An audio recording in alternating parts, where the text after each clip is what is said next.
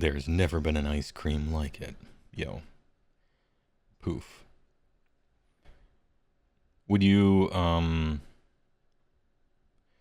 would you prefer limited resources be invested to improve the animal side of ogres, yetis, etc.? No. Or would you prefer to see the standard BCR ogres updated? I would actually, in order of importance, I'm going to be a little selfless here. I know I'm some ancient boomer ass pathetically clutching onto a first edition battle tome, but I just don't like the look of the Gutbusters. I think they deserve a refresh before we get one, to be perfectly honest. Starting with the Butcher Slaughtermaster, that shit can't be fine cast. It's not okay. Oh, let me get some music in here. Anyway, yeah, I would refresh the entire Gutbuster line. And all the fine cast from the BCR. If you have infinite goodwill and hopium for me, you can update all the BCR monsters too, because they need it. The riders don't look good. The monsters are monopose. You know, everything needs it really. But in order of importance, I would put all of the fine cast at the top. You just can't sell fine cast anymore. As Games Workshop, it's embarrassing, right? So get that out of the way. And then redo Gutbusters with an AOS-ified, you know, big, super creative, maybe a little too creative. It's kind of silly, you know, just something like that, right? And then get to Beastclaw Raiders if you got extra money to burn. And then maybe I'll really like the Foot Ogres, and then I can finally buy everything and play the whole Ogre army.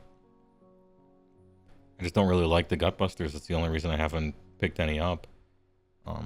Don't really like the models, and they just feel like a Warhammer Fantasy army that's just been ported to this game, which is exactly what they are. The real question is, what sort of hunter do ogres need next? Yeah, we need another hunter who sucks. That's what we need.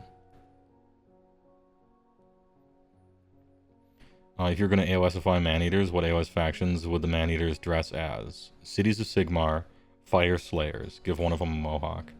Stormcast, have him in ill-fitting, like, golden armor and stuff, and then pick one more order faction. Maybe I'd net Deepkin. Give him, like, a big fucking tuna fish with a big bite taken out of it or something. Or a swordfish he uses or something. Yeah, make him, like, AOS armied up, right? That'd be kind of funny, actually. Doc Maneater, where he's like half snake somehow, like a big ass snake, like a big ass snake bottom half. I don't know. You just hope when they refresh ogres they don't use the Cursed City ogre as a template. Same. Absolutely same. Age of Sigmar, rules updates, advanced rules addenda.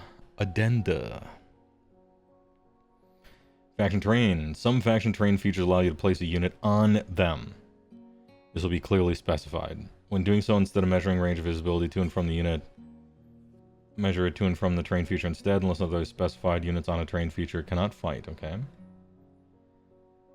And then army composition, regiments of renown. You cannot include more than one regiment now in your army unless otherwise specified in the notes column of that regiment's battle profile. Okay. Units and regiment around cannot use but can be picked as the target of, if otherwise eligible, any faction rules. Okay. Including enhancements and lores. Unless they have a keyword that matches the faction's name. Got it. If an ability allows you to set up a replacement unit for a unit in Regiment of Renown, the unit also counts as being part of that Regiment of Renown. Got it. Okay. Makes sense.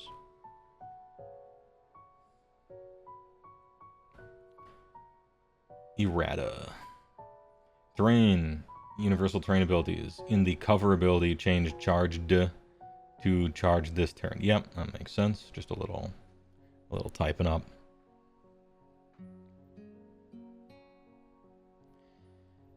Faction terrain. In the first bullet point, change in the charge phase and the combat phase to just the combat phase, okay? Manifestations.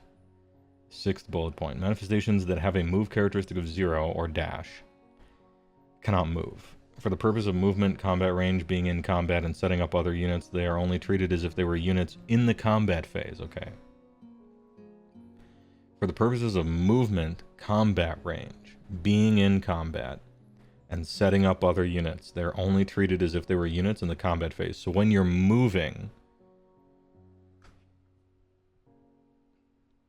So if you are moving, you can move into the combat range of a manifestation. Because that happens in the movement phase.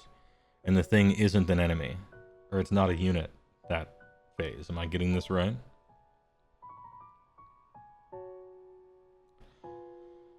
Units can finish a charge move within a half of an enemy manifestation that has a move characteristic of 0 instead of within half inch of an enemy unit. Okay, and then they add this so that it's not really counted as a enemy, but it kind of counts as it counts as. Got it. Only if it can move, though. People Company thinks a big prime for 27 months. Appreciate it.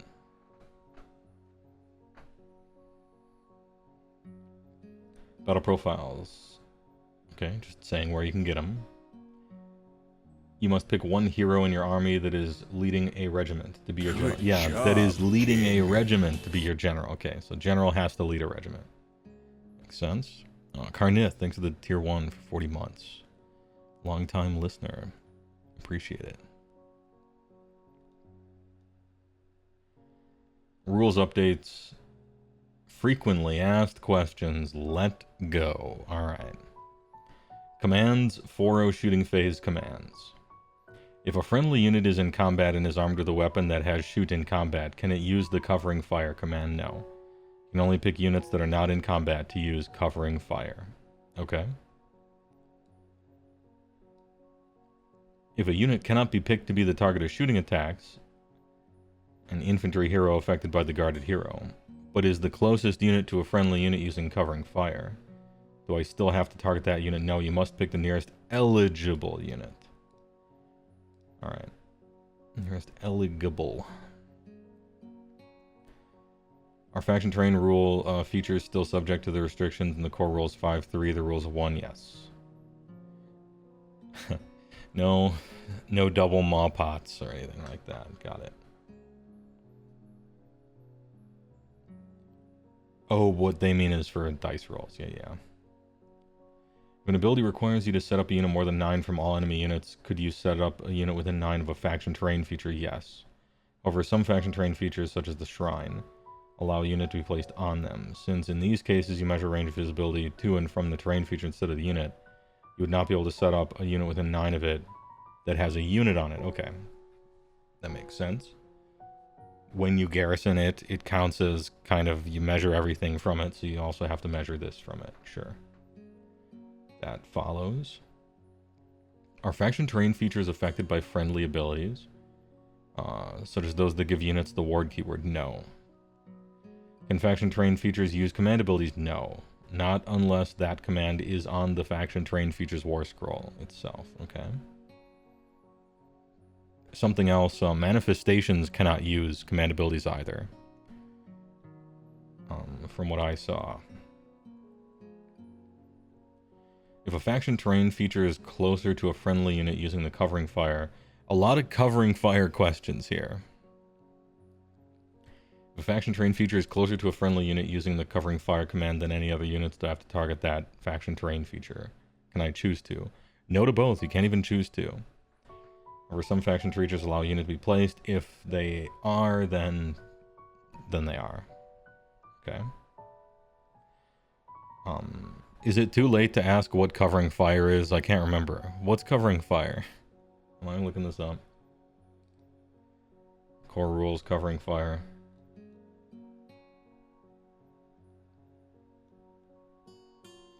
Command 1, shoot an enemy shooting phase, but -1 to hit rolls, and must target the nearest enemy unit. Okay, that's why.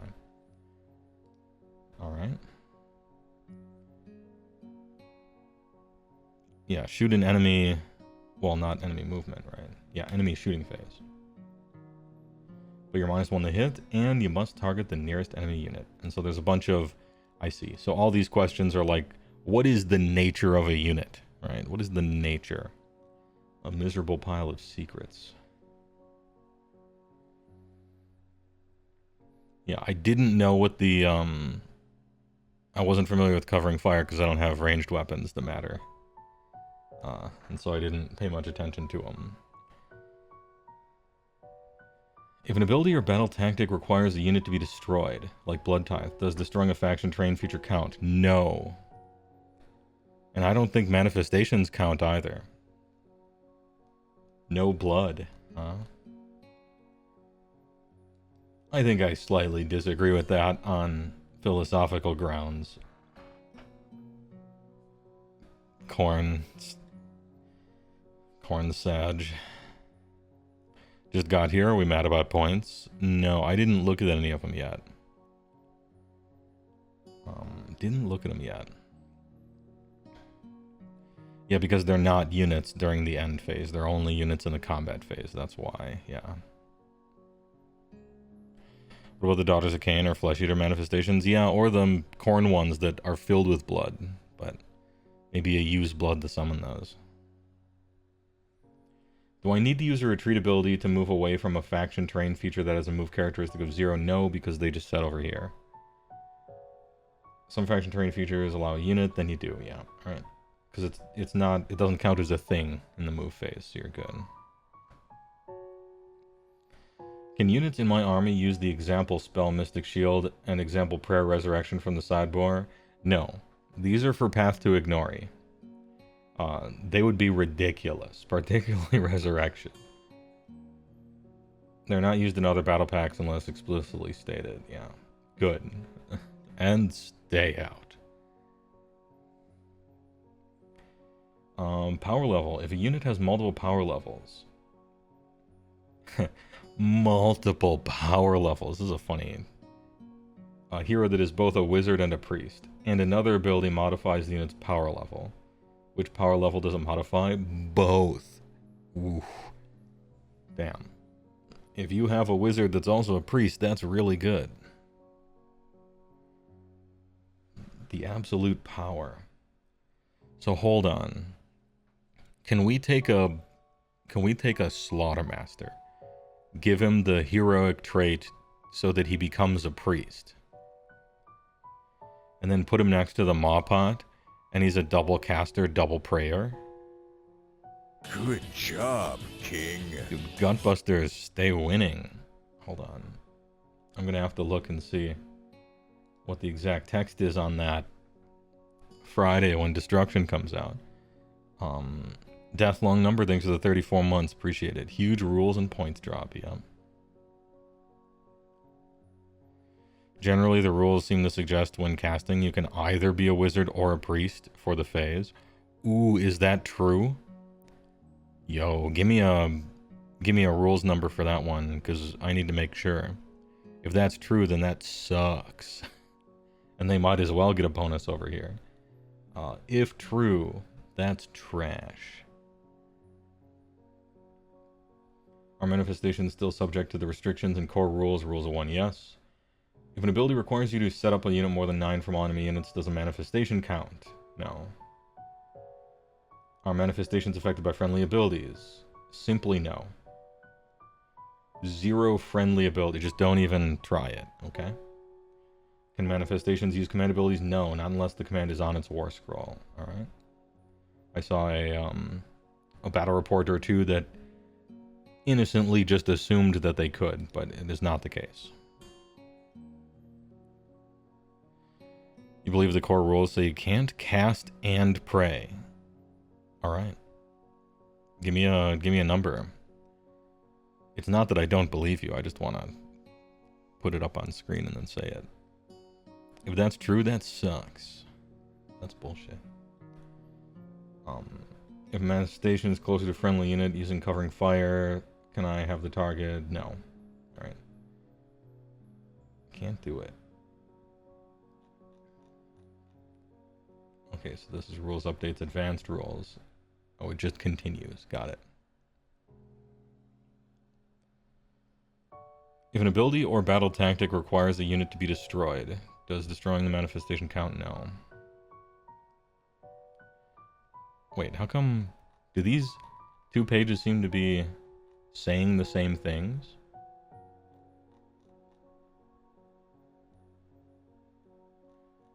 I thought we answered this one. Oh, no, this was manifestation, and this one was terrain feature. That's why. All right. I was entering a time loop. Do I need to use a retreat to move away from manifestations? No. Can I use move in the movement phase of the same turn in which it was set up? No. Army composition. If a hero is able to join another hero's regiment, the Shadow Queen joining Marathi Kane, or an assassin joining a Dreadlord, do they take the place of a non-hero unit in that regiment? Yes. Okay. So the 4 that you get from your generals is free. It's not like 4+. Yeah.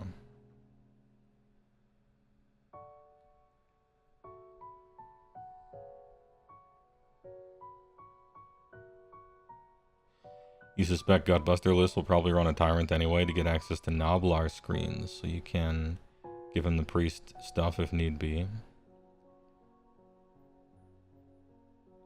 You can't take Noblars with a Butcher General? I'm gonna have to look at all the rules, but from when I was looking at it, it looked like Tyrant was just totally... Like, why would you ever take one? Noblars don't have the Gutbuster keyword. Oh, okay. Yeah. I didn't notice that, but also because it was leaks and people were just typing stuff up. And a lot of them didn't talk about keywords. I didn't know that. Oh, that's huge if so, because Noblars are some of the best stuff you have access to. And if you have to take a pure tax hero to get them, that's going to affect list building a lot. Because looking over Gutbuster stuff, you don't want a Tyrant for any reason. But if you have to, yeesh. That sucks. And Tyrant is more expensive than a Butcher and a Slaughtermaster as well, by a lot, despite being worse. Okay, yeah. I thought Gutbuster list building was going to be fairly straightforward, but maybe now you have to make a lot of hard choices. Damn. We're flip-flopping back and forth between Matt Rose hates ogres and Matt Rose likes them. We're just popping back and forth. Frostlord can take Noblars, yeah, but you don't want those in the Beastclaw half. You want them in the Gutbuster half. And you don't want a Frostlord in the Gutbuster half anymore. It dies too easy. It doesn't really do anything you want, I don't think. Although maybe some Noblars can sweeten the deal. Magic rules, prayers, and spells count together. So Wizard Priest 2 is able to cast 1 prayer and 1 spell, or 2 of both. Alright, no fun allowed. Got it. Thank you for the reference. Just take Kragnos, bring anything. Yeah, anything except 680 points of what you would have taken anyway. I'm very pleased that it looks like Kragnos is probably not going to go in Ogres. I'm very happy to no longer feel like I have to take that guy. Still good, but I'm pleased the shackles have been thrown off.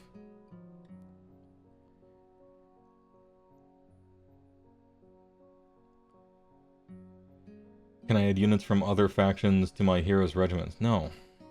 No. The only way to add units from other factions is by taking regiments of renown, yes. Matt Rose has withdrawn his longsword and killed allies, rightfully. And may they rot in piss. Making the regiment a renown system, hopefully it's pretty restrictive and nobody really does it. Which would be the ideal. If a hero's regiment option contain multiple excluded keywords, non-beast, non-monster, can it include units in its regiment that have only one of these? No. Yeah. That's like, how does English work the sentence, I guess. That's fine. Better to ask than get it answered, right?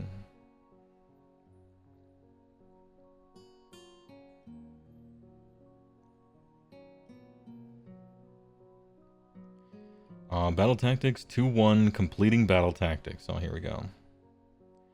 If a battle tactic requires a unit not to be in combat at the end of your turn, like seize the sentry, can I still complete the tactic if my unit is within 3 of a manifestation or faction terrain feature? They only count as being in combat in the combat phase, so if you're within 3 of any of these, you would not be in combat. If, however, you're within 3 of a manifestation that had a move characteristic of greater than 0, or a faction terrain feature that had a unit on it, you would be in combat. Okay. Alright.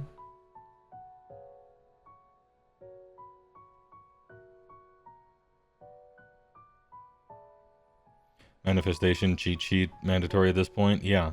For whatever reason, they got it in their head that they should only count as units for some things, sometimes.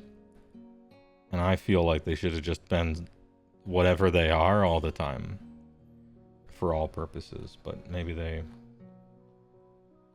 didn't want you to just place one and block a lane and have it be you can't ever move past it, I guess.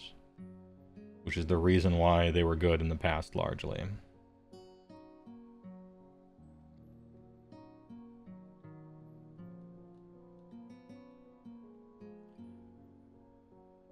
The following rules updates in text in order to clarify ambiguous or unintended interactions. Oh, okay. Ambiguous and or avoid unintended interactions. Good, let's read about them.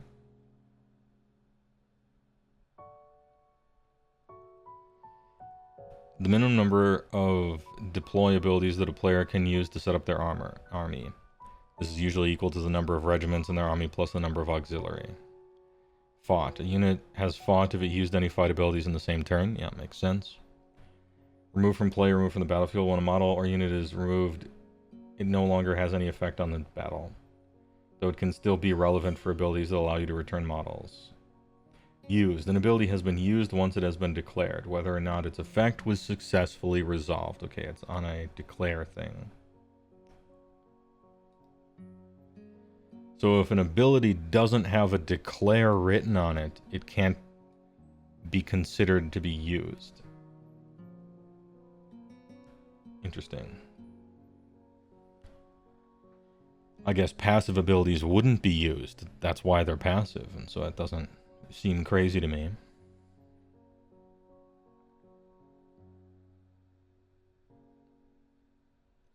Yeah, and it can't be reacted to, because you react to declare abilities, I think.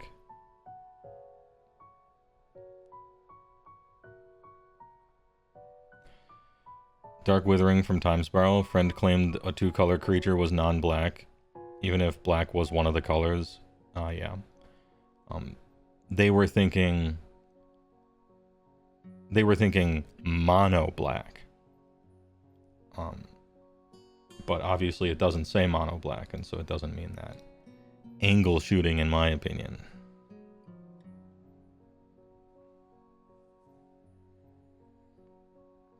Change the definition of a champion to model's weapons have +1 attack characteristic, okay?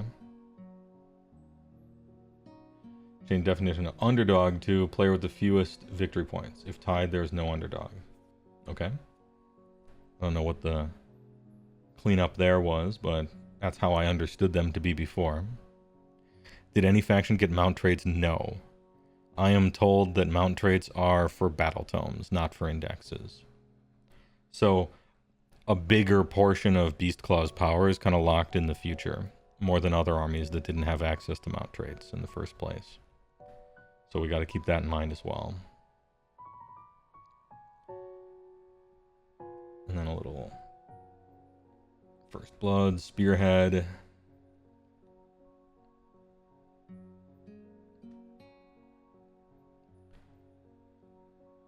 Yndrasta's infantry, Lord Varitan's infantry. You can only use Cedar Rebirth once for that unit.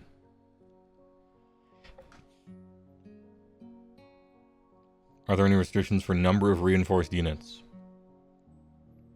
I didn't see any. I don't know why there would need to be any. You'll hit the ceiling on points way faster than you'll hit the ceiling on number of reinforced units. I should think. If somebody's got an example to point to, that's cool. But not that I recall, yeah. You know, the good part about reinforcing is we're on 3-inch combat range now. So it means everybody in there probably always gets to fight. You do a shitload of damage, and you're a huge squad. You get to rally back sometimes. The downside to reinforcing is when you're list building, you have fewer units on the battlefield, which means you can project power to all different areas a little worse. And your eggs are kind of more in one basket. It's sort of, you know,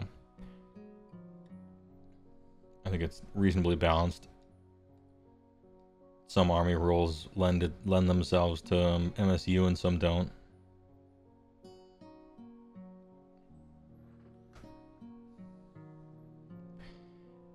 There is no longer any limit to the number of units you can reinforce, but you may no longer double yeah, you can't double stuff the Oreos anymore, or I guess triple stuff in this context.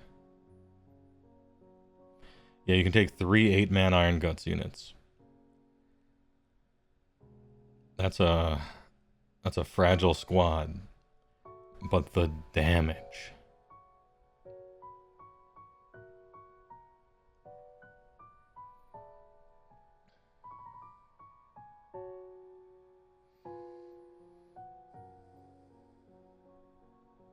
If a rule requires more friendly models than enemy models to be contesting, should I use the control scores of my units contesting the terrain feature? Yes. In these cases, the rule should be treated as the same way, determining... Okay.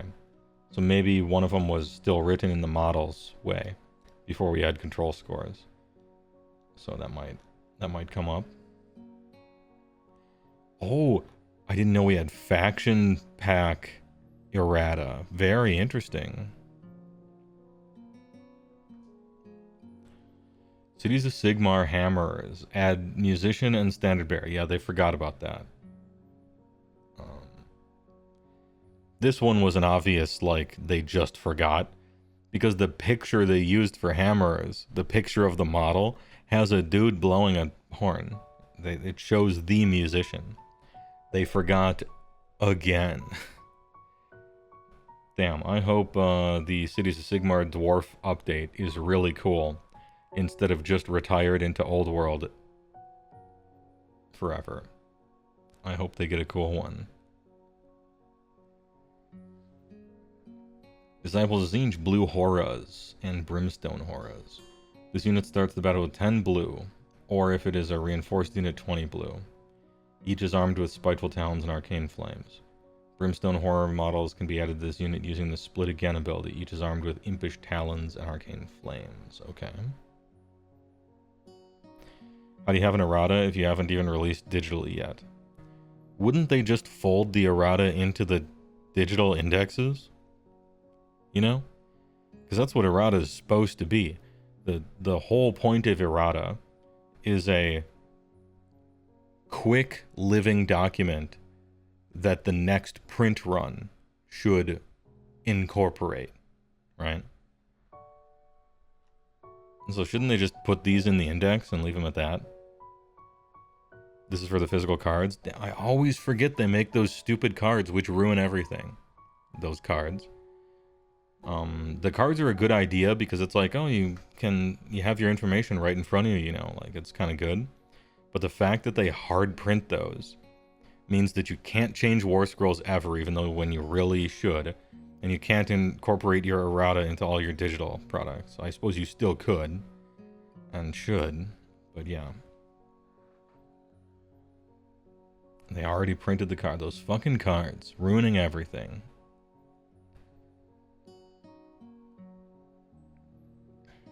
Also an excellent illustration of why you shouldn't buy them. Yeah, because they're... it's possible that there are some cards that never get errata and they're just correct, right? Like, so you could do that, but I don't like them.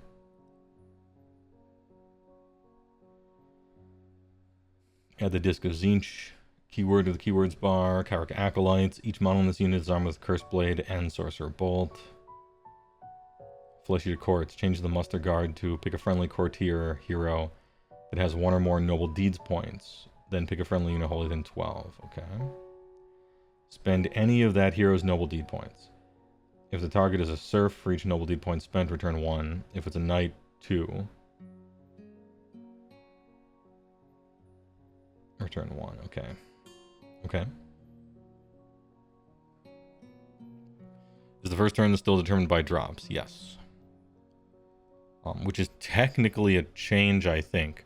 Because the core rules of third still had you rolling like a cannibal. It's just the GHB and matched play that everyone used was doing it the real way. And now it's in the core rules that drops are the thing, as far as I know.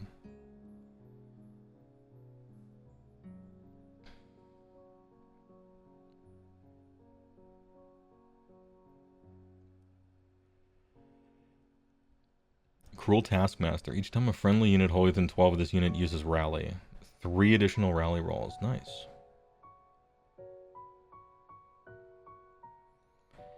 Gloomsblade gets battle traits. Spiderfang Venom. This ability also affects companion weapons. It would have to, right? Because that's what the spiders are. Yeah. This is cleanup here. It would have to.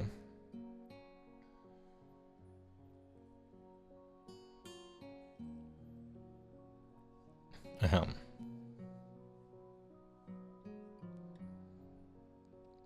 Previously, Muster Guard was worded so that you could only replenish 1. Now it's multiple. Nice.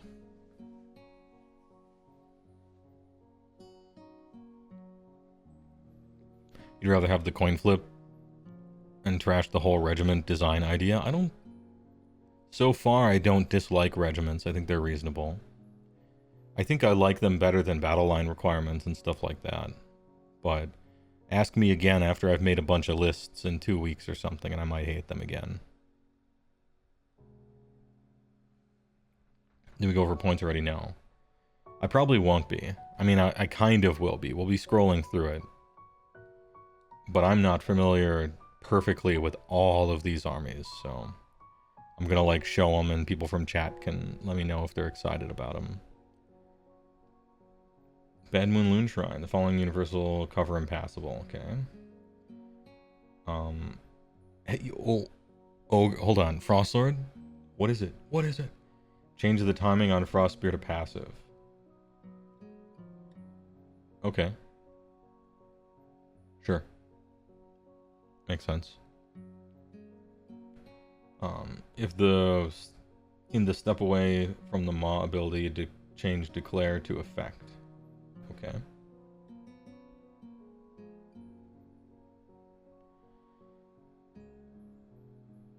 Change the color to red for Cruel Boys, sure. Morghast Archai. This unit has a ward of 3 up against damage points inflicted by spell, prayer, and manifestations. Big ward.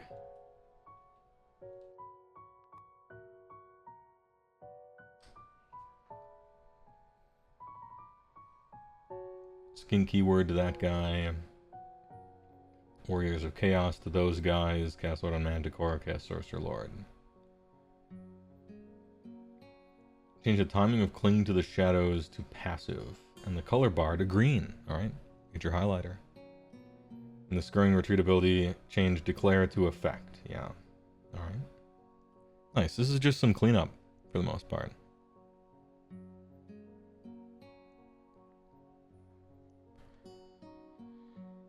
Whether armies have legitimate choices to make between lower drops or more utility and buff pieces, and how those trade-offs are, yeah, we shall see. I think the one, I don't even know if this is a criticism, I think it is. Auxiliary seems so bad. Like, you actually might as well make it illegal, almost.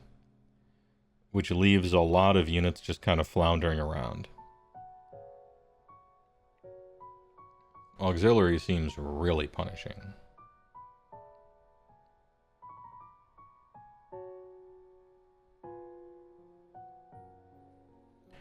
How are 6 Gluttons 20 points more than 5 Brutes? Gluttons too expensive or Brutes too cheap at 200? I don't know. Brutes are very good, but 4-inch move is heinous. It's real bad for them. And gluttons are pretty good. They're just really fragile. Their armor sucks.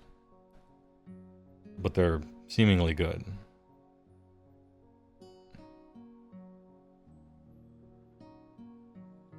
How do you feel about Underdog only requiring the player to be 1 victory point behind? I don't think Underdog is a good idea, the way it's implemented. The problem with Underdog is kind of like the definition of pornography. It's hard to write a all-encompassing, legally correct definition of pornography.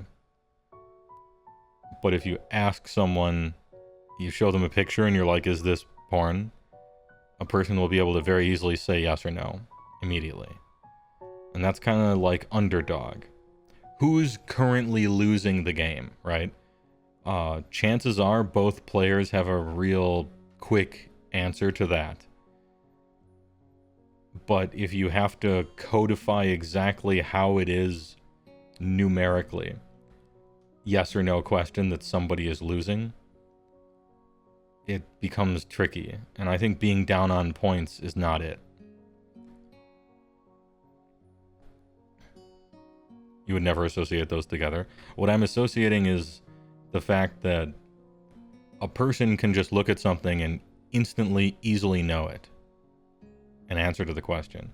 But if you have to write a definition of it, sometimes it's very hard, maybe impossible. That's the thing I'm equating. Like if I just took a double turn on you and blew up all you have like 2 guys left in the whole table, but I'm technically down in victory points because I doubled you and I couldn't score a battle tactic. Technically, I'm the underdog, but I'm like winning hard, you know? And so that's weird. I think maybe, I don't know. I have 2 problems with Underdog. 1, I think it's too good, the benefits you get. And 2, I don't think it correctly determines who's losing. Those are my 2 issues with it. Aside from that, I like Underdog. Does the game even need an underdog mechanic?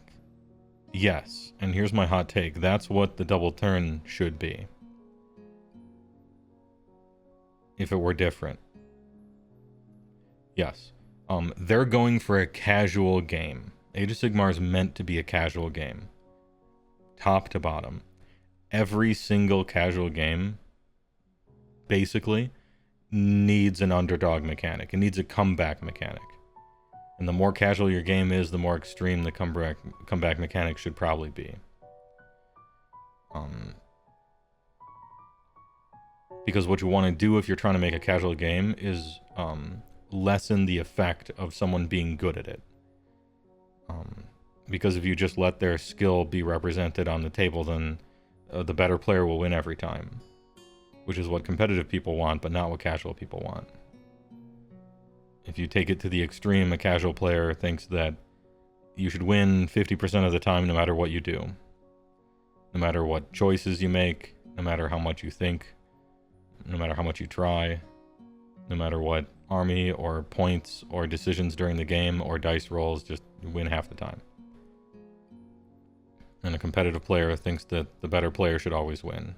And there should be no chance of ever getting screwed or need luck or any, just pure skill, right? And both of these are too extreme, right? And you find a place that you intend for your game to live on that spectrum. Let's hope they playtested the underdog implementation. They for sure did in Spearhead, because those Spearhead games are very even. I think they spent much more time playtesting Spearhead than they did the real game. Much more time.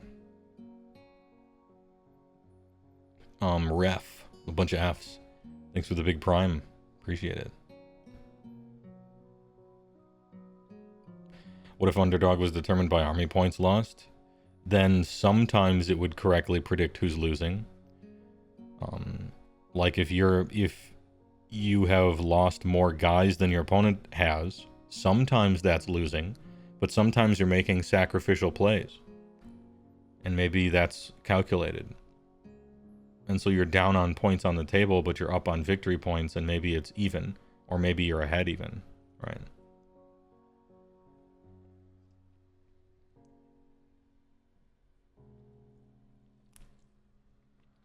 Ahem. It's hard to determine who's actually currently winning a game by just pointing to one number. Or even a bunch of numbers. And the more numbers and calculations you add to it, the more time it wastes. Army points plus VP? Sure, you just got to convert army points into a similar number to the number of VP you have now. It's not a brick wall, it's just another thing you got to do.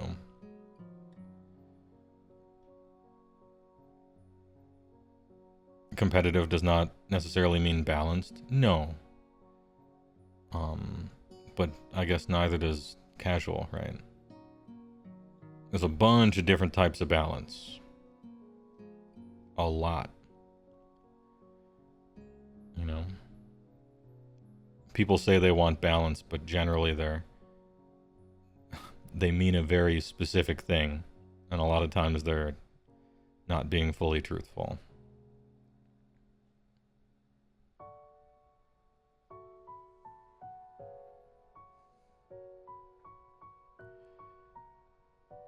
$40K Gambit kind of works better. The player gets to decide if they want to take a long shot.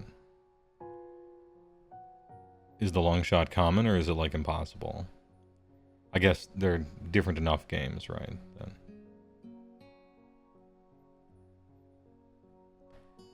Her problem with an underdog mechanic is that it won't ever be 100% accurate because the winning player will be deliberately trying to qualify for underdog. Yes. Yeah. Is that a joke? Yeah.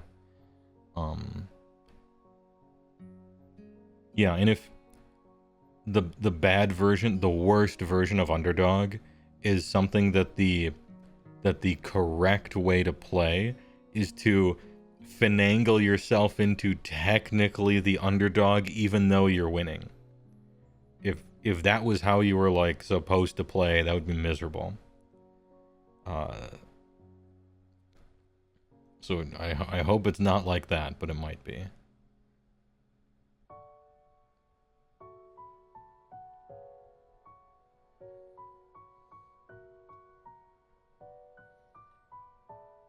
We got the 10-minute warning for the Spearhead game. It's gonna be quick. An Italian lunch break, let me tell you. You don't just want 40K with fantasy models? I don't either. The rules are awful. But the rules are different for a bunch of good reasons than AOS, right?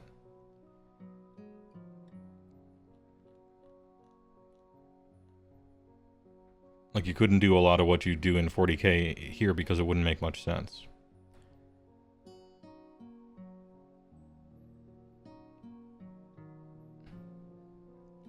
In some missions, you think people will aim to be the underdog at the start of round 2 or 3.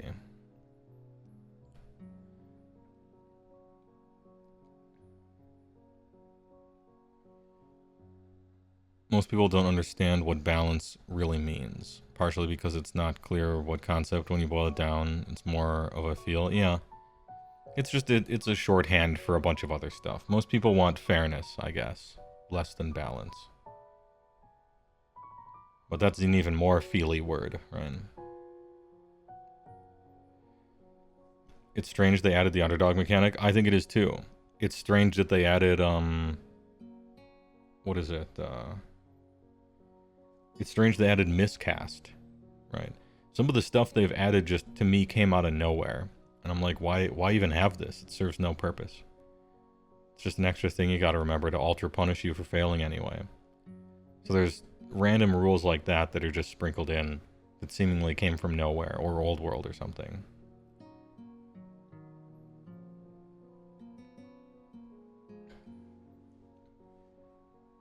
I feel like if you're going to add an underdog thing, you should tie it into the double turn somehow.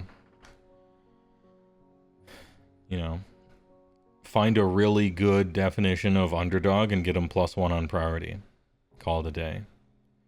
That's That's about as extreme of a comeback mechanic as I'm willing to offer. The issue is it's really hard to decide who's technically losing in a way that a player in a good position couldn't play towards getting, you know.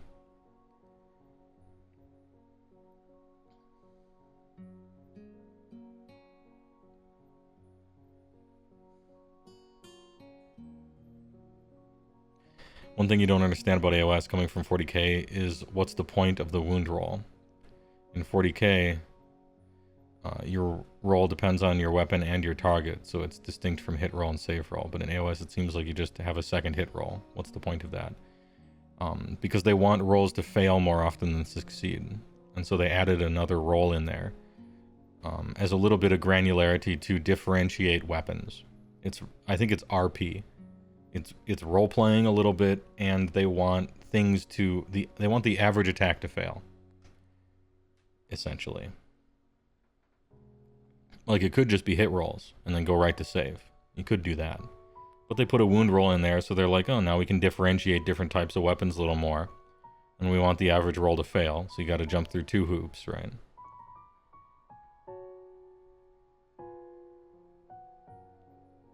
Even having a wound roll is a relic of other systems, even within GW. Yeah, I agree. That's weird. I certainly wouldn't want it to be like 40k, though. I don't like that. The THACO system, where you gotta look at a grid and compare this thing to that thing before you make your rolls. I rather like just looking at my own war scroll and rolling and looking for a number, instead of comparing. From a let's not waste time, you know, kind of thing. But it makes sense, because in 40k you have a bunch of different armor types. Your different types of armor really matter, because what they're trying to represent is you have infantry stuff, and then you have vehicle stuff, and you have anti-armor, and you have anti-infantry, and then you have you know, you got that like gun nerd armor value crap, you know. And so they're trying to represent that in a roleplay way. So it makes sense there.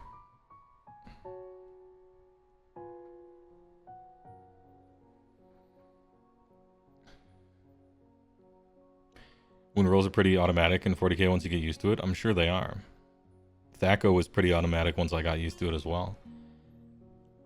And playing a first-person shooter with a controller instead of a mouse and keyboard, you can get used to that too, but it's still a strictly worse control system, right? Like, you can get used to bad systems, right? But sometimes it's okay that the system is bad if it's flavorfully bad. This is what Games Workshop does. You know? This is what Rifts does. It's flavorfully bad.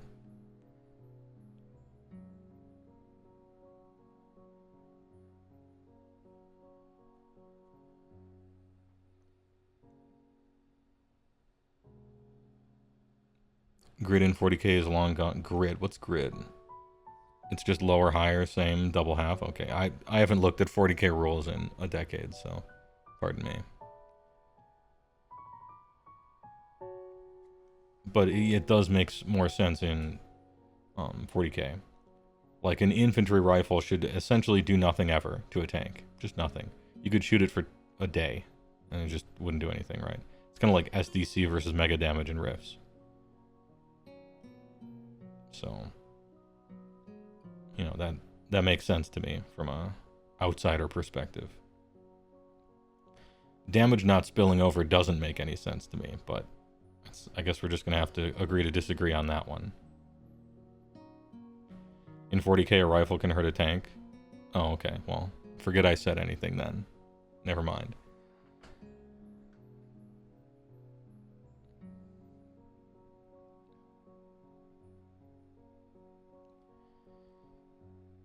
Glitter Boy's on call? True. Get some music going, huh? Damn, what a nice little lunch break, huh? Hour and a half, playing a little slow. Almost just like they claimed. Not bad. I think it's a good on-ramp to the game. In ways. Let's scroll up. Core rules. Oh, we got some more. Oh, I missed these. Hold up, there's more FAQs than the ones that we saw originally? Pardon me. Well, let's go through them. Too bad the Iron Blaster didn't have the good profile and spearhead. Yeah, that's true. But I still think it's like pretty meaningful. You disagree because you think it's all super cool, but you understand the sentiment. Ogre Monster Point drops, hell yeah. Well, they better drop. they got a hell of a lot worse. They were one of the only things where almost everything went down a lot instead of up a lot this edition change, which makes sense. If they're fun and good, then I don't care. Anyway, let's get on with this, I guess, core rule. Addenda. Some rules allow you to reroll a die, which means you get to roll some or all of the dice again. You cannot reroll a die more than once, and rerolls happen before modifiers to the roll, if any, are applied. Okay. I thought that's how it was before. Maybe they missed a word or two. No big deal. Slain models. You must remove the fewest models possible to make the unit a single coherent group. This is kind of like a no funny business kind of thing, which makes sense, but also for some people might be bad at math or positioning, and it asks them to be good at it, which is kind of interesting. Order effects. Some abilities have a delayed effect. Each time friendly unit uses fight ability, heal. If more than one of these effects would be resolved at the same time, the active player resolves the delayed effects of their abilities first, in order of their choosing, then their opponent does the same. Cool. Fun was detected here. They could have said that, like, two good things can't proc on the same thing or something, right? Which would have been big no fun allowed. But that's kind of neat. Makes sense. Errata. Combat phase. In the declare step of the fight ability, change pile-in move to pile-in move. Huh? Oh, 15.3 instead of 15.4. Sure. Okay. Weapon abilities. Change the companion weapon ability to... Okay, how are we rewriting this rule to make sure companion sucks? This weapon is not affected by friendly abilities that affect weapon characteristics or the attack sequence. Okay. Damn. Companion. You hate to see it. Contesting objectives. Each unit can only count as contesting a single objective for the purpose of determining objective control. Before, contesting two or more, the active player must pick. For the purposes other than determining objective control, a unit can contest more than one. Okay. So there are some abilities that say if you're contesting or whatever, so that's kind of neat. Interesting.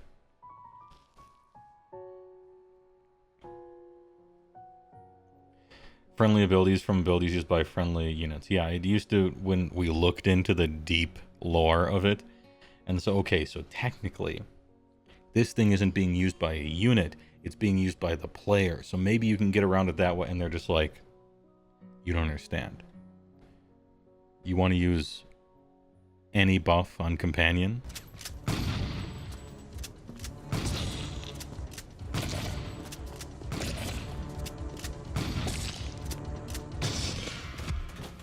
No. Don't try it. Using abilities. When resolving the effect of an ability that refers to a save characteristic of 3 up or better. What does or better mean?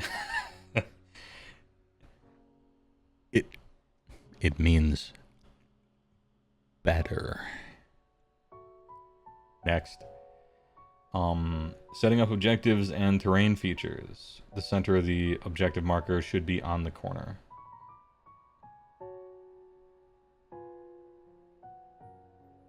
Yeah, okay. Center of the... They wanted to know if you can scoot it off of the table, and you actually can. Makes sense. Moving across terrain. Rules for moving across terrain state the model cannot end a move mid-climb. How can you tell if a model is mid-climb? A model is mid-climb if it is not possible to rest it on its base in that location without additional support if it sits, it fits. Okay, cool. What abilities? Can I combine multiple instances of the same weapon ability? For example, if a weapon already has anti-infantry rend 1, and it can gain that ability from another source, would it now have +2 rend against infantry units? I'll go ahead and answer this one. Yes, of course. I mean, what kind of game do you think we're making? We want people to have fun, right? Anyway, what's their answer? No. Okay. Every day we stray further from second. Guarded heroes. If an ability allows me to ignore the effects of the guarded hero ability when picking targets, would the attacking unit still be affected by the -1 hit penalty from guarded hero? I'll answer this. No. Oh wait, it's yes. Never mind. Okay. Advanced ability rules. If a rule says to pick a number of units with one keyword or another, pick up to 3 friendly infantry or cavalry. Can you pick a combination, or is it all or nothing? You can mix and match. Cool. It's good to know. Oh, I saw the word persisting effect here.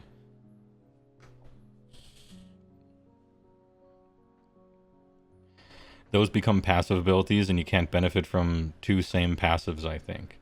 That's how I read that shit too, but they don't mention it here at all, or explain why. And I think that's a really weird multiple levels of inference to rely upon. You know? You think they would spell it out. I guess they did spell it out here in a certain way. If a persisting effect applies to a unit that is destroyed, and another ability allows that unit to return to the battlefield, does the persisting effect apply to the returned unit? I'll answer this one. No. God, no. You set up an identical unit, right? But it isn't the same unit. It's a different one. And they agree. The answer is no. Yeah, of course not. Of course not. And then we get into the other stuff. All right. We got these already. Back to the top. Anyway.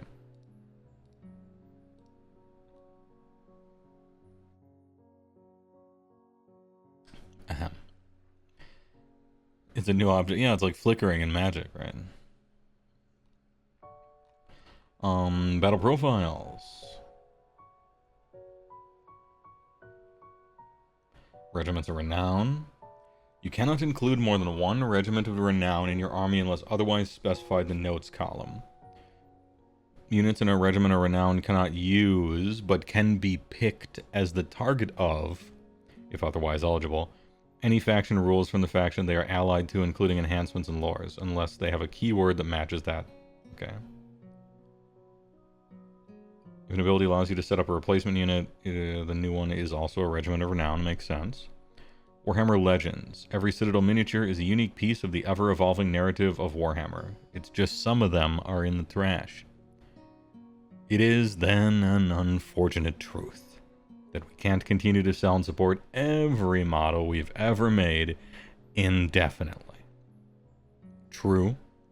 As we make new models and new books to explore their background and rules, we have to stop producing and featuring some older models, just like many of you who are older. Are you calling me an older model?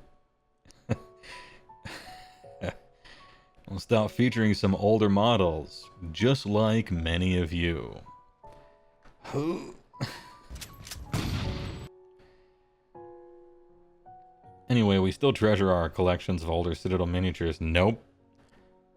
Nope. Every ogre model that I had that went onto Legends, fucking free throw straight into the garbage. And stay out. As soon as this Finecast stuff gets updated, I'm going to actually slam dunk my Finecast models into the dumpster outside, and I will do so in a celebratory manner. And we still want to be able to use them in games and forge glorious narratives on the tabletop. We want you to oblige all your friends to play custom, different, I'm special, change everything for me rules. And they kind of can't say no because it's kind of a dick move, but they're being a dick by asking you. And so you kind of have to, and how long will they keep playing? And just play with current stuff.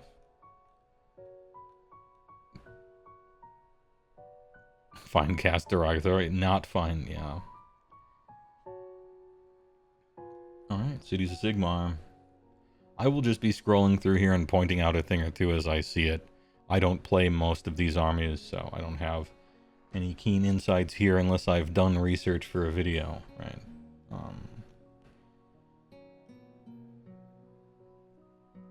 Dreadlord on Black Dragon is 300. Assassin is 120. Let's go. Okay. Oh, the Vendenses are still around. I thought they might be gone. Pontifex 240, Sources 120. Talia Vedra 310. I like how it tells you the regiment options and it separates the heroes from other units in two big color-coded areas. That's very nice. Tells you the base size right over here. You can't, maybe you can't see it because chat is there, but I really like this layout. First of all, we finally won. It's in alphabetical order. And you have a big old heroes section and a unit section. Both in alphabetical order. Let's go. We finally did it. Just nice, man. Fusel Major on Orc Warhulk is 180, which is pretty high, but I remember his buff being good. I wonder if it'll be worth it. Steam Tank's pretty expensive, 340. The War Dong King.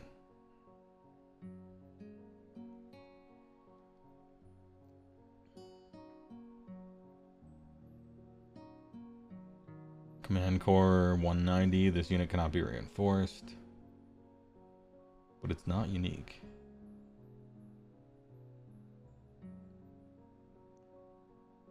Gyrocopter, Fusiliers, Steel Helms, super cheap. 10 for a hundo, 10 for 120. Cavaliers 170 for 5.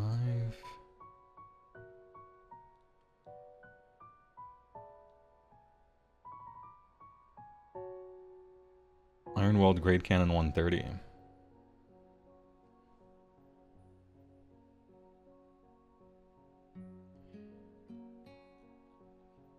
Daughters of Kahani. Where is she? 760. That's expensive. That's a lot of points. She's way worse than in previous edition because no more like fight twice command point thing from the Marathi Kane, half of it, right? Which is something that was so strong you built your whole army around it, essentially.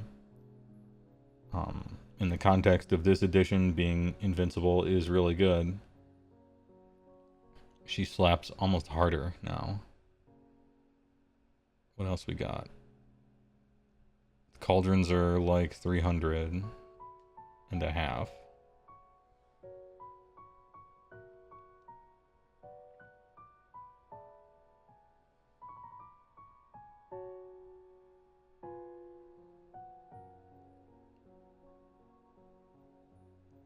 Blood Sisters are 140, Bloodstalkers are 140. Okay, both 140. Melusai Infantry. Doomfire Warlocks 150. Shadow Stalkers 110. Heartrenders and Life Takers still good. Sisters with some stuff. They think the sacrificial knives are better than the bucklers. They are right. Paired Seance 110s. Fire Slayers 350 for Runefather on Magmadroth, and then the Rune Sun is trash, so he is way cheaper. And then the Rune Smiter is almost as expensive as the Runefather is. Battlesmith 110, super cheap. Flamekeeper 130, nice and cheap. Rune Smiter 120. Okay. Yeah. Heroes are looking super good. 120 to 140 for 5-man units. Oh, you get 10 Volkites still.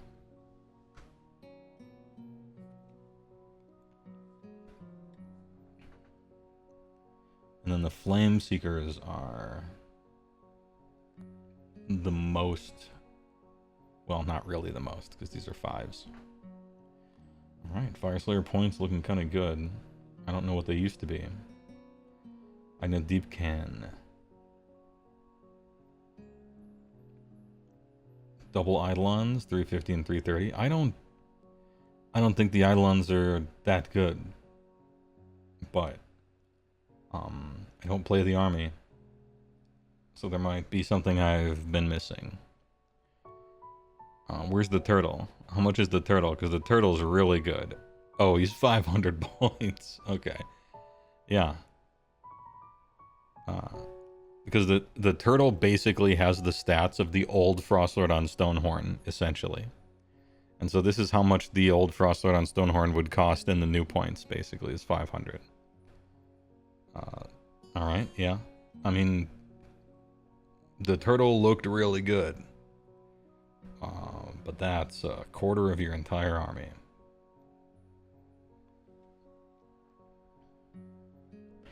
Reavers are down to 130. Thralls are down to 120. Morsar Guard 170 still. Ishlane 180. Oh, do you think Ishlane are better than Morsar now? I can't remember what their new War Scroll is. And then Alapexes are 1. And I guess you can reinforce them. It doesn't say you can't. So you could have a unit of 2 sharks, I think. Boltanos is 270. Surrender, Scryer. Tidecaster 150. That's a lot for a Tidecaster.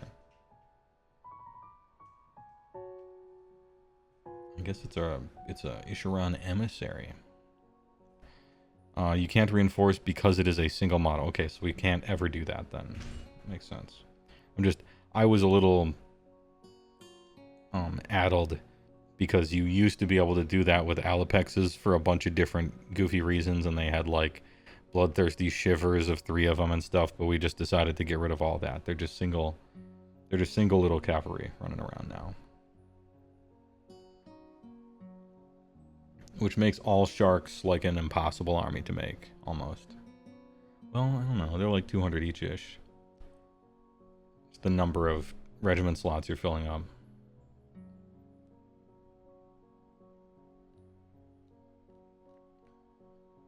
KO. Chemist, Navigator, Admiral 180. That's a lot. That's up.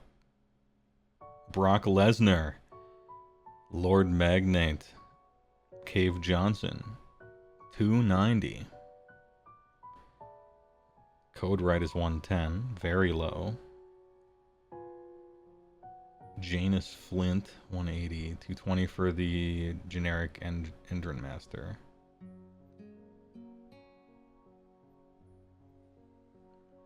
Admiral's up, but do you think he's also an auto take? Well, in that case, then I suppose fair enough, right?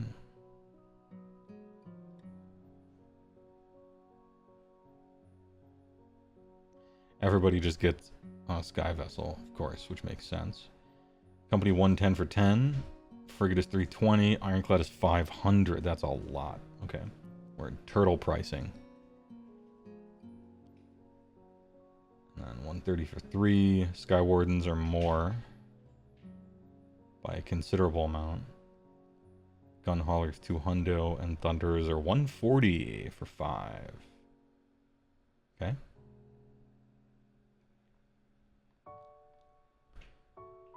Luminath Realm, look at all these things. Alright, look at all your heroes. Luminath, you guys gotta chill. Alright. Fucking relax. Luminath. Teclis, 590. I heard he's got a 5-up save, though. Maybe they're getting some points off for that one. Valinor, 410, big. I like the brother and sister ones. They're cool. They had fun rules. 280's a lot, but they had fun rules.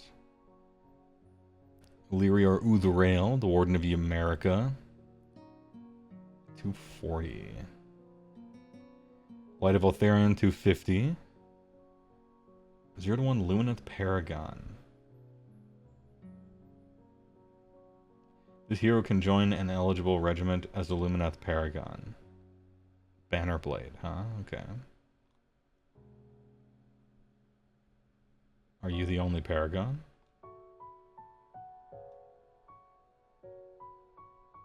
Okay.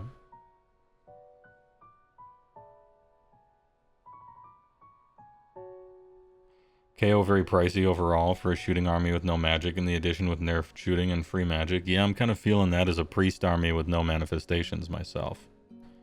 We'll see how it turns out. Glad someone else pronounces it America. Well, it's obviously Ymetrica, but it's America. It just is. It's America, right? Alra 330, Stone Guard 135, Spirit. Sentinels 150 for 10, 140 for 10. Blade Lords 140 for 5. These guys are cool. Dong Riders, Star Shard Ballista, and the River Blades, whom I can't recall what they are.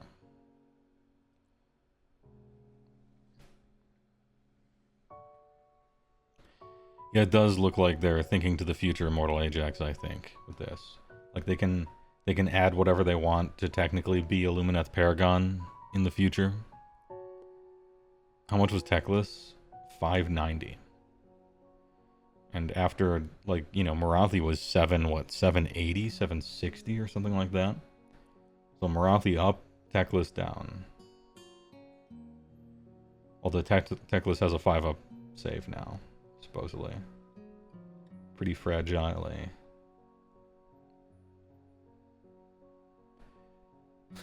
How many turtles is that? Seraphon, Lord Croak, almost turtle cost. I like how the value of points is now just how many turtles is that. Astrolith Bear 150. This hero can join an eligible regiment as a favored spawning. Okay, sure. Old Blood and Connoisseur 330. Scar Veteran 270. A lot different.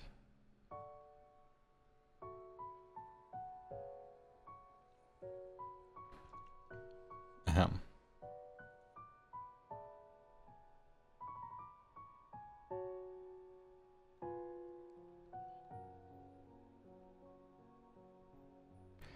$270, $290 for those two. Engine of the Gods. Nope. Hunters of Huan Chi. Huan Chi on this pizza. Croxagore 220 for 3. That's a lot. That's expensive. Skinks 10 for a hundo.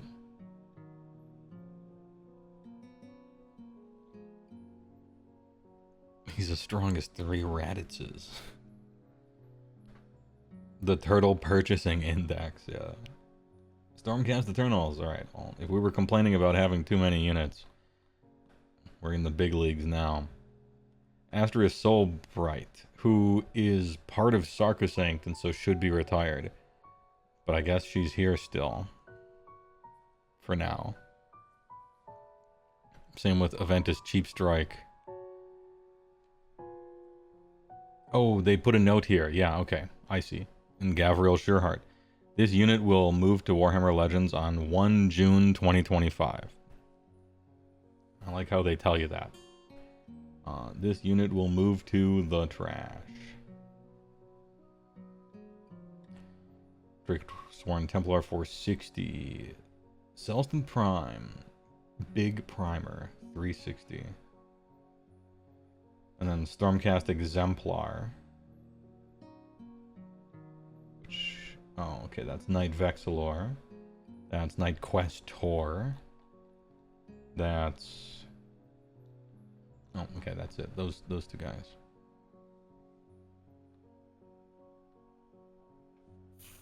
Ahem.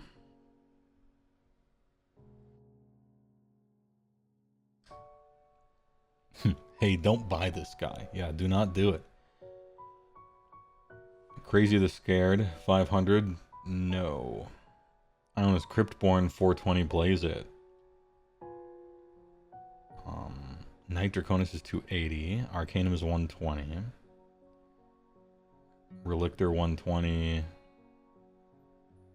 Vexillor 120.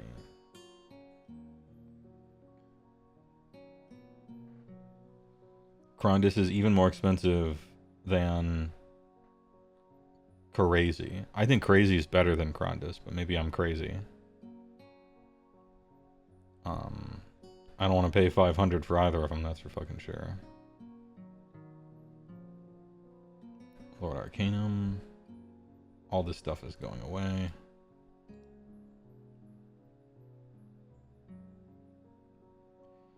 Even Lord Castellan. I like the Lord Castellan. I like that guy. What about the Knight, hold up. What about the Knight Incanter? Was that one? Rest in peace. The best wizard in the entire game. So sad. And the best waifu. Very sad. She has 2 different models even. Oh well. Lord Commander Bastion Carthelos slimmed down the 270.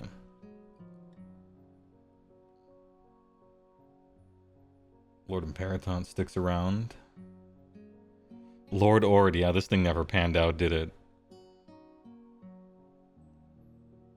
You were letting Cities of Sigmar and Stormcast really soup up, and then you made Lord Ordinator, and then you told them to stop souping. Lord Terminos. Neve Blacktown is 360. Holy shit. Did she get the Yndrasta treatment? Is she huge now? That's crazy. Oh, that's the stupid spear thing. Okay, never mind. Yeah, that's the Warcry, whatever underworld thing. Yeah. I thought it was, thinking about the old Neve Blacktown that was just one model. Bastion Scroll got changed a lot. Oh, did it? I hope not. I kind of liked it. I liked its simplicity.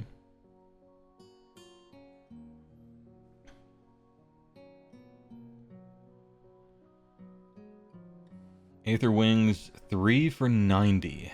That's very expensive, and they're beast, but, you know, it's 3 fast flyers that give you victory points, so I guess that's what they gotta cost. Normal Annihilators, only 180. The ones that you want to take, 220 for 3. Okay, well, if Croxagores are 220 for 3, then Annihilators might as well be 220 for 3, right? That must just be the cost of them.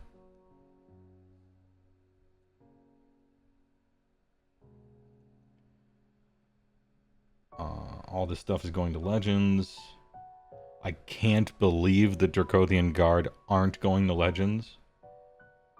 They really should. They look so bad. They look so bad. Anyway. Looks like you can take them in one... I don't know.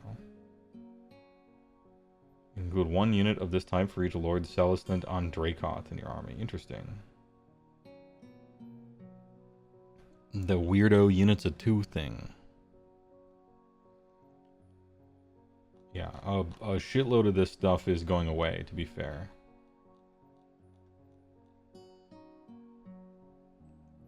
More Stormcast. Grift Hounds. Liberators are 120 for 5.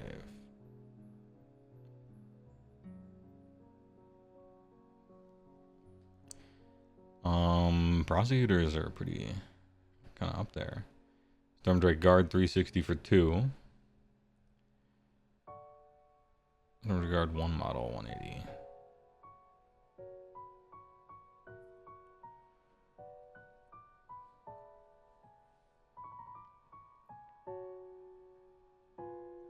Include 1 unit of this type for each Knight Draconis in your army. Yeah, if you buy the box and split it, then you get a special one-time offer of one of them. Sylvaneth. Alario almost 700. That's a lot. She can come back to life, I guess. And Big Rezo. Yeah, Stormdrake Guard are the Dragon Riders. Dracothian Guard are the Corgis. That's the difference between them. Arch Revenant 170. Belthanos, the First Thorn of Kurnoth is 330. I can't remember his War Scroll. Spirit of Durthu, Lady of Vines. Tree Lord's a hero now. He used to be a non-hero monster, man. Straight up a hero. He got Kingmead. Tree Lord Ancient 320. Warsong Revenant.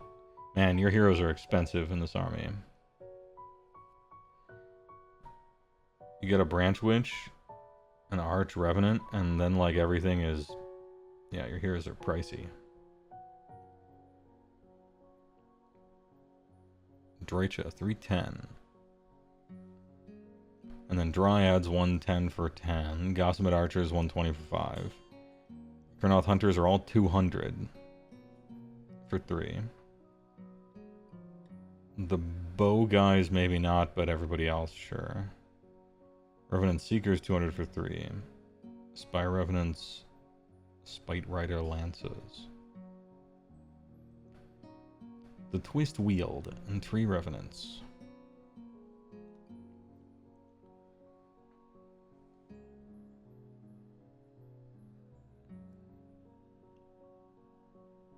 Scythes are down 50 points. Alariel down 120. Yeah, I think that's fair. I don't know anything about Sylvaneth. Man, you know, I looked over the Sylvaneth faction folk, or the Sylvaneth battle traits, and I really didn't like them.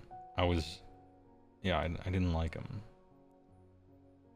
Perhaps Sylvaneth players do, and I'm not the target audience. Like that could be a thing, you know. But it did not spark joy. Beast of Chaos. Womp womp womp womp womp. Blades of Corn. Rob was very upset about Sylvaneth. Oh, was he upset about the points or the rules? Because I don't know enough to judge the points. But the rules did not look great. They didn't spark joy.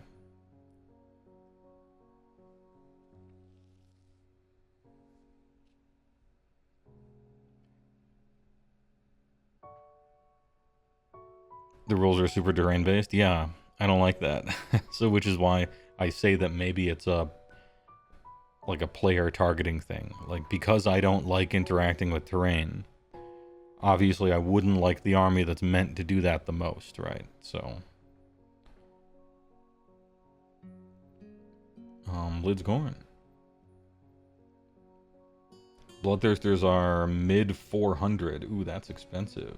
I mean, they're good, but that's expensive. 510 for Scarbrand. 420 plays it for the Wrath of Corn Bloodthirster. Okay. Bloodthirsters went up a lot, but they got a lot better too. So, okay.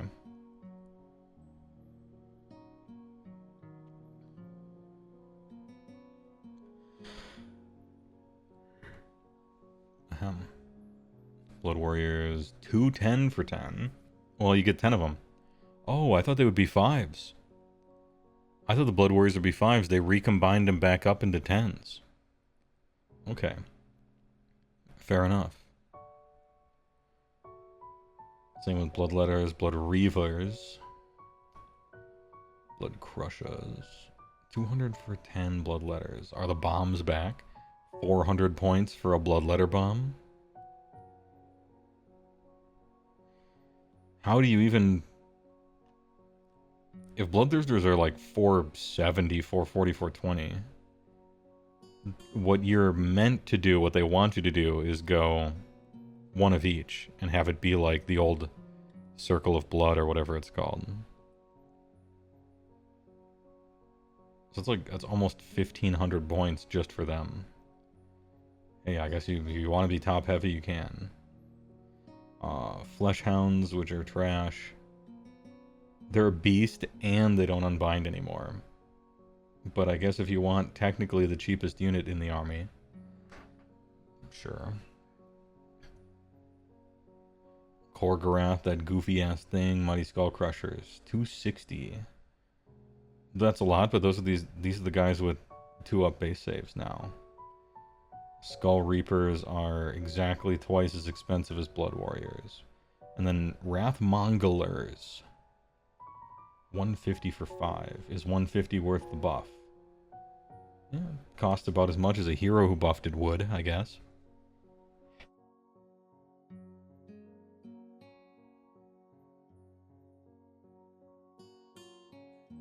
Ahem.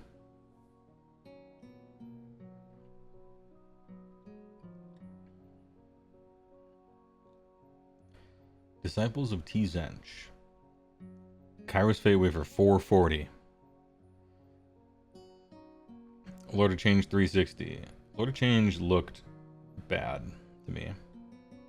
Kairos Feyweaver looked like he reached outside of the game and grabs victory points and just puts them on your side of the table. Like a fourth wall breaking maneuver, right? Everything else, sure. Gone Summoner on disc, 250. Blue Horrors and Brimstone Horrors. Pink Horrors. 10 for 140. That's good. It's a bunch of foam that explodes and deals mortals to your opponent for dying.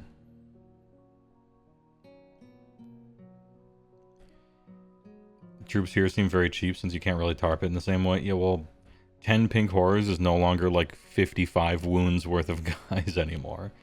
So, points going down makes sense. A bunch of chariots and flamers. Everything's real cheap over here. You almost can't get anything expensive. Almost.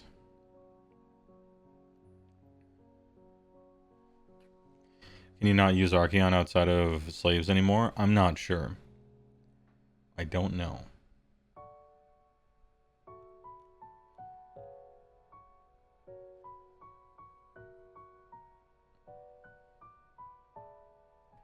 Heat Knights of Slanesh.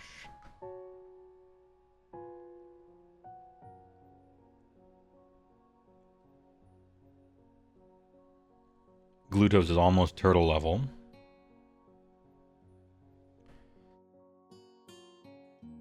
Ahem. Allies are gone, so no. Well, he might be a regiment of renown, right? Is what I was thinking.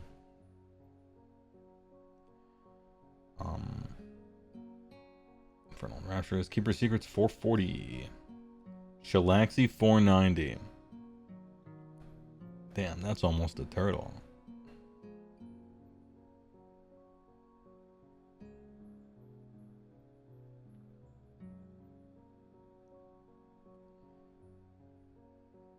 Fiends, 150 for 3. Painbringers, 130 for 5. Twin Souls, also 130 for 5.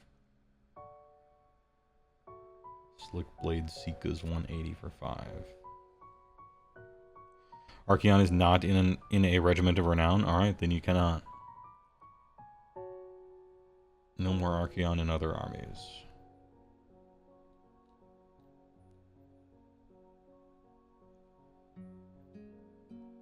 Nurgle.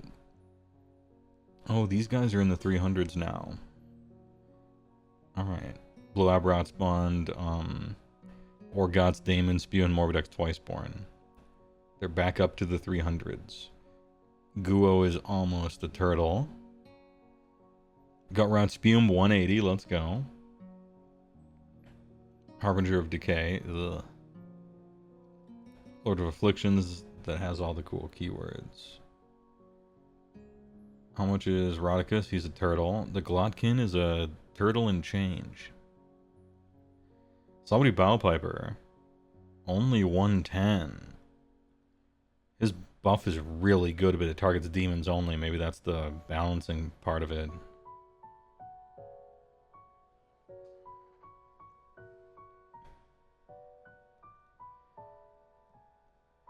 Beast of Nurgle.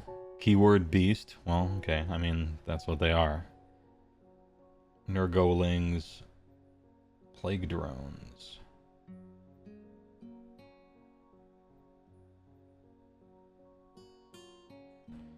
Plague bearers. Pusco Blightlords. Putrid Blight Kings. Rotmark Creed.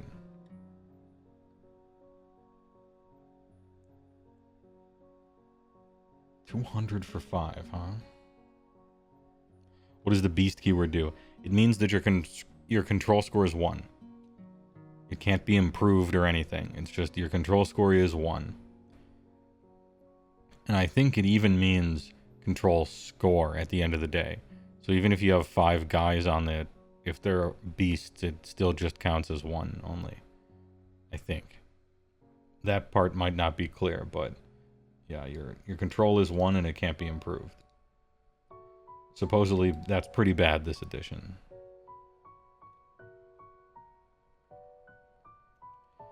Can beast control score be lowered or just set at 1? I think it can be lowered. I think you can be 0 capture maybe. I'd have to look it up. I'm sure it says what the minimum is somewhere. A lot of times minimums tend to be 1, but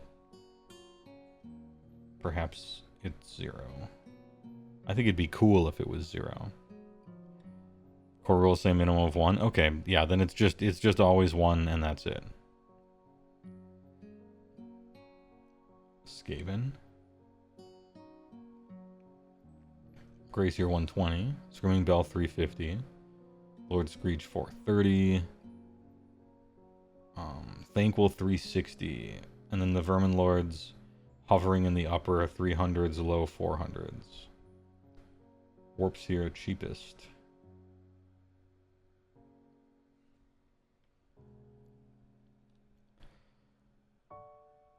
Clan rats are 20 for 160, so 80 for 10, in other words.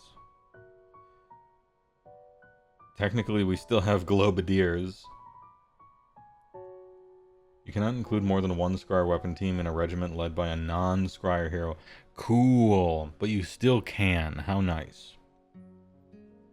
I mean, it would be cooler if you could just do whatever, but... you know. Doomflare, Doomwheel. Doomwheel is real cheap. It's Doomwheel cheap. Help hit A-bomb, 270 for 1. Night Runners, can we just retire these, please? Plague Monks, to be perfectly honest. Ratogers. Stormfiends, 260 for 3.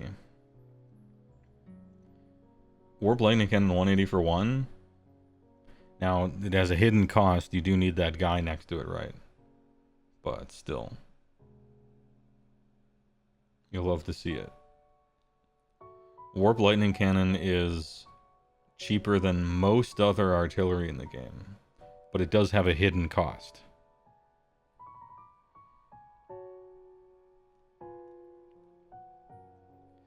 Also, if you shoot it 2 times, it statistically blows itself up on the second shot after overcharging it.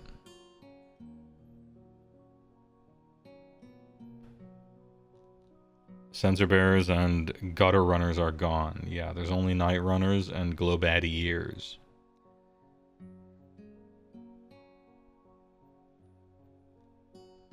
Hidden cost, greatest.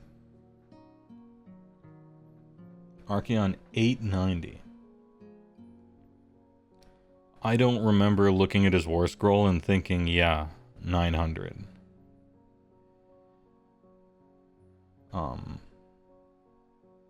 Abraxia 360. I hope she's good, because she looks really cool. That's expensive. That's expensive, but maybe she's really good. I don't know what her war scroll looks like in the new edition.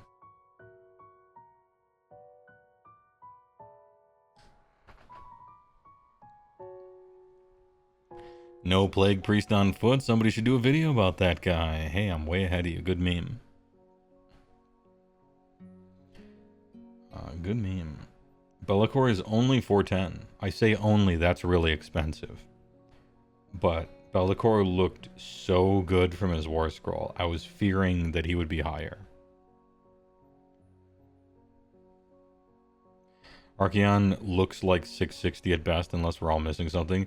It's possible we're all missing something, but I looked at his War Scroll, and it, like, I don't know. I wasn't thinking about a number anywhere in the zip code of 900.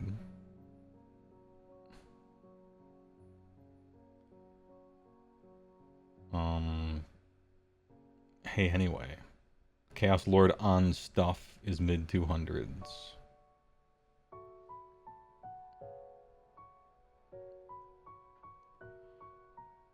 There's that Manticore again. War Shrine, that's still around. Demon Prince 280, okay.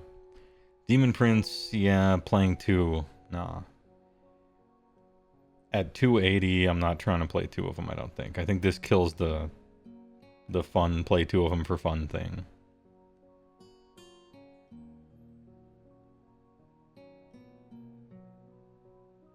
Where's the Chaos Sorcerer Lord on foot? Still 120.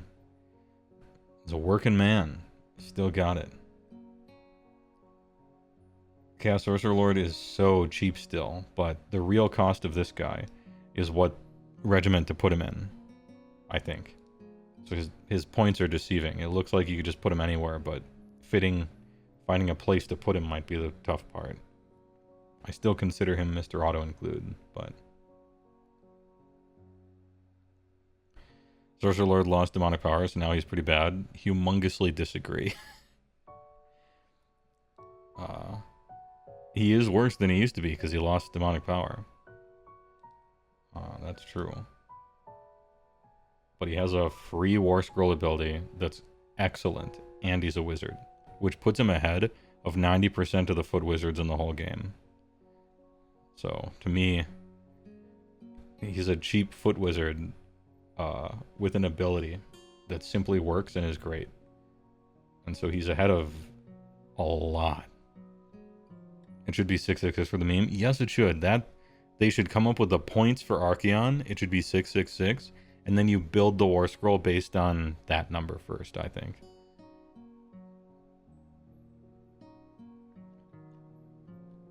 Man, Slaves to Darkness points are going to be really tight. They're going to be hard.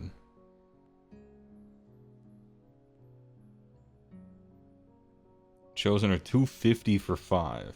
A 10-man unit is 500. A 10-man unit is 1 turtle. A turtle index. Ooh, Chaos Furies don't have the beast keyword. I thought they would. Yo, Fury stonks.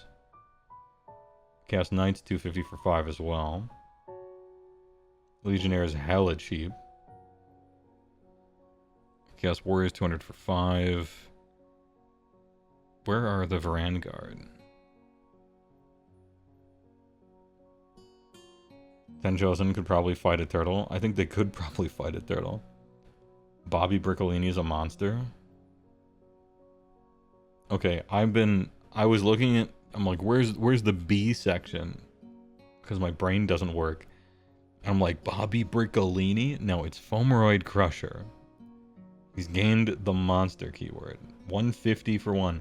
Cheapest monster in the whole game, maybe. Potentially the cheapest monster in the whole game.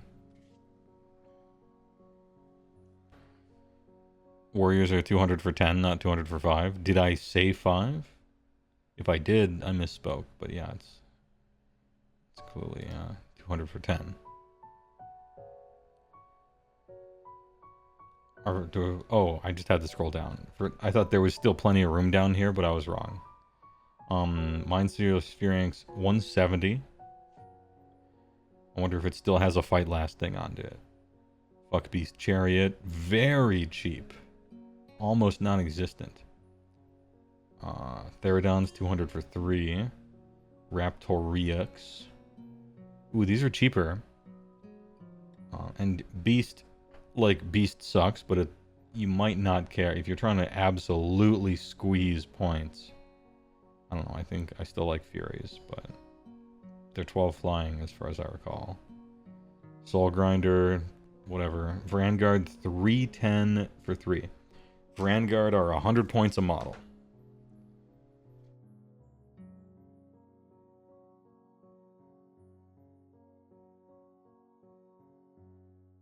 Ahem.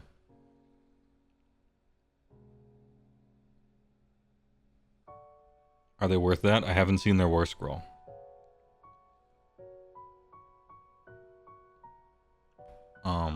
I think they combined all their weapons in a good way. And they still have double pylon.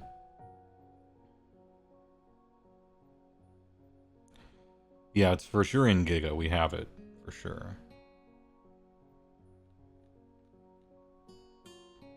310 for 3 Vanguard. The horses have fangs. Of course they're worth that, yeah.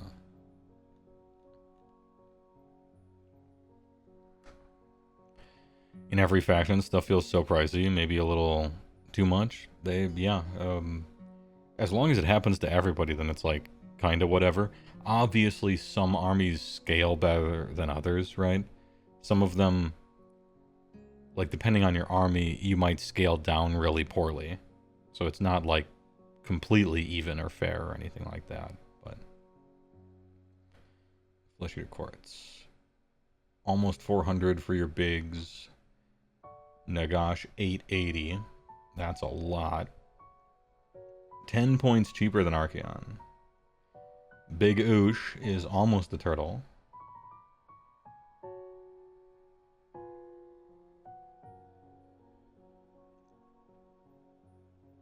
Crypt Flyers, 2 models. Oh, you can do that if you included one from the box of things, sure. Crypt Guard, 10 for 120. That's pretty good. I kind of liked Crypt Guard when I saw him. Ghouls are 20 for 170. That's a lot. That's a lot of dudes. Does the Terrorgeist still explode? Probably not. It still has the vicious bite thing though. In a manner. 280 for Terrorgeist, 290 for Royal Zombie Dragon. Oh, I get to tell CJ. Because, so, we were thinking that the Terrorgeist is way the fuck better than Zombie Dragon. But it was possible the Games Workshop fucked up. Because Zombie Dragon has a deep strike. Even though you don't care about that on that type of unit. And so they might have fucked up, and the AI that does their points might accidentally point Zombie Dragon higher than Terrorgeist. And we were hoping that it would. And it has in FEC. Oh, he's going to be thrilled about that. I wonder if it's the same thing in Soulblight. They think the Terrorgeist is worse than Zombie Dragon. Let's go. That's great. Big ups. I'm skipping ahead real quick. Oh, no, I'm not. Because it's all the way to S. We'll look at it again there. I got a bunch of cheapo heroes in the edition that punishes you humongously for running more than like 2 hero. I guess you could do 3 because a lot of your guys are named. Lady Olindir 300, Kratos 200. Okay. Reikenor 210. Black Coach 260 for 1. Bladegeist Revenant is 150. Grimghast Reapers 140.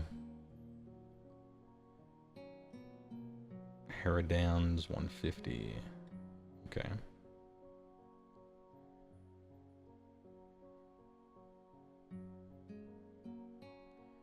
Or are you punished for taking characters? I phrased it in a very player-centric way, but essentially, the way you build armies now is just in big blocks of 1 hero plus stuff. 3 stuff.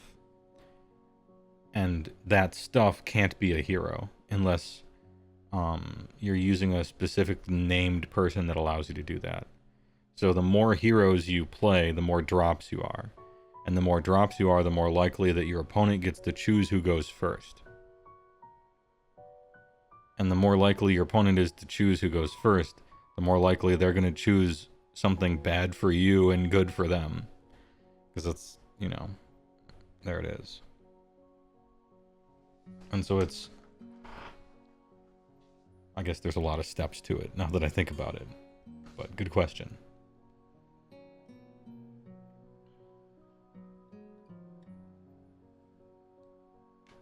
And again, running a lot of heroes is good. It's what you want to do, right? It's fun.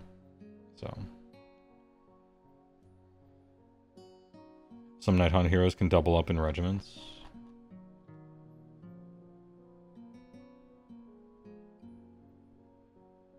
Oh, Cursed Souls. Yeah, true. Karen Wraith, Lord X, and Scriptor Mortis. Anybody can bring along a black coach almost. Nice. What was the arc? Bone Reapers. Archcavalier Xantos is 230. Arc on the Black is all the way up to 410. Catacross Mortarch of Turtleopolis. Mortarch of the Tortopolis. Man's a turtle. He is way worse than he used to be. But probably still good. 210, Liege Cavaliers, Mortesians. Nice and cheap. Vok Mortian, this guy was real good, I thought. 190. Harvester 230 for 1. Immortus Guard 200 for 3. Cavalos Death Riders. Let's go. 5 for 180. I consider a win here. Cavalos Death Riders got better, I think. Nice. Morghast are crazy expensive. Crazy expensive. Mortec Crowla, almost 300. Jesus. Okay. Okay. Remember when I said Mortec Crawler was good and I was surprised? This is why. Because it's 280.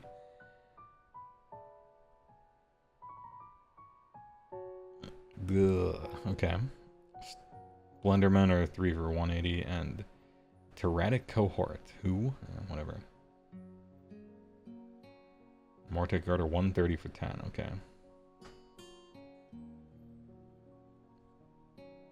Yeah, I think 190 does seem fine. Like, Vok Mortian's good.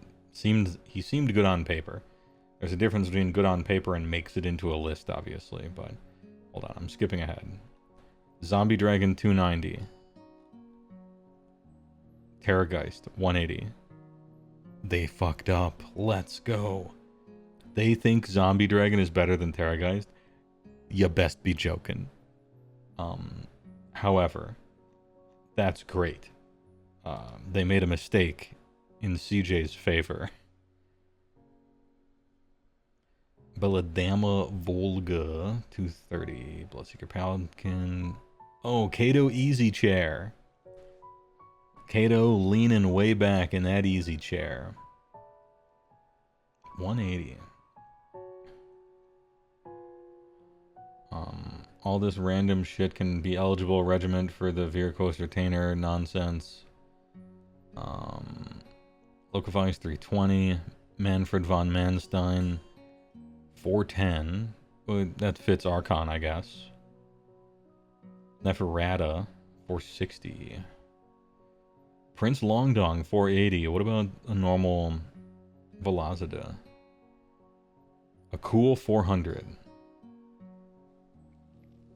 Alright. Alright, I'll take it. Vincorian Lord 330. Chadukar the Based 350. That's way more than I want to pay for that guy. He was looking really cool, but that's more than I want.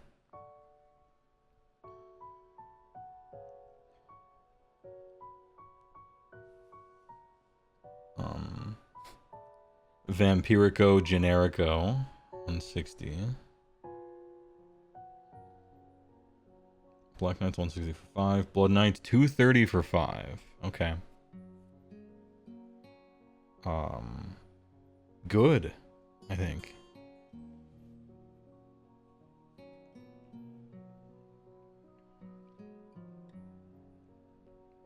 I was expecting Blood Knights to be expensive, because, like, they're always supposed to be expensive, you know? Deadwalker Zombie are 20 for 150, the price is right. Skeletons are 10 for 100. Dire Wolves are 10 for 140. Bats are nice and cheap. Terrorgeist. Nice. Bone Splitters. Bum bum bum bum. Wow. Wow, they had fucking nothing anyway.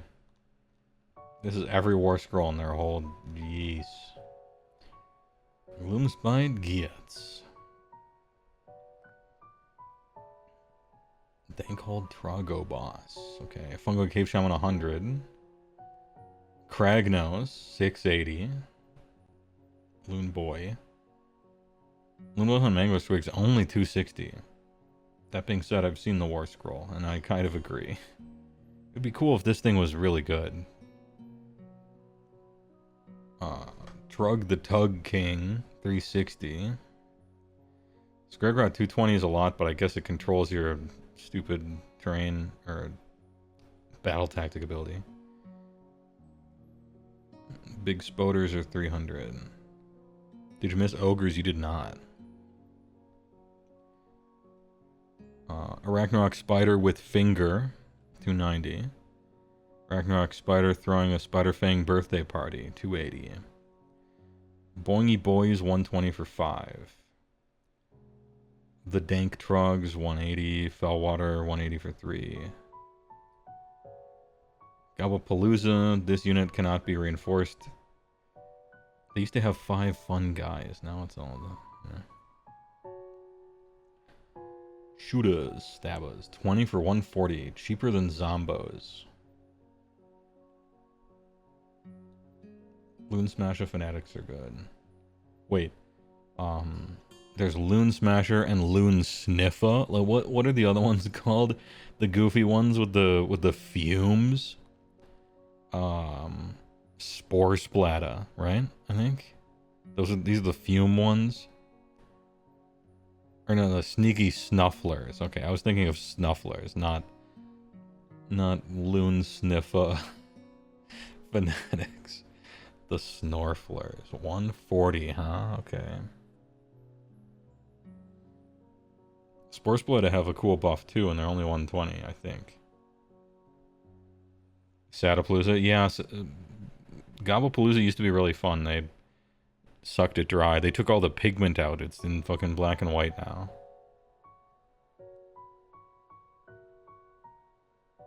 Alright, so your shit's actually pretty cheap. One thing I noticed with Gloomspite Gits, everybody's points in the whole game went up a lot. Gits, not so much. Made it worse and relatively cheaper. Iron Jowls. Hardboy Big Boss. 450 for Gordrak the Fist of Gork. Are you essentially a demigod made from the cracked knuckle of a greater god? The Master of Wa Energy, Chosen One, or a normal turtle? Normal turtle. More expensive. Gordrak is Rend 1. Let's go. Megaboss 230. Is that Megaboss on foot is 230? Dude, this guy is huge. The cost. Okay. 420 Blaze It on the Megaboss on Maw Crusher. The Tug Boss on Maw Tugga. 300. War Chanter 120. Nice and cheap. Shaman 130. Zogrock Anvil Smasher. On foot, but he's worth it. He looks good. He's got good ability. He's too dense to swim. Yeah, he would die every time. Ard Boys, 180 for 10. They're very good. Brute Rages, 200 for 5. They went up like 1,000,000. They doubled their damage, though, on their War Scroll, so fair. So slow. Ugh. Maw-Grunta Gougers. This is where you get your Strike Last from, but it's only the turn that you charge.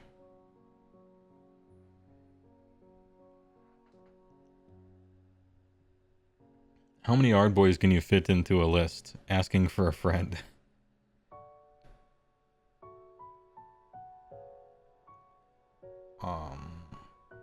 Hey, alright. Gore-Gruntas are 3 for 190.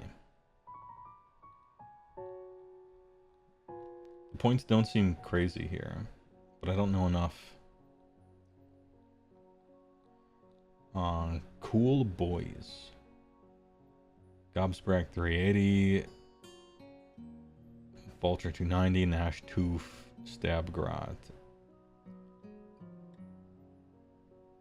Merknob with Belcha Banna. Snatchaboss, Scumdirect. Alright. Beast Skewer Killbow. Gut Riplas. These guys are good now. Everybody tells me. Killbow doubled in points. Yes, it did. It was on the race to the bottom throughout all third. It went down 10 points basically every 3 months for 3 years. And we got to start back at the top. Monster Killers. Manskewer Bolt Boys 110 for 3. Best you can get as a unit is 6. And then the Slogoth. Yeah, I was about to mention that. The Snatchaboss is 60 points more than Scum. So he's a unique named guy who's 60 entire points cheaper than his Generico Vampirio guy. Which is kind of funny. But also probably right. Oh shit, the Ogres.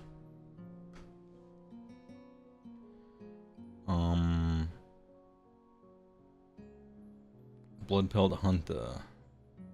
Butcher, any Gorge or Maw Pack, any Gutbusters. Oh, it specifically calls out Gorge or Maw Pack. I guess they don't have the keyword. They still don't have the Gutbuster keyword. True. Noblars, no keywords at all. I didn't notice that. That puts a wrench in things. It does throw a wrench in things for Gutbusters. Red Wee. Thanks for the tier 1, I appreciate it. Thanks for being a recent subscriber. Even though we're just looking through points. But, hey, thanks a lot. Frostsword on Stonehorn, 360, 0-1 Icebrow Hunters. Why? Why would you want one? Any Ogre Maw tribes, but clearly not a hero. And then any BCR for the rest. So the reason why you would want to take a Tyrant is because it gives you access to your Noblars. Otherwise, you aren't allowed Noblars, because you would... I don't know. I don't play Gutbusters, so maybe I'm being a little flippant here. But I looked at the Tyrant War Scroll, and I'm like, I'm never taking this guy. This guy sucks. If I'm going to take 2 heroes in an army, it's going to be a Slaughtermaster and a Butcher. And if I'm going to take 3 heroes, it's going to be 2 up on one of, like, double up on one of those. And if I'm going to take 6 heroes in an army, it's still not going to be a Tyrant. And so the way that they're wanting you to do that is, if you want access to your one of your most important things in Gutbusters, you have to take the shit guy. I guess you could take a Frostsword on Stonehorn, but in a I don't think a Gutbuster army wants a Frostsword on Stonehorn. I don't think you want that either. You know? It's not that much faster than your guys anymore. It's not durable at all, which was the reason why you wanted him before, is that he was fast and durable. He does none of those 2 things anymore, from the perspective of a Gutbuster half of the army. I don't think you want them. I think you just want to put more boys on the ground. Damn, that sucks.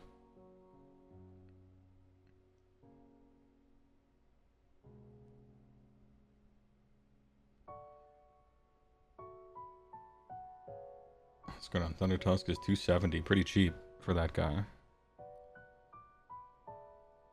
Bloodbow Hunter 170, Butcher 140, and Slaughtermaster 130. Okay. I think Slaughtermaster is better than Butcher. But maybe I'm crazy. They're pretty close in any case.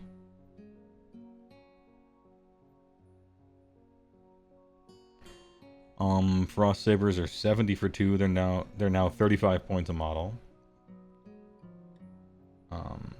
That's way more than I want to pay for them, but you got to do what you got to do. I think this should be like, can these be like a unit of 5 or something? I don't know. And then change the points however you want. 120 for 20. 260 for 5 is nuts. I think that's too much. Yahitis. They're infantry. Ooh, I thought they might be beast, but they're not beast. Interesting. That's good.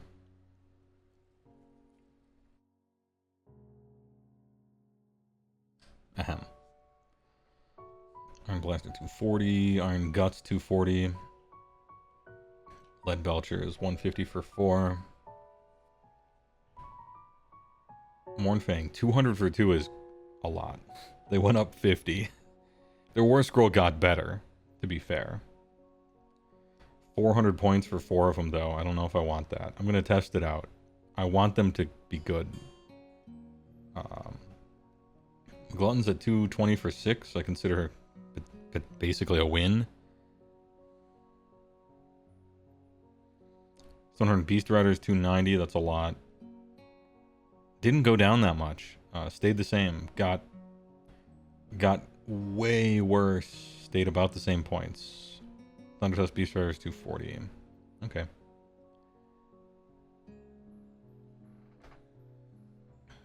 Frostlord may take them, but not Heywoah. Yeah, I think you really want Noblars if you're in a Gutbuster army. If you're in a Beastclaw army, you probably don't. They don't... Look at... There's only 2 of them. You can't actually really screen with them very well. They kind of just don't work as screens. Frost Sabers are like, go and get the points guys, right? And Nobblers are too slow for your army, really. If you could fly, you'd take Nobblars and Beastclaw, I think, but... Frost Sabers trigger Trampling Charge? Maybe.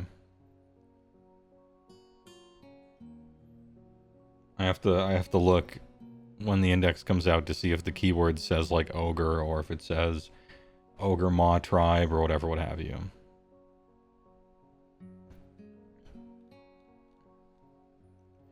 Sons of Bigamot. Ooh, okay. Beast Pounder, 470. Backbreaker, 500. Can we do it? 4 Gatebreakers, 2,000 points. It says Ogre or Rhinox. Okay, yeah, so they do not. King Big, 520. Objective Kika, 470. And Bad Stomper, 460. Alright. This army looks fun as hell. And really, really dumb. You love to see it. Man Crusher Gargant, 160 for 1. Yeah, these guys are awful. And then a Mob, 420 Blaze It for 3.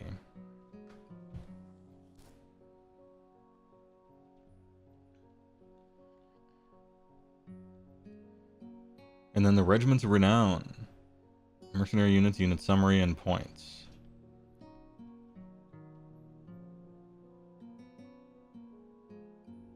So the destruction ones. Big Drog Fort Kicker.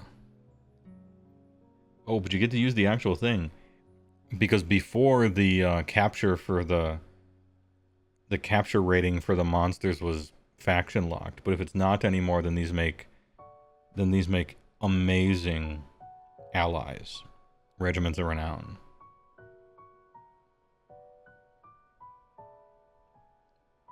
I'm kind of concerned now. Hold up. I'm kind of concerned now.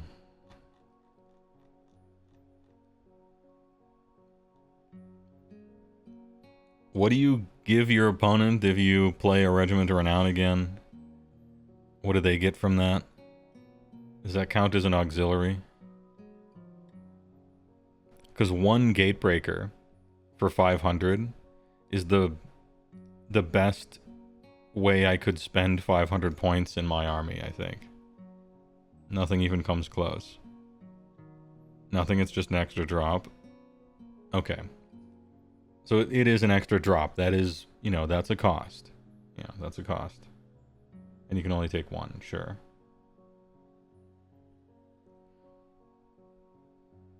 If this guy captures 20, then yeah, because this for this many points kind of kicks rocks.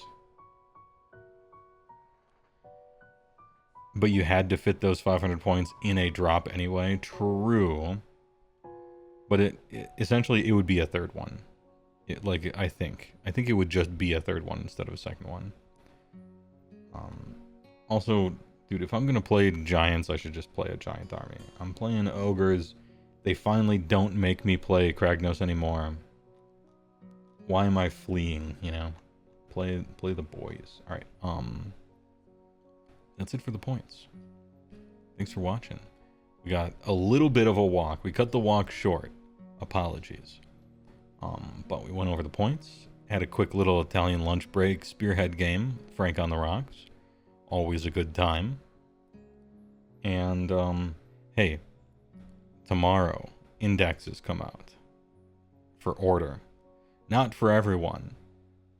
They could just click a button and all of them could be out. But they gotta drip feed it. They want that CCV for each separate day of you going to their website. And so, we'll be going there Tuesday, and Wednesday, and Thursday, and so on and so forth. Do you like Spearhead?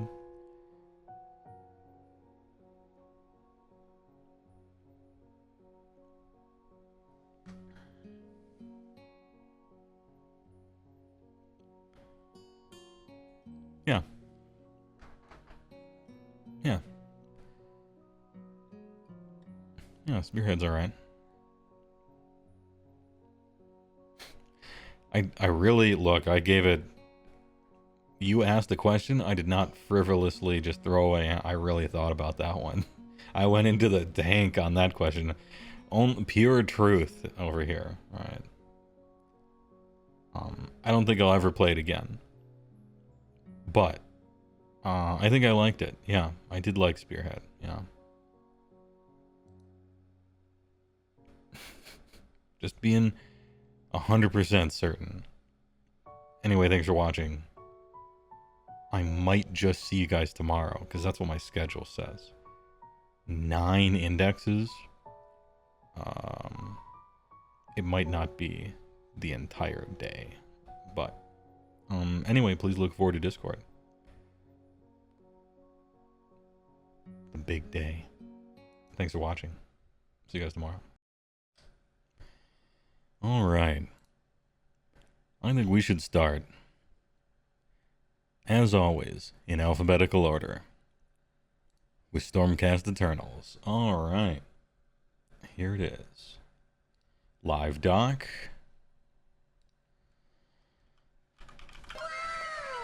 Stormcaster roll. Let's enhance. Alright, Stormcast. And then what do we have here? Battle traits. Note taken.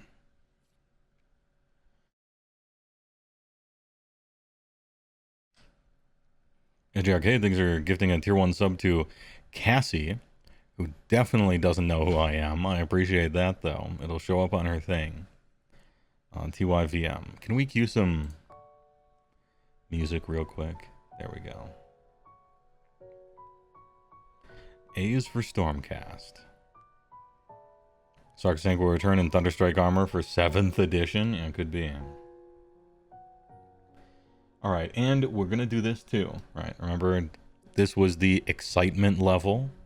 Remember, this is the excitement level when we just looked at the faction focus. And now we will judge the excitement level after we know everything. In other words, looking at the delta between the two, we'll kind of be able to judge the quality of the faction focus for getting you excited and, you know, hype levels or whatever, what have you, right? Ahem. So we got Deep Strike 9, just like they used to.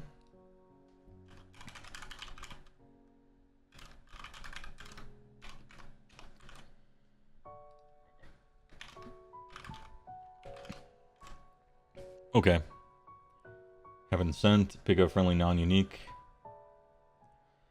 Started with 2 or more models. Non-unique Stormcast, Eternals, Infantry, or Cavalry. This started with 2 or more models, no heroes. Set up a replacement unit, half the number, more than 9 from all enemy units. It's a good time, right? So... which prawn?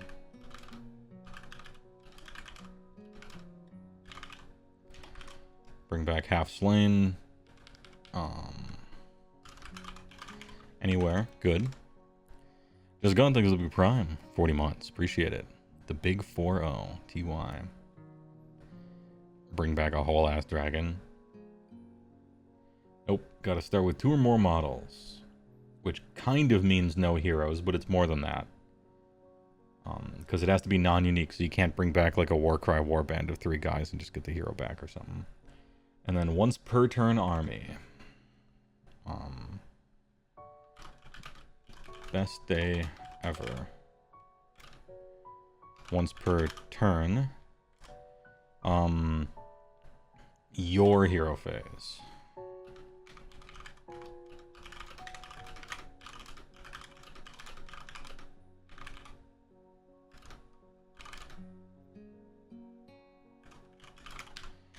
Because it is only in your turn, the finest hour is just okay. Okay slash good. Depending on counter charges and stuff. But it has to happen in your hero phase anyway. If it was on the opponent's turn, it would be amazing. Almost certainly too good. But as it stands, it's okay. And it does add 1 to wound rolls. So that ain't bad. Once per thing, right? It's also written really well here. It says pick 1 for a unit that has not used this ability yet this battle, right?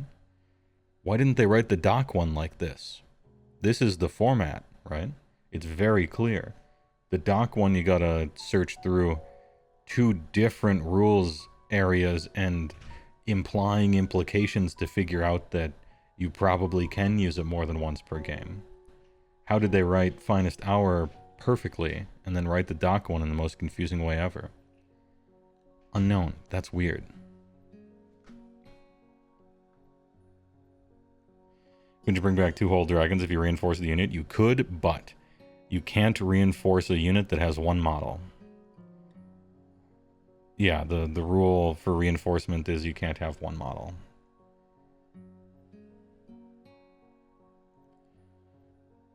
Battle formation. Sentinels of the Bleak Citadels. Once per turn army, Ancient Aura.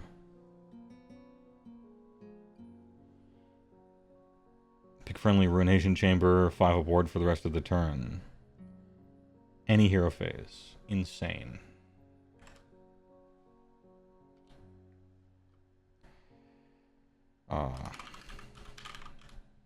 Subfactions.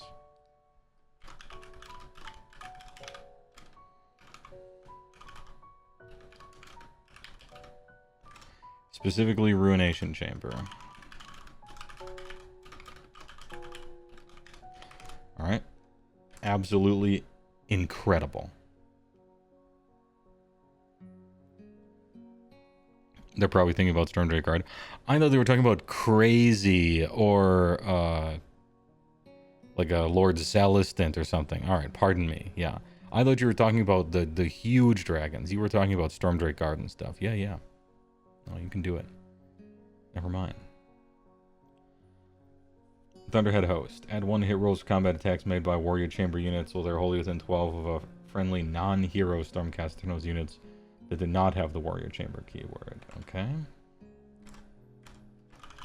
Thunderhead Host. Bad. Vanguard Wing. Once per turn, army your movement phase. Pick a friendly Vanguard chamber unit not in combat. Roll a die on a 3-up removed from the battlefield. Set up anywhere on the battlefield more than 9. Free teleport once a turn. Your movement phase. Vanguard Wing. 1 per turn, yours. Free teleport, 3-up. Meh. It's good. No, it's not. It's not meh. Let's not be judgmental. Okay.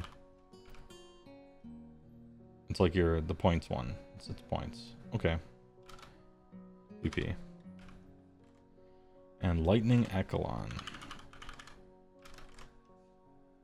The Oncoming Storm. Once per turn, army any combat phase. Any combat phase. You like to see it. Pick friendly extremist chamber unit that charges turn. Either 3-up makes it meh? Yeah, you're right. It can't be victory points if you have to roll a 3-up, right? What a coin flip. It's meh. Pick a friendly extremist chamber unit that charges turn. Roll a die, 3-up unit as strike first. So if you charge on your opponent's turn and roll this, you can strike first. So that's both command points you get for an entire battle round, plus rolling a 3-up. Then you can strike first on opponent's turn.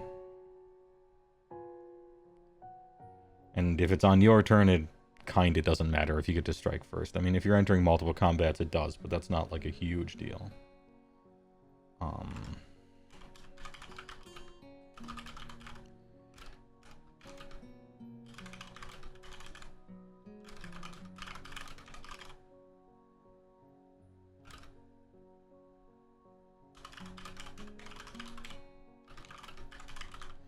Very expensive one trick. Thunderhead Host is Warrior Chamber. Okay. Bleak Citadel. OP. Thunderhead Host. Bad. Vanguard Wing. Meh. Lightning. Extremist Chamber. Very expensive, massive slam dunk alley-oop play. Or getting multiple charges. Which is alright. Okay.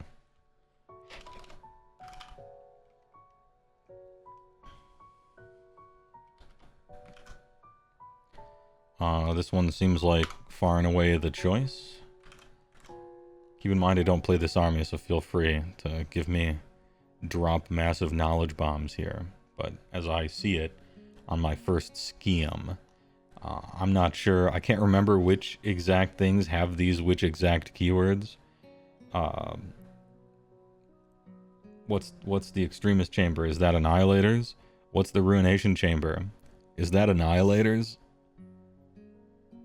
Bleak only fits 3 heroes and 2 units. Okay. So that would be why it's good, because it only works for a few things. Warrior Chamber is your little guys, right? Like your Liberators and stuff. Is that it? Extremist Chamber is the people that ride on beasts and stuff. Thunderhead is the Annihilators. Ruination is the Reclusian dudes. Okay. Warriors is things like Redeemers and stuff. So Annihilators too. Oh, okay. Okay. I see. Ruination is the new hotness. The brand new stuff, alright.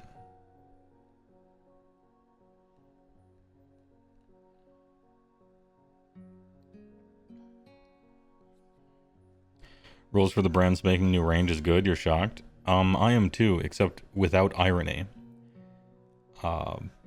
Because it actually seems kind of up in the air whether that's true or not. The big news is that Cruel Boys are finally good. They were new for a long time and like the worst army almost. It's just luck of the draw. Sometimes I wish they would make the new stuff good just to prove that they can make something good on purpose. And that it all isn't just randomness, you know? So your sub-faction depends entirely on what models you're using? Yes, which is exactly what they said they were not doing. So, good work, Stormcast, for a foot in the past and a foot in the future. Maybe that's a note.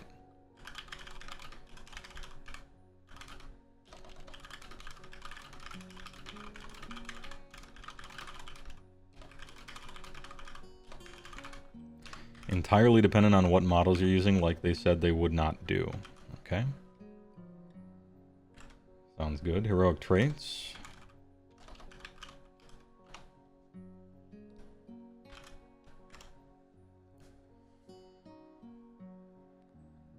Staunch Defender. Hey, it's still around. I remember this one from the olden days.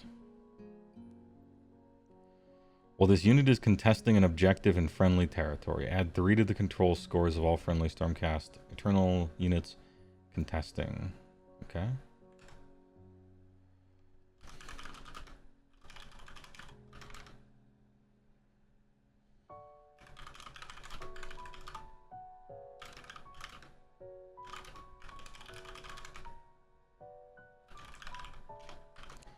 Next. Shock and Awe. Each time friendly Stormcast Eternals unit is set up wholly within 12 of this unit using Sounds of the Storm, subtract 1 for hit rolls attacks target that unit for the rest of the battle round. And that counts you as well if you have this and you're a hero. Kind of cool. I like Shock and Awe. Rest of the battle round.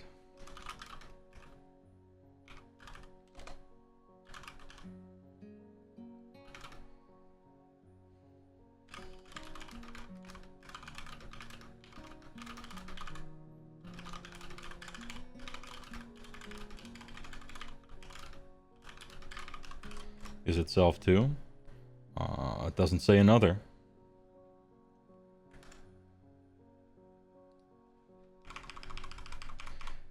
Very specifically, Signs of the Storm, so that you can't have no funny business with peerless maneuvers over here. Wouldn't want you to accidentally have a combo. No fun allowed. Johnny, get out. Timmy only, okay?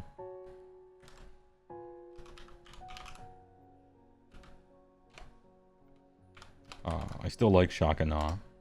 And then Envoy of the Heavens.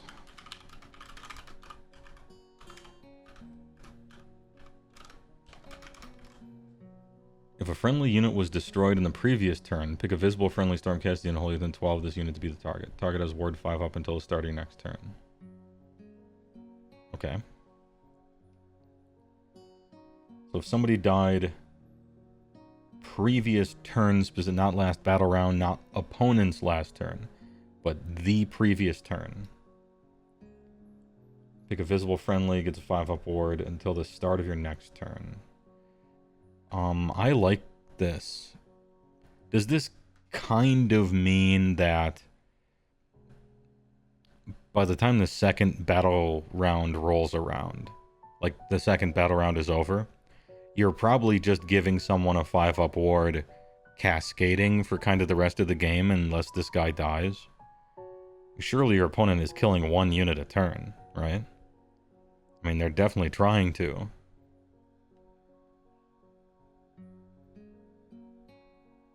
Yeah, it's your hero phase, but previous turn. Yeah.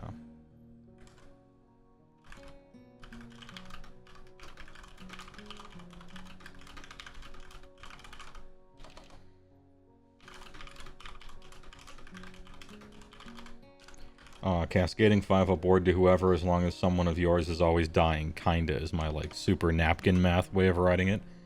I think Envoy is kind of nice. Very interesting to think about. I think Shock and Awe is very good as well. But it is just gone right away, right?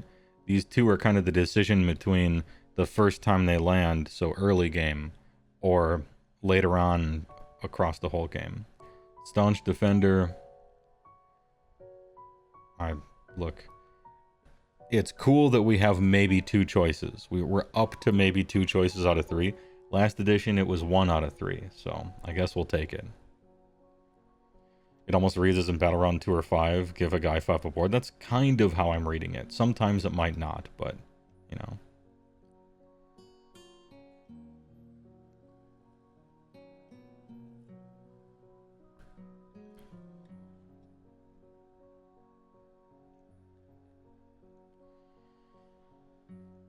Shakana has defensive utility. Yes, it does. It is the rest of the battle round specifically, which is a nice addition to it. Bad Games, $21.99 or something. Thanks for the big prime for 10 months. Appreciate it. If you're not getting the ward, you're probably winning anyways. Yeah, I mean, sometimes if you're not getting the ward, like, it's possible your opponent retreated with all of his stuff and just scored points and had a great turn. So I don't think that's ever really worth not killing something of yours for as a counterplay, though. It's just something that might happen, I suppose.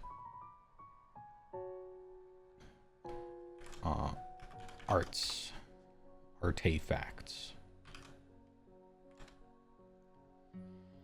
Null Pendant. Once per battle end of any turn. Pick an enemy unit in combat with this unit to be the target. Already don't like it. Subtract 5 from the target's control score for the rest of the turn. Null taken. Got him. See what I did there? Once per battle, any combat phase. Quicksilver Draught. Strike first for the rest of the turn. Quicksilver Draught is an OG. It was in the original General's Handbook as a generic order artifact. Quicksilver. Once per game, any combat. Strike first. Nice.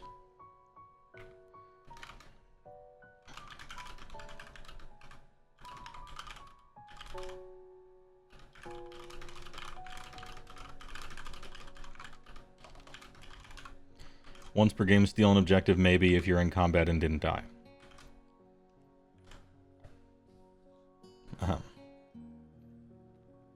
And then Mirror Shield. This is also a very old one, protecting against shooting. This unit cannot be targeted by shooting attacks unless the attacking model is within 9. Alright.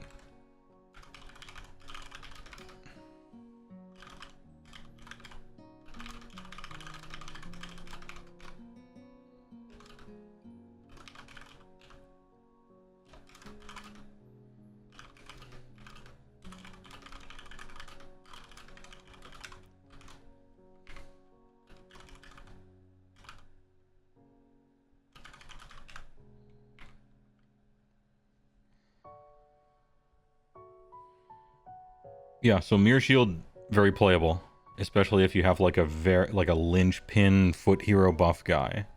But then again, with a foot hero buff guy, you can put it on a infantry foot hero, right, and just have him near any unit.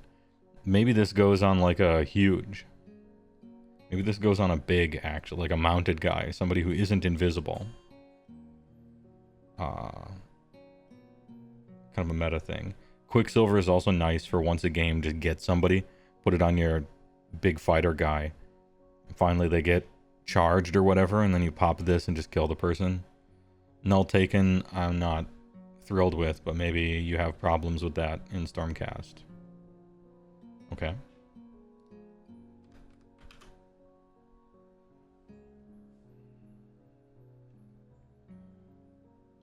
Knight Draconis loves this. Yeah, somebody like that. Some mid-sized or even kind of big, like, fighty hero guy on something. And it makes him just very difficult to deal with. It's only once, but still, a lot of people, you know, would be dead, now gets to live. Spell lore.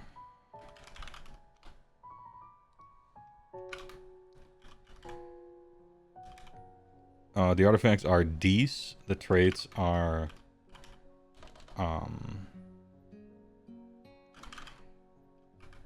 kinda nice.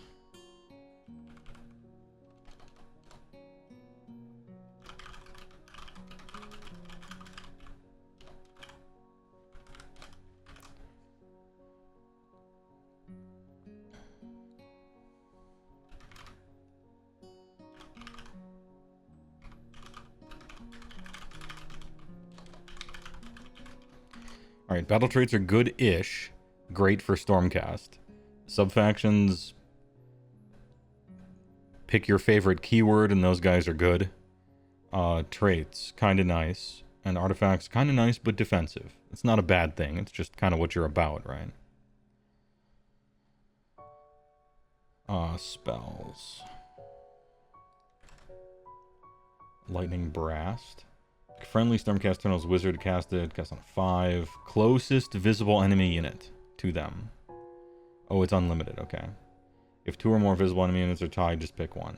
D3 Mortals. Is this good now? Is this as how far have we sunk? Is D3 Mortals good? It's unlimited, but you're not gonna have a lot of wizards. That's for fucking sure. Free shrugs, right?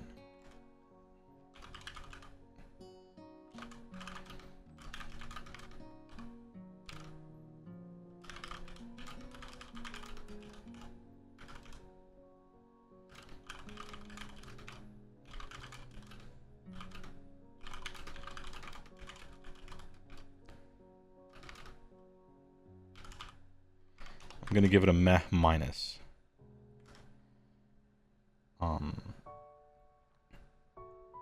Every spell I look at, I'm like, would I rather have a endless spell? And the answer here is just yes, right?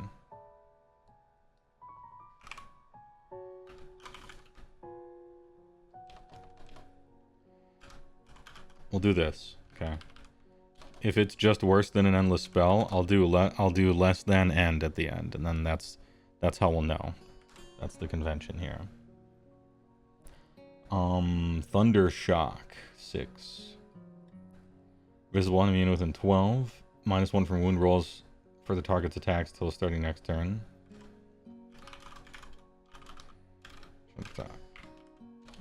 Let's make these all the same here.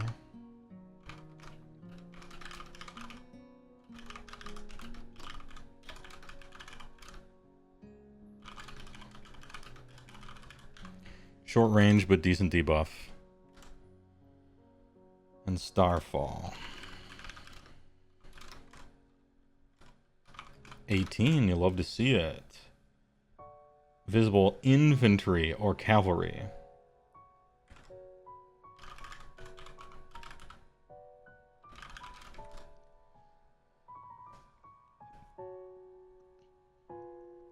-1 from the number of dice rolled when making charge rolls. Okay. I was about to say that your spells were literally bad. I'd like to officially apologize to the magisters of Hammerhall, Stormcast, Azir, just everybody. Spells, good.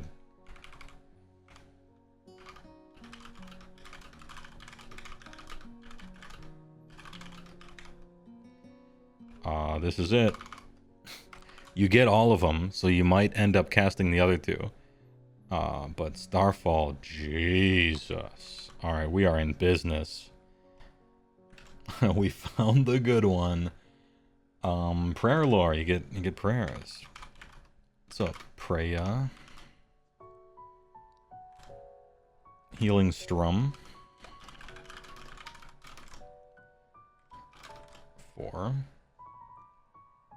Pick a visible friendly, holy 12. Heal D3 if the chanter roll is 8+. Heal D3. Each visible friendly Stormcast Eternal Holy within 12 of the chanter instead. Whatever. Unlimited prayer, huh? And it's an instant thing, right? So you can target the same guy? Wait, we just looked this up. This is technically an ability. And you can't target the same unit more than once with one ability per phase, right? Am I getting the nuance correctly here?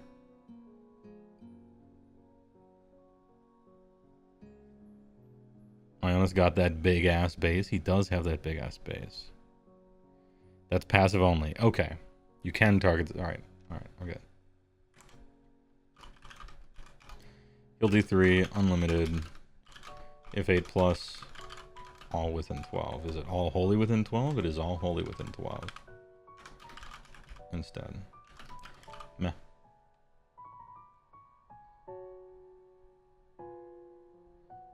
I'm gonna give it a meh plus. Is meh plus kinda nice? Because your guys are pretty durable, so healing them is extra good. You know what I mean? The more durable you are, kind of the better healing is. And you seem pretty durable. I'll give it a meh plus. It's not bad by any means. For an unlimited spell. You get multiple uses out of it.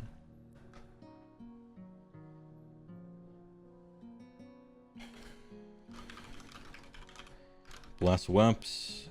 6? Jesus. Once a game. Or within 12.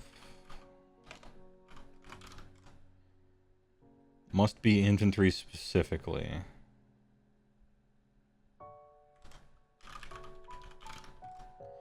Add 1 to attack's characteristics. That's amazing. Shit's great, but what else does it do? If it was 12 up, the ability affects all visible friendly Stormcast within 12 of the center. Okay. I mean, I was already sold with the first sentence. This second part could just not even appear on the War Scroll, and I would still think Blessed Weapons is great. Except for the fact that you can only use it every other turn. Which brings it back down to being awkward again. +1 attacks.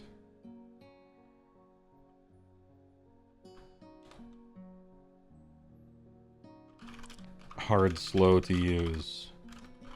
But great buff. I'll give it a...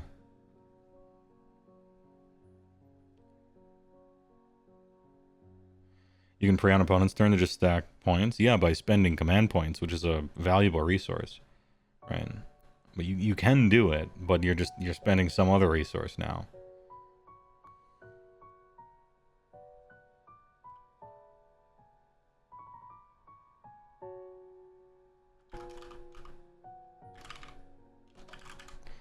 I'll give it a meh/great. So every other turn, it either doesn't exist or it's great.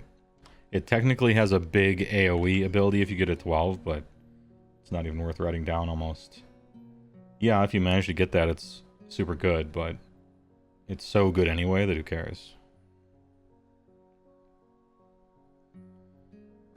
Translocate. The enhanced chant on the drops the infantry clause. It does. Now is it worth writing because of that? 12 up all.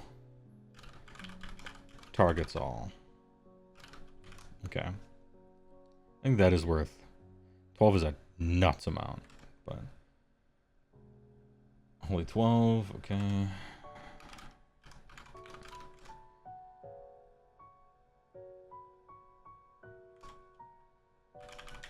Teleport 9. 8 up, -1 to be hit. Also.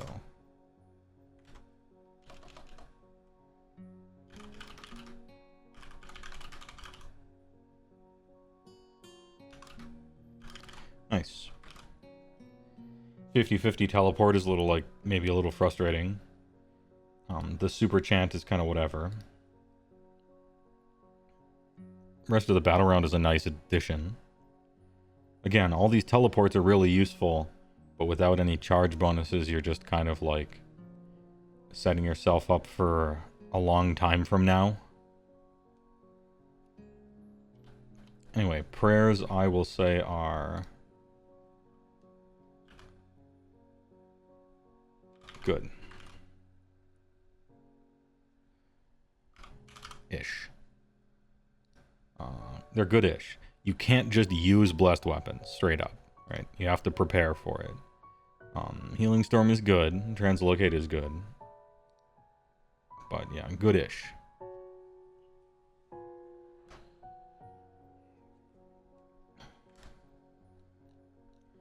Manifestations.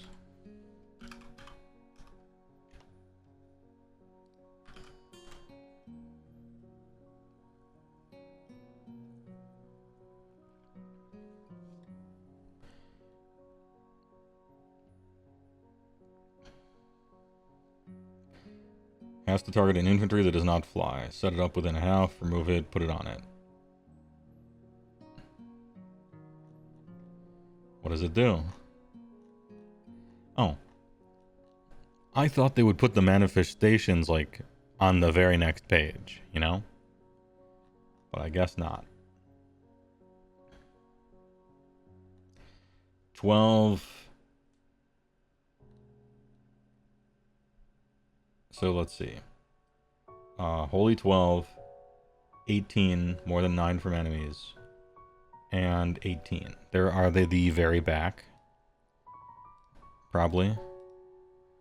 No. Oh, this is Spearhead.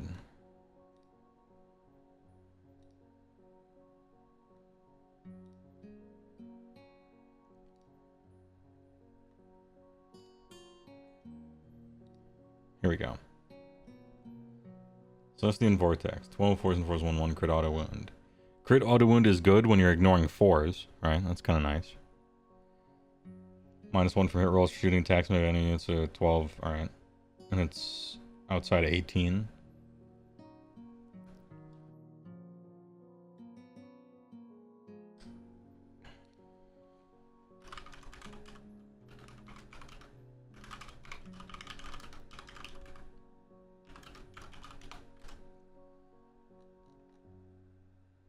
The day is. Get a 5-up ward.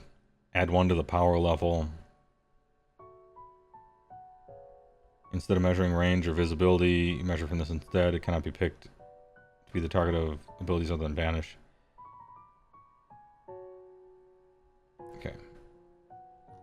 And so, like, this thing moves, the guy doesn't move. That's kind of cool. So it gives you... It makes your speed 8 fly, and it gives you a 5-up ward, and it gives you an additional power level. That's sick. Theus. 12.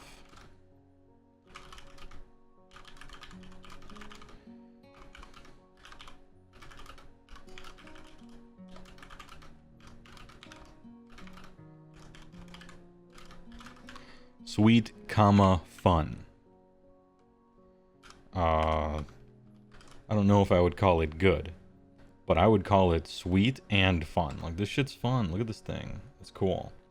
It's a cool-ass spell. And the Ever-Blase Comet, which was 18, if I recall correctly.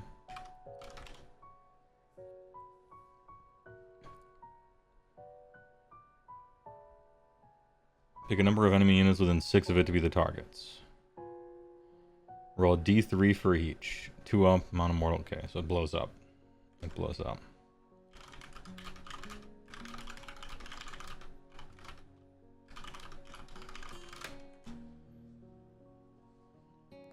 -1 from casting rolls for enemy wizards while they're within 12.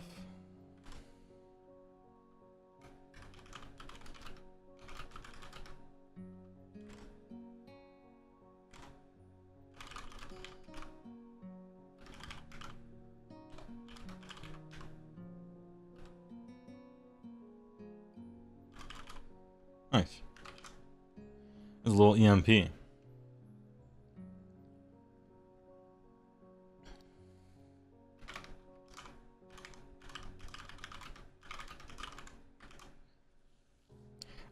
Your manifestations are surprisingly not shit. One of them's fun. This one's neat. Nice even. Vortex, nah. But 2 out of 3 ain't bad.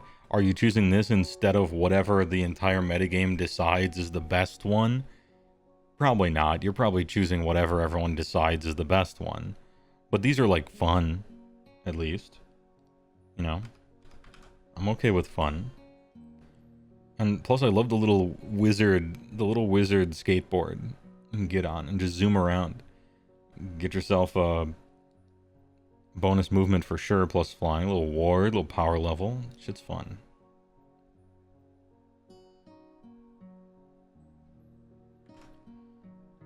Anyway, back to the war scrolls. I'm not gonna go over every war scroll. We would be here for 76 hours and then I'd have a live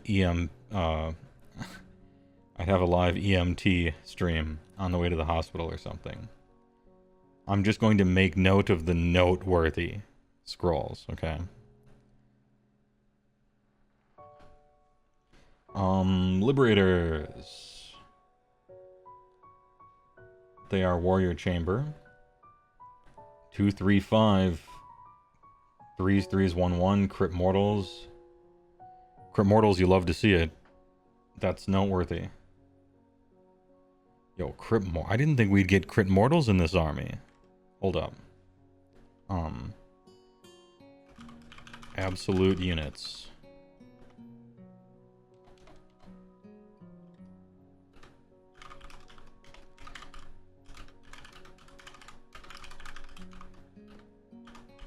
Nice.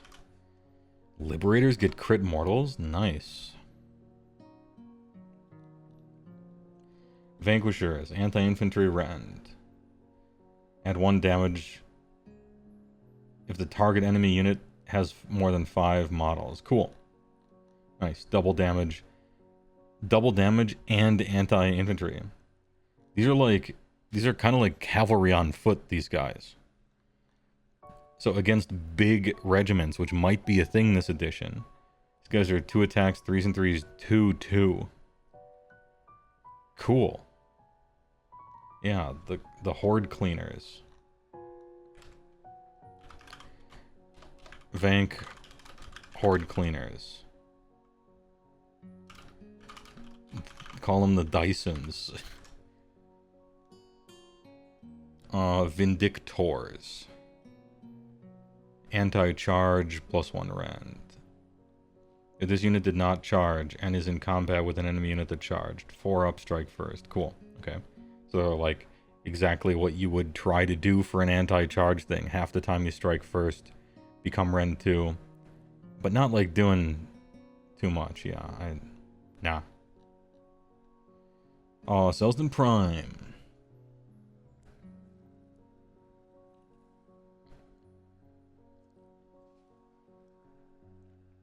Gomraz, 6 3s and 2s, 2/4, crit mortal, big. Comet Strike Sceptre. Each time this unit attacks with it, if the attack scores a hit, inflict D3 mortal damage. Good. Yeah, that's how it should work. Nice. I like it. It's fast and easy, you know, it just works. Pick this unit if it is in the Solstice once for battle your movement. Subtract the current battle round number from 10 to determine this unit's strike zone. Angel Hernandez? Set up this unit on the battlefield more than a number of inches equal to its strike zone from all enemy units. Just a bit outside. The windup in his first offering. Just a bit outside. He tried the corner and missed. So you subtract the current battle round number from 10 to determine the strike zone, which is 9 right away on turn 1, which is the typical time that you can come down. And to get it to a meaningfully close amount, we're talking, what, a 6? Which means on battle round 4, retribution from on high. I get what they were trying to do. It's terrible. His 4-up ward is reduced to a 5-up. But my man is absolutely zooming. He doesn't have auto 12-inch charges anymore. Comet Scepter's worse. 10 health doesn't matter, at least. Who's holding him for 3 turns? Ain't nobody. He's got more attacks now. Give him all out attack or something. 6 2s and 2s, 2/4 crit mortals. Like, he swings. He's a swinger. Can you even come down on 4? Don't you die on 3? Oh, true. So he can never come down in a meaningful way. Nah. Nah, alright. Prime. Time. Better attacks. Cool ranged.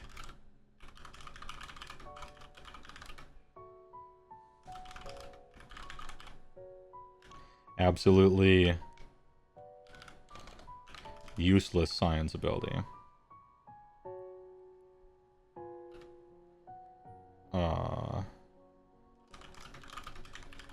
Does not spark joy.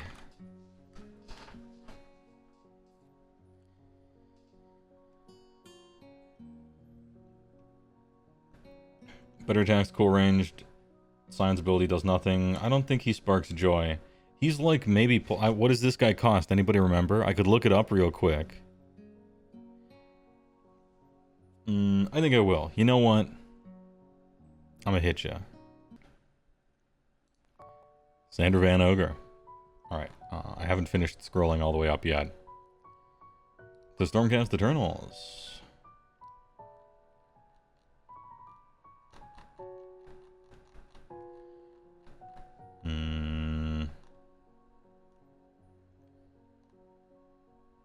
Huh? Oh.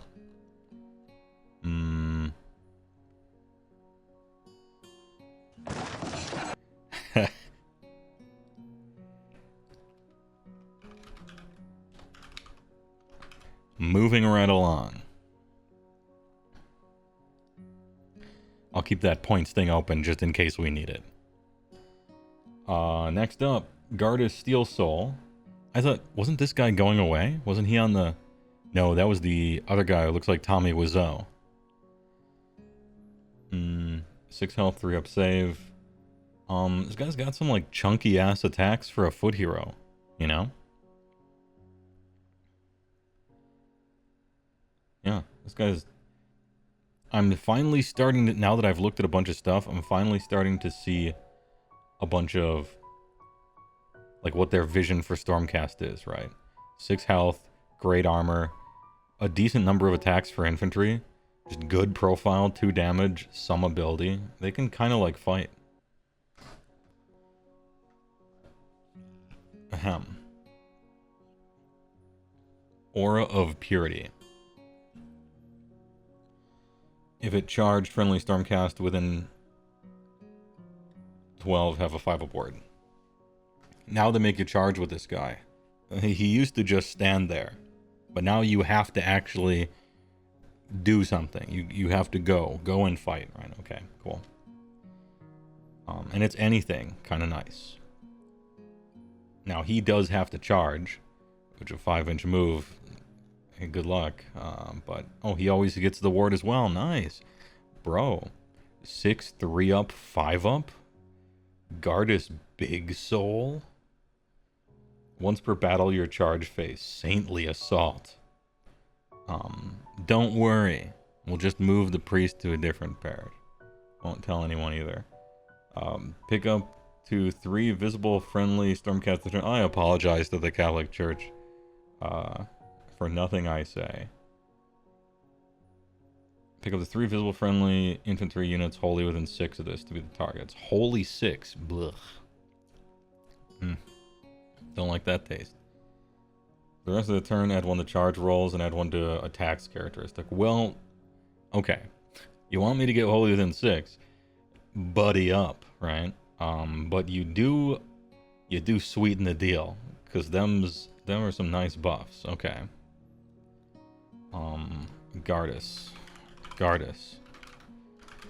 Man's kind of sick.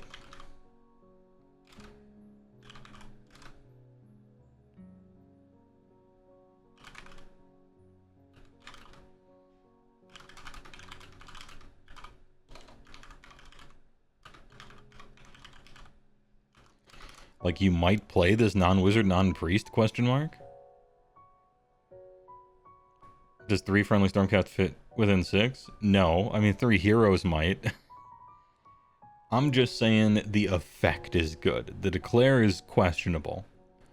But the effect is kind of nice.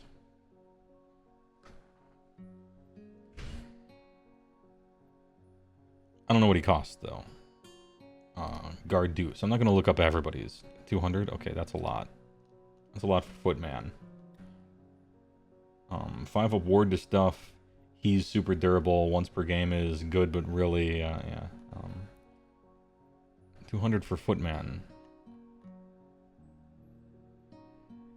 He can pick himself? Always, yeah.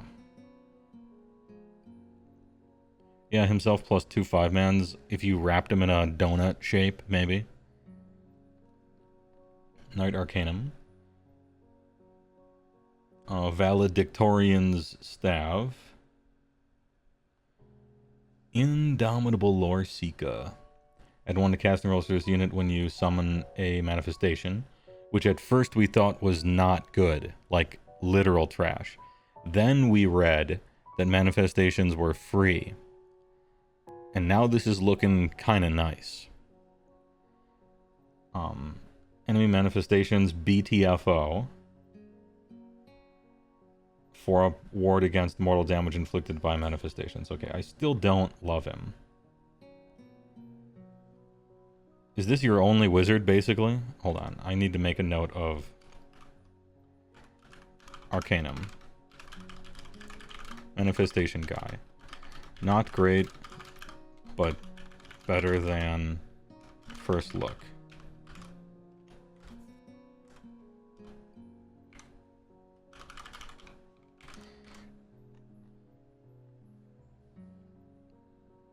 Knight Incantor is in Legends now. Yeah, that's very sad because she was amazing, my lady. The waifu of the entire Stormcast range was Knight Incantor, and her fucking scroll, Jesus. Put him on the Roomba and he's a wizard too. Anybody's a wizard too on the Roomba. If there's like no other wizards in the army, then we'll have to go back and think about him, right? So Knight Dragonis. 11-3. 4 2s and 3s to 1 shooting combat companion. Alright. It's alright. Blade and Fangs. 3s and 2s to 2. 4s and 2s to 2. 9 attacks. Not bad.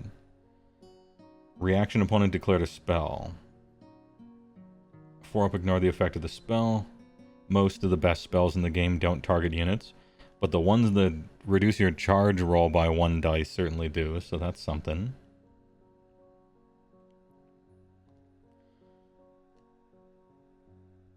Once per turn army, any combat phase. Pick a friendly Stormdrake Guard unit within this unit's combat range view. Roll die 2-up, add 1 to the attack characteristic of both this unit's and the targets. Oh. Knight Chad Tonus. And then Extremist Chamber. Each time you make an unmodified save roll of 6, you kick back a mortal. Which never happens.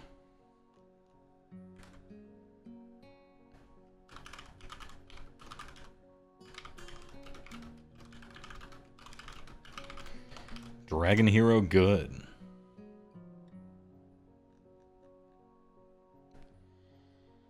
Knight Judicator. I like this model. This is a cool model. Nice.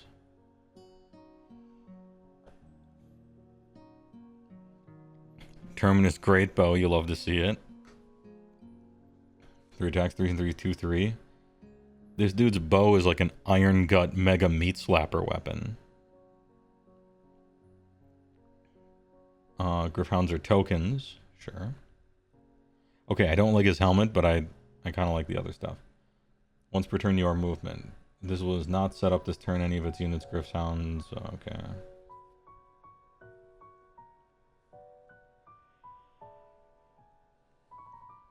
On a 2-up, pick one of the units, Gryph-hounds, that is next to this unit or next to the enemy unit and place it next to the target instead. Add 1 to hit rolls and wound rolls. Oh, cool. What a fun... Okay.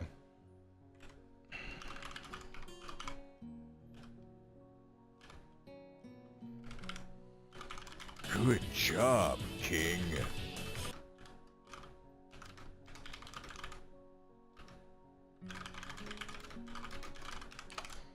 Okay. Knight Judge Judicator. Fun. Probably not playing it, but fun. Mike Scarborough thinks you're 27 months. Appreciate it. Or like Might Judicator, am I right? Yeah.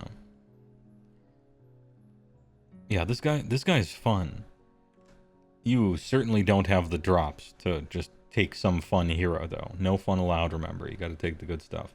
Knight Quizler. Anti-hero 1 rend and crit mortal. This guy's trying to kill heroes over here.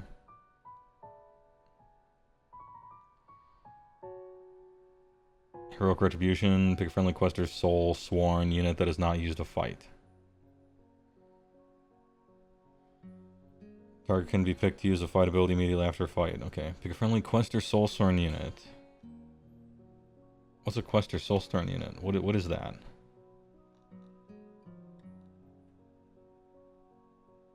Is that him? Does he come with a guy? I can't be wasting time like this. It's the Warcry team. Okay.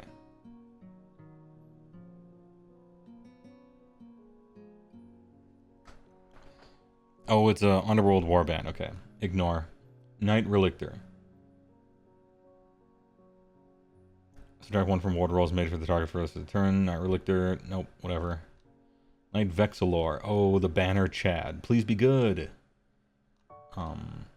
Your banner looks really cool, and so do you. Please be good. It's like hero stuff with a Sigmarite weapon. The Banner of the Reforged, any hero phase. Pick D3 friendly Stormcast holding than 12. Add 3 to the control score. In addition, heal. Yo, pulsing heals constantly. This guy's kind of nice. I don't know that you would take him instead of something else, but okay. Every single hero phase, he pulses D3 heal on everybody within 12. That's good.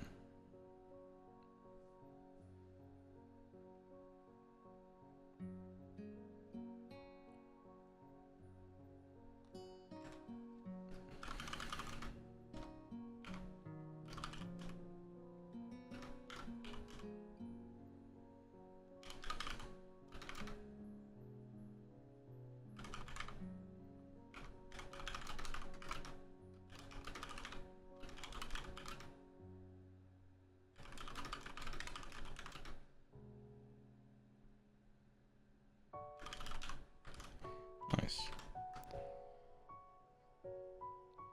You do have the best nicknames in the game. I don't spend a lot of time thinking about them, so they're hit or miss, I think. He also gives control score bonus. It also just works. No rolling a 3 up. You also don't spend any resources on it. You're probably going to want to play 2 heroes in this whole army.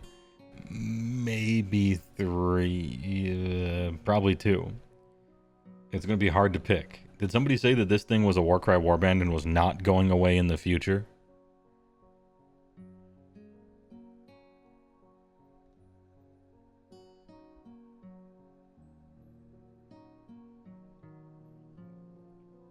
Need at least some dude to be casting Starfall? No, this is the one from Skaven Tide. Okay. Quester and Banner Dude can be included in some other regiments? Okay, well, in that case,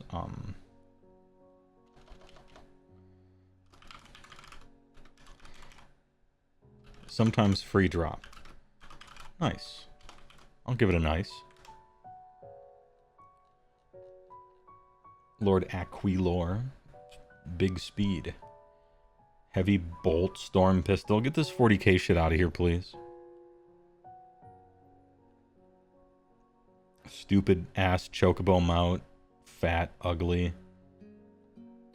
Damn, this shit is stupid. You couldn't have retired this? This unit can shoot and or charge and run. Or you can do everything.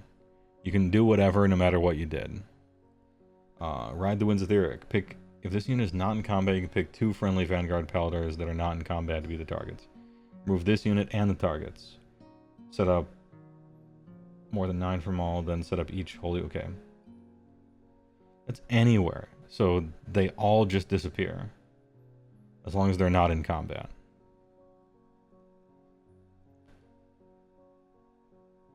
And then they all get to teleport. He's trash. Lord Celstant. The stupid hammer cape. You declared a fight ability. Furious Retribution. Pick a friendly non-hero warrior chamber infantry that has not used fight. And then it gets to fight right after him. Trash. Lord Celstant on Dracoth. 1083. Storm Blast. Weapons of Legend.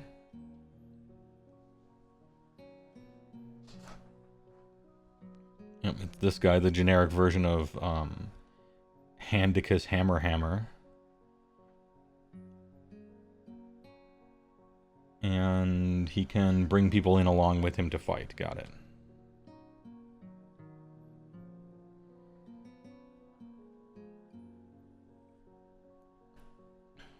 Weapons of audiobook.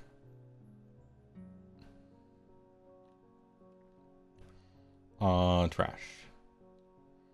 Bastion Truck Thalos. 583. Thunderbolts of Azir. Oh, they made them not fun. Damn, that's very disappointing. You don't get to call down lightning bolts from heaven and Giga Blast Mega Gargants off the fucking table anymore. I mean, it's 2 attacks, 2s and 2s, 2d, like it's a good shot. But it is sad that it's no longer special and cool. It's just normal and meh. I mean, it's alright. And then still only 4 attacks. It's kind of rough. I wanted more. I wanted to see more out of the attacks over here.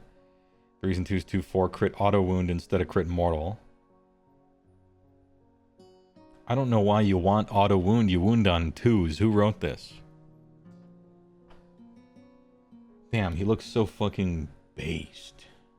5 up ward now instead of a 4. Each time friendly Stormcast turns unit holier than 12 uses all out attack. No command point is spent.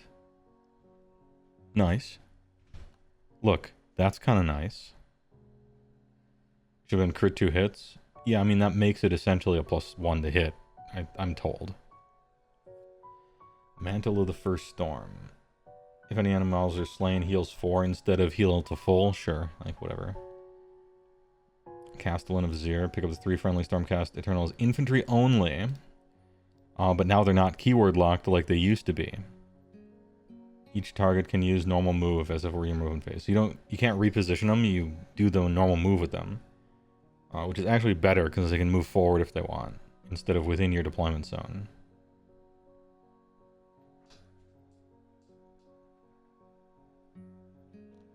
Okay, I have complaints, but I like him still. I have complaints, but I still kind of like him. If he's reasonably costed, because Thunderbolts are decent, his wheel's alright, he doesn't have enough attacks, and crit auto wound is absolutely the wrong ability to put here, you know? But, you know, the attacks are still good. 2 free command points a turn as long as they're spent on all-out attack. His heal's still good. And this thing is much better than it used to be.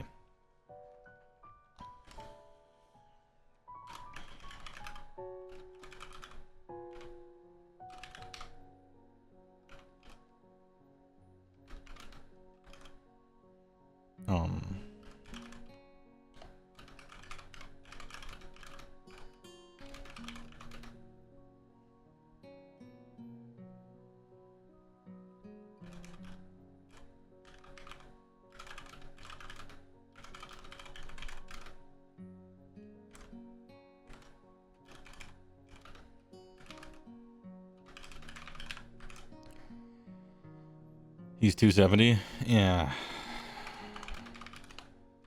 I think 270 kills the crab. Nah.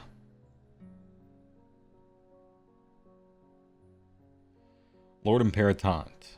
Blessed Warhammer. Loyal Griffhound. It's a token. The unit has 5 up while the Griffhound is on the battlefield. You make an unmodified save roll 1. It's dead. Okay. Don't like the look of him.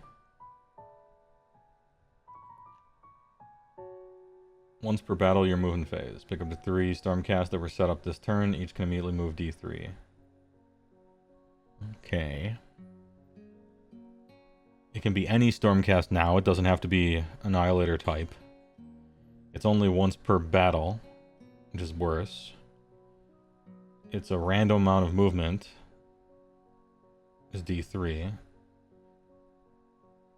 On average, it's 2, but it's hard to call it average when a thing is only going to happen once. Yeah, it's a 6 to 8 deep strike.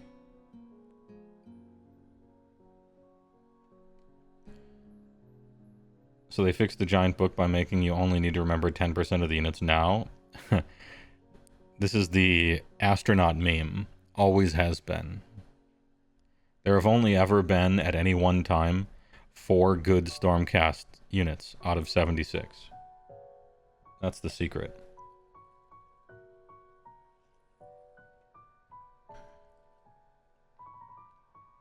I don't think I rate him. I think I just scroll past. Lord Relictor. This guy's sweet. Look at how cool he is. Okay, definitely fat, but he's cool. Add one of the chanting rolls. Okay.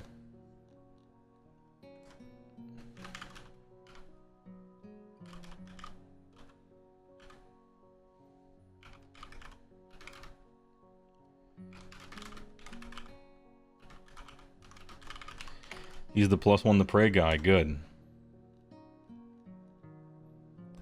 Lord Verdant. Anti-priest, anti-wizard. In melee? Okay. Once per turn, what is this guy? Oh, you're cool. You're the a special ruination chamber, right? That's important to note. Special ruination chamber man. Once per turn army reaction. Non-core. 4-up ignore. Smell unholy sorcery. This unit's Griff Crow is a token. Subtract 1 from casting rolls, enchanting within 12. If you make an unmodified save of 1, the bird dies. I like that. I think that's funny. I like how all their little men they show up with are just tokens, and if you roll a 1, the thing keels over. That's funny. I like it. This unit can unbind as if it was a wizard. Hell yeah, and it's a priest? Hey, that's kind of nice.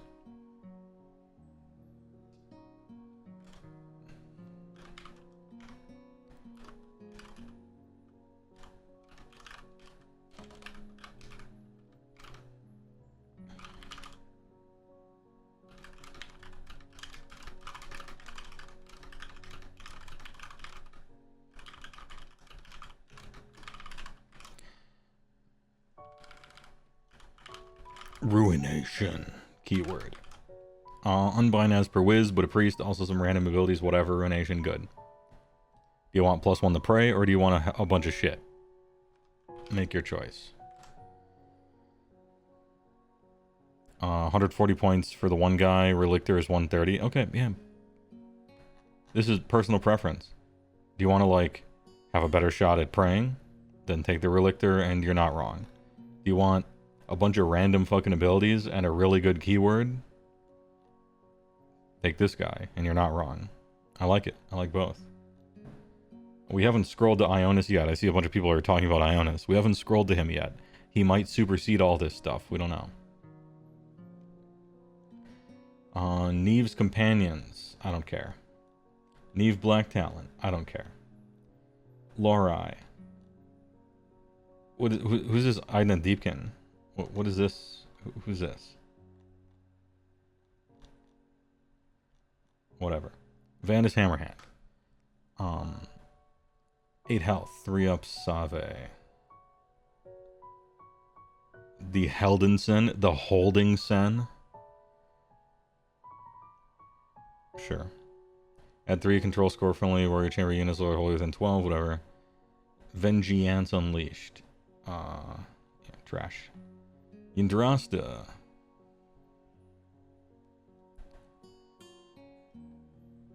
She's that thing haver. This is the anti-monster fuck beast, right?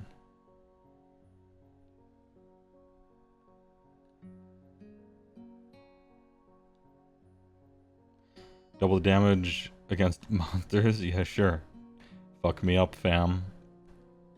Charge is 3d6. Dazzling Radiance. 5-up ward. Super fast. Yeah.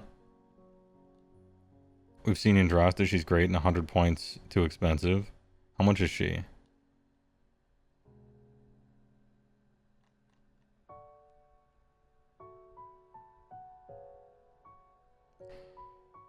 340. How is she less than Celestin Prime? She's significantly better than Celestin Prime. How is this possible? Is it because Celestin Prime is technically not unique? Wait, no, he is. I can't think of anything.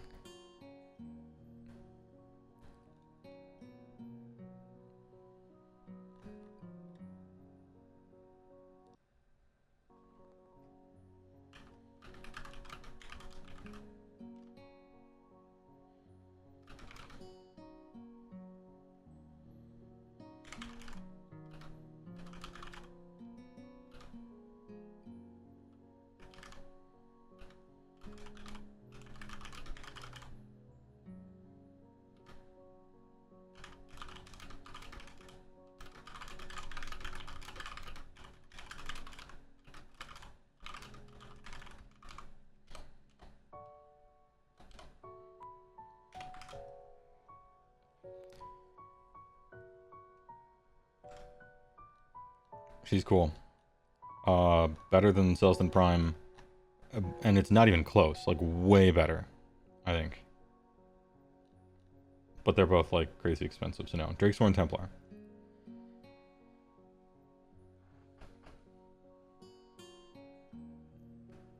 Rip stream? What do you mean rip? I'm looking. It doesn't seem like it. Anyway, good meme. 18 health, 3 up save, 12. You no longer have to choose weapons. They just have. He just has it. Cool. 18 2 3 3 1 1. 24 4 3 2 2 2. Rain of Stars no longer board wide, but it's still pretty long. Templar weapons 5 3 3 1 2. Anti-hero and anti-monster. And then Cavernous Jowls. Sure.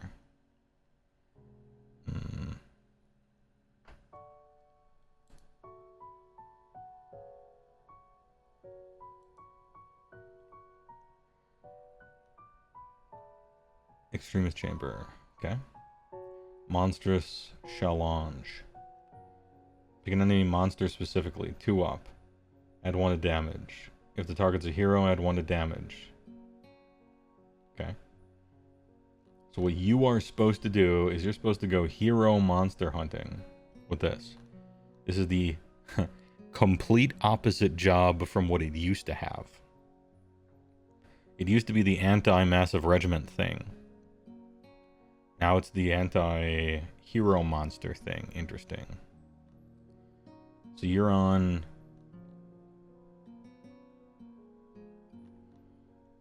You're on 5 3 3 3 4. Right? No, 3. 5 3 3 3 3. And then 7 4 2 2 4.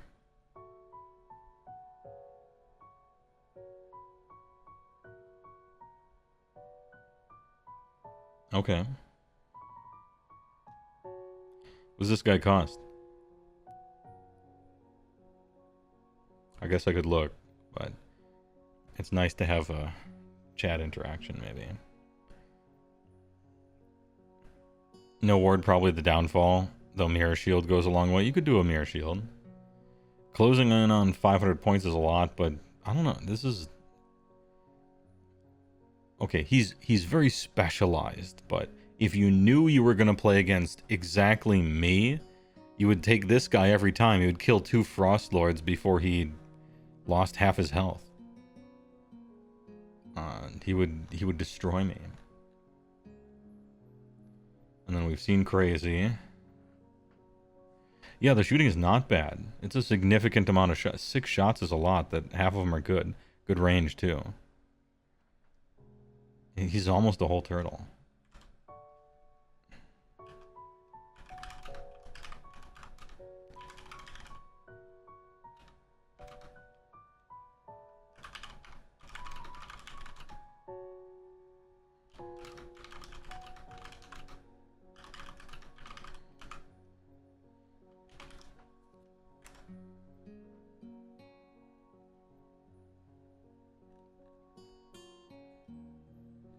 Crazy.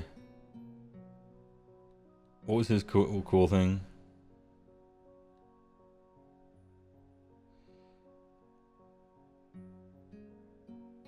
Oh yeah, he gets like more attacky the closer to dead he gets. He has a bunch of attacks. They're kind of good. They get better as you get wounded. He has a minor horde breaker, rampage. -1 attack characteristic is probably extra good this edition. No ward means I sleep, but 20 health on a 3-up is pretty good too. And the Blazing Tempest is funny.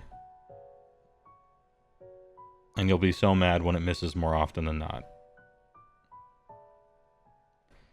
If this guy costs turtle or less, I like him. What is he at? Crazy. Crazy the Scared.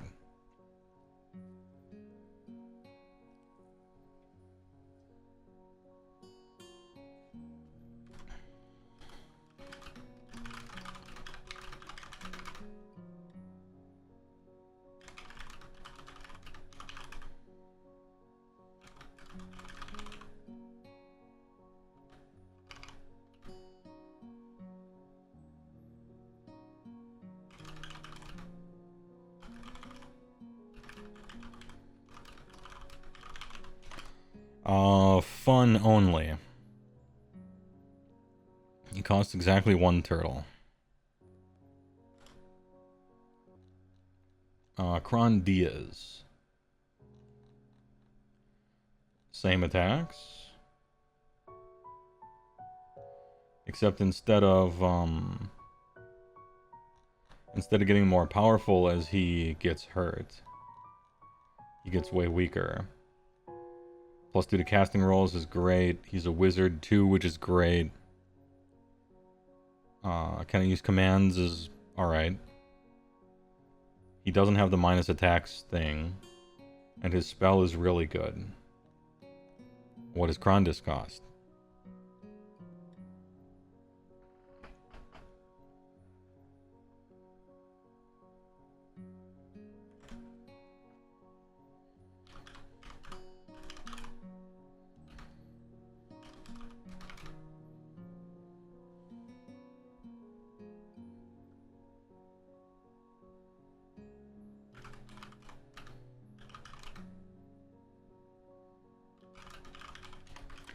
Maybe like fun only. Turtle Plus. Lord Celestant on Stardrake. Rain of Stars, okay. Weapons of Legend. Crit auto wound. Add 1 tax characteristic of other friendly extreme chamber units older than 12 this unit for the rest of the turn. Once per battle, any combat phase. Good ability.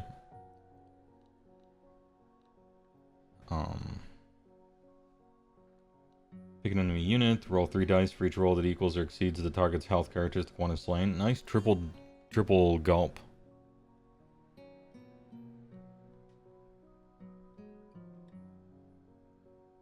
This guy's cool.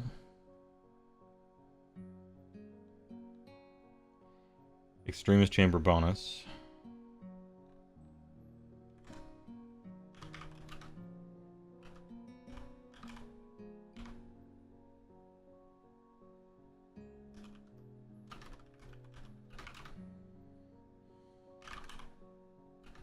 Twitch Prime.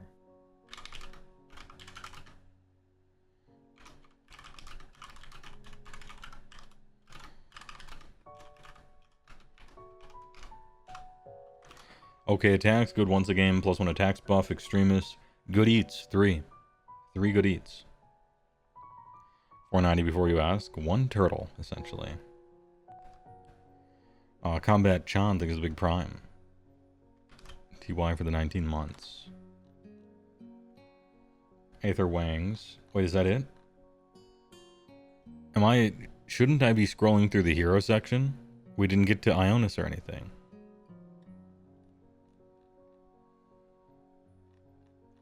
Don't tell me they have heroes.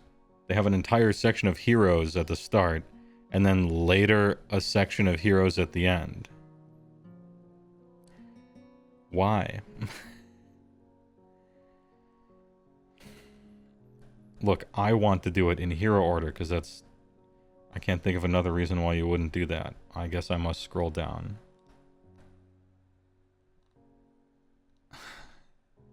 They can't do it. They can't put heroes alphabetical and then everything else alphabetical. They refuse. Their families are being held hostage. It's always been like this. I don't know why. Lord Vigilant on stupid Chocobo. Oh, but he's the cool looking guy. And the Chocobo at least has more feathers, which is nice. I don't like the type of mount, but it's a good looking version of it. He is Ruination Chamber. He's got attacks. Pick a friendly non-hero Ruination Chamber unit. That unit can use 2 fight abilities this phase after it. Oh, yeah, this guy's good. Lord Vig. Lord Bigelant.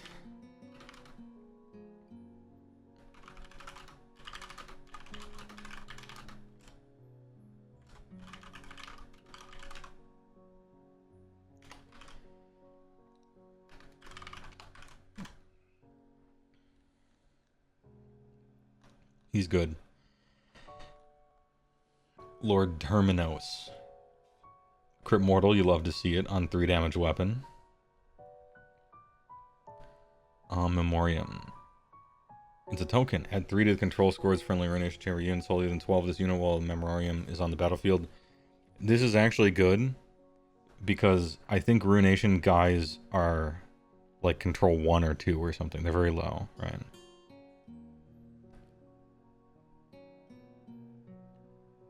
Earn an honorable death. Reaction you declare to fight ability. Pick a friendly non-hero Ruination Chamber to fight. We pick to use a fight. If picked to do, add 1 to hit rolls. Oh, cool. So this is actual buff then. Hey, did I quit reading too soon on previous pull into combat abilities in this entire book? Because the pull into combat abilities are trash. But this one gives a bonus you wouldn't have gotten anyway. So it's good. Are they all like this? Some of them, yes. Okay. Can I assume that the Ruination ones are like this, and the non-Ruination ones are trash?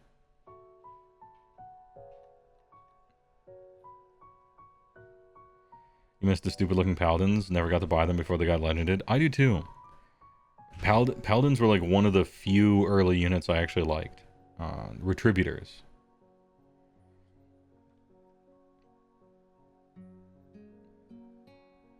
Now I have to look through all the...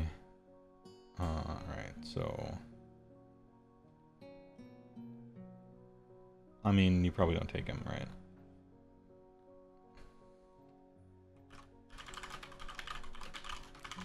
Fight ability this turn. Previous. +1 to hit rolls. Alright, Vandus Hammerhand. He's got the extra add 1 to hit rolls thing. Is he still trash? This one is not. That's the normal version. So he's extra trash. This one, add 1 to wound rolls instead of hit rolls. Is he still trash? Yes. This one is nothing. Okay. And that's it. Okay. So it's all over the place. It's just all over the place. All right. The big problem with that is you got to get the hero's ass into combat. And I'm probably just taking a bunch of heroes that can cast spells and use prayers. That's the sadness.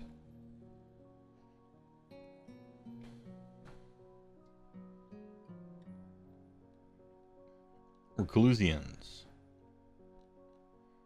The Druids.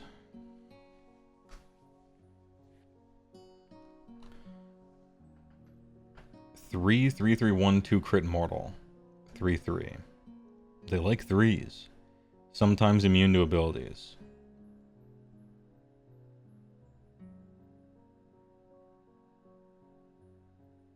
Well, any of the units' Memorians are on the battlefield, add 1 to the resistance rolls. Okay.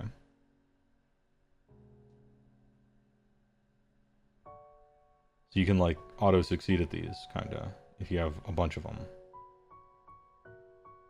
These are like the Chaos Chosen of Stormcast, yeah.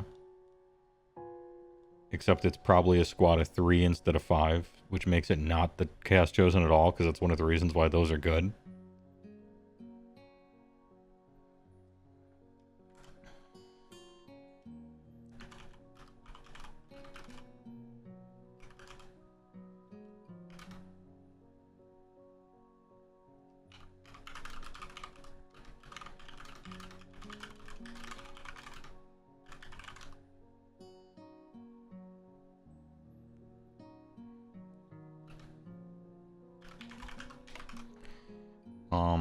Three-man cast chosen a Stormcast, they're great.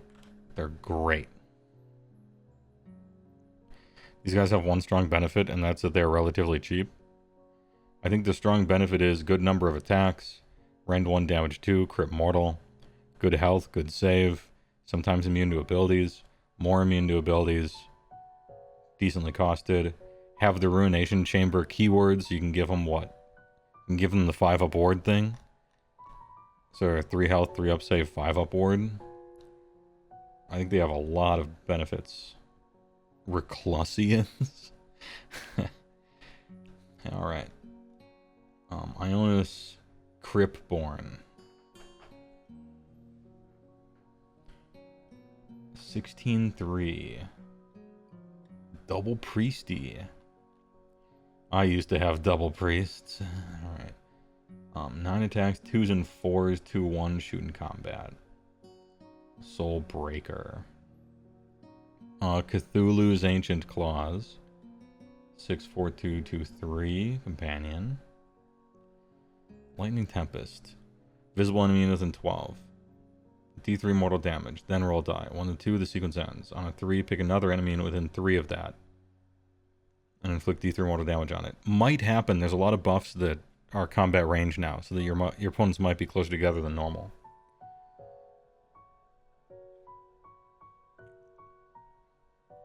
And this...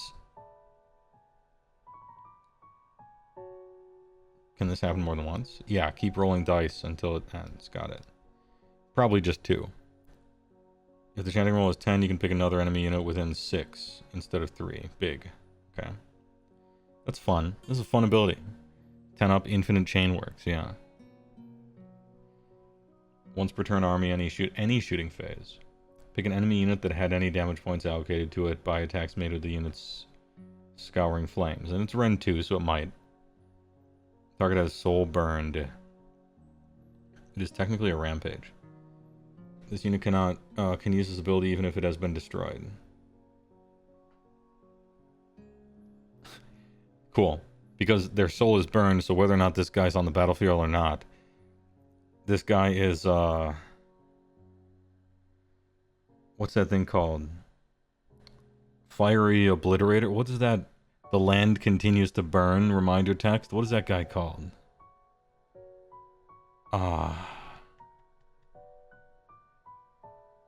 It's like Fiery Emancipator or something like that. Triple red casting cost. Obsidian Fireheart, that's it. That shit is cool. Alright, Ionis...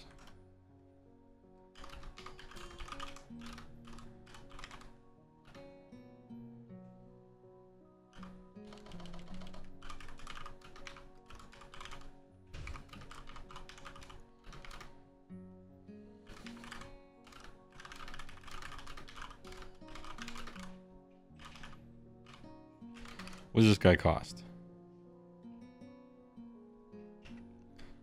Ionis Jason Cryptborn. 420 is a 420.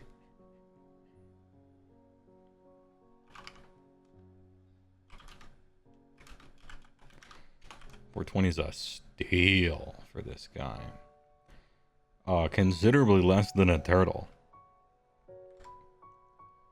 Yeah, if I'm making a Stormcast army, it starts with Ionis Cryptborn, and choose one parenthetical 1 other hero. And that's it. Yeah, auto include, as I look at it here, you know, who knows what things end up looking like, but seems like an auto include to me. No question.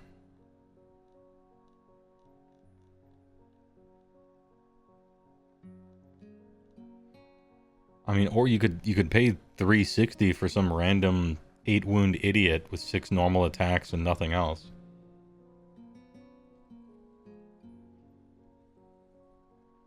Yeah, you can take John Flagman.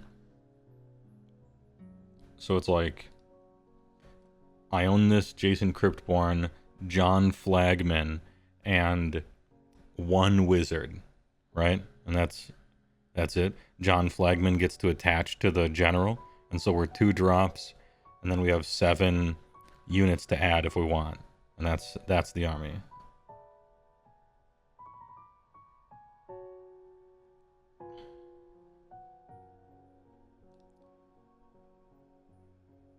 Aether Wings. They're birds. They're beasts. They have 12-inch move, and the rest of the War Scroll's blank. I mean, hey, look, +1 to hit rolls for Vanguard Chamber. That's cool, actually. If these things aren't too expensive, you would take them for just VPs, you know?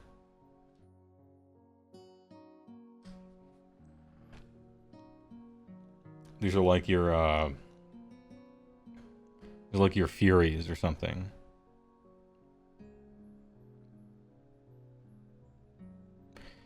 Burb confirm. 90 points, Gigapass. That makes me feel bad that my Frost Sabers are 70. And considerably worse in every way. Do you mean my Frost Sabers aren't good, chat? Or is that what you're trying to tell me? Alright.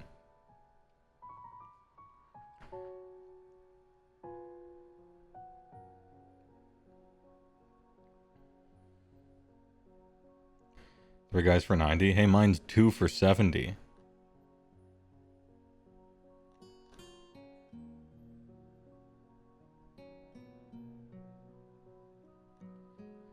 You can't use Aether Wings for Deep Strike. I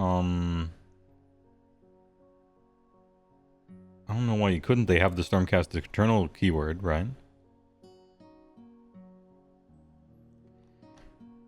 Vanguard Chamber is like, you know, you would take these with long strikes or something, right?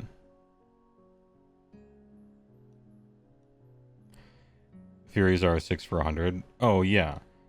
I don't mean that they're, like, as good as Furies. I'm just saying they operate in the same job, right? Which is fast flying thing in an otherwise slow army that costs 100 points or less. You can't use their ability out of a Deep Strike. How come?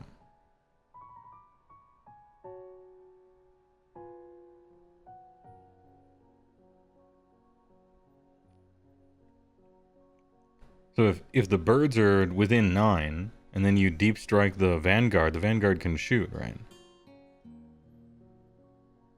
Oh, what you mean is the birds can't Deep Strike into position. Yeah, of course not. Yeah. I thought you kept meaning the shooting guys, and I'm like, the shooting guys can definitely do it. Okay, you were talking about the birds landing. Yeah, you can't do that, obviously. You have to move them. Alright, yeah, I thought you meant like the shooters can't for some reason. I'm like, they sure can. But yeah, birds can. Annihilators. Meteoric Hammer, sure. Possible Strike Last. Which is technically usable on the opponent's turn, though very expensive. Blazing Impact. Within 10, D3 for each target, 2 up, mortal. Okay, they have Stonehorn Charge ability. 2 up base save is kind of nuts. They die to mortal damage though, so that's a problem. They don't die to anything else though, that's for sure. And they're probably cheap. Grift Hounds. 9-inch move, 2/6, 4/4/4/01. These are Frost Sabers. Hey, these are more like actual Frost Sabers.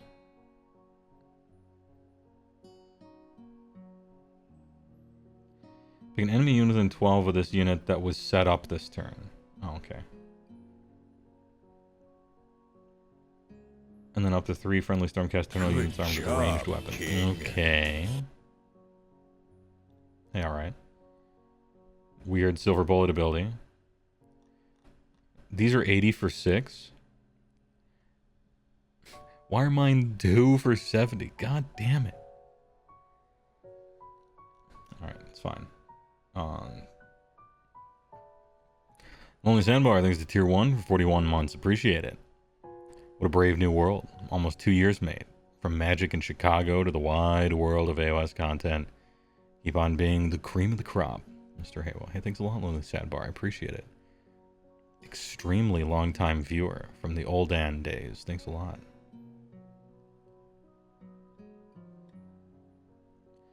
Annihilators. Their weapons are amazing. No ability, but their weapons are quite good, right? You almost can't get a profile better than this in infantry anywhere. Technically, they're warrior chamber.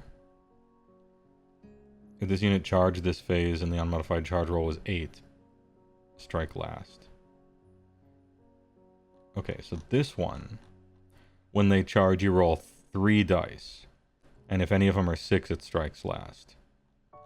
And this one... Wait. Enemy unit that charged, pardon me. I was like, surely this is the defensive one and this is the offensive one, right? Yes, that's correct. They both have strike last thing. And then the blazing the impact. These are the ones you use, right? Annihilators are fun. 10 attacks. Potentially 2s and 2s, 2-3. Just meat and potatoes.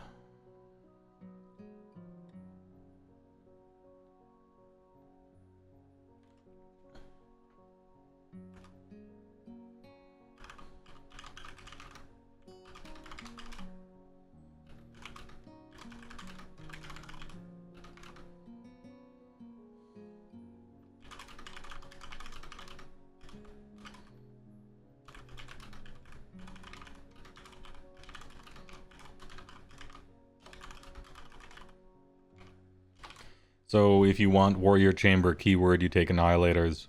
And if you want Reclusian keyword, you take Reclusians. And if you take Reclusians, they're cheaper. Okay. Either way, you'll have fun. Concussors. Stormblast. Crit 2 hits companion. Putting crit 2 hits on 1 attack? Don't talk to me.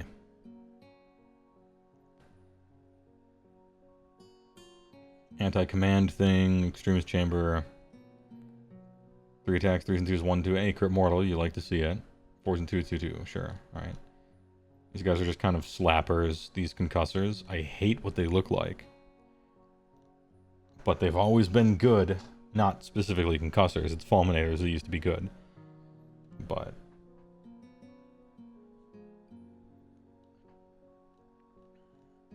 they come in units of 2, which is weird. Desolators, Thunder Axe, Anti-Infantry Rend. Add 1 damage characteristic of the unit's Thunder Axe as a target unit's 10 more models. Okay, so 3 attacks, 3s and 3s, 1-2, Anti-Infantry. Potentially 2-3 against certain infantry.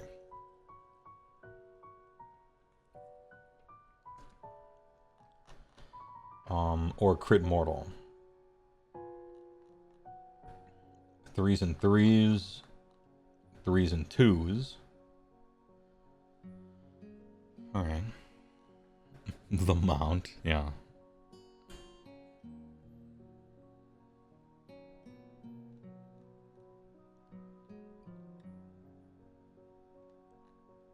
You know, I like the guys that work against everything with the mortal wounds and better wound rolls. Call me nuts.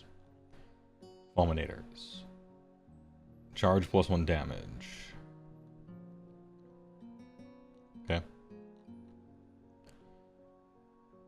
So 3, 3, 3, 1, 3. Did they lose 1 health? I'm pretty sure they always had 5 health and a 3 up. They used to have 5 attacks, I remember that. Now they're down to 3.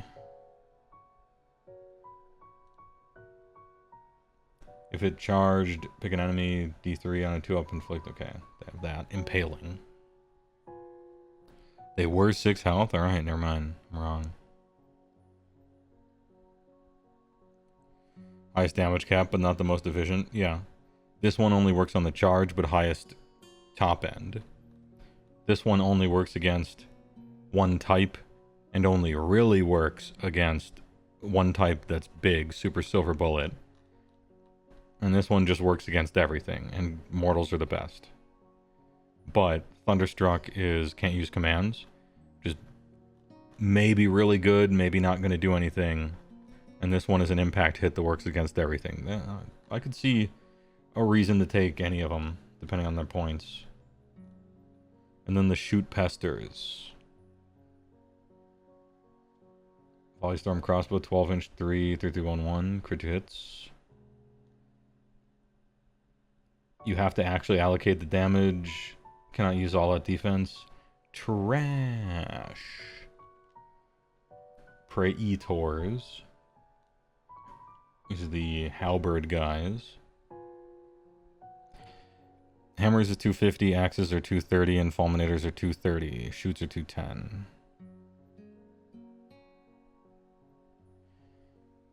So I could see taking hammers, I could see taking fulminators. Probably fulminators.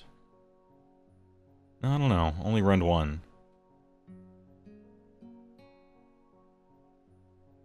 I don't know. Hopefully like the real dragons are better somehow, because they look cooler. Praetors. Pick friendly Stormcast Eternal's hero to be the soul-bounded charge. 5-up ward for them and the guy. Sure. Alright. If you really want to protect a man's, you can.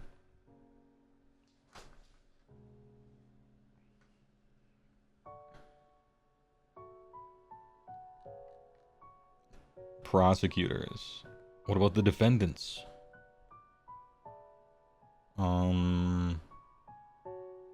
36 charge always. 3 attacks, 3s and 3s, 1-2. Ruination Chamber technically. Coherency range at 2. If these guys are cheap, they're kind of cool. They're essentially cavalry. They just don't look like it. They're kind of neat.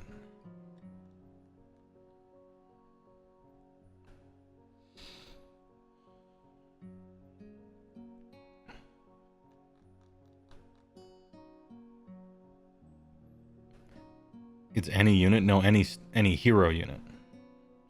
Any hero unit. Which does include a dragon. Now, the dragon is very fast, and these guys aren't, so that's going to be an issue, but...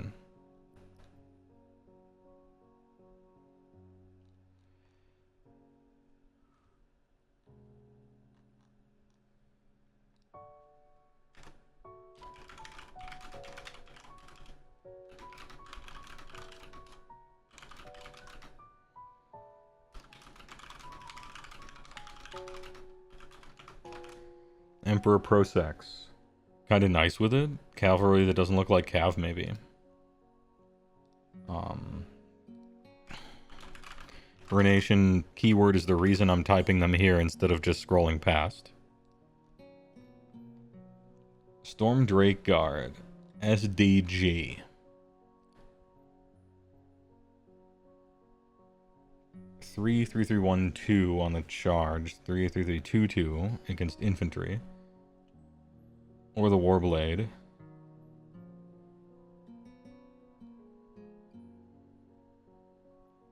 And it gets overwhelming charge except only 2d6. And it works on a 3-up. Big coherency. Extremist chamber. Okay. 9 health, 3-up save, 12 flying.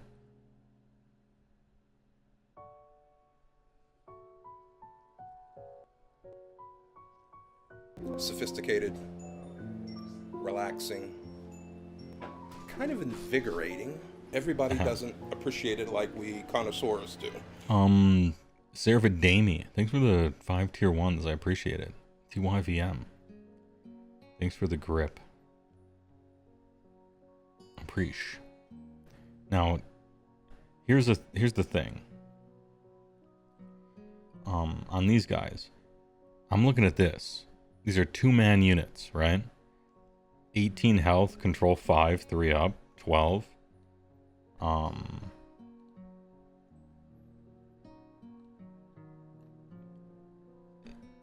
You got to get both charge and anti-infantry to get better than a Warblade.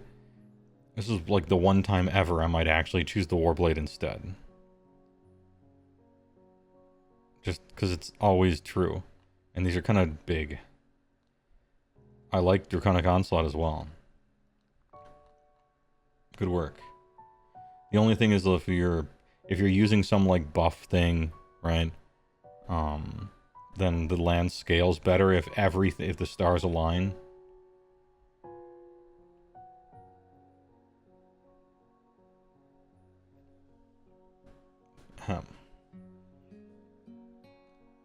I think dragons are cool. I don't know what they cost, but what do they cost?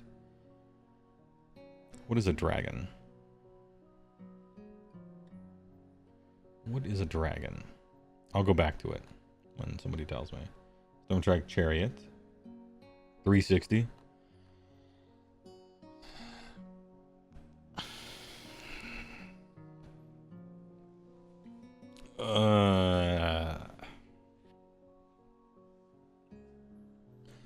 That's a lot. Is that a lot? That feels like a lot. The last one time they felt like a lot too, but they were really good.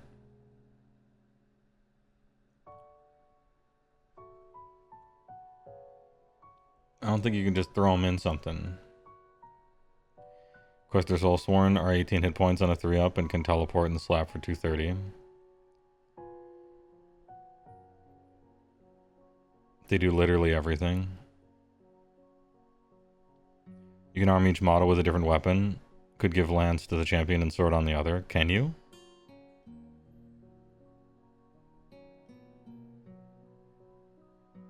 I don't think you can. They do count as a lot on one objective. Did they have a champion? Yeah, they do. The Dracos did not. I don't know. We'll figure out if the points are good later, but I think the War Scroll's decent. Not the most damage I've ever seen, but they're big and they do a lot. It says each is armed with a weapon of choice. Yeah. One of the following options, right? So, each of them is armed with a lance, or each of them is armed with a warblade, right? Or does it mean each individual one is armed with either this or that? See, you could read it both ways, is my issue.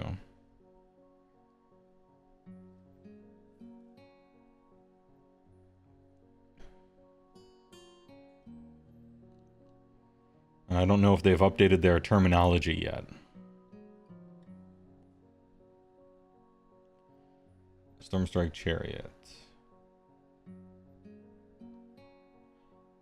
I think it would be cool if you could read it, or I think it would be cool if you could equip them differently. It'd be neat. Because then you give the champion the lance and you're like, cool, you know. It'd be neat if you could. Either spear or bow. Well, it ain't the spear, I'll tell you that. It is the bow. Shit's a war machine, 10-inch move.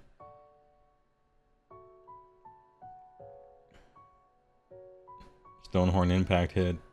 Celestial Blase. When this unit uses power through, inflict an additional D3 mortal damage. And add D6 to the distance. Doing donuts in the parking lot behind the unit you just ran over? That's funny. I'm sure this thing is technically good. I wonder if it's worth a drop. Chariot is tankier than a literal dragon, yeah. Sick doogies. Yeah. Vanguard Juntas. Pick an enemy unit to be hunted. Add 2 to the move characteristic while a hunted enemy is on the battlefield. In addition, add 1 to hit rolls for this unit's attacks that target the hunted. Fastest Stormcast in the world. 7-inch move.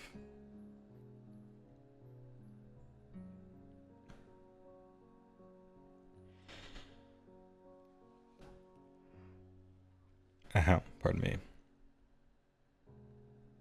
Whatever.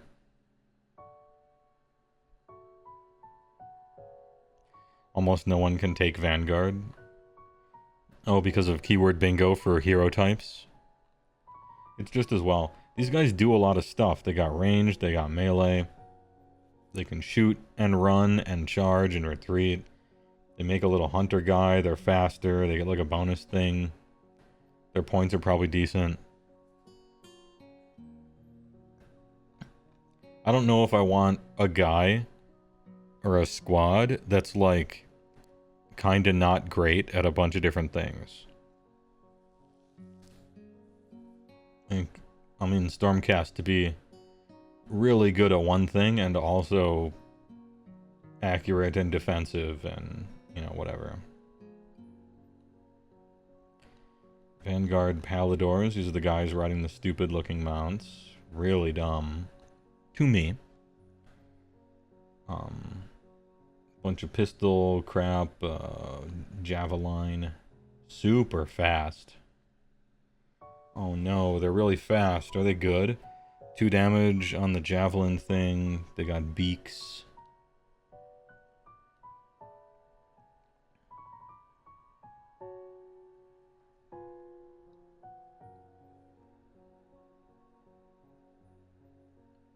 This unit can immediately use a shoot ability as if it were...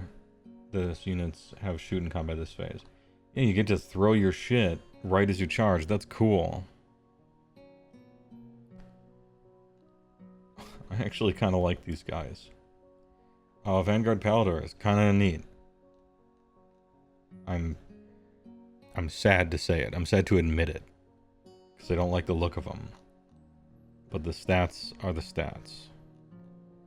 And then these guys are shock hand axes. Oh, these guys are better. Yeah.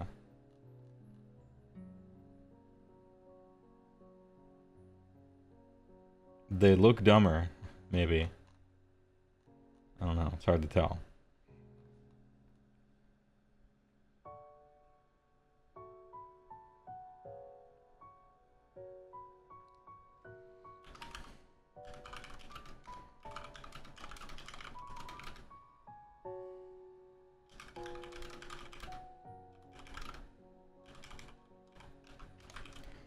Sadly, they seem decent.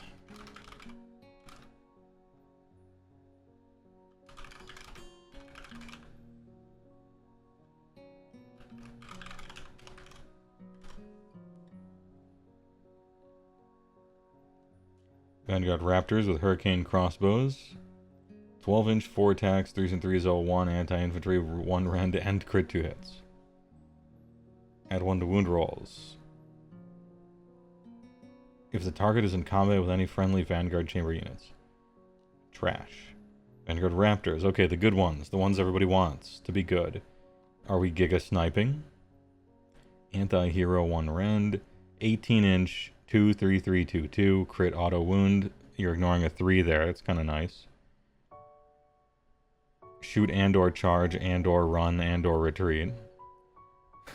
Headshot. If this unit has not used a move, because why would you want to move in a tabletop game, and was not set up this turn, no fun allowed.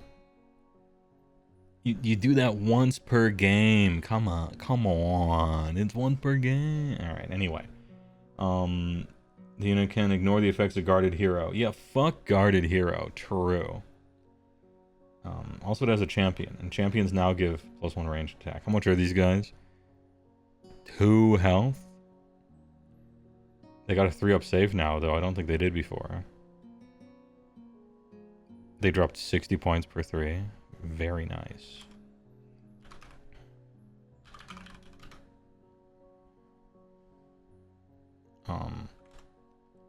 Vanguard Raptors with long strike crossbows.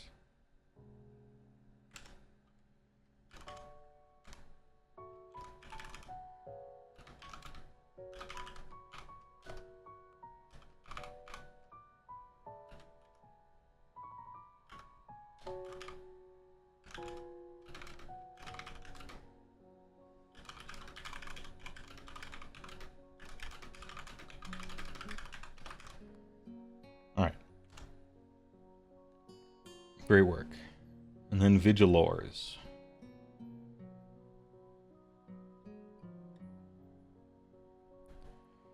Stormcaller Bow, Storm Blade. Navigate the Storm. Oh, these are the guys that kind of do everything. That was their problem before. 18, 2, 3, 3, 1, 2, 3, 3, 1. Kind of fast though, +1 move.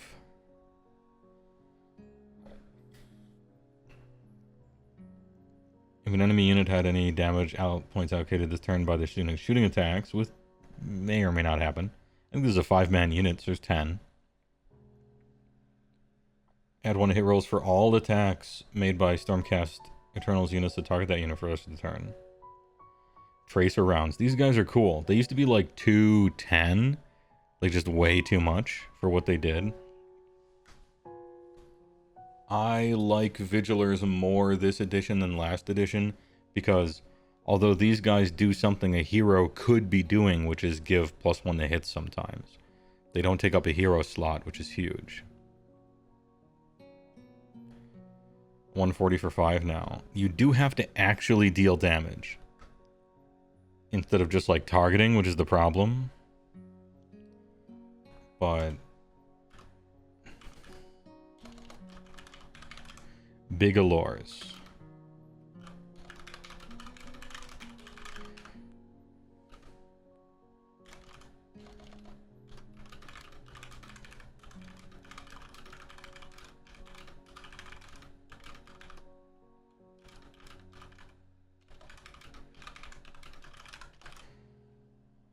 Glow up this edition, +1 to hit tracer rounds maybe, way cheaper, no BL, no hero slot. Nice.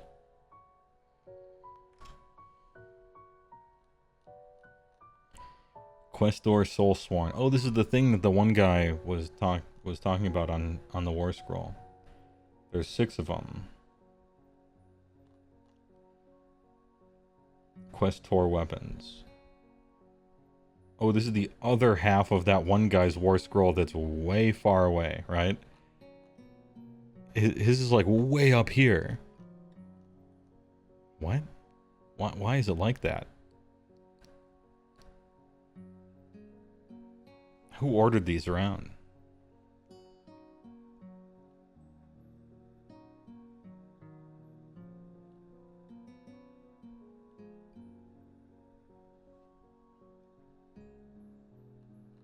So, Questor Soulsworn.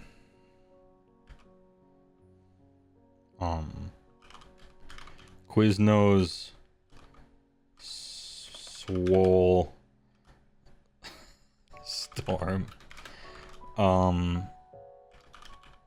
They're like great and do everything. Kind of big. No, Quiznos Swole Storm. And then Celestian Vortex, we got through it. Okay.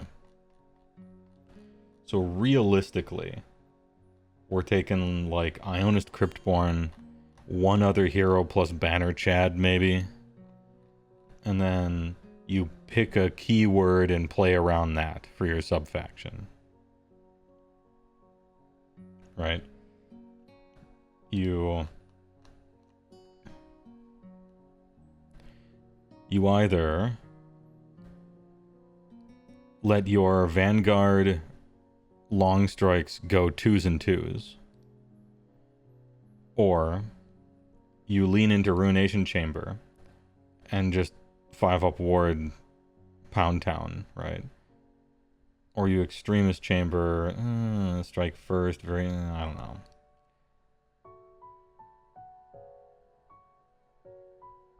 Yeah, I think it actually is Warrior Chamber or Bleak Citadel.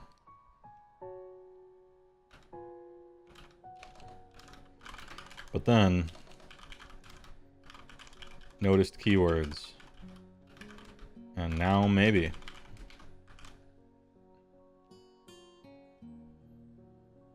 Thunderhead sub-faction only gives +1 for combat attacks.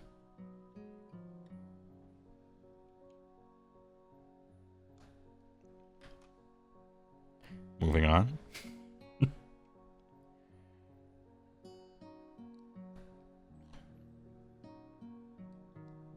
Okay. Stormcast was in S tier fun allowed. I was so young when I put them in S tier, right? I was so young. I hadn't seen all the rest of them yet. Where does Stormcast sit now? All their stuff is cool and good and exciting. The only thing that sours me on Stormcast now is how few of them I will end up getting to play with because of the overly restrictive battle regiment shit. You know? Looking at all of the Stormcast War Scrolls, you wish the game were like 3,000 points so you could play all of them and all the cool stuff, right? And you gotta make a million hard choices. I guess that's every army now. Keyword bingo bullshit. Yeah, that is dumb, and I don't like that. I think they're still very fun. I think they're gonna go to nice. They go down, but not too much. They're really cool. Yeah, I think we're in A tier nice. They definitely do not go any lower than that. But they're not like crazy fun allowed, right? They're just very nice. Very nice. Okay. And good work. Alright, 2.5 hours in of our 76-hour stream. Get up, stretch your legs a little bit. Top off this drink, hit you with a commercial. And we proceed in alphabetical order after Stormcast. But I'm bad with the alphabet. So when I get back, we'll see how many people in chat want what army. And I will choose based on what a random person types with no system or process or promises. Anyway, there's never been an ice cream like it. Alright. Every time I cut back after a commercial, I sink lower and lower in my seat. Soon I will be in full recline. Cities of Sigma.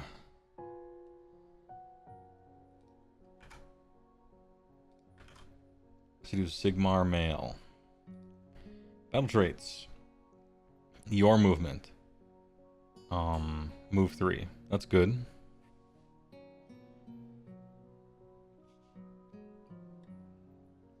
If it's human, you can pick an additional one. Cool. That's good.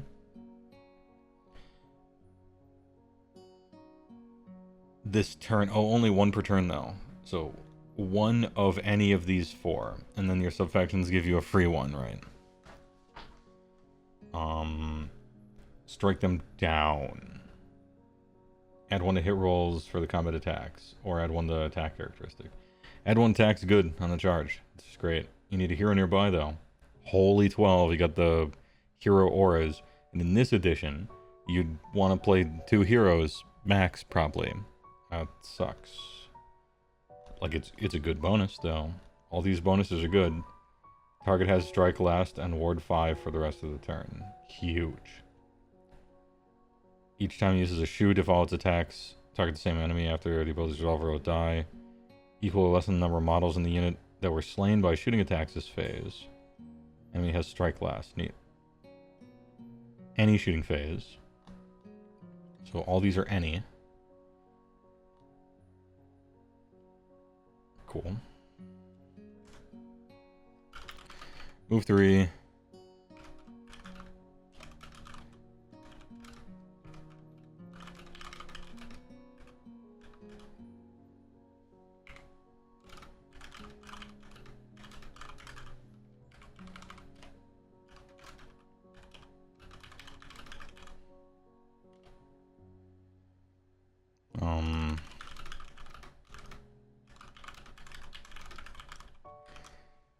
strike last on shot target, maybe.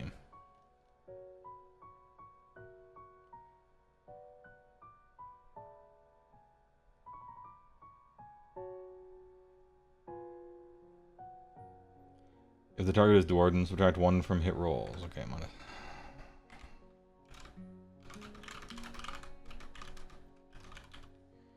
-1 to be hit if Dwarf. Good.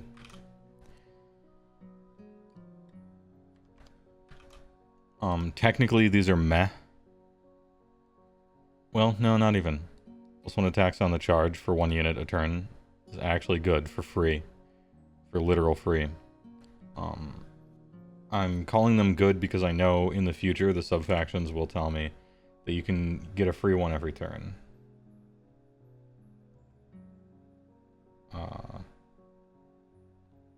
Never mind. Damn, where did you get that from? Was I making that up in my head? I thought the preview article said that that the battle formations were like, hey, you get one of these auto. You can use them as many times as you have heroes. Oh, okay. Well, then these are better. I must have been... Yeah, I was thinking Geometrica and all that stuff from Luminath. Yeah. I was thinking Luminath.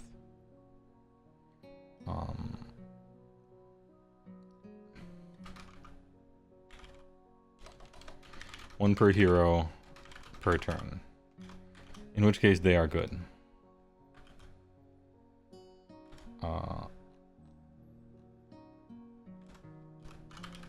Subfactions. So the Yawnbringer Crusade, am I right? The Dongbringer Crusade. Add 2 move characteristic friendly to Sigmar units in the first battle round only. I don't like that. I mean, adding 2 to the move characteristic of your entire army is sweet, and you can get into position and stuff. But I hate shit that's like first battle round and then your thing does nothing for the rest of the whole game. I don't like that.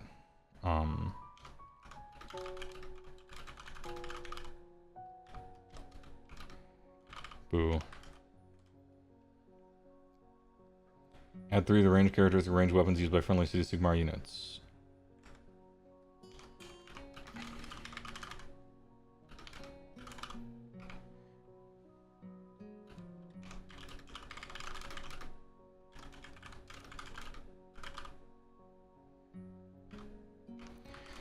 Meh. If your shooting is great, then meh plus.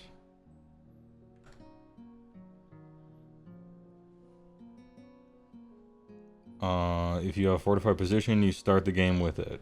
In addition, the first battle round, -1 from wound rolls attacks target friendly cities units with it. Friendly.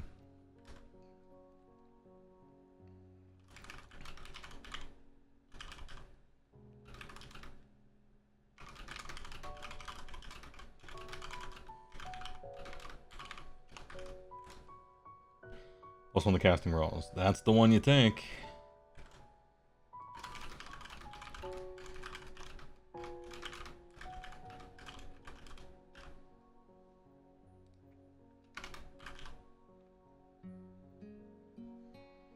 Alright, subfaction's bad, but you take the +1 to cast wizards army-wide. That one's good.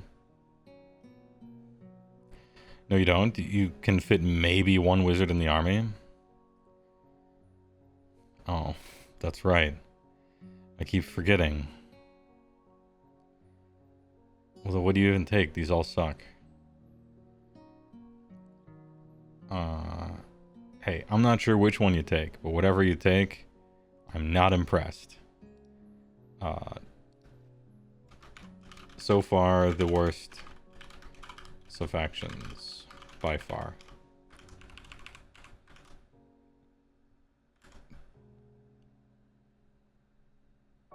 You take the shooting one because Fusors are 120 points for 10. That's really cheap. Alright. Alright, heroic traits.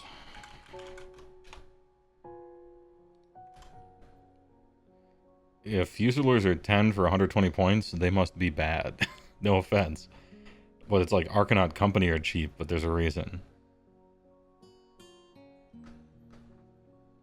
Master of Ballistics. On a friendly city, Sigmar unit uses all attack command and shooting phase while it is within its unit's combat range. Add 1 to wound rolls for the unit's shooting attacks. This effect is in addition to the effect of all-out attack. Okay.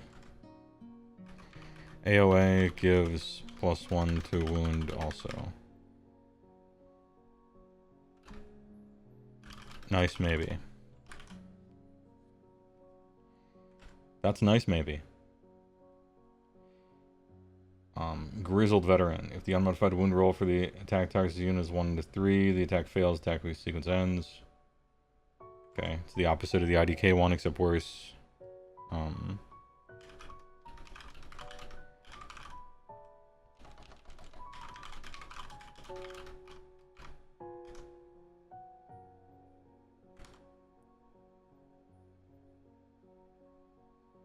In the shooting phase, not combat? Yeah. Oh, I didn't write it. I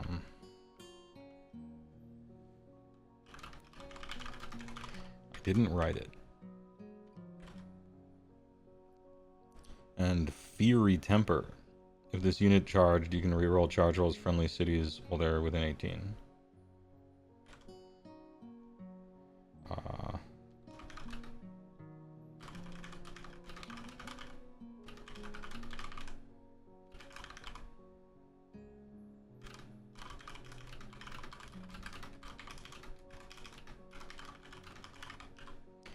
Old Beast Claw one that isn't really good unless you have a boss ass monster hero. 18-inch reroll. Meh.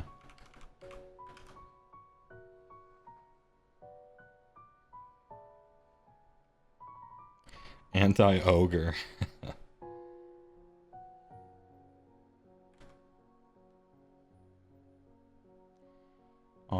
I want to see if you have like some sick ass shooting unit or something that would make this one better. I still think you might just take this one.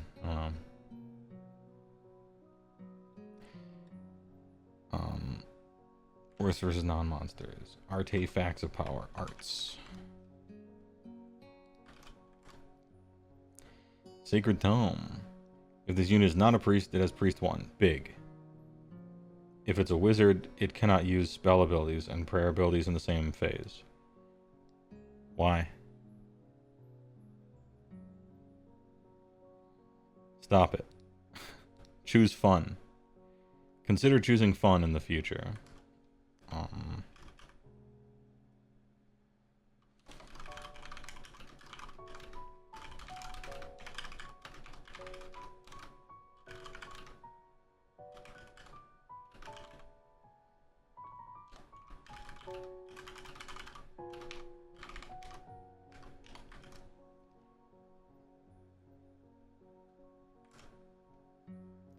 Glimmering. Each phase you can reroll 1 hit roll, 1 wound roll, and 1 save roll for this unit.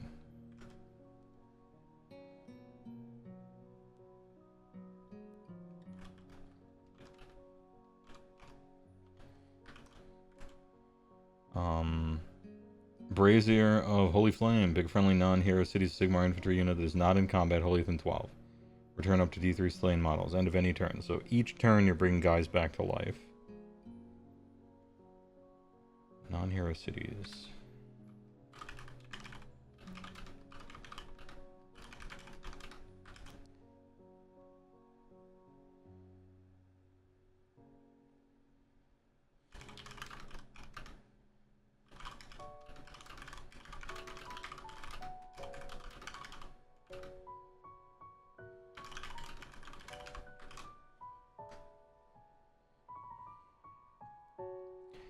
Breezer Holy Flame regen D3 dudes who aren't in combat each turn melee range. You choose this like 100% of the time. Surely a bunch of your heroes aren't a wizard or a priest, and this allows you to possibly take them. So it's great. Even if you can't put it on a wizard, whatever, it's still good. I share your pain. I had the same thing last edition, and it sucked.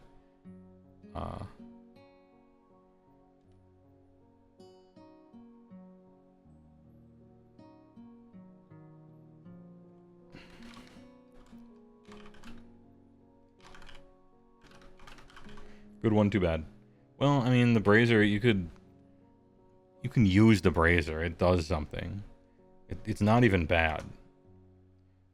It's not even bad. You got your shooter guys and they've taken some damage, you can bring them back. That can add up. That can add up. If you can become a priest for free, I think your artifacts are good. Spell lore.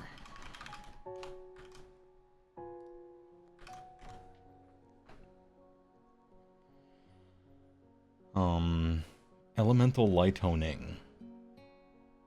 Enemy 18, D3 mortals, then roll a die for each other enemy unit within the target's combat, 4 up D3 to that. Okay.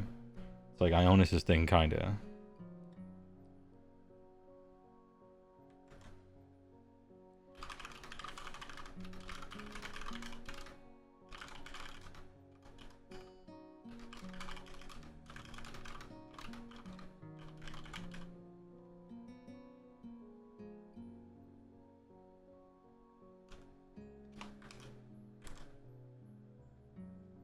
Speed of the twin-tailed comet.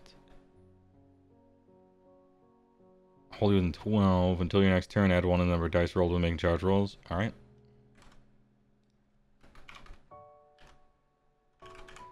Great.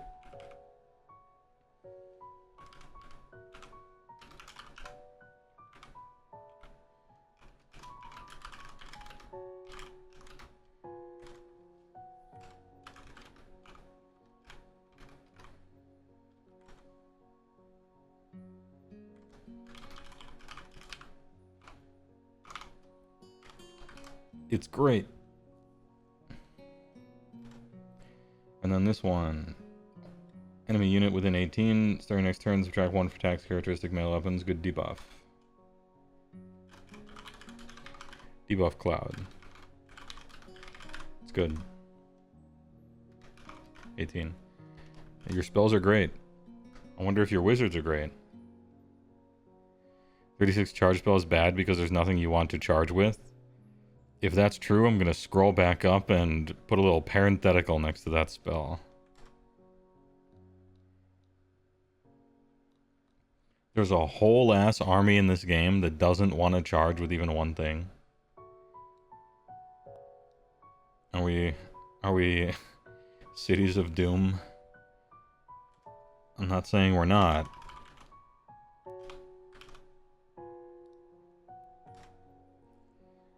Wrath and Ruin. Roll 6 dice. If the chanting roll was 8, roll 9 instead. For each 5 up, click 1 mortal damage at the target. If 3 or more damage points are allocated to the target as a result of this die rolls. Ignore positive modifiers, save rolls for the target. Trash.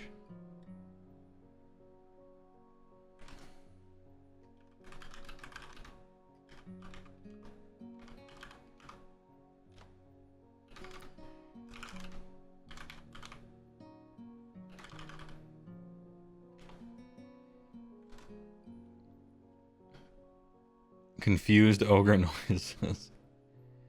Unfaltering aim. Pick friendly Sigmar priest. Holy 12. Add 1 to hit rolls for target shooting attacks for the rest of the turn. In addition, if the chanting roll is 10, add 1 to wound rolls as well. Okay.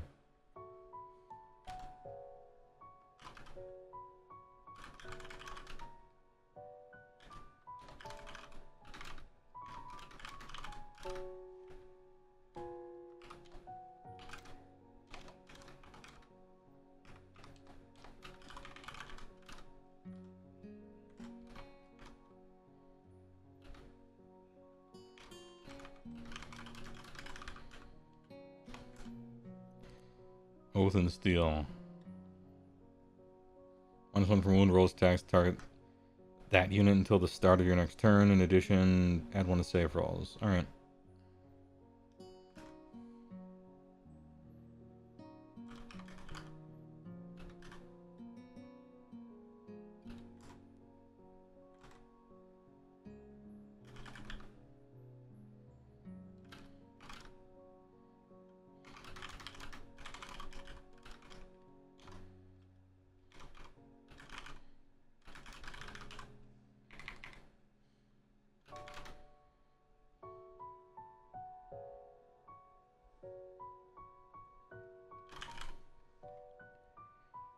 may be nice. I gotta see what all this stuff goes on. Oh wait, Ocean Steel's a 5.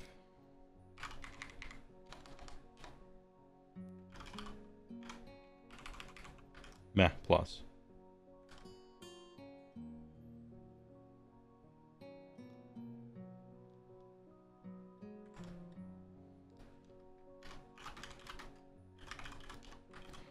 For Ifdorf.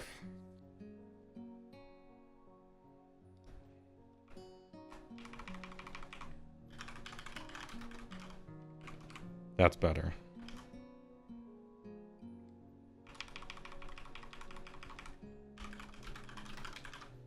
There. We'll just improve these a little bit. Unflattering aim and oats and meal. Now we're in the absolute units. Talia Vedra. Please be good. 15 health, 12 move, 4 up save. Warmaster, unique hero, monster, fly, ward 6. Not a looker. Not exactly a looker. Weapon of office. 6 attacks, 3s and 4s, 1, 2. Okay. Infernadine's Leonin Jaws. 3 attacks, 3s and 2s, 2, 3. Anti-monster plus 1 rounds. Alright. Infernadine's Scorpid Stinga. 3 attacks, 4s and 2s, 3, D3 plus 3. Okay. Small number of high impact attacks, I suppose.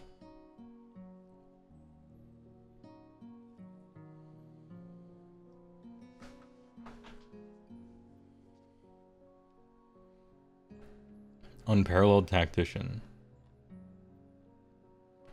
When you use an Officar's order ability, you can pick an additional friendly city unit wholly within 12 to be the target of it.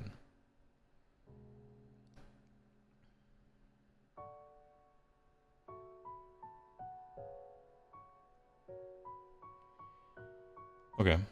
So you can, essentially you can target yourself. Like, perhaps there's more to it, but baseline, it's like every order you use, you get to also use on yourself.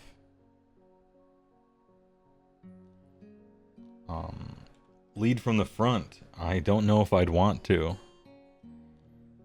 If this unit is in combat, pick up to 3 other friendly cities, wholly within 12 of it to be the targets. How many do you want to be in combat with her, charging in? For each target, you can return a number of slain models to the unit with a combined health characteristic of up to 3. Okay.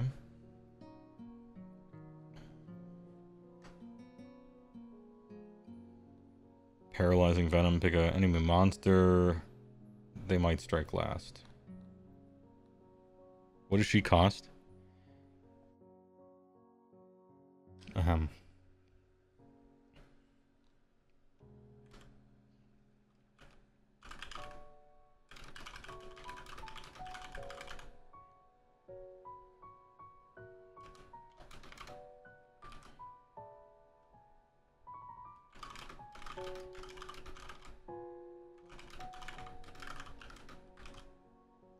$310, okay. Some Husguard on Stonehorn cost, I guess.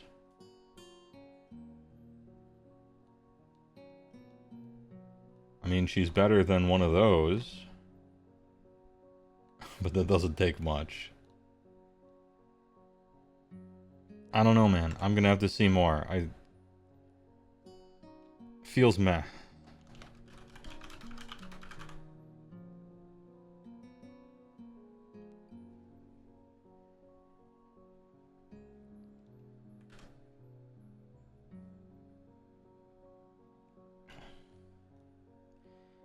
Pontiflex Zenestra.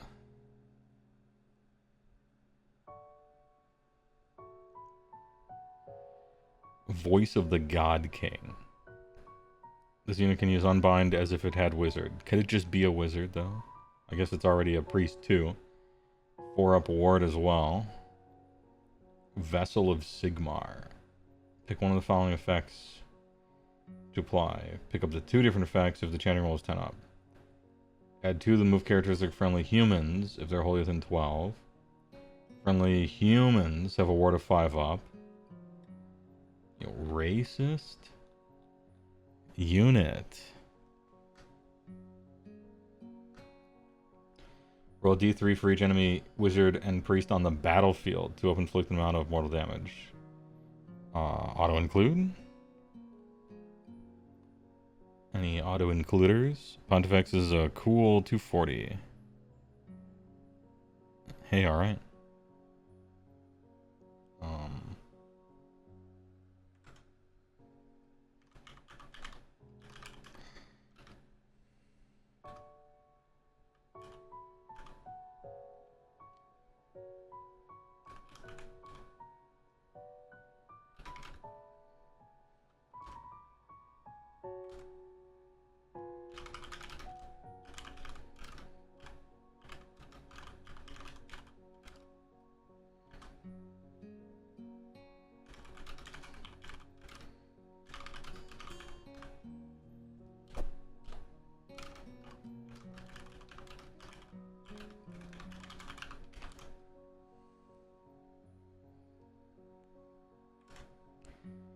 Seems good.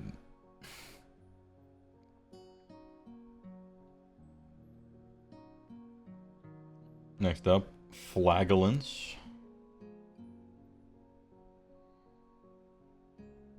1 health, 6 up save. Castigating Flails and Clubs. 2 attacks, 4s and 4s, 0-1. So you're telling me they're chaff, huh? Yeesh.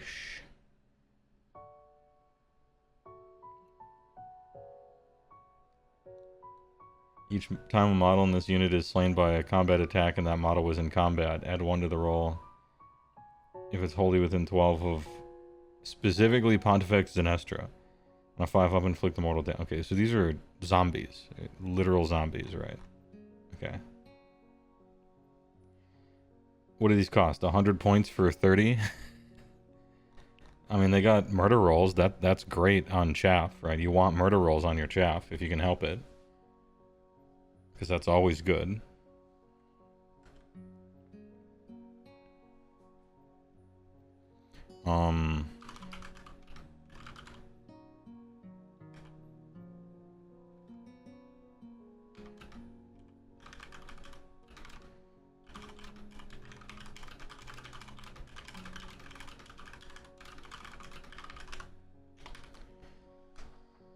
$100 for 10, alright. Yeah, human zombie elements. They explode when they die and are chaff. Both of those things together is always good. The models aren't. And they get a bonus to the roll if they're next to the auto-include lady. Hey, alright. Free Guild Mason. On Griffin. 15-4. 5 3s and 4s, 1-2. 1-3 on the charge. 6 4s and 2s, 2-3, okay. You declared the redeploy command. If you roll 1 to 3, you can use a value of 4 instead. Cool. Yo, kind of cool. I like stuff like this. This is cool. Piercing Blood Roar. Roll die for each target. On a 4 up, the target cannot use commands. Whatever. Nope. Free Guild Marsh All and Relic Envoy. 5-3-5. Dueling Pistols. Shoot in combat. Heirloom Warhammer. Yo, that is an Heirloom Warhammer. Kind of nice looking. Masterforged Longsword, Silver Short Sword. This unit is armed with one of the following. Oh, never mind. Only one of the cool things. Besides... Nope, okay, it actually just one. Dueling Pistol and Short Sword. This unit's Relic Envoy is a token. Add 3 to the control scores of other friendly humans while they are wholly within 12 of this unit. Maybe this is the type of army you would care about that. Attendant Relic Envoy. It is a great on hour. Take a friendly City Sigmar human wholly within 18. While this unit's Relic Envoy next to the target. If this unit's relic convoy is currently next to a different friendly unit, move it. Okay. Well, the target has a relic envoy next to it. It can be picked to be the target of a order even if it's not wholly within 12. If this unit is destroyed, remove its relic envoy. This is good. Freakled Marshal, and what does this thing look like? Is this thing cool looking? Hold up.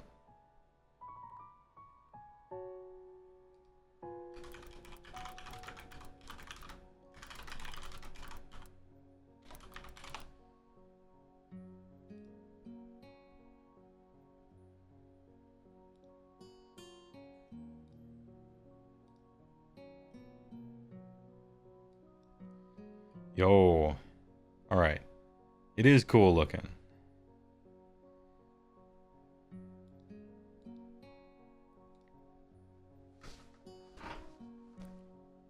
This guy's cool. Make him a priest. I really like the order thing.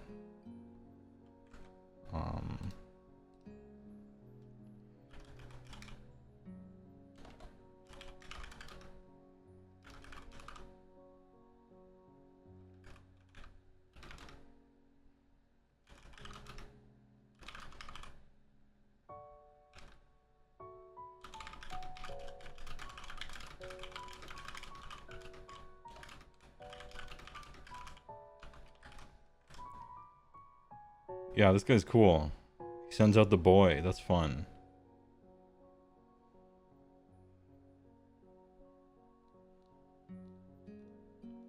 Freehold Cavalier Marshal. Oh, is this the guy on the horse that looks so sick? Please be good.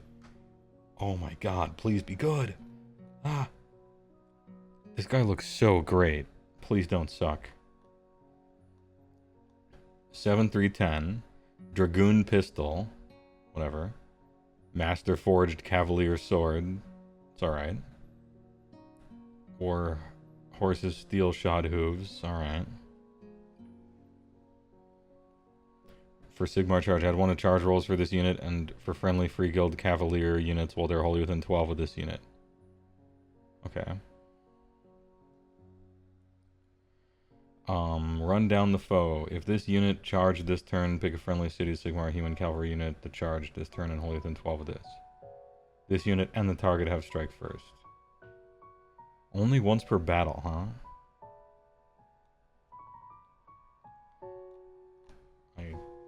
I'm so sad.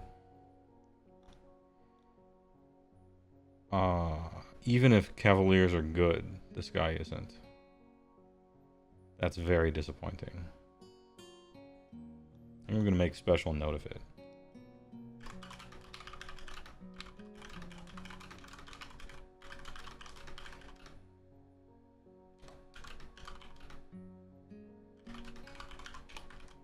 Okay.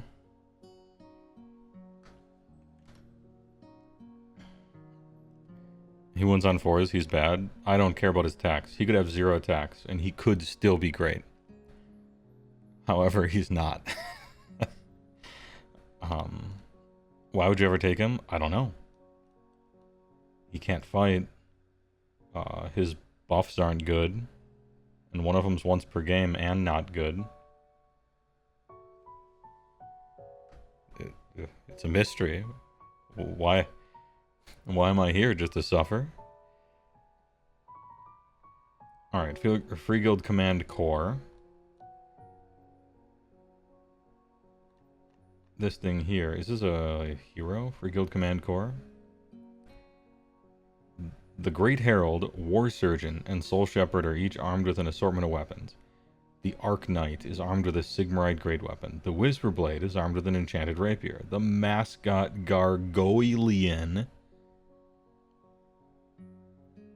is armed with a Gargoylean's Bite. This is the Dungeons and Dragon party, the command squad. That's cool. Can you be good? This is sweet.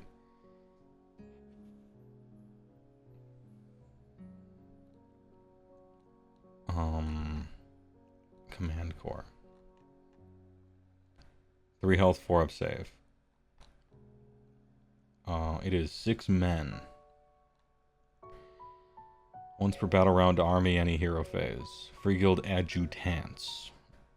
Pick a friendly Sea Sigmar human. Wholly within 12. For the rest of the turn, the first time the target uses a redeploy, rally, covering fire, countercharge. Pick another human within 12 that also gets that. Okay. It's kind of alright. More than just kind of. The Marshal's Retinue. While any free guild Marshal and Relic Envoy units are wholly within this unit's combat range, both this unit and those units get ward 5 up. Sick. Hey, you actually want to take this guy, maybe. Right? Like, you maybe might take that thing. If so, cool.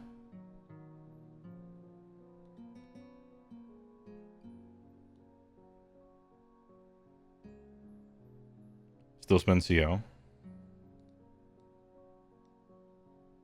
Why? Oh. Well, that's kind of shit. It's still good, maybe.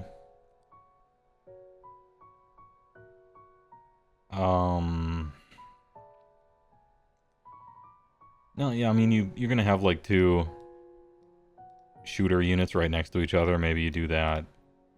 You could rally to... You could. You could still do it. It's kind of weird that they make you pay for it again, though. I like ward on this guy if you're playing that guy. Once battle army reaction, opponent declared a command for a unit within 12. They have to spend another, otherwise it's lost. Alright, that's super annoying. Sounds good to me.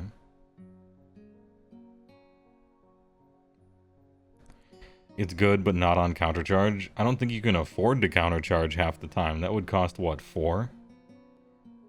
Do you have 4 available? Look, your opponent's playing like group hug EDH. They got like 6 auxiliary, and they're just like throwing command points at you every battle round. Then it's super sick. I kind of like these guys.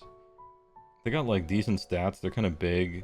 They got decent attacks. There's 6 of them. They do some cool stuff. They don't take up a hero slot.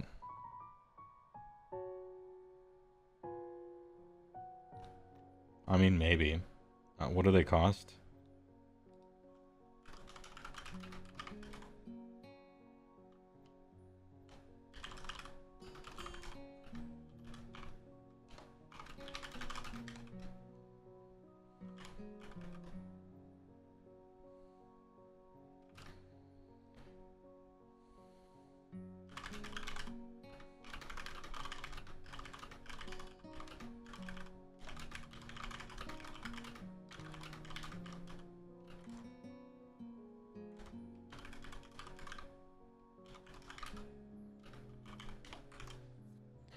$190, okay.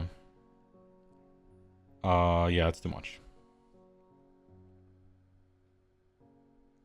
190 is a lot for a 5-up ward on the relic guy. I guess they get a ward too, right?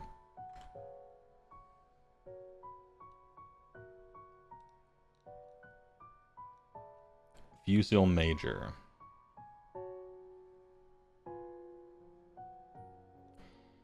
Long Fusil.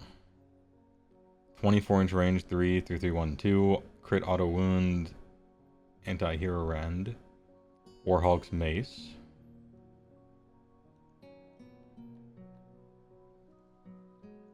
Pick an enemy unit that was targeted by this shooting unit's attacks. Add 1 to hit rolls. Nice. You got a lot of random like hit rolls in this army. You're gonna have to figure out how many you want and from what source. But yeah, he's a tracer man. And then there's some fortify thing that I don't understand. He looks cool. Very silly, you know.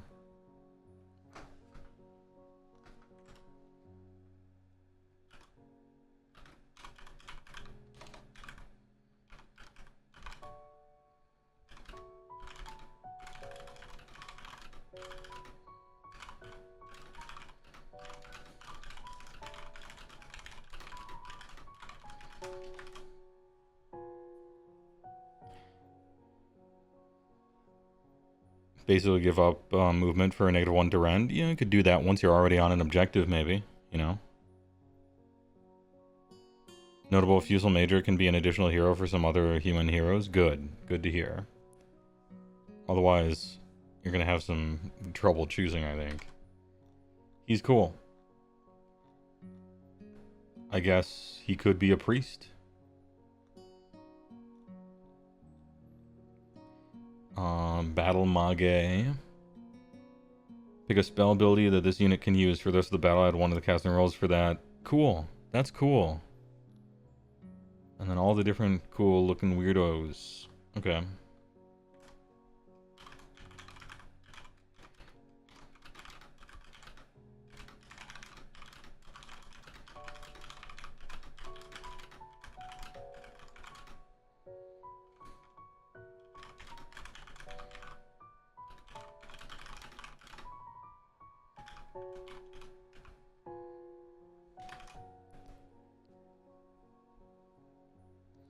+1 to cast a spell of choice. He's cool. If this was a previous edition of the game, you would always take this guy. But the way battalions work now, you probably don't, and you're very sad. Or maybe you do because you have, like, no wizards. Maybe you still have to. I'm not sure. Damn. I have started to build some armies. I hate the battalion system of 4th. I already hate it. Do not want or like. Battle Mage on Griffin.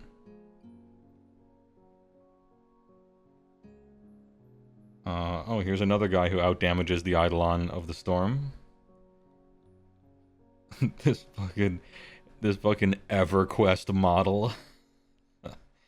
Wizard 1. Ghoulish Ferocity. 2-up, add 1 damage characteristic of its stuff. If it targets a monster, okay.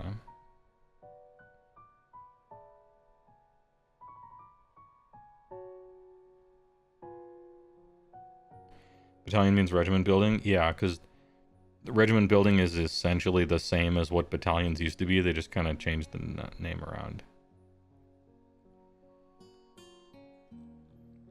I liked the idea of the new regiments. And then I saw their full rules, and I'm like, okay, I still think...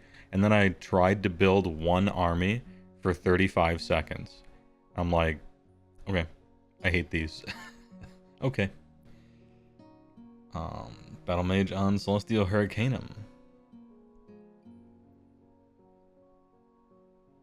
You think regiments are good for new players? I think Spearhead is good enough for new players. We've given them a lot. Haven't we given them enough? We gave them Spearhead.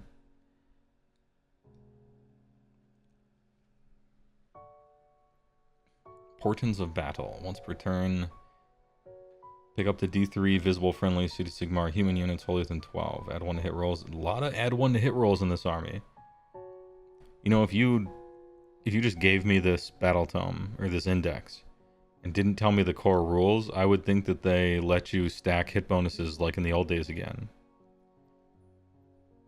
Instead, they just give you like a million different ways to get it. I suppose maybe that's fine. That's not even bad, right? It's not about taking all of the hit bonuses. It's about getting your +1 to hit in a whatever specific way you feel like. It's like, okay, I need to check the box of getting +1 to hit. So here's 5 units that do it for you.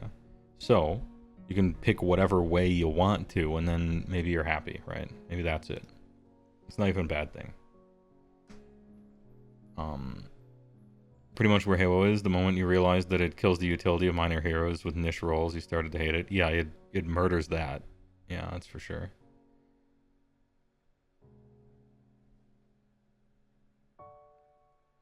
When army composition is more restricted, you need to have redundancy and buff application. That too.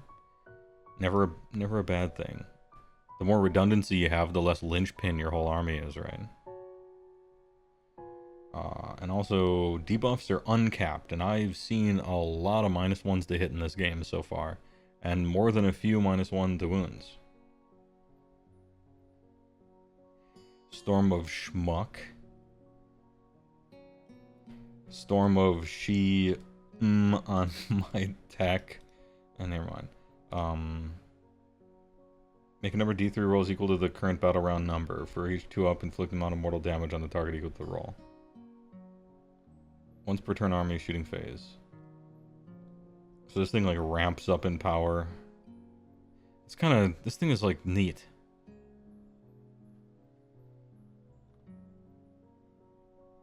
Has to be within 12 though, but it like ramps up in power over the course of the whole game.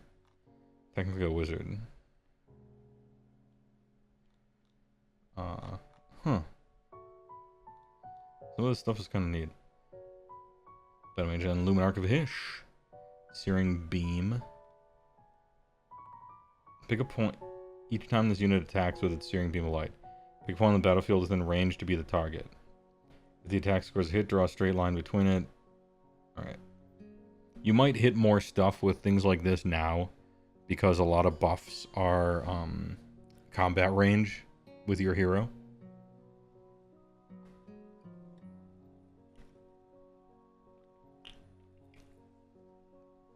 Ahem. Everybody gets a 6-up ward around this thing, just like the old days.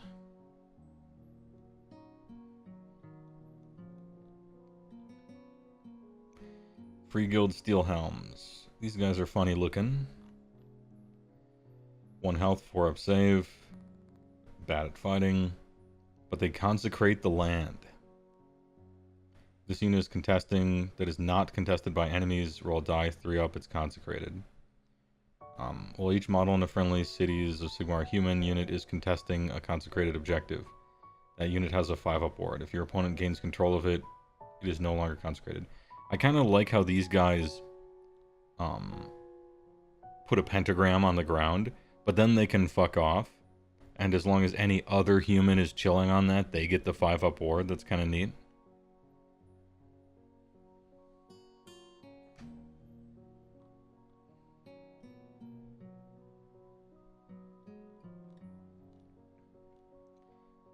Fusiliers. If you're fortified, you're 18-2-4-4-1-1. And if you're mobile, you're 12-1-4-4-1-1. Black Powder Squire. If this unit is Black Powder Squire token each time it uses a shoot. If it squires on the battlefield, you can reroll 1 hit roll. If the hit roll rerolled is 1, remove it. It's a very minor effect.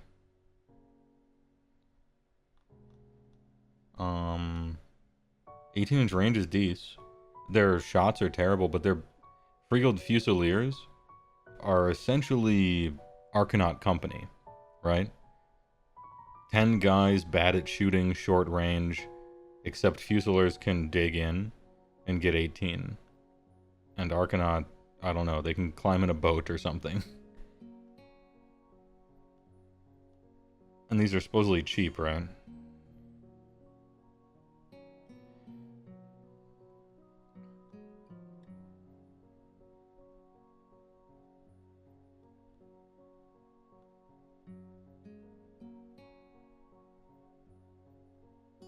And -1 incoming rend, whatever. Yeah, 21 range with a shoot formation, true. You can get a lot of bonuses on these too. How much do these cost? 120 for 10? Alright, so for the next 6 months, we spam like 80 Fusiliers. And then the next points change, start wringing our hands like, oh no.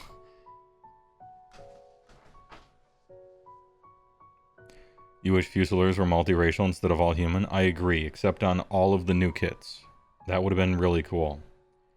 Got like a dwarven sniper in there, like a dwarven dude with a shotgun, an elf with a sniper rifle, and then like a human with a big tower shield and a rifle. And I think they should have been mixed units. I would have really gone for the whole melting pot thing. I think it would have been cool.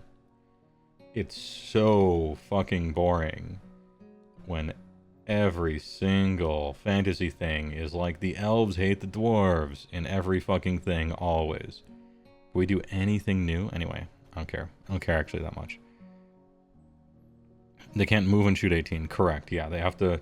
You put them on an objective and they just chill there like a living turret for the entire game.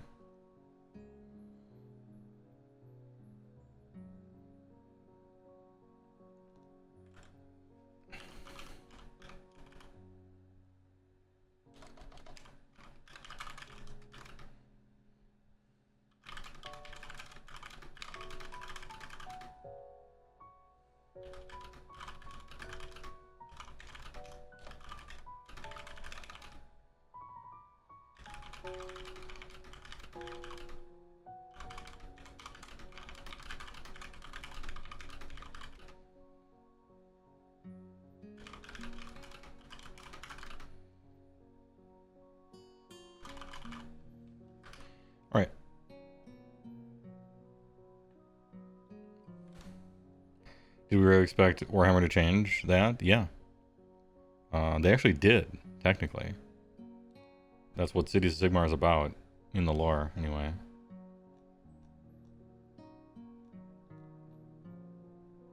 In a certain sense.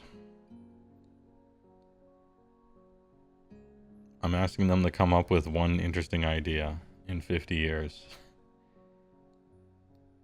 Just ripping off Tolkien and throwing it into a single country of Europe, you know, per race, was perhaps, like, interesting in 1981, but any army is looking command point hungry enough to want to max out at 1950. I've seen a lot of people building towards 1950. It doesn't seem like people are bending over backwards. It's just the first battle round, remember? So it's not like humongously important. It's not like not playing auxiliary, which you just never do, right? But if you find yourself at 1950, then do it. A lot of armies, the cheapest thing in it is like 100. So you might not be able to fine tune. Ahem.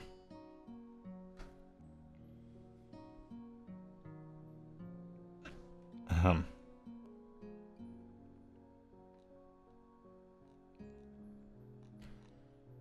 Oh, you can still play the ones that don't have the wizards on them. Got it.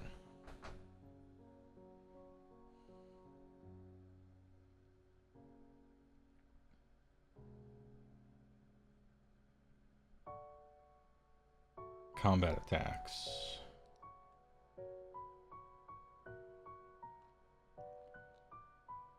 And so this thing is not a hero. You could just play it. And then Luminarch gets the thing. Searing Beam of Light. Free Guild Cavaliers. These guys look so sick. Now, they're humans, which means they have to hit on 4s and wound on 4s. That was the rule. They went back through all the war scrolls in the whole game, and they're like, if you're a human, you're on 4s and 4s, because that's a trained human, you know. That's it. And so you're going to have to get good with a bunch of buffs from somewhere.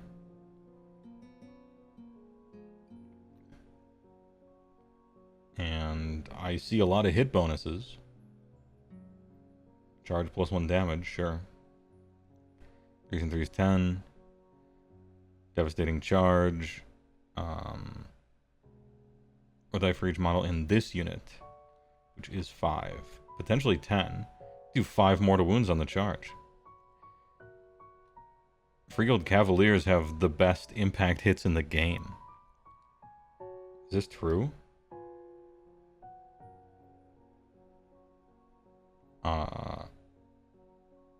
How much do these guys cost again?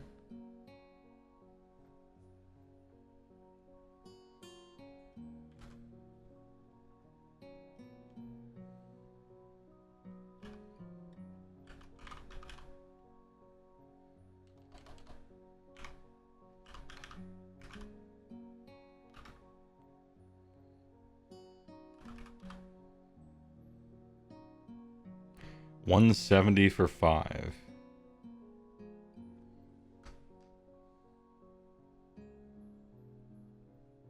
They do 3 damage on average on the charge unbuffed versus 4 up.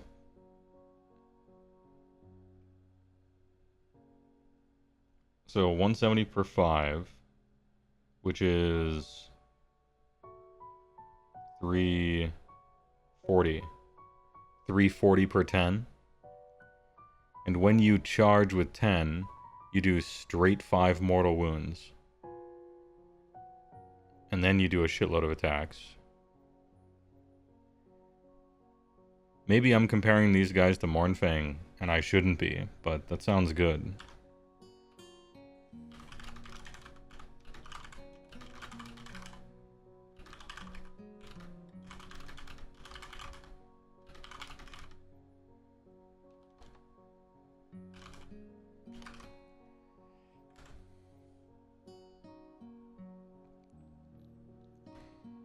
Iron Weld Great Cannon.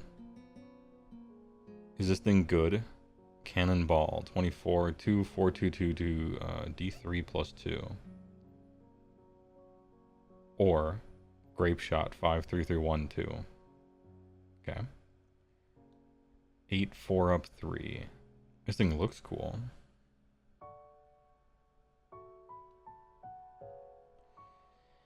Shot and Shell. Each time this unit uses a shot ability, if it is a fortified, pick either Cannonball or Grape Shot. If it's not fortified, it has to be Grape Shot. Okay. And then you fortify it. Ironweld Great Cannon. Does this thing cost 240 points? That's my guess. My guess, Ironweld Great Cannon, without looking it up, 240. What do you think? What is it?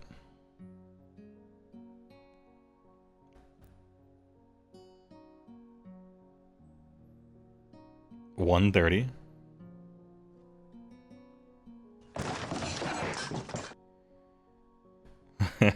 It's $130. Okay, the reason I guessed 240 is because that's what the Iron Blaster costs, and it has essentially a very similar profile. All right. I mean, the limit here is your drops, not necessarily points, but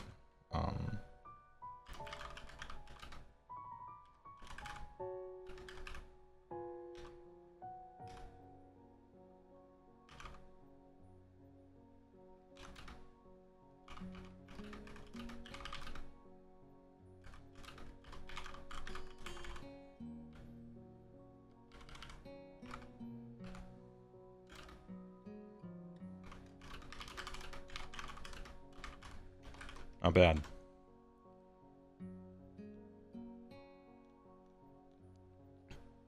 The reason it's so cheap is because if it moves, well, I don't know if it can technically ever move. Our scientists are still working on it, but it might not even have a move value. You see the Iron Blaster isn't completely useless in combat? I think it is. But I'm comparing it to other Ogre stuff. So, my opinion is skewed of how good something is in combat. You know, you look over here and it's like literal nothing, right?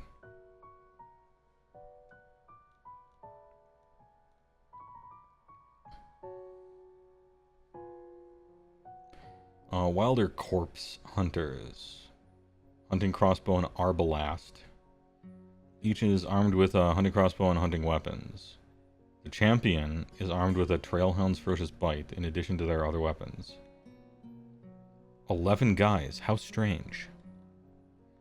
How curious. 2, 4, 4, 1, 1, 15. Deployment phase, you can move right away. Neat. This unit is not visible enemy units more than 12, while it is affected by the cover terrain ability. In addition, add 1 to hit rolls for this unit shooting attacks while is wholly within 3 of a terrain feature. Okay. Yeah, it's the Scooby Gang.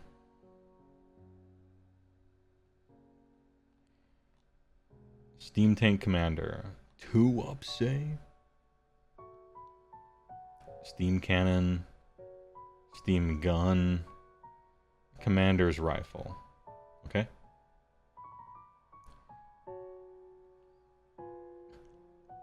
Look at his attacks. Roll 2d6. If the roll is less than the number of damage points this unit has, inflict d3 mortal damage on this unit. Otherwise, pick 1. Wait, if the roll is less than the number of damage points units have, so if it gets damaged, it becomes more damaged, maybe.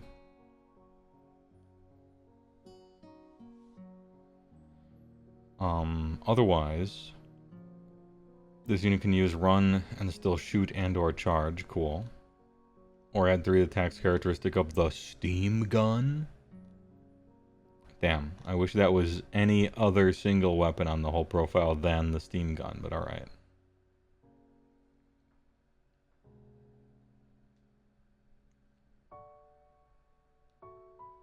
Division Commander. Pick up the 2 friendly steam tank units. For the rest of the turn, add 1 to hit rolls for shooting attacks made by this unit and by each target. Once per battle, blast away.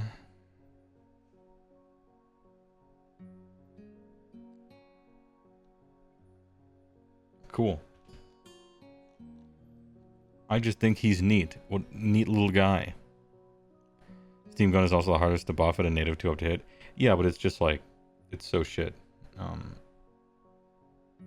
Force to wound. No rando attacks. Sometimes something will happen, I suppose. But these aren't very plentiful on number of attacks, but something might happen. 340? Okay. I'm starting to lose touch with reality as far as what things should cost, you know? I gotta play some more games, I think. You went to eat? Did you miss something hype? No, we're looking at Cities of Sigmar. Sorry, that was mean. I didn't mean it. Steam Tonk. Galen Van Denst. Double damage characters against wizards, priests, and manifestations. That's fun. You have your little daddy-daughter thing, your heroes. I don't think you're ever being taken. Moving on. Old world model. Can't wait for the dwarves to get their cities refresh. Pick a friendly non-hero City Sigmar Dwarden unit that is not used to fight. They can fight, but no buff. Ancestral Grudge Bearer. The enemy unit in your opponent's army to bear a grudge against. That's fun. You can pick an enemy unit that is in reserve. Cool. That's cool. For the rest of the battle, add 1 to wound rolls for combat attacks made by all dwarfs. Let's go. And this is deployment phase, right? So if this guy dies, I think you still just have this. Cool. That's fun. He looks cool too. I like the look of him. I like the look of him. Okay, now make it a priest. Rune Larad. Priest 1.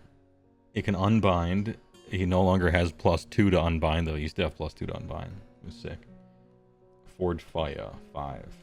Pick a Dwarden unit holy within 12. Starting next turn, add 1 to rend characters to get the target's melee weapons. Used to be +1 rend, period. You'd put it on the Blaze Masters. That was too good. Sad. In addition, if the chanting roll was 10, pick another. Okay. Damn, that sucks. But maybe you can add rend to a million dwarves or something. These dudes not looking great anymore. Long beards, 3 armor, 1 health, 4 move. Add 2 to the control scores friendly Dwarden, yeah, whatever.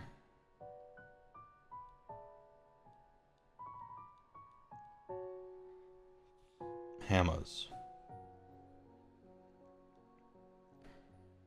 While any friendly cities of Sigmar Dwarden infantry heroes are wholly within this unit's combat range, both this and those have Ward 5. This is good, actually. 2 attacks a model, Force and 3 is 1-2. Rune Lord, maybe Rend 2. 10 Druids.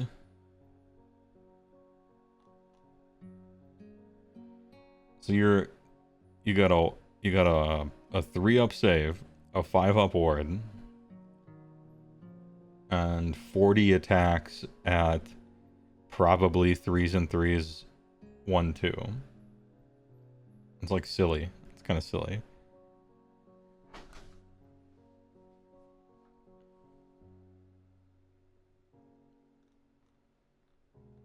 Iron Borkers. Drakefire pistols. Super short range. These guys used to have an anti-magic thing, right? If I recall. Like a once per game grudge torpedo or something. It's been a long time. Gromreal Shield Wall. While this unit is affected by the Hold the Line officer's ability, it has a ward of 4 up instead of 5. Big. huge.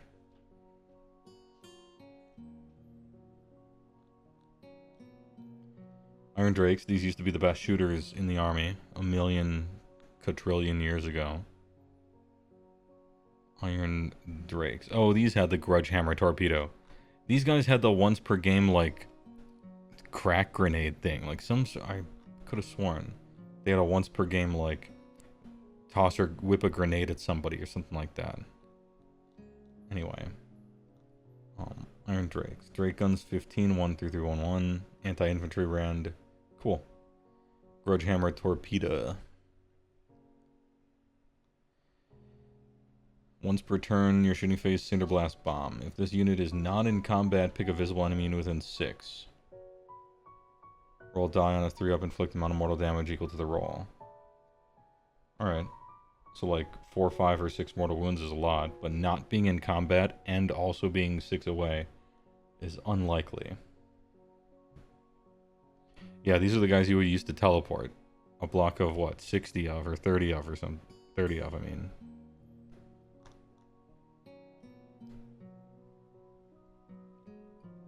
Cool. Look at this dude. Dwarves are so funny. This fucking dude. Look at this shit. He's the cogsmith. He's got firearms.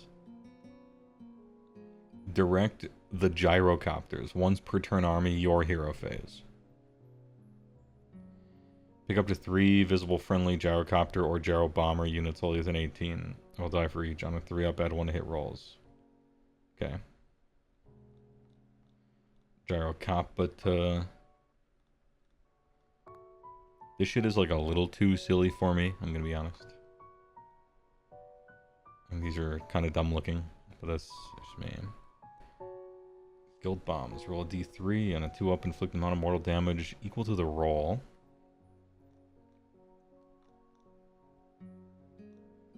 You're flying with move 12 over something. The Cogk. The Gyrocogter. And then the Gyro Bomber. If one is called the Gyrocopter and one is called the Gyro Bomber, and they both have bombs. On a 2-up, inflict amount of mortal damage equal to the roll. Drop it all. Make 2 rolls of d3 for each 2-up, inflict amount of mortal damage equal to the roll. Then roll a d3 for each unit, friend and enemy, within the target's combat range that does not have fly. And then do it again.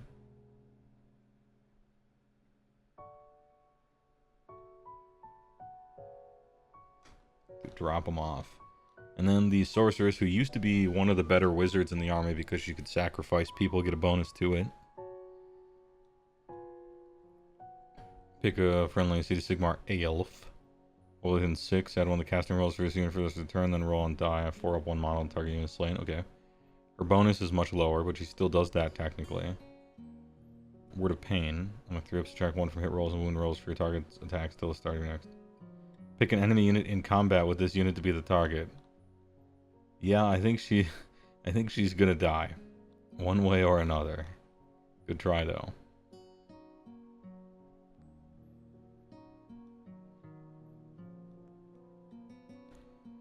Sorceress on blank dragon.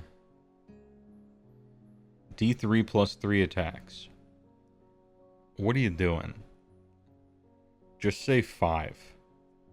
Just write the number 5. Do we have to do this?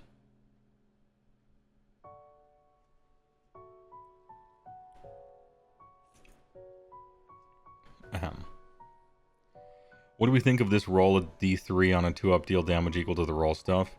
I like it because it's one roll to do something. It's just a time saver. It saves time. If you're going to randomly produce d3 mortal wounds anyway somehow, with a chance of failure, you just roll a d3 one time, point to it, and move on. It's like, you could have rolled 2 dice, but you rolled 1. I think it's a little lazy that every single ability in the entire game is that. They might have They might have overused it, perhaps, but I think it makes sense and it's reasonable. I don't like how it gives so many things a 1 in 3 chance of failure, which is a very high failure chance in my opinion, for a lot of the abilities that happen to get it. So I don't like that part of it. But it is a time saver, and I appreciate the streamline attempt. So in other words, my feelings are mixed.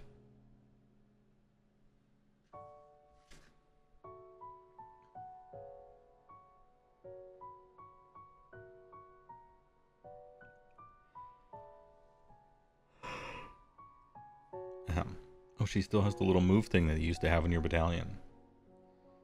Feed on life force. Pick an enemy unit in combat. D3, 2 up, inflict mortal damage equal to the roll. If any enemy models are slain, place a dark sorcery token next to this unit for the rest of the battle to a max of 3 tokens. Add 1 to cast for each dark sorcery token. Neat. Wizard 1. Finally, no longer has a 5 up save, too. She finally got her 4 up save after all these years.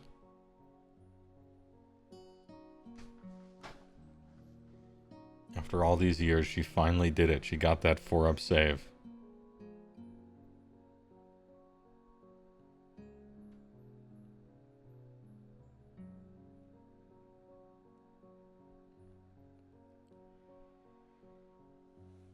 Dead spears. Dorkling spears, am I right? Anyway, if this unit did not charge, add 1 to wound rolls, whatever. Hey. Looking forward to that refresh. Can we continue with the cities? Can we get some city dwarfs, city elves, blackguard? These dudes. Any friendly city Sigmar elf infantry? Yeah, alright. Ward guys. They are the guard. War Hydra. This awful thing. Gugh. 5 up, 8-inch move monster thing. If you don't kill it in one go, though, it will heal 6.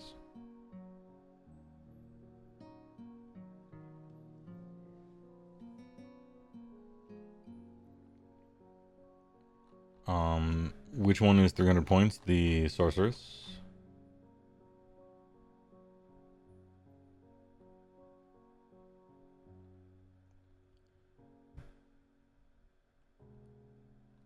I can't imagine anyone is actually playing a Dark Elf army in this day and age.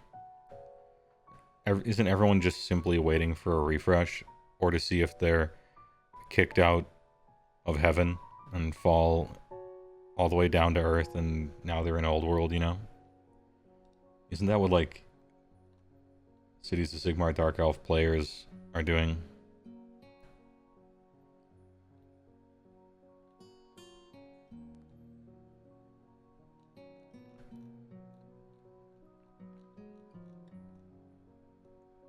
Bleak Swords have crit 2 hits.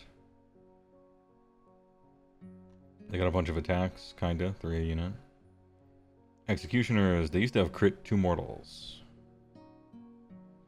If it charged, you get crit on a 5 of them instead of 6. Neat. These dudes. They kinda hold up almost.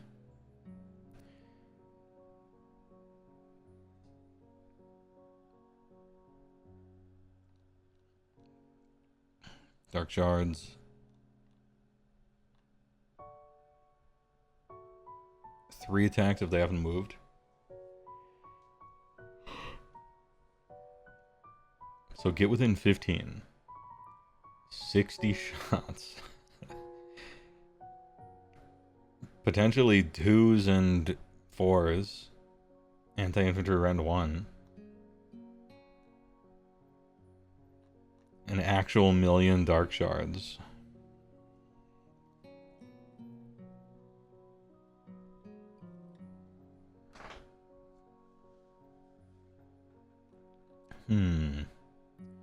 Drake Spawn Chariot. Dreadload.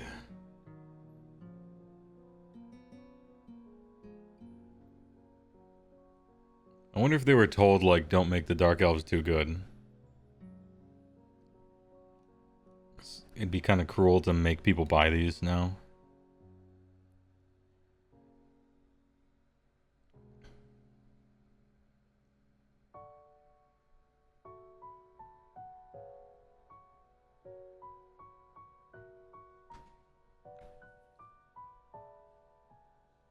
Seems kind of fun.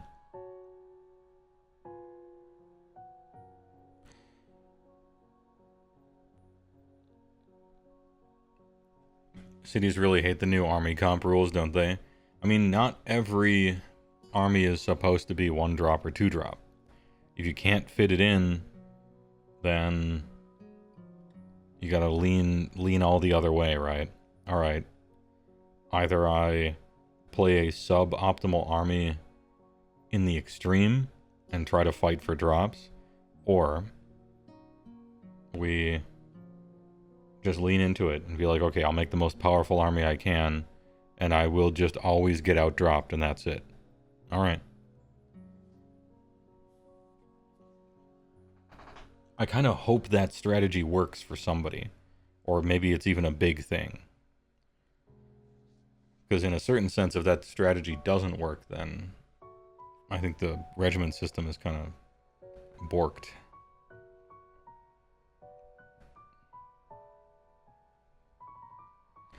Uh, 3 health, 4 up save, 12 move. Dark Ridas.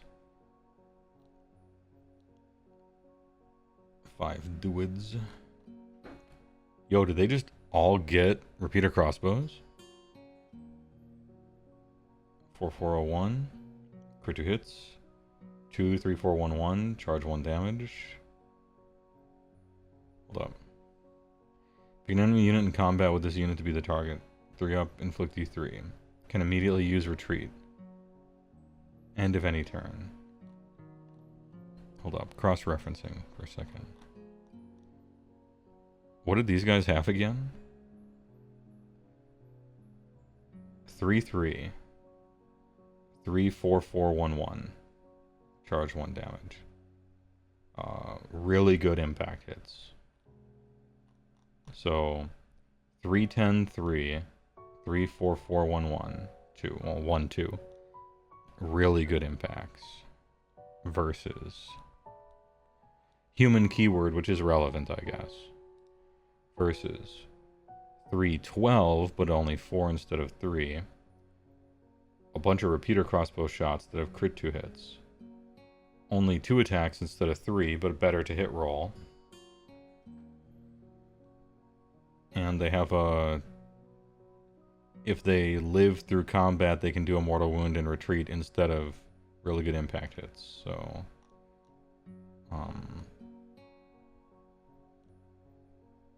they're like kind of comparable to the human ones. Depends on what you care about. I think the repeater crossbow shots are kind of cool. Plus and minus in the rest of the ways. I play Beast Claw, so I respect the impact hits, I think.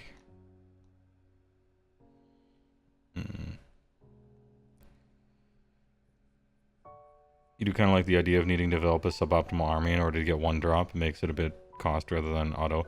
I don't think almost anyone's going to do 1 drop. It feels like everybody's on the 2 drop plan, from what I've been seeing, but, you know, I don't know what the real competitive players are doing, really. Retreat at EOT means more free pot shots next turn. Yeah, but I don't trust them to stay alive if they're in combat. I expect them to die.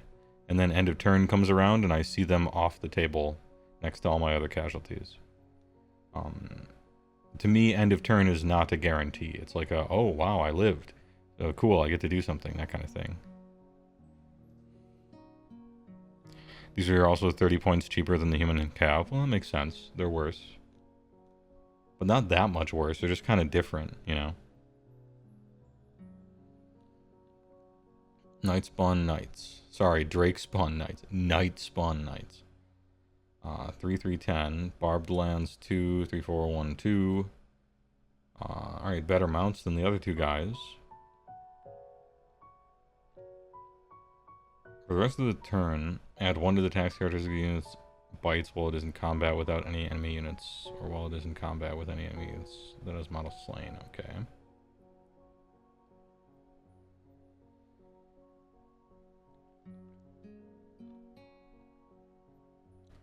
And their mounts are kind of alright compared to the other 2 guys, right?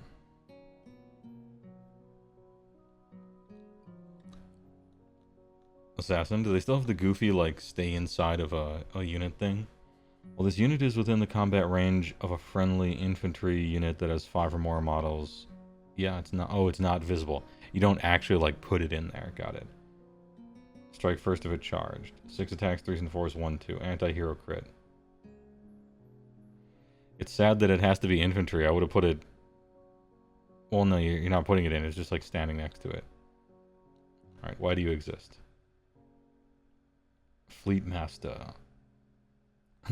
One of the singular two, or one of the 2 guys that are technically Black Ark. Had 1 tax characteristic. Okay, cool. Big buff. Crit mortal and big buff.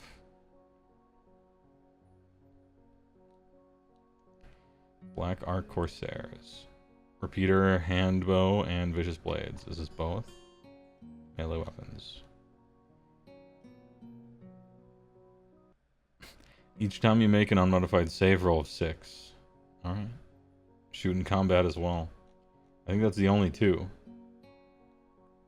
Oh, I forgot about the Scourge Runner Chariot. How could I forget? There's 3. There's 3. It's got a big old harpoon. Some hook spears. I don't want to hit and wound rolls that target monsters. Got it. Got it.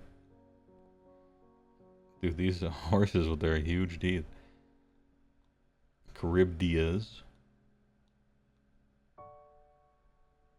I think they're... Hold on. Those guys are actually worth mentioning, right? Dark Riders.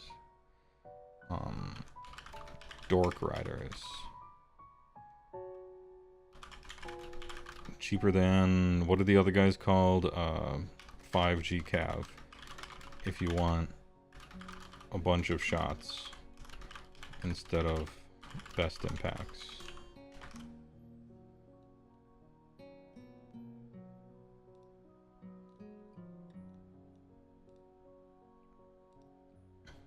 Also worth save. A little faster though. Different keyword depending on what you care about. Alchemite Warforger. This dude, I like this guy.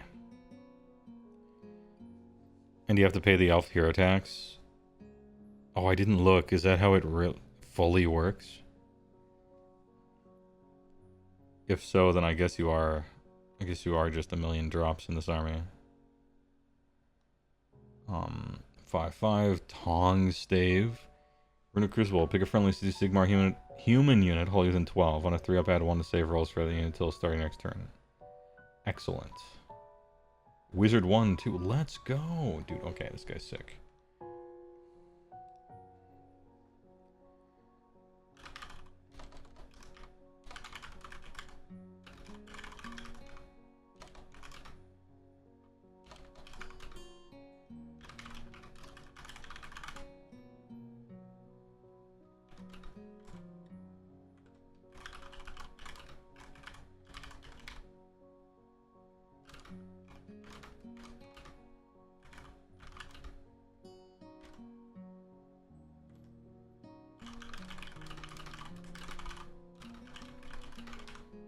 This guy's sick. He is the one. He's also a Lord Castellant, which they just retired. And so it's the first Stormcast Eternal that did the opposite, right? Normally, you're a hero and you become a Stormcast. This guy is a retired Stormcast. He went back to being a person, and he retired and became the Alchemite Warforger. He used to be a Castellan. Cool. The Smith. This guy is sick. Callus and Toll. Double the damage characters against Wizreds. Yeah, we got a lot of like witch hunters that do double damage against wizards and priests and manifestations and stuff. I think that's neat. If this unit has 2 models and would be automatically destroyed, it is not. Instead, 1 model is slain. Get it done. Pick a friendly Toll's Companions unit that is not used to fight. Target can be picked to use a fight immediately. Okay, whatever. Squad. 5 aboard, though. And then Companions. There's another Dungeons and Dragons party. Humans only? Yes, humans only. I think I wrote that. Nope, I didn't write that. But I meant that. +1 armor human. Oh, that's it. Okay. Revisiting. City of Sigmar. Battle traits, 1 per hero per turn. Move 3, 1 attacks charge, 5 up ward, strike last on target shot. So battle traits, good. Subfactions, bad. Traits. AOE gives +1 to wound also in the shooting phase. Nice, maybe. Is this 1 unit only? Let's revisit. I didn't see anything that's supposed to fight in combat in the whole army. Whoever said that first. I'm being a little hyperbolic with that. But yeah, I am being a little hyperbolic there.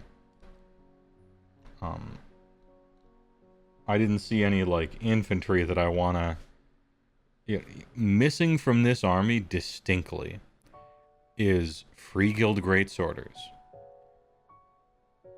What are they called? Landsknecht or something like that, right? Some, like, infantry unit that's just a shit slapper. And flamboyant and cool, ideally.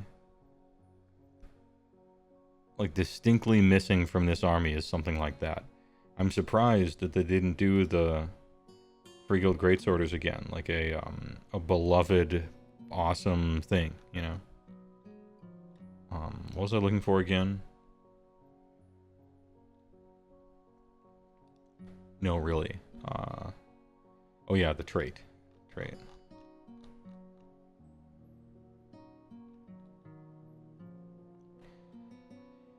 If a friendly City of Sigmar unit uses all-out attack in the shooting phase while it is within this unit's combat range, add 1 to wound rolls for that unit's shooting attacks. This effect is in addition to all-out attack. Okay.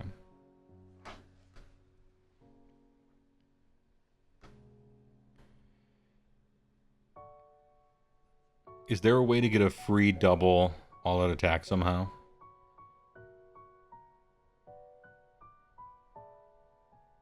I guess you could get like a 20-man unit of Fusiliers or something.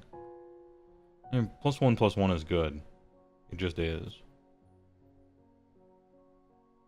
No free double AOA? I'll pay for it. I'm okay to pay for it. Who is the one that let me pay for it? Was that big lady?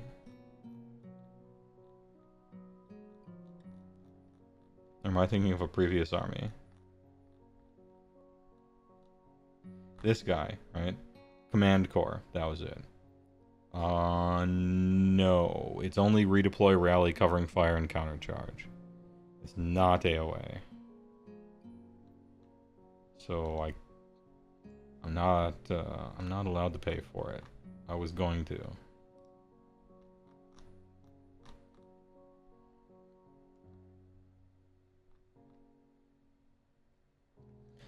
Well, what are the alternatives, though? If the unmodified wound roll for an attack that targets this unit is a 1-3, it fails. No, I'm not taking heroes that want to enter combat. They're dead. If this unit charges turn, you can reroll charge rolls friendly Sigmar units holy while they're in 18 of this unit. Okay.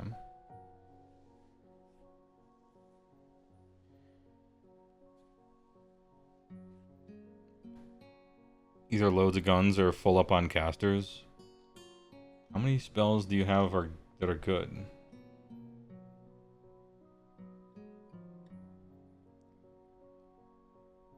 You mean like manually chain lightning over and over at 18? Is that like on the table?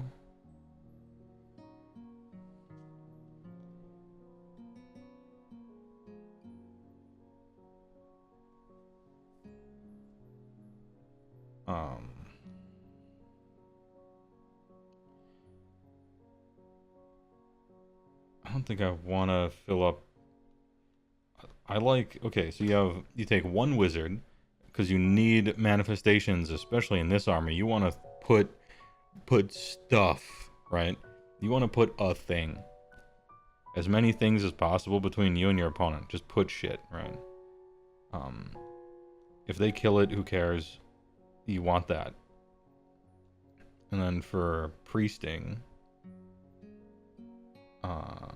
Wrath and Ruin, not impressed. Unfaltering Aim, add 1 to hit rolls for target shooting attacks for the rest of the turn. In addition, if it was, add 1 to rune rolls as well. Okay, so we have a command trait for +1 to hit and wound.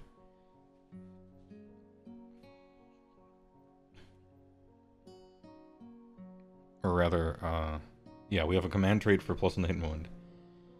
We have a prayer for +1 to hit and wound. Both for shooting attacks, right? So we want 1 priest at least and a wizard at least. So Pontifex fills the priest slot. She gets an unbind, that's good.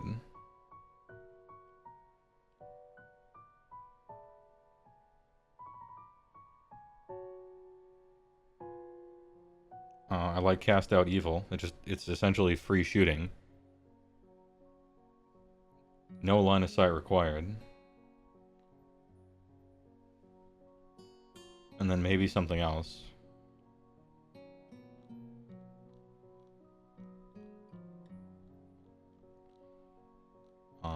This guy's funny, but we're trying to go 2-drop if we can. Damn, I wish this guy was good. I'm so sad. He looks so cool. Battle Mage or Warforged Mage? Probably the Warforged guy. What did he do again? Oh yeah, +1 save. You know, +1 cast is pretty good though. Maybe you want that, I don't know. But I like the Lord Castellan Alchemite Warforger. So like, Alchemite Warforger and what else? Pontiflex Zanasti. Then the free Ursula Major if possible. And we stop there. So 2. And then 1 unit of 10 Cav, the humankind, and cast 3d6 charge on it to make sure it guaranteed gets the charge. Huge impact hits, can absorb a bunch of buffs, do something, good save, waste the opponent's time, and then after that we are playing Fuse Lighters until we run out of 2,000 points. So roughly 120 of them or something like that. Like just actually 100 Fusiliers. That's all I can think of. Nothing else wants to enter combat. And the first line of Fusiliers, that's just your chaff. Like they'll attack that. Okay. And you have 6 more lines behind it.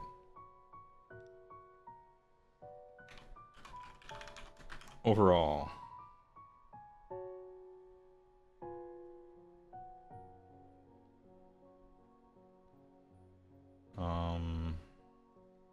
It started out at C. C from C.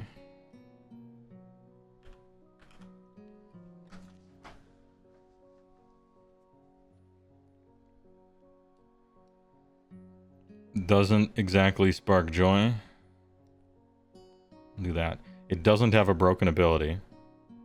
The battle traits don't fail, they're good. It doesn't have nothing to show for it. It's got plenty of good stuff. It just doesn't spark joy, and it's just missing big ice cream scoops of what you would think should be there looking through an army, is the best way I can describe it. And I don't really have a place on the tier list for something like that. Yeah, it's clear the humans are supposed to do something, and the dwarves and elves are clearly supposed to do something else for the whole army, but they just, like, aren't in there yet or something.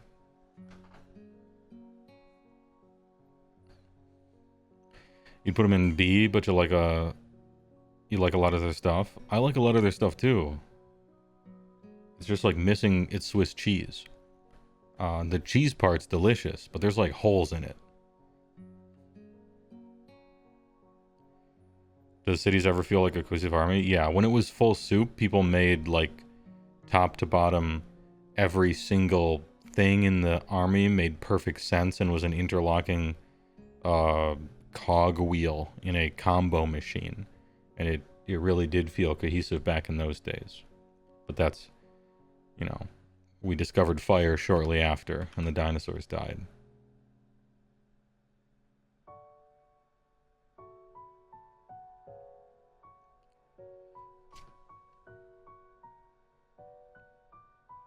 The book is missing reliable chaff.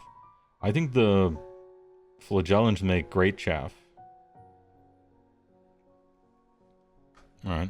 It's 6-inch move guys that explode for mortal damage when they're killed. It's like exactly what you want for your chaff. 6-inch move. Yeah, that's good chaff. Problem is they're ugly as fuck. And it's like embarrassing to give Games Workshop money for that model. Maybe you just play a billion drops, I'm not sure.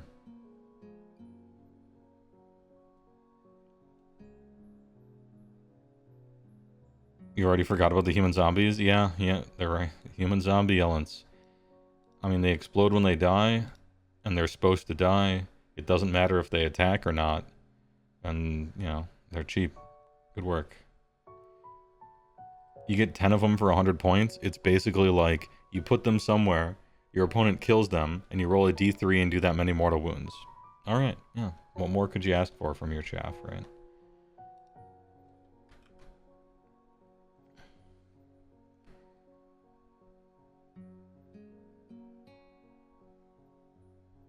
What do you get for outdropping again? If you underdrop your opponent, you get to choose who goes first. And 9 times out of 10, you choose your opponent to go first because the first turn sucks. Because during the first turn, you're out of range of everything and you have a bad choice to make. Either you don't do a battle tactic and so you're losing, or you like run up and try to be somewhere, and then you're a sitting duck for your opponent's initial charge, and the first one who could get doubled. And so you kind of have like the first turn is awkward for a lot of people. Not everyone. But the first turn is an awkward turn. And furthermore, whoever's going second in battle rounds kind of controls priority in a way. And so being able to choose who goes first is good. But, you could build your entire army and strategy in such a way so that you're like, look, there's no chance to it. I'm just not going to choose who goes first. And then, you know, you're prepared one way or another, maybe. I don't know.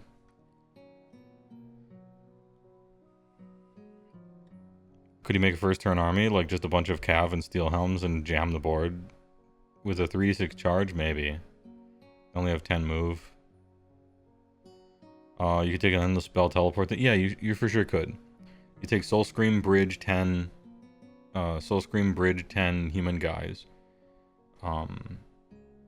Teleport them, 3d6 charge them. You could Alpha Strike. I don't know if you have the damage to Alpha Strike in a meaningful way, though. You could probably kill one thing. But, you know, there's a lot to being a Alpha Strike army. Besides just being technically capable of running across the table. I think you can for sure run across the table and succeed at a charge in cities. As long as your spell went off almost trivially.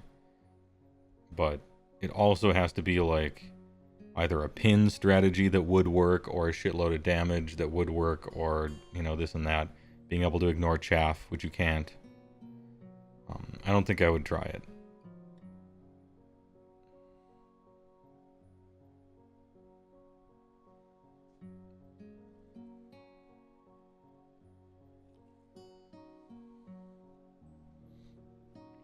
Everyone resigns themselves to play max regiments, and then we're all back to party.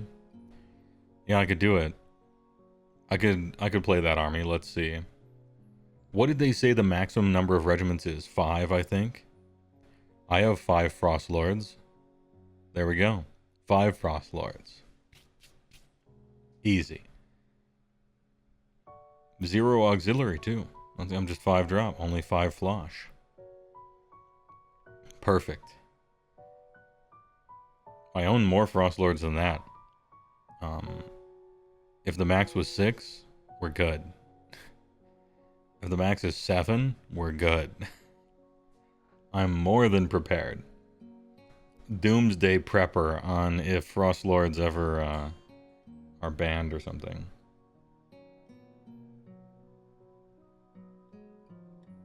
Five Flosh actually fits in 2K now? Yeah. It would be, let's see. 5 Frostlord and Stonehorn, and then Cat. Probably 2 cats. 2 units that can stand on objectives and just run somewhere and be a victory point thing. Because one of the problems with playing like only humongous expensive monsters is if one has to go somewhere that doesn't matter, you're phantom wasting a lot of points by having it babysit something. And so just like, 140 points. Yeah. With 5 Frost Lords and 2 cats. And the 2 cats are 140, which puts me at 1940. So we get a command point too. Let's go. The best list in the game. I always go second, or I always go first, whatever. Fine. Everything's the same.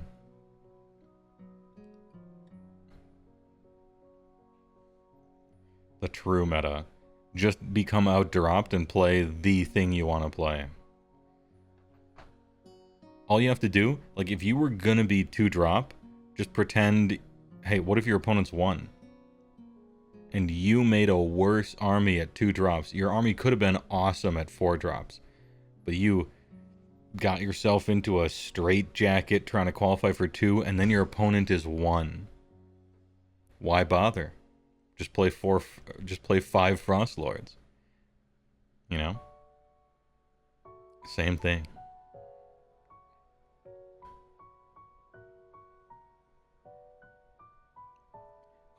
Destruction indexes come out Friday, right?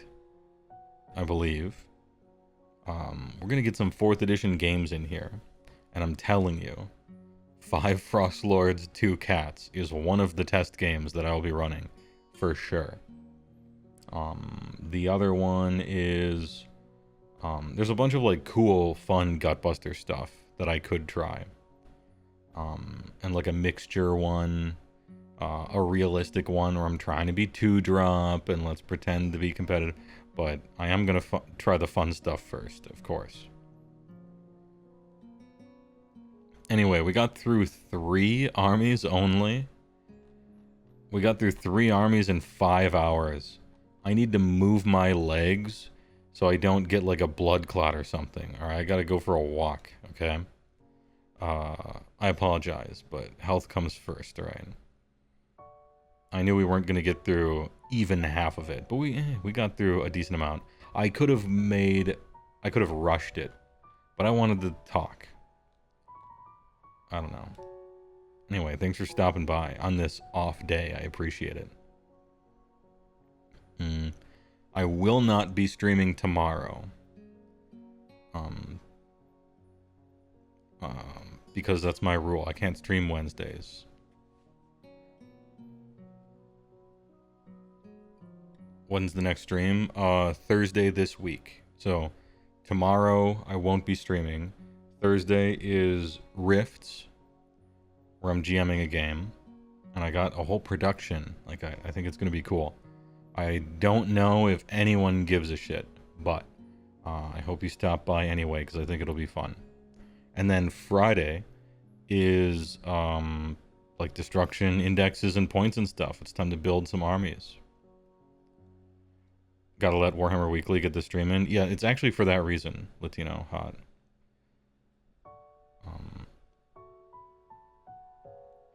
I share an audience with Warhammer Weekly, kind of half and half, and I'm not trying to split the audience, especially now that I stream on YouTube as well. It's the same platform, and just out of respect, I guess, a little bit. It's no big deal. If it's like a reveal live Games Workshop live reveal event or something, then it can't be helped. But otherwise, you know, I can do other stuff. You play Suns, so you feel like list building won't be an issue. I briefly glanced over Sons of Behemoths, and I saw you could play King Broad, Kraken Eater, Double Gatebreaker. Click, just clip it and ship it. That's it. I'm in. That army is pretty easy to make lists for, in a fun way. All of AOS kisses Vince's ring.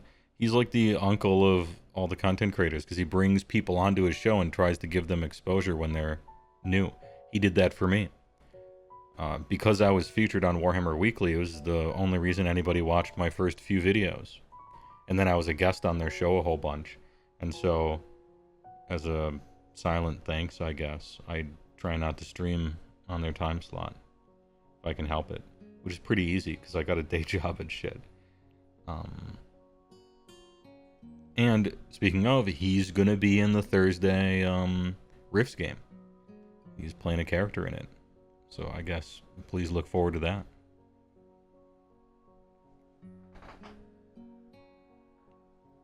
Anyway, TY, VM for showing up. Looking good so far. I'll see you guys Thursday for a big Riften. And then Friday for a big Destruction Army creation. I don't know, just a bunch of shit. It'll be sweet. See ya. No, one guy said a lot. I know the one guy said it a lot. Other people on Twitch said it too, though. I don't normally like to give in to spam. But here we are.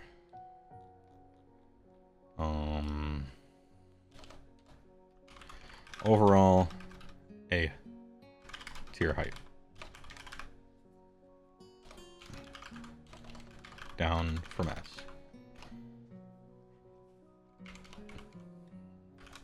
Still good though.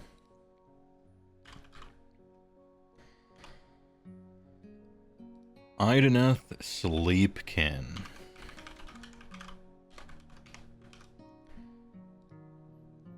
Well, we know I like the turtle. Technically, the other army, well, yeah, technically I own this army because of a bunch of, like raffle winnings and tournament winnings. I got a bunch of boxes of them. So I technically own this army, or at least stuff from it.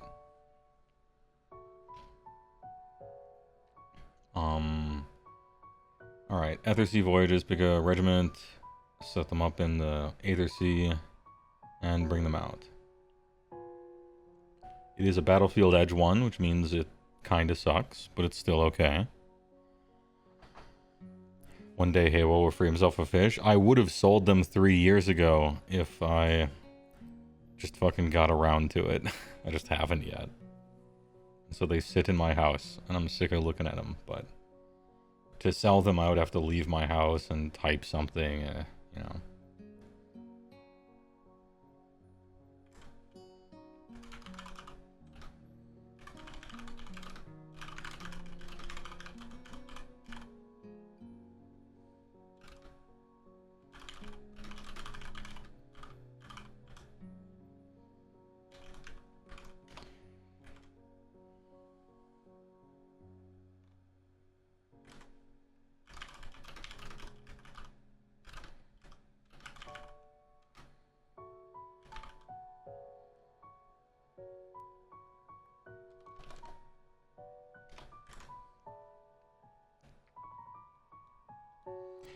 That's it. No Forgotten Nightmares.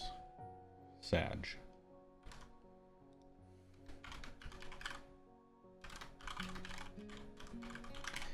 Battle traits are great, but predictable. Battle formations.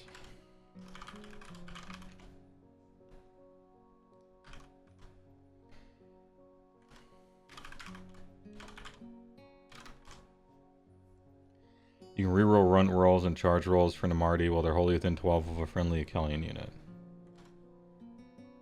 Meh, minus. Akellian Beastmasters. Add 1 to hit rolls for combat attacks made by companion weapons by friendly Akellian units.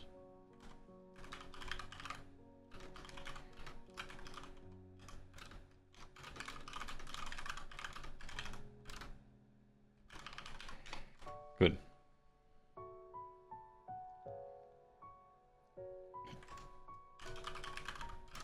Isharan. Wisdom of the Deep. Add 1 to casting rolls. Great. And rituals.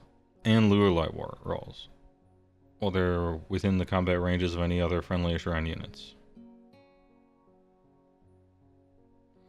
Is that all of these while they are within the range? Or just the last one? Probably all of these, right?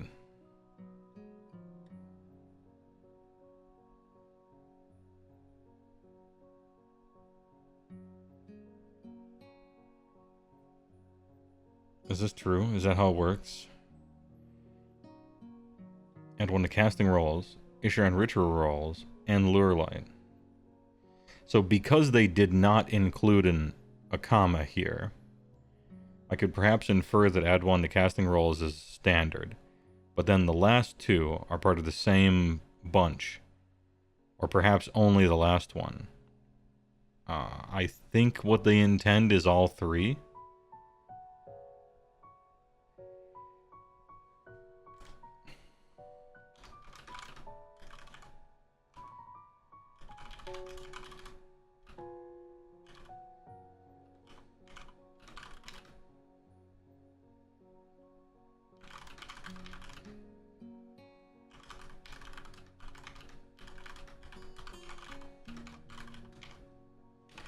It's a great bonus, but geez, you're building lists and you want to put 2 heroes, 2 separate drops to get Isharan console?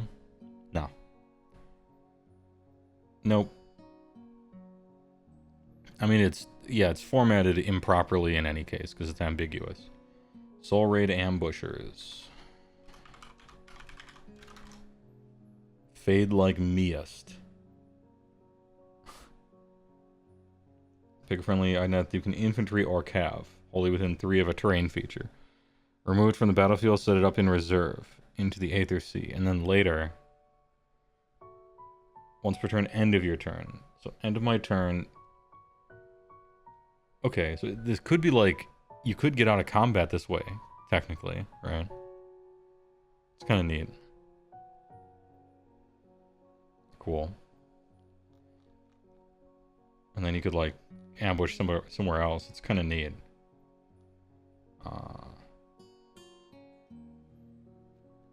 Diet Sylvaneth. I don't know, the way Sylvaneth players are complaining, it might actually be full strength Sylvaneth.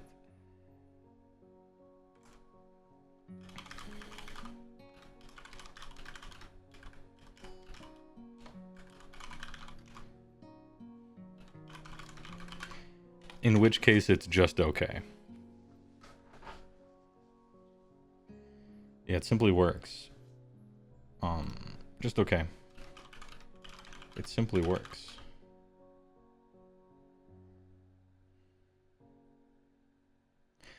One drop you can take Lotan with another Isharan hero. Is he a caster? In this edition?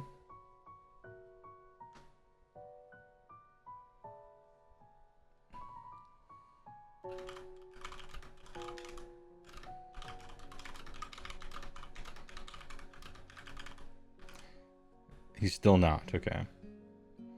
Bad because drops, however, look up Lotan later, things might change.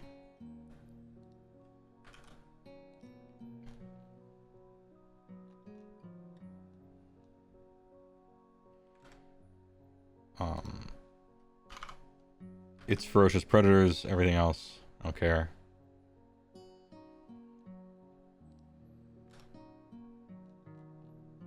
Traits. Lotan is no longer good. You know, for the longest time, Lotan was the representative of unique hero that was trash. And then he was briefly good. And now he's back to being trash, huh? Hmm. Ancient Pride. You gotta watch out for that. If the unmodified hit roll for a combat attack that targets this unit is 1 or 3. Attack fails, attack sequence ends. Neat. So people hit on 2s and 3s against you simply don't. It's a pretty good defensive thing against physical attacks.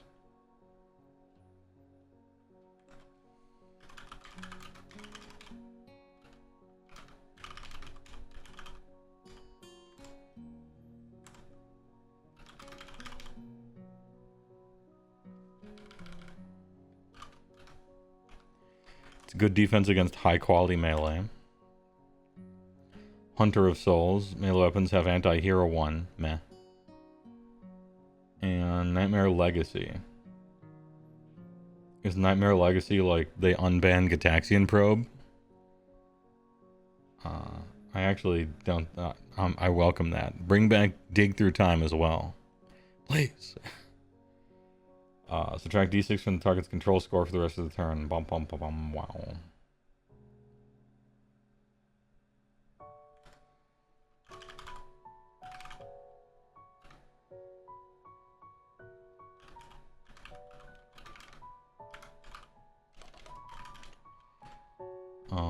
Hunter of Souls.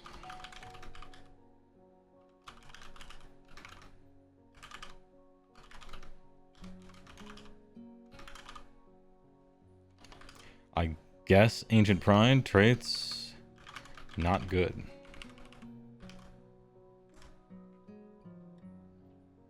Artifacts of Power, arts.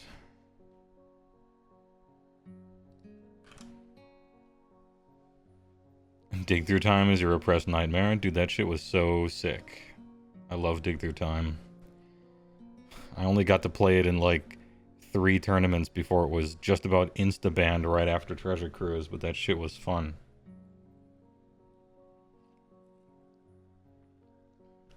You didn't even draw the cards, you put them in your hand, so Death and Taxes, BTFO. Shit was hype. Armour of the Scythe. Other than companion weapon ability.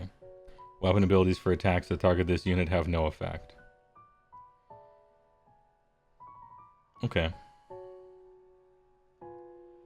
Delicious Morsels. Heal D3 for each friendly IDK cavalry unit within this combat range. Neat. What kind of hero is going to follow your cav around, though? You don't have like an eel hero or something, right?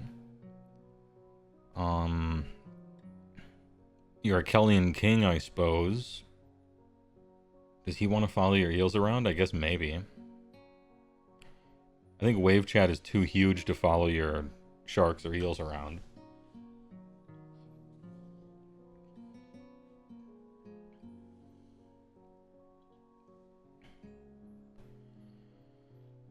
And then Dirt Leech.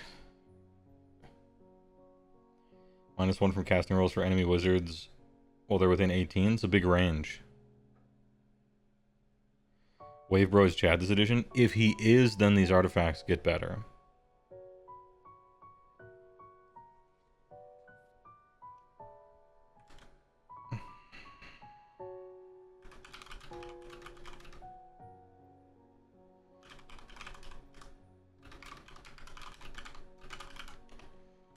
Armor of the keywords.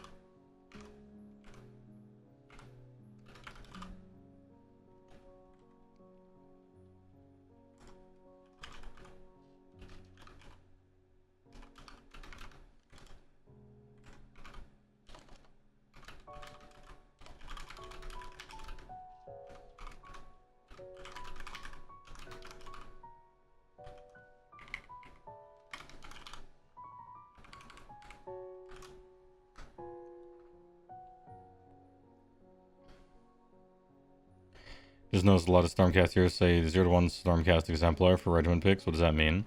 That is the Knight Questar and the Banner Chad. So you can toss, let's be honest, the Banner Chad into whatever regiment you want for quote-unquote free. It's a way of getting kind of another hero in there. And the Banner guy is pretty good, so I think that's kind of cool.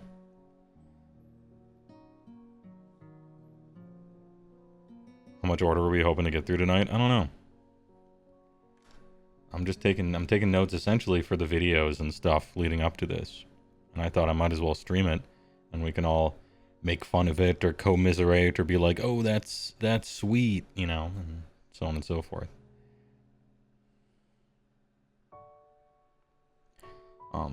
Spell lore. If Wave Chad is finally, for the first time ever, actually good, then the traits and artifacts section becomes automatically better. Because as we know, the quality of your traits and artifacts scales with how good the thing you can put them on is, right? So, traits not good, artifacts meh, is under the assumption that the Eidolon still sucks. If that's not true, I might come back up to them, and we can do some editing. Honesty to Tides. Cost 6. Pick a visible friendly unit.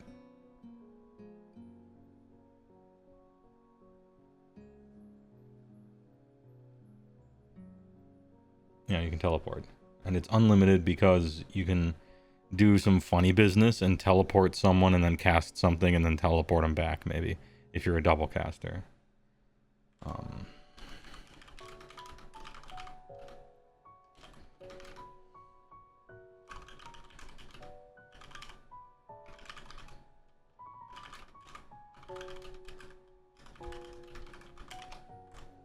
That's a lot of hoops to jump through, but maybe it's cool. Arcane Corrasion.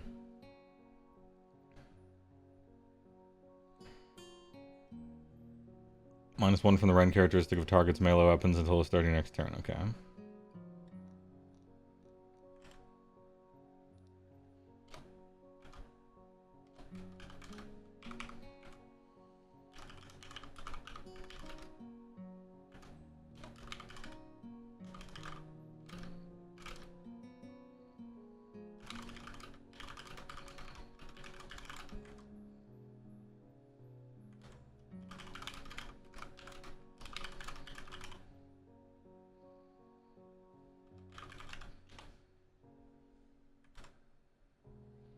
Pressure of the Deep. Visible on 18. Roll die for each model on the target unit for each 5 up. 1 mortal damage. Boo. Okay.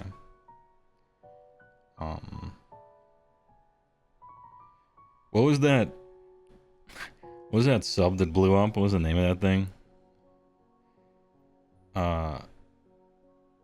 The Finecast sub they made and broke all the regulations for building. And then they learned in a really final way why those regulations exist.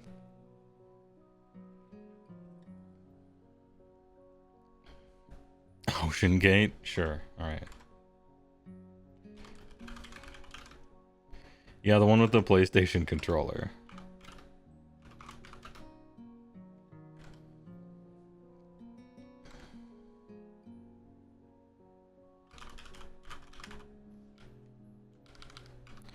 It is a 5-up Horde Breaker. Meh.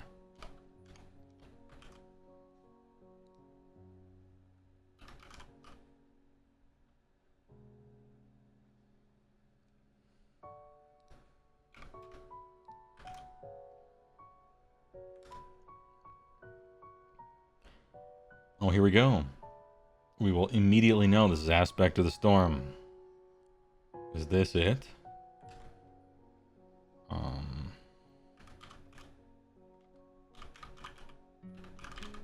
Absolute units. 12 health, 10 flying, 3-up save. Is a monster. Wasn't a monster before, but is one. Has a 5-up ward. You'll love to see it still. Can't believe they kept their 5-up ward. So rare this edition. 6 attacks, 3 and 2 is 2-2. Charge makes it 2-3. Good attacks. And then nothing. Okay, so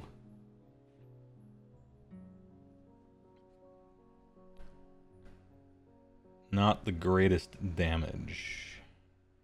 Add 1 to wound rolls for combat attacks made by IDK units while they're wholly within 12 of this unit. Yeah, but you wound on 2s already.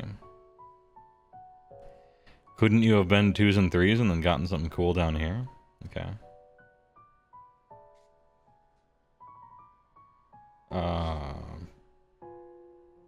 Drench with hate.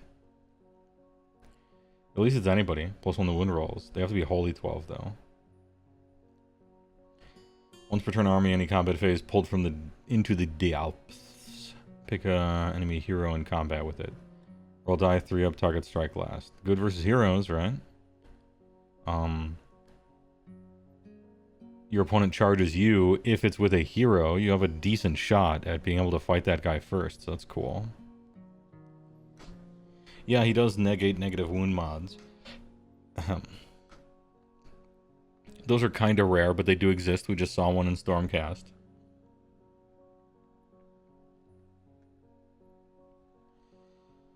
Crashing upon the This unit can use charge even if it retreated. In addition, no mortal damage. Cool, so it still has that.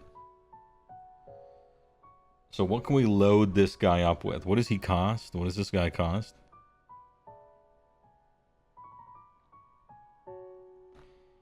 We're on 12 health, 3-up save, 5-up ward.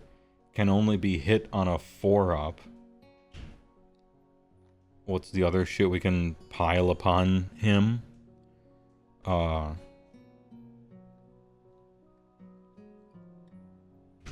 Yeah, can only be hit on a 4-up. And immune to all keywords.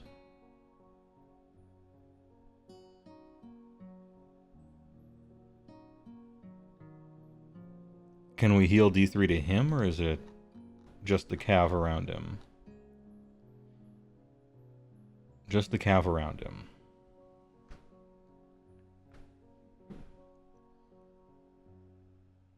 Or I suppose you could, like, give him a Drit Leech thing so he's going after wizards, and every wizard is basically a hero, right? Being immune to weapon abilities is sweet, though. He's just like a kind of a brick shithouse. Mr. Immune to everything. 12 health, 3-up, 5-up.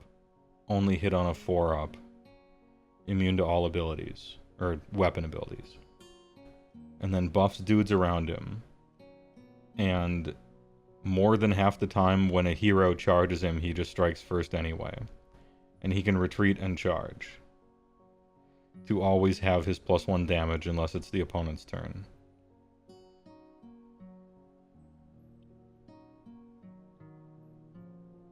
Not immune to death? Well, true. And unlike a lot of heroes with good saves, he has a 5-up ward, so... Still, at the end of the day, you're getting 6 attacks. 3-2, 2-3. Or 3-2, 2-2.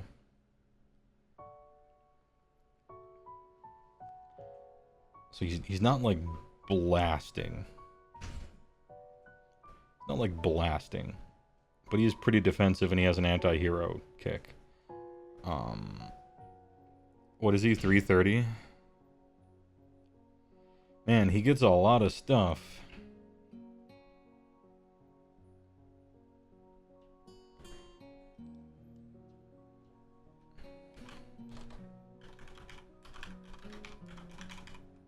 Wave Chad melee.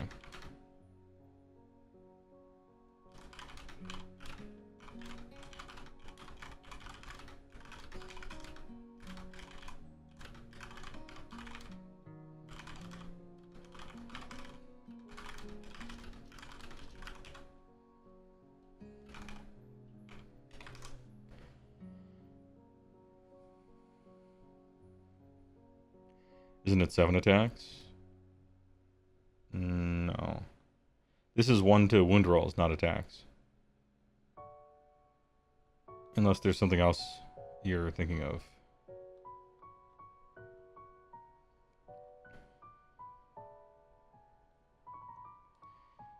Yeah, I think he's like a suit him up with everything, and he's a weird anti-hero brick shithouse that does okay damage-ish. For 330. I think no, as sad as it is to say. I hope somebody plays this guy and he turns out to be like really good and I'm wrong.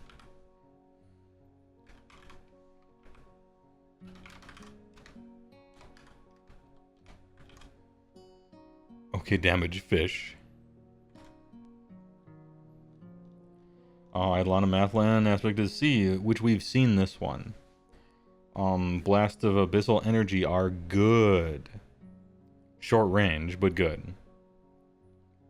It's got some bad attacks.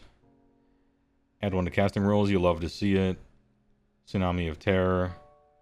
Great spell, very short range. The problem with Aspect of the Sea has always been her ranges are just really short on everything you want. That being said, Tsunami of Terror is hard to cast. Cast on a 7 for you. Wizard 2, though. Wizard 2, so she can do the funny thing. She can teleport. Like, someone can teleport her, and then she does Tsunami of Terror on 3 guys, and then she teleports back for, like, ultra combo, you know? Albeit you gotta succeed on all that. Once per turn on any charge phase, if it's not charged, pick an enemy unit in combat with it. 3 up, target cannot use commands for the rest of the turn. Meh. Ignore negative modifiers to the control scores of IDK units while they're wholly within 12 of this unit. Those exist. Those do exist. But meh. And this thing's what? 350? Okay. Can't fight. Combo. 2 wizard. Good spell. Short range on everything. Sag. 350. You could also, like, give her the hot shit, too, right? Like, suit up Wave Chad Wiz with the Please Don't Kill Me artifacts, and then it's, like, one of the more durable wizards in the game at that point. Like, a double caster with 12 health, 3 up, 5 up ward, only hit on 4s, and immune to weapon abilities. That's a lot of shit for a wizard.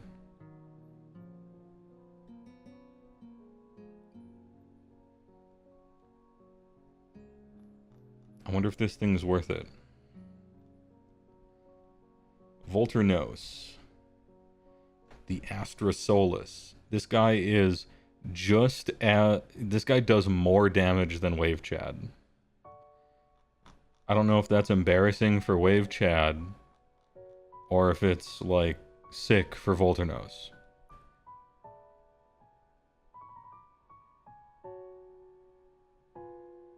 Add 1 attacks, once per battle, any combat phase. Oh, you don't need to be in the High Tide to do this anymore. Ooh. Good buff. +1 attacks, you love to see it. Any, no keywords. Holy 12 is easy.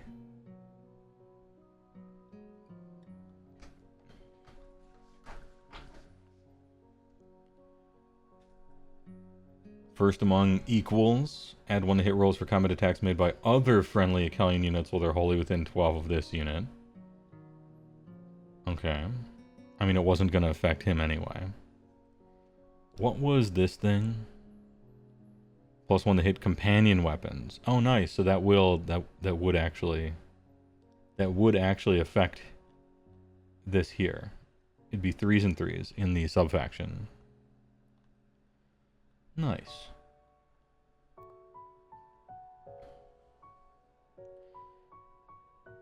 Seal Ith, the High King's Shield. This unit has a ward 3 against mortal damage inflicted by spell abilities.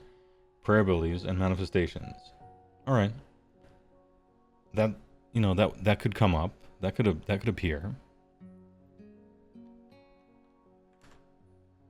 I'm gonna call this guy Volter. Yes.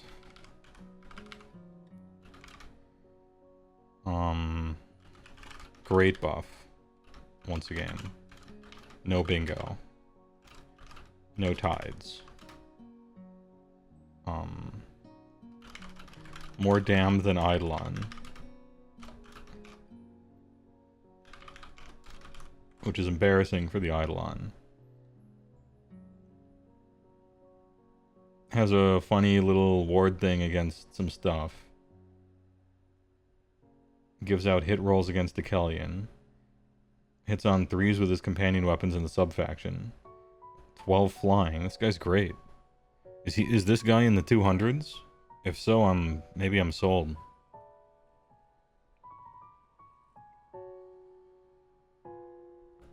Ahem. 270? Yikes, that's a lot. 270's high. But I like him. I like him better than Wave Chat, I think. Achillean Kang. What about the default version? Default version is much worse at fighting. Wave Rida. Inflict mortal and then add 1 to the rend of his royal weapons for attacks target. Oh, cool. Okay. A supercharge. Neat. Pick friendly non-hero cavalry that is not used fight. Target can fight. No extra stuff. Achillean King. Trash.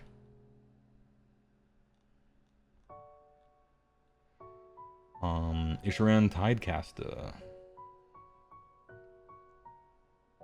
Pelagic Staff.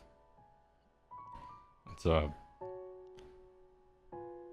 zone of the deep ocean is the pelagical zone or whatever. New words. Once per turn army your hero phase. Make a ritual roll. On a 3-up, pick one of the following.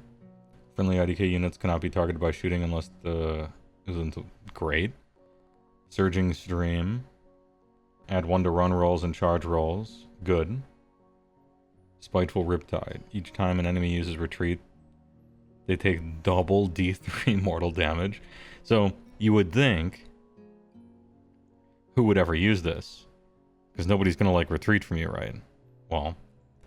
at the bottom of turn 2, right before high tide, you know, your opponent might be retreating from you. And so you punish them for that. It's cool. Tiny little wizard lady. I think she's kind of cool.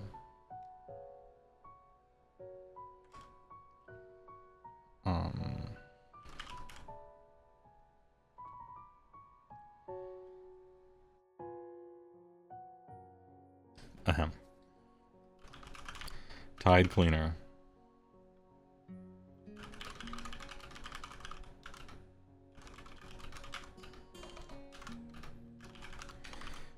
Neat little rituals. Wizard 1.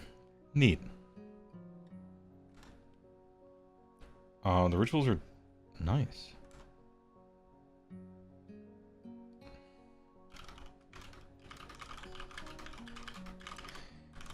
Three up to do something legitimately good half the time.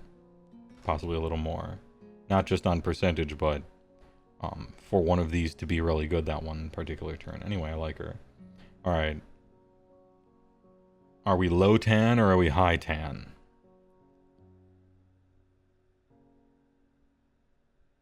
Well, he's not meant to enter combat, that's for fucking sure.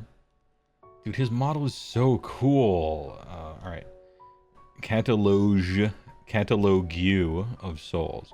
Add 3 to the control scores of friendly IDK units while they're wholly within 12 of this unit. Boo. Fount of Willpower. Add 1 to casting rolls friendly Isharan units while they're wholly within 12 of this unit.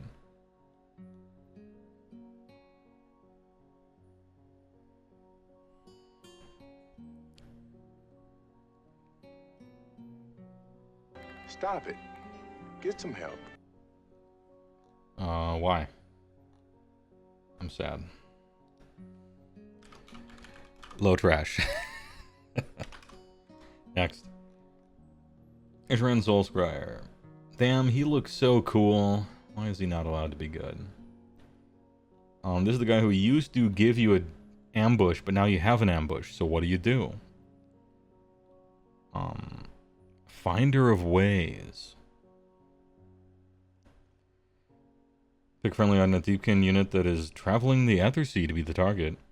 Set up the target wholly within 12 of this unit and more than 7 from... Oh, cool. So he's got his lure light, and so you can deep strike to him and more than 7 from enemy units. If you do the ritual thing, possibly you get like... You would need like a 6. So you could do a... You can do like an alpha strike or something off of an Aethersea thing if you got this guy. That's neat. That's cool. Sci-Fi Compass. Pick an enemy hero with an 18. 3-up, add 1 to wound rolls, combat attacks, move with friendly IDK units. Target that unit for the rest of the turn. This guy's like kind of good, man. Yo, he's a wizard 1. My man became a wizard. Let's go. Dude, Soulscryer, glow up, huge.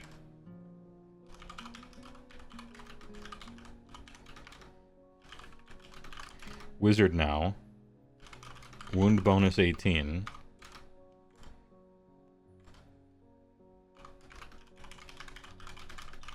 Seven-inch deep strike to him.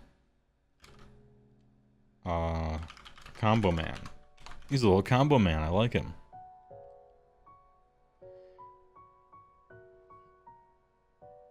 Yeah, he found a way.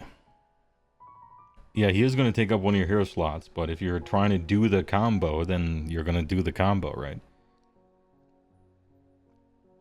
As far as like Lotan, right?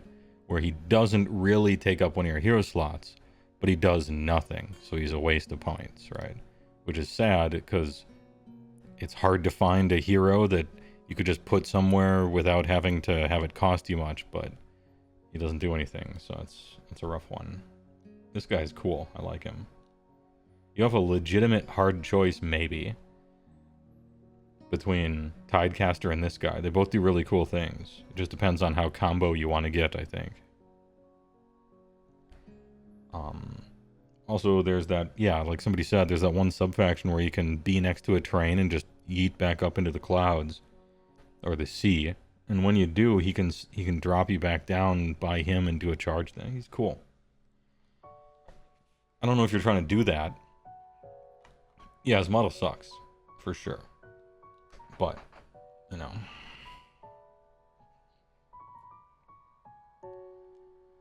The uppy downy sub-faction. If you're on Soul Renda, this is the guy that regenerates guys. If there was ever a Namarti army, which kind of there never was, but you almost could play it sometimes. Look at how dope this guy looks. Sick helmet. He's got the lanternfish hook thing. He's got the hook. Guy looks like a Mortal Kombat character. He's got a swordfish buddy. This guy's sick. He's standing on a rock, and the rock is looking totally surprised, like a Furby that got squished. He looks so sick. Anyway, what does he do? Got 3-up save. That's kind of nice. Lure light. End of any turn. Pick up to 3 different friendly Namarti units older than 12. You cannot pick the same one to be the target more than once. 2-up return number of slain models equal to the roll. Okay. It's the end of each turn, right? So you're regenning D3 on your turn and then D3 on your opponent's turn. But damn, those Namarti got 5-up saves. They're blown up to a man every time they're attacked, I think. I don't know if there's going to be any left. But maybe you could build an army. Maybe there's enough defense in here to do that. Hangman's not. Pick an enemy hero in combat. If the roll exceeds the hero's health characteristic, it is automatically destroyed. Pick a foot hero. On average, it's dead. Dude, this guy's cool. Ain't no way you're ever playing him for any reason. But he's cool. He's cool. And he does cool shit. I'm sad. Soul Render.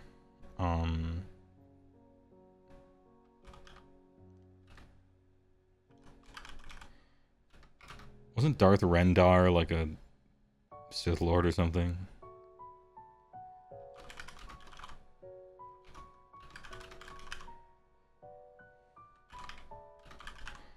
He's fun and bad. Too bad. He's fun. Like this ability, Hangman's Knot is so cool. And Lure Light is a neat thing for a type of army, but you just never play this guy. It's so sad because he looks awesome and he looks fun. Kylo Renda. Turtle gives the Marty Ren, so maybe Cope, yeah. Impelian Alopax. These are the sharks that the concept art for the sharks looks so awesome, and then you see the model and you're like, damn, I wish the sculptor would have looked at the concept art.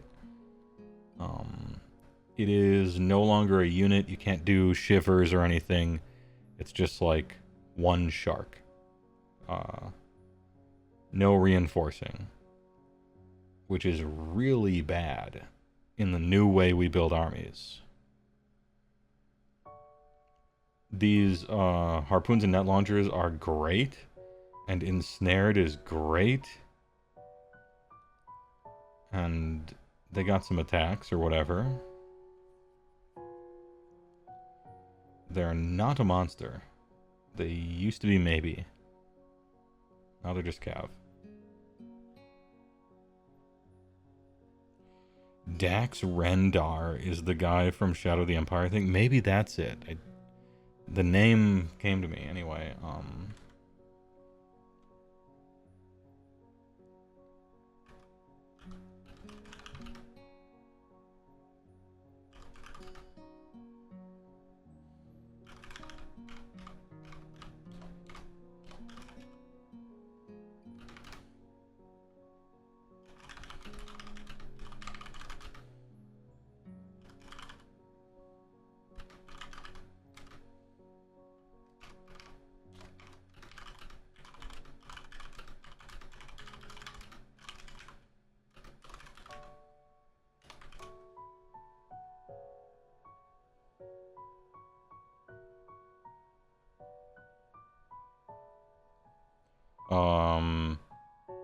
They lost monster going into 3E. Okay, I remember they used to have it or something.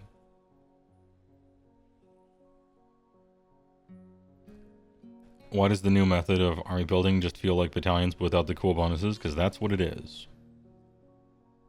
A keen observation.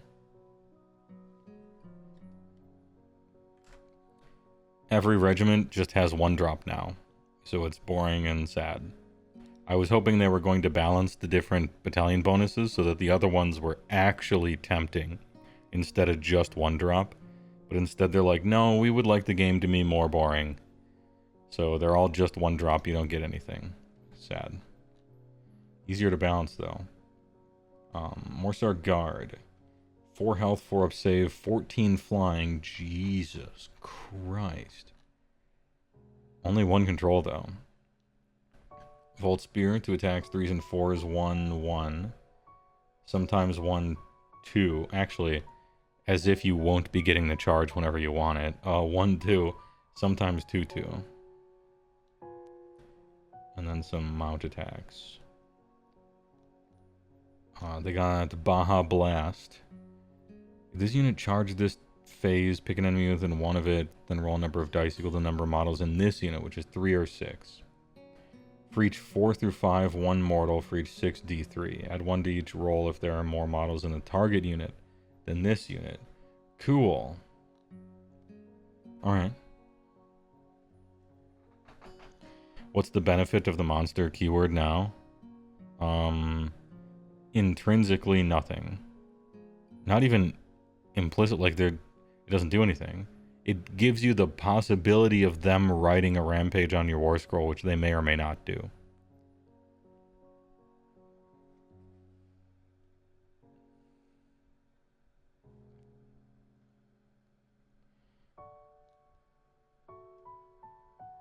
So you roll 4 dice, and you do probably 1 mortal wound. Or you roll 6 dice, And then maybe you do 3 in the high end. The cool thing about Baja Blast is it's no longer once a game. It's way worse, but it's no longer once a game. Any charge phase, even your opponents, if you want to spend all your command points.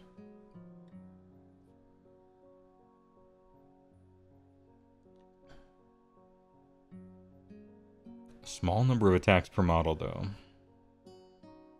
I mean, the Fangs, sure. If you're in the sub-faction, they're 3s and 3s.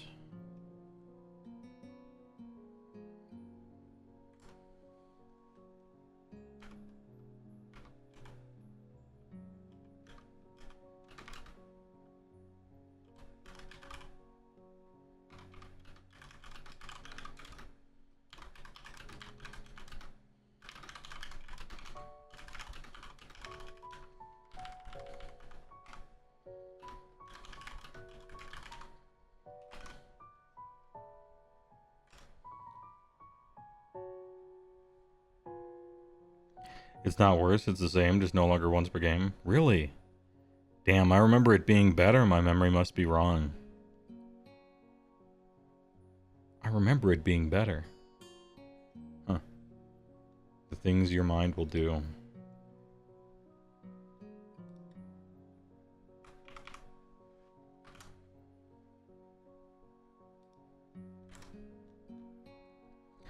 And then each lane guard have an extra attack, but the attacks are worse.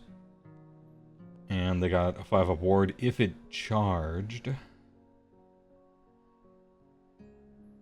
And you can reduce their attacks characteristic. Okay, these are the defense heals. They're not ethereal anymore. And they only get the ward if they charged. Okay. If you have to choose one, it's for sure the Morsar Guard. And then we saw the turtle. Turtle's hilarious.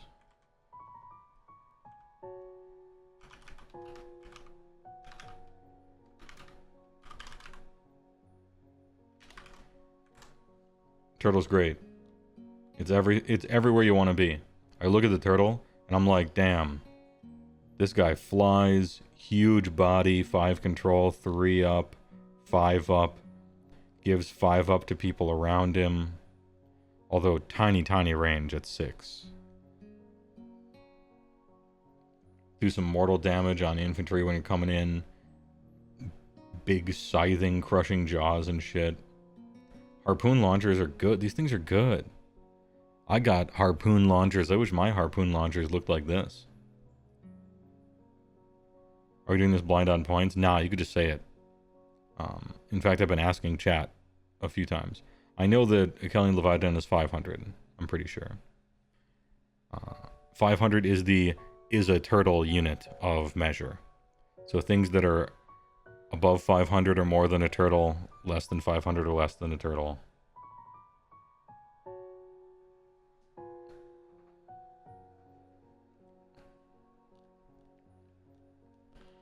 Achillean Thrall Master. This is the Kid Rock looking dude. Pick one of the following effects to apply this unit and any friendly Namarti units wholly within 12 of this unit for the rest of the turn. Melee weapons have crit 2 hits. Or subtract 1 from wound rolls for attacks to target those units.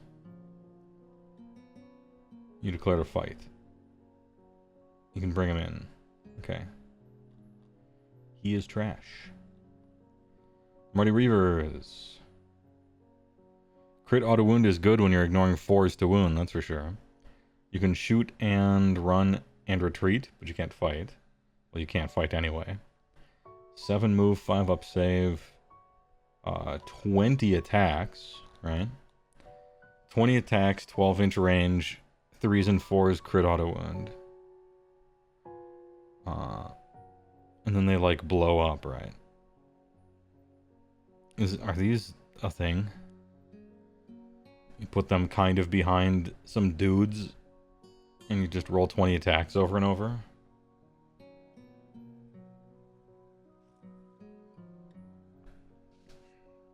Man, I don't know.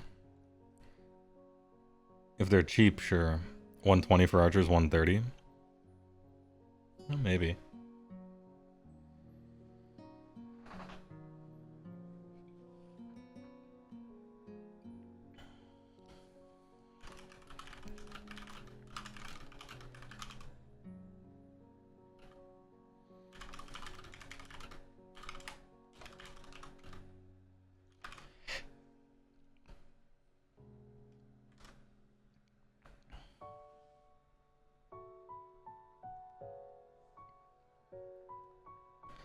Marty Thralls, 5 up save, you hate to see it.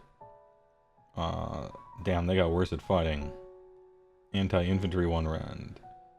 Add 1 damage as long as you're fighting a monster. Damn, I am so sad. Like, I mean,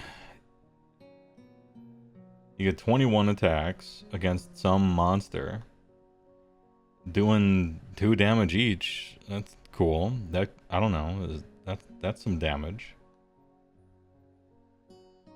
Yeah, pick a lane.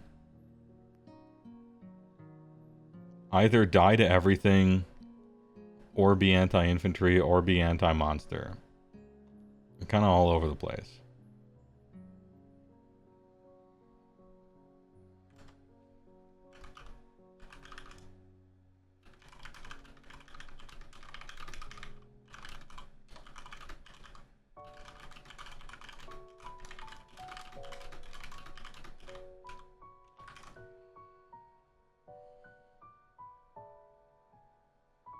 The rolls remain really cool looking, but I don't know what they're supposed to do or be for. Gloomtide Shipwreck. Set up this faction terrain either as 1 terrain feature consisting of 2 scenery pieces, or as 2. Set up each terrain feature wholly within friendly territory. Wholly within friendly territory. If that's your half of the table, good. If that's deployment zone, it's terrible.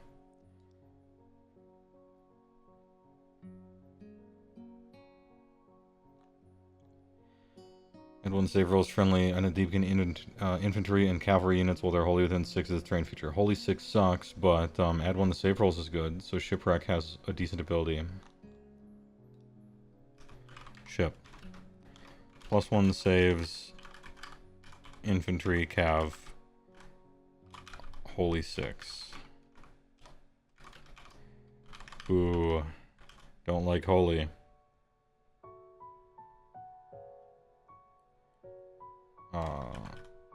Easy to kill, but you know, hey, alright.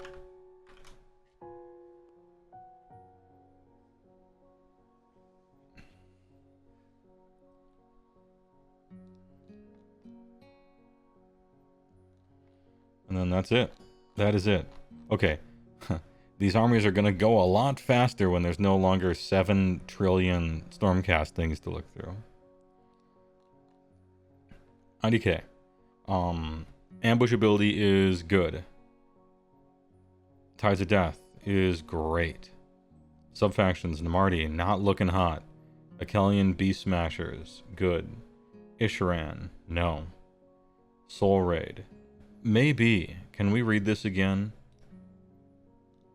Can I read the Soul Raid again? Pick an infantry or cavalry within 3 of a terrain, remove it from the battlefield, set up in reserve. Can you, like, reverse shoot and then fuck out of here? That's kind of cool. You do need to be within 3 of terrain and within 12 of an enemy for all of your shots. So, like, maybe you can do that, maybe you can't do that. But you can sometimes shoot and fade, which is neat. I don't know that I want to spend a sub-faction to do just that. But I don't know if these other ones are doing anything too... I mean, maybe a Kellian one. I think it's cool.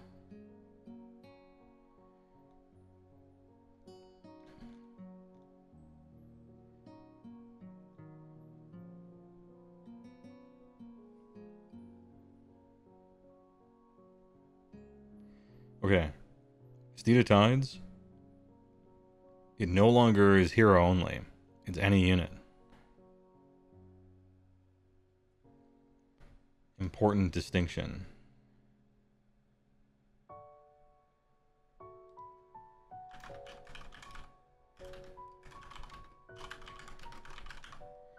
Targets any unit now. Good.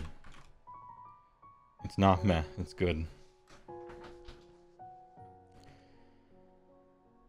If you set up your ship well, it could be fun. Yeah, I mean, you set up your ship right away, you know? So it has to end up being in a great place. What was the thing that I was going to go back and look for, chat? I said, like, something was maybe just okay, and then I'm like, I'm going to revisit it after. What was that thing? Was it Wave Chat and artifacts and traits and stuff? Oh, it was Lotan, yeah. Nah, he does nothing. Yeah, because we went back and looked at Wave Chat. I'm not sure about him. I don't think it's like right out. I think melee Wave Chat is right out, but Wave Chat Wizard maybe has a thing. Volter, yes, seems good. Tide Cleaner is cool. Low Trash. Soul Scryer is looking good too. Maloplex is cool, but it being one kind of hurts it. Eels are good. Reavers, how sad is it that I'm like the most excited about Reavers and they're like so minor. And then the tortilla.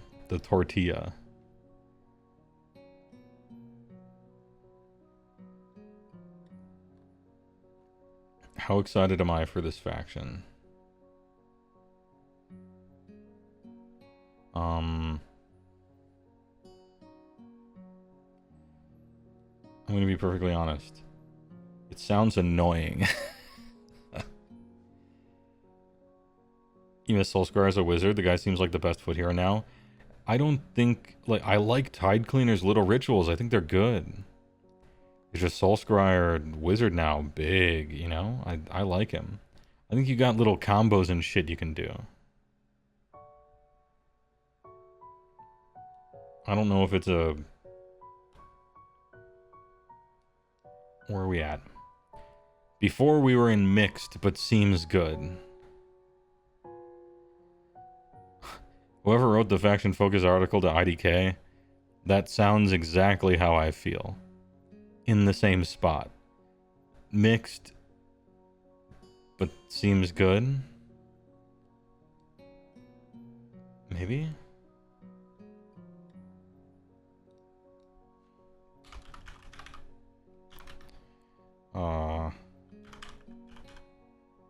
Overall mixed. From mixed. If you bought Thralls in the year of our Lord 2018 or whatever, congratulations, it's their 6-year birthday on the shelf.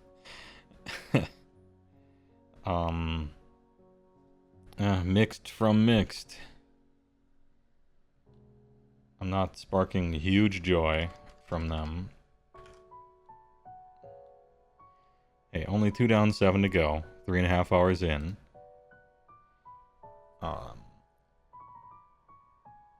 You have 30? I have 60. Is he lying? Is he just one-upping the chat guy, but he's not being serious? We'll never know. Ahem. Alright, pardon me. I almost forgot. We're back. One hot chip eaten. A little AC time, you know.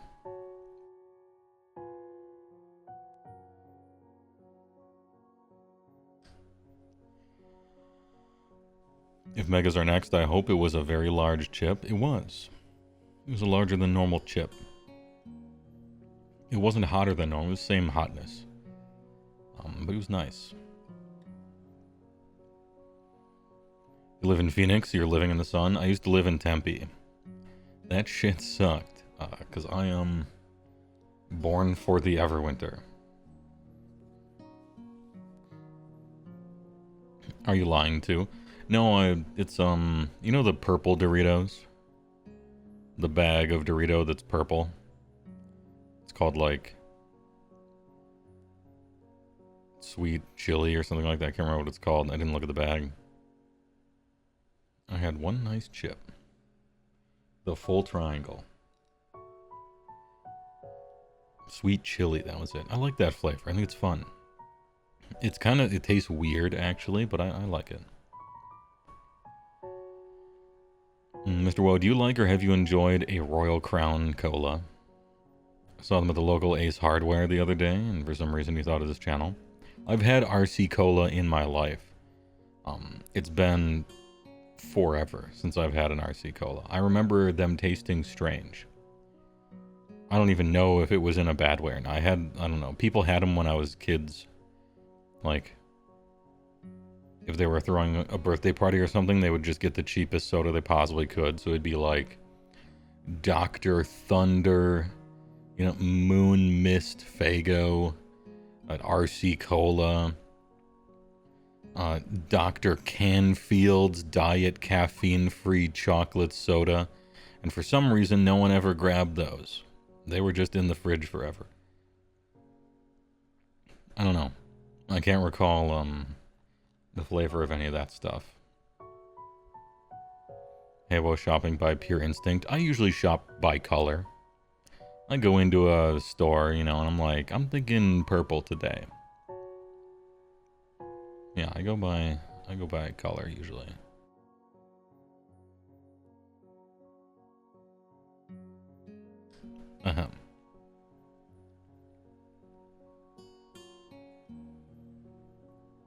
Mr. Woe, I have a random question. Do you live in the Washington state? No. Good question. You just tried the sweet barbecue Doritos? Not sure how you feel about them. Okay.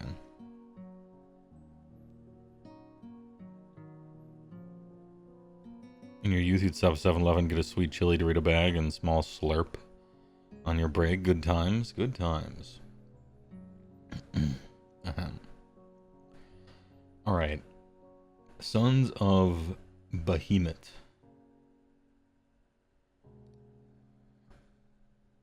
Oh yeah, I forgot that. I didn't take a bunch of notes. Notes will be later. After games. Hype level. F. New hype level. Gutbusters. A-. BCR.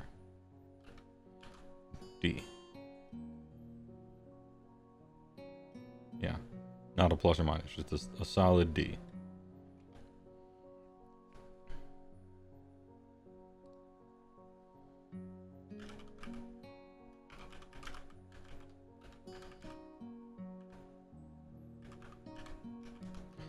Mega damage Gargantes.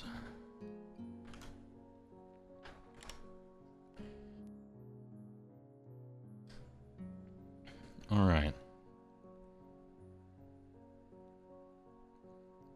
Timber. Yeah, I didn't like this. I thought that was dumb.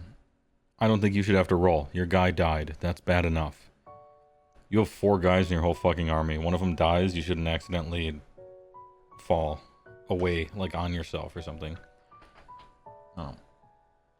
Anyway, we went over these already. These are kind of fun.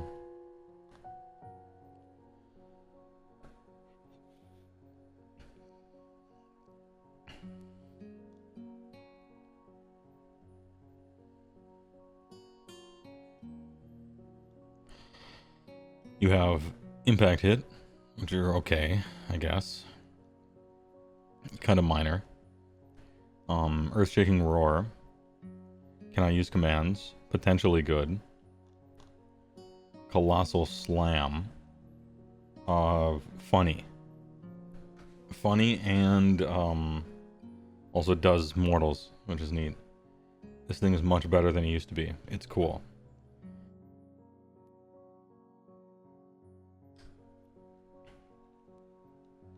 And then jump up and down. On a 3-up roll, die for each model in the unit. If the unit using this is a Gargan, inflict 1.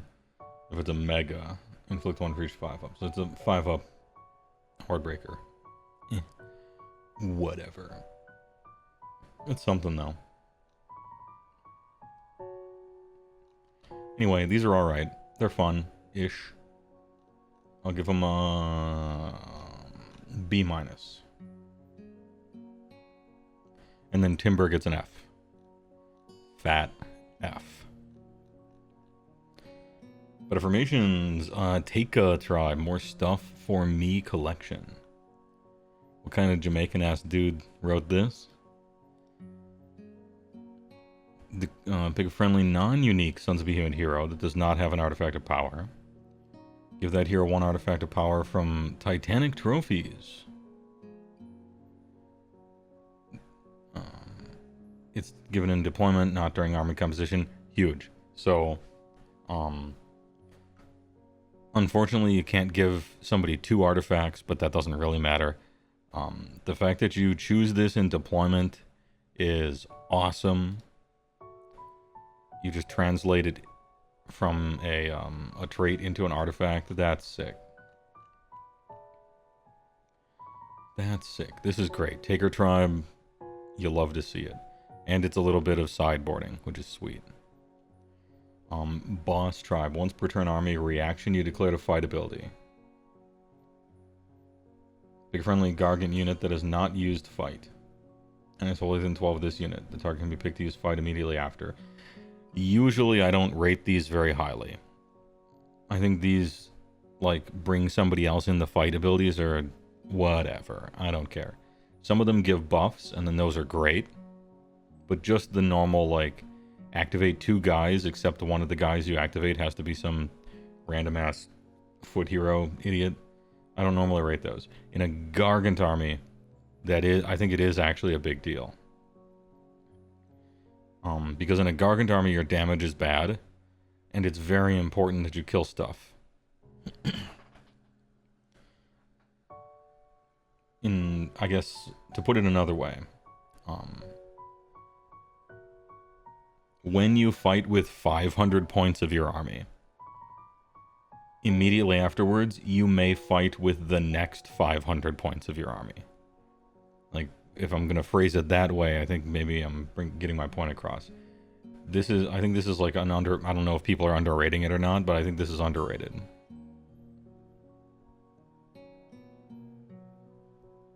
And then Breaker Tribe. Mega Gargants have a ward 6 up while they're within the combat ranges of other friendly Mega Gargants. That's cool. I think what you would rather do is kill than have double wardies, but maybe. I think you really do, unfortunately, have to have 2 of your Mega Gargants next to each other. They're just not good enough separately. People are going to be too synergized up. Their hammers are going to be too strong. Their fit's going to be too fly. You might actually have to do the buddy system, the tag team champion system. It's okay.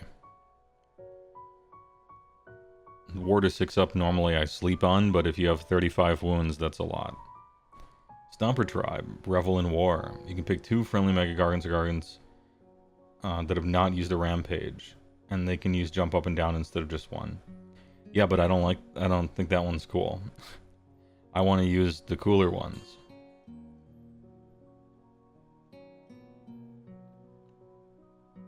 Okay. It's Taker Tribe. For sure. Unless I scroll and all their artifacts suck.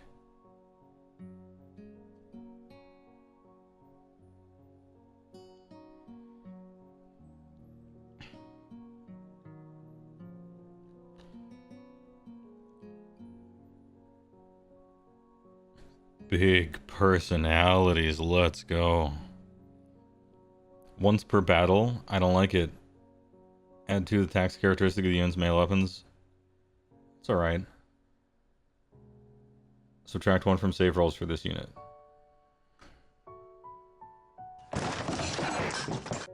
What? Why? Bro, I read this. I read this with no downside, and I shrugged and said, it's alright. And I was about to say that I don't take it. Once per battle, plus 2 attacks. I was about to not choose this. And then they put huge downside on top of it. Who writes these? No. What are you doing? I'm taking monstrously tough every time. Give me 40 wounds. What about this? Rabble Rouser. Add 1 to charge rolls. Friendly Sons Behemoth units or the wholly within 12. Nah. Yeah, it's monstrously tough. It's this one. I'm not like super thrilled about +5 wounds, but it doesn't have a direct negative and only work once for the whole game. And Rabble Rouser, not enough, I don't think. Alright.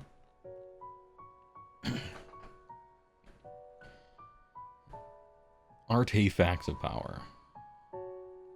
Amber Bone Totem. For the rest of the turn, this unit can use the charge abilities even if it used the run ability in the same turn. So once, yeah, run and charge.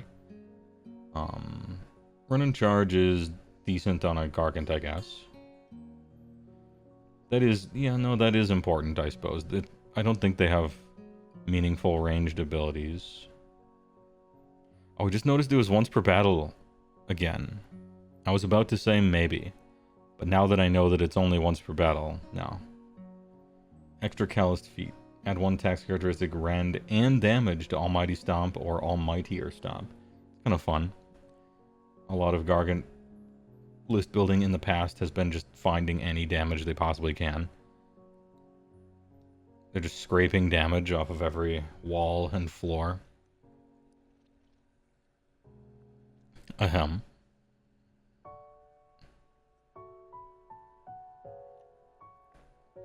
Is once per battle, once per game? Yes. Yeah. I suppose, if you were super new to the game, you might think that once per battle is once per, like, combat encounter or something, but no, yeah, once per battle means once per entire game. Once per battle deployment phase. Glowy Lantern. Pick 1 manifestation lore available to your faction, this unit can summon it. Wait, can you summon it only in the deployment? Okay, got it. Hey, you choose this nice and late.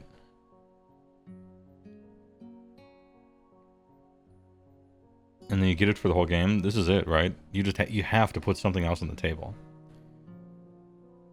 You got 4 guys in your army. You got to put something else on the table. It has to be this one.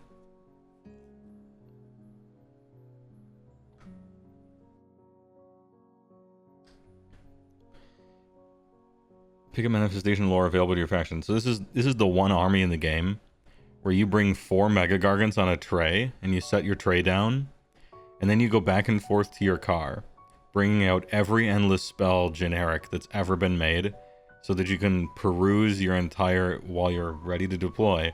This one, and then you take those 3 off. Anyway. Glowy Shield of Protectedness. Each time you make a unmodified save roll of 6, you inflict a mortal damage. No, that doesn't happen enough. This ability used to be good when people were rolling hundreds of attacks and 70 attacks and stuff, but you're just not anymore, and so it doesn't do enough. Even with that many wounds, it doesn't do enough. King's Laughter Cowl. Add 1 attacks characteristic of melee weapons while it is in combat with an enemy hero. Not likely enough. Mantle of Tusk and Horn. For the rest of the turn, add 1 to hit rolls for combat attacks made by Sons of Behemoth units while they are wholly within 12 of this unit. For the rest of this turn, huh? Should I look? Yeah, it's another once per battle. Fuck you. Stop making once per battle artifacts that trick me. Because you're writing them, don't give them an effect that you would think lasts the whole game, because it's not that great, and then you look and it's once per battle. I'm frustrated by these artifacts section. Is there even 2 that I want? Glowy Lantern for sure, locked in.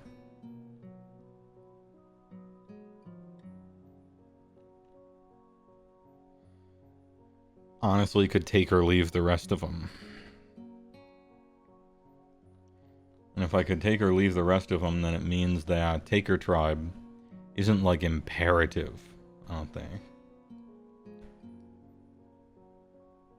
So we could use a boss tribe and, like, double up and fight with two dudes next to each other.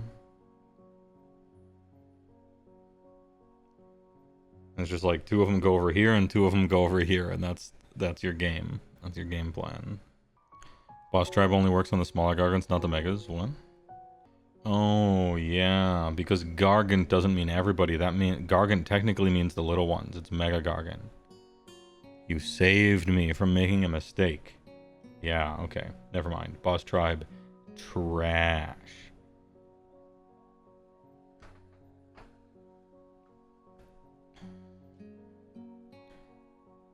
In which case it's Besieging Bulk. Yeah, but then it's combat ranges. It is pretty close.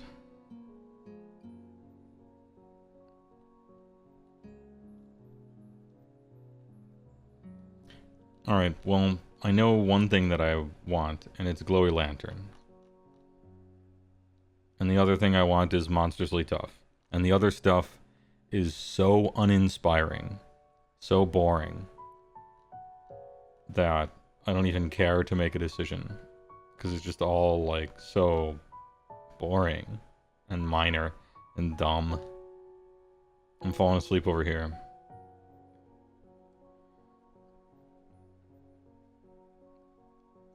Kragnos, fuck off. King Big. 40 health, 4 up save, 10 move. I used to make fun of them because they were so painfully slow. Oh, the turntables, 20 control. Obelisk of Torcrania. Almighty Stomp and Death Grip.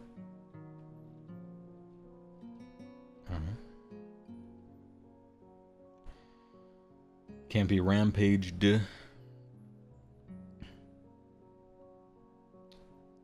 Power of Meat. Pick one of the following effects. If the chanting roll was 10 up, pick 2 instead. Okay, neat. Hey, you can use the same one more than once a game now. That's nice. That's cool. Add 2 inch to the move characteristic friendly Sons of Behemoth units for the rest of the turn. That one's great. Heal D3 to each of them. That's great. For the rest of the turn, add 1 to the rend of your clubs. That's great. Alright. All 3 of the prayer effects are great. Really hard to get off, though. It'll fail the first time, guaranteed. And then the next time, maybe it'll work, and you're kind of flopping back and forth between them.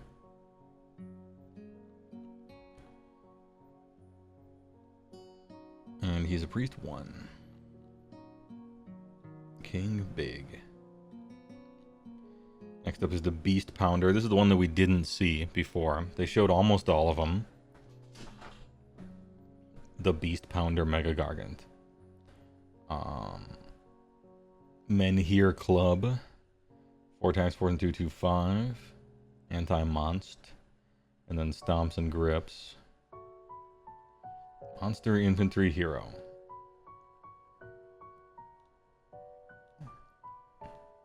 Subtract 1 from an attack's characteristic of enemy monsters while they're in combo with this unit. That's something. That will matter. I don't know how many people are going to be playing monsters. I'm looking at a lot of the monsters in the game, and they look a lot worse. And Companion looks really bad, just as a rule. And I'm looking at all of the infantry in the game, and they got way better. So, I don't know how common monsters are going to be. We'll see. The Beast Breaker Strike. Pick an enemy monster, you can make a pile and move, then roll die on a 4-up and inflict 5d6 mortal damage. 5d6 mortal damage, monster only. Okay, why did you do this? This is core attack fight. Here's the Beast Smasher Mega Gargant, right? Only works against the monster. And then you flip a coin for 5d6 mortal damage. absolutely staggering, right? But then here's the Gatebreaker. You can flip a coin and just do 4d6 mortal damage to literally anything.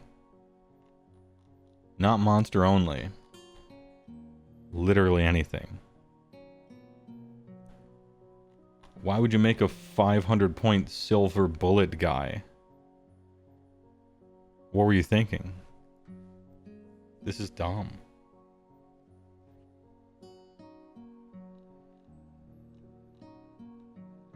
There's only like 6 war scrolls in this whole fucking army.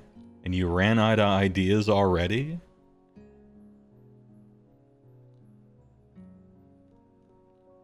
What the fuck? That's fucked up.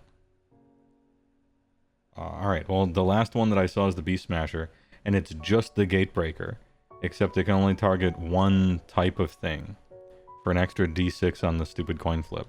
It's got a -1 to attacks characteristic thing. Okay.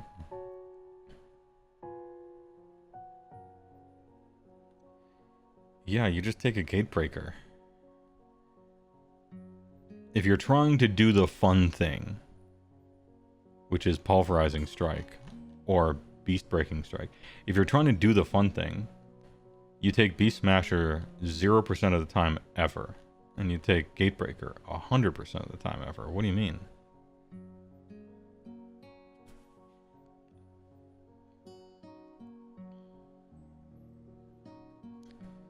I don't get it.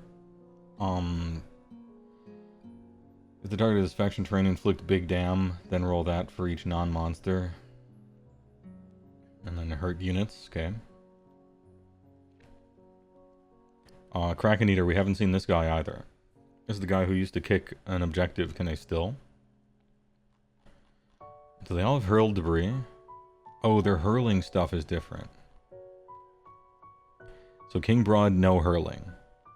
Beast Smasher, no hurling. Gatebreaker, some hurling. Kraken Eater, long hurling. And then he's got Get Orph Me Land down here. Pick an objective within 1. Roll die on a 2-up. Move the target 2d6. It doesn't have to be double random like that. I don't think that's enough.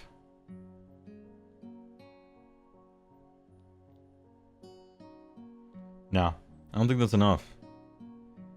2 up and then only 2d6. It's essentially like kind of a meme as it is. Yeah, no, Kraken Eater. He is trash. Damn, we're swinging wild. War Stomper with his stupid 2 damage club that I disagree with on a fundamental level. Titanic Boulderhead? How is it Titanic? It's 2 damage. What do you mean? If all the attacks made with this target the same enemy unit for every 5 models and the target unit add 2. No, it should be for every 5 add 2 to the damage. That would make more sense. Hurled body. Sure. This guy sucks. This guy fucking sucks. Give him a break. They've only been writing rules for 9 years. I mean, like 40. But yeah, I suppose depends on what you want to count, right?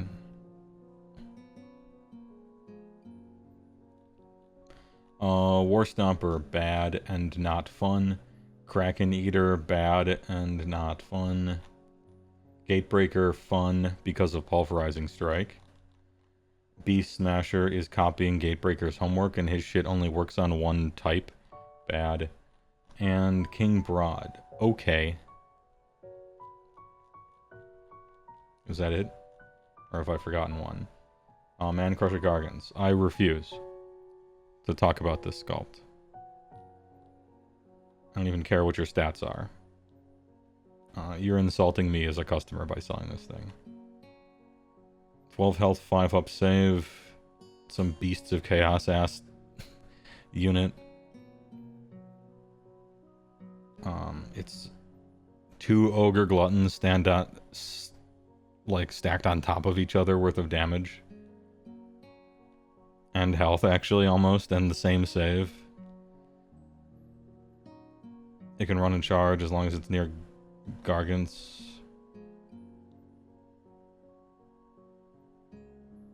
And it slays stuff outright.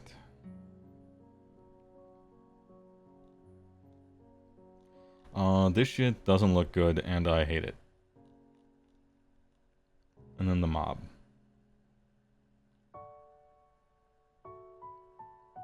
Oh, this one has, like, abilities, huh? Each time this unit uses the... add 1 to the amount of mortal damage inflicted, if any, for each model in the unit. Okay. Nope. Odo Godswallow.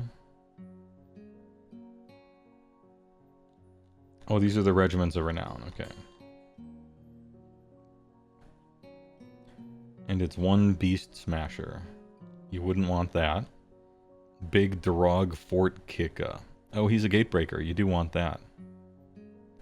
Pick an enemy in combat with it. Roll die for each model and 6 up, 1 mortal. Okay. And then he's got Timber. Having 1 gatebreaker in Beast Claw sounds like better than any amount of points I could spend in that half of the army that costs 500. That's depressing. Bundo Whale Baita. Do we just use their war scrolls? Is that confirmed? Like, for instance, if I ally this guy in, does he still control 20? Because they didn't used to in the old regiment thing. If they control 20 when you ally them in, then they're some of the best ogre allies, I think. As sad as it is to say. They have all their stats still. Alright, yeah.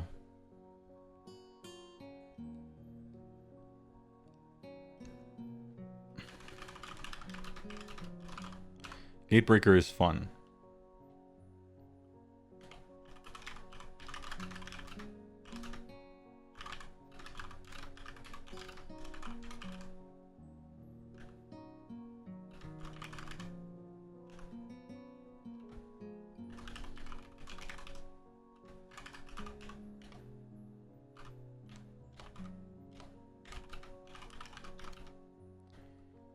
Hype level.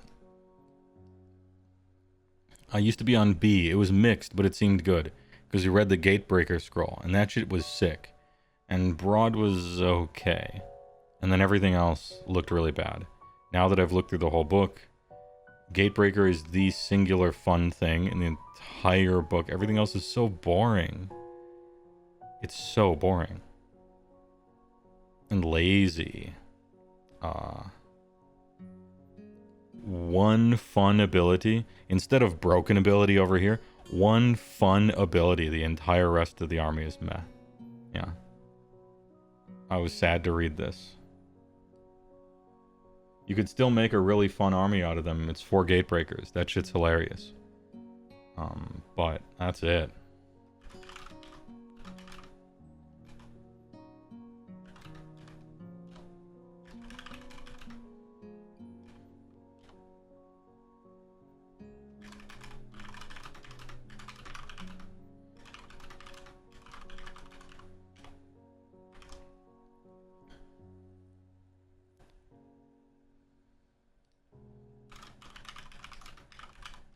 Broad's okay. Let's not, Broad's okay. Everything else is so boring. And, like, copied my homework. It's such a small army. There's so few war scrolls, and they're all so similar.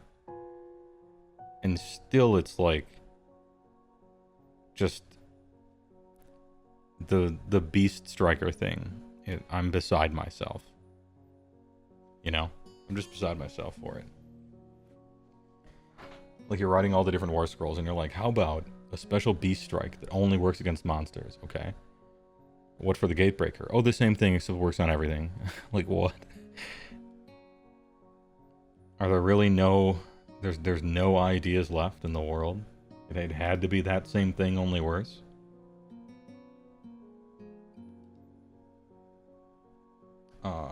Who am I looking at next? Who are we doing next? It's gotta be Iron Jaws, right?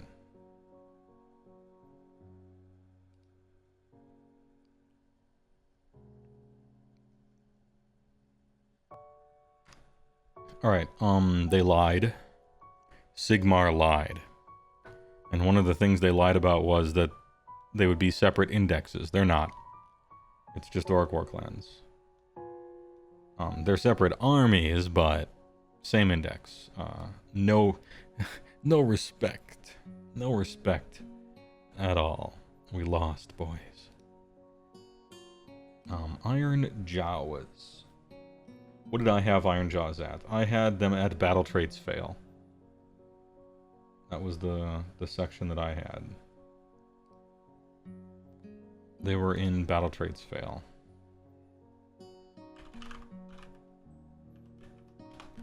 Iron Jaws.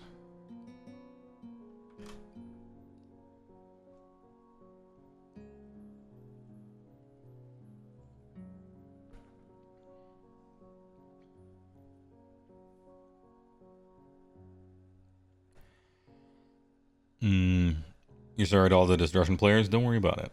It's just a game. It's fine. We'll find something good or fun.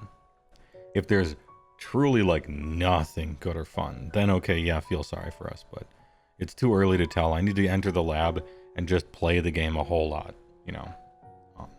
We'll figure it out.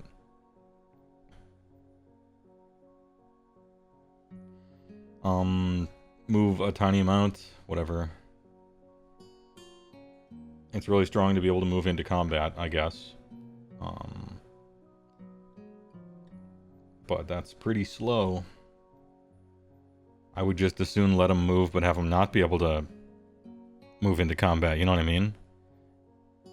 Must they move into combat? Did you need to get... What if it was 6 inches, but then they can't move into combat? Like, you know, there's a bunch of ways you could have done it. And then once per game, +1 to charge and +1 attacks? Okay. It's alright. A lot of empty space. Losing Mighty Destroyers is a big deal. I think that's super sad. Not Mighty Destroyers.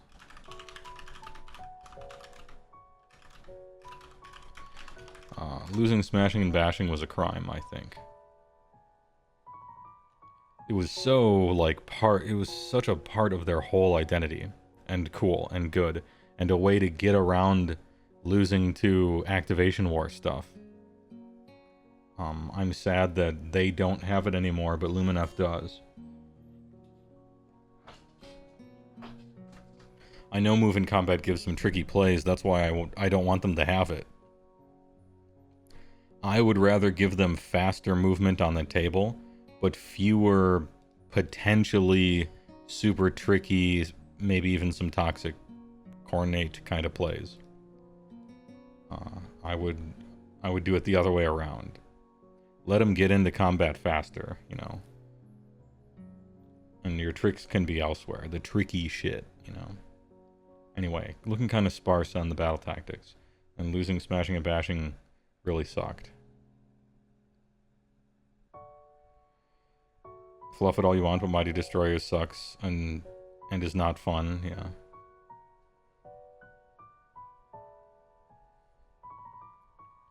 Ironjaw's Browl. These are the formations. Make an unmodified charge roll of 8 up. For a non-hero Ironjaw's unit, add 1 to the attack characteristic. Okay. I definitely don't like randomly rolling this. You know. 42% of the time when you charge, something happens totally outside your control. It's kind of dumb. I wish it was something you did on purpose, or how you built your army, or a thing you chose, instead of when you roll high, thing happen. I don't know. It's a good buff, obviously. +1 attacks is good. Add the number of enemy units that have been destroyed this battle to the move characteristic friendly Gore Gruntas and Maw Gruntas to a max of 4. Why a max of 4? Just let it go. Maybe it'll get to 30 someday. Does this work with guys that have 3d6 charge? If they do, yeah. Is there a way to get it in this army outside of Kragnos? If there is an army, if there is a way in the book to get 3d6 charge and not just Kragnos, then my opinion spins on a dime. Smash and Passion. Oh, it's a sub-faction now. Ew, ew, gross. Gross.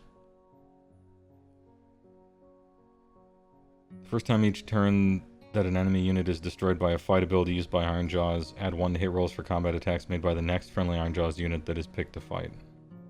Oh, it's not smashing and bashing. They called it that, but it's not it. So you have to win a fight.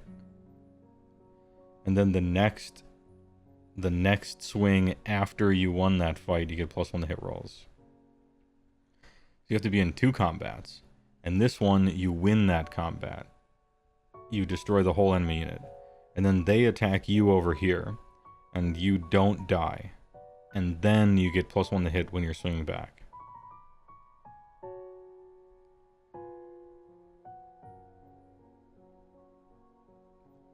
It depends. Do you hit on 4s with everything, or what? Anyway, Spirit of Gork. Friendly Iron Jaws infantry units have Ward 6 while they're wholly within 12 of any wizards or priests. Weird Fist.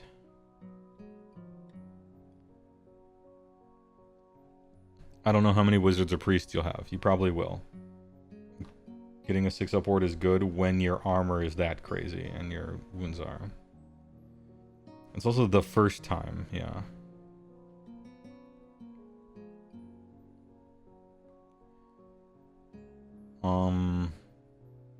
It's definitely not Grunta Stampede. I don't think it's Iron Fist. Maybe this one if you're trying to do 3d6 charges into a meme. Unironically, I think you take the ward. Am I wrong? Look, I don't know how to play Iron Jaws, and it's been a long time since I played against them. You're gonna have to tell me when I'm wrong. But I feel like your damage is incredible. You just need to not fucking die all the time. Just take the ward. Am I crazy?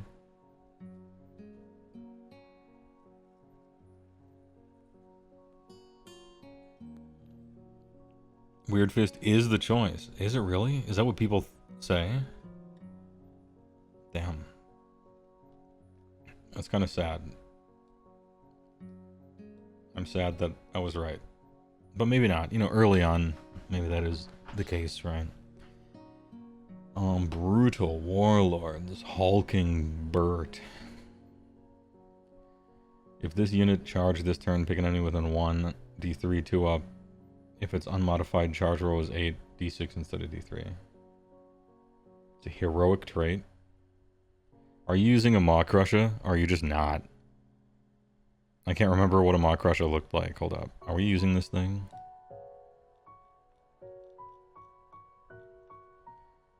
Fucking, why is the Cruel Boy War Scrolls in front of the Ironjaw ones when the Ironjaw rules are in front of the Cruel Boy rules? This fucking bullshit. Alright, Gordrak, the Fist of Gork. How much does Gorodrak cost? Iron Jaws. 450. For 20 wounds on a 3-up. No ward.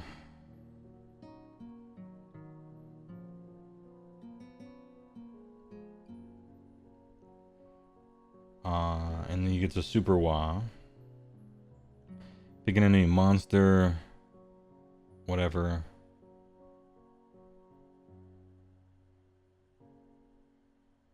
And you get bonus attacks for each thing. Nah. Oh, Mega Muscle Maw Crusher maintains the 3-up save. I thought he might go down to 4.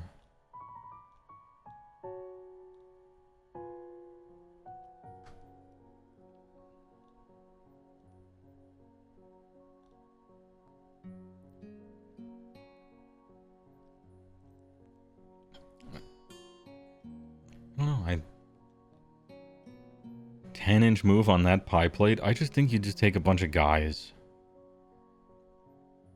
You know, Mega Boss on foot, all your priesty guys. I don't think you take a big monster. Am I crazy?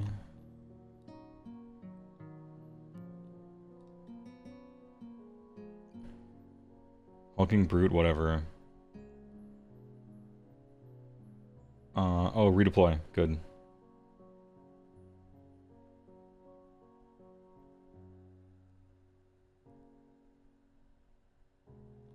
Yeah, I really like the auto redeploy 4. I really like that ability. I think that's very good. I'm taking it. I don't know who I'm putting it on, but I like it. Add 10 to control score. This unit has a war to 6 up. Pick one of the unit's weapons, add one to the rend. Don't care. Pick friendly Iron Jaws Wizard cast, blah blah. Targets melee weapons have crit 2 hits for the rest of the turn. Okay, it's a buff. And then you cast it on a whole bunch of guys. That's unfortunate. I wish this wasn't unlimited. I wish that one of these two were.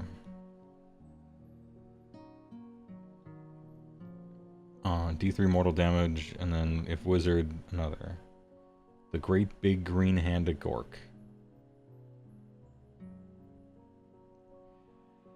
Kind of a teleport, but also with a range, huh? Okay. You can't countercharge after a redeploy, though? Yeah, that's true. True.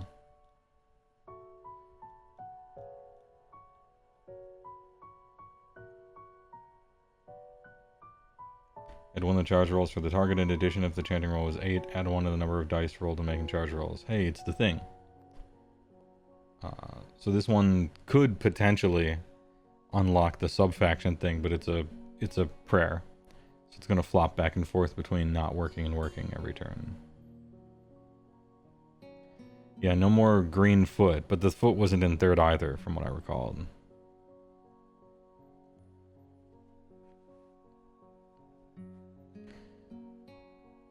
Heal D6 or more. Only heal, not regen. Not regen guys. If it was regen guys, I would like it a lot more. It also wouldn't make any sense to regen guys, so. And then kill a beat, add +1 to damage. Big. And it's a 4. It's a good buff. Good buff.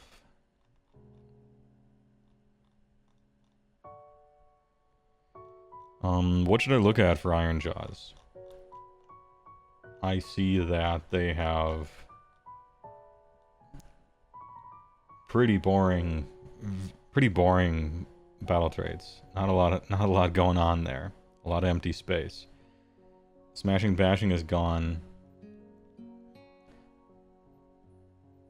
I'm not like thrilled about the formations. I guess the ward one is the best. I like the reaction. Redeploy 1. This one's cool. And for the artifact of power, these all look like they're supposed to go on a Maw Crusher. I don't know if I want to even play a Maw Crusher. You kind of ruined him a little bit. Spell Lore's okay. Crit 2 hits is a good. A teleport's good. Hell yeah. Headbutt ain't, but whatever.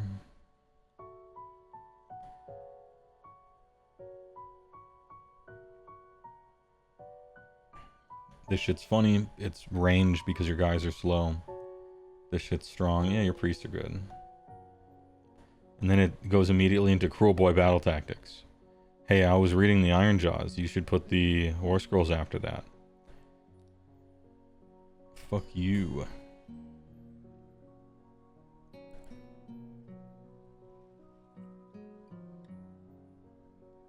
Maw Crusher is one of the best models in the game. Maybe. But I'm just talking about rules. Maybe. Some people like the cabbage, some people don't like the cabbage. They don't like his circularity. I think he's funny.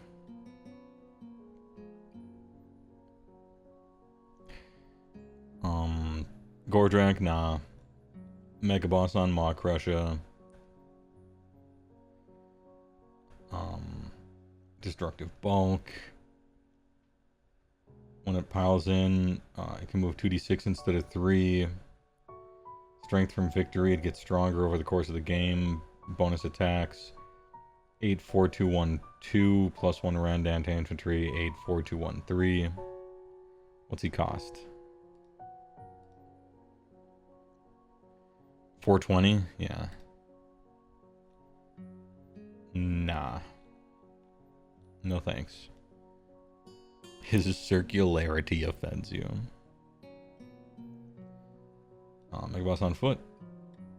Pick friendly brute unit holier than 12. Roll die on a 2-up, add 1 of the attack's characteristic of the target's melee weapons till the start of your next turn. Okay. Did this need to be a 2-up? What if it just worked instead? You have so many 4-up prayers and 7-up spells and roll a die, like... Huh.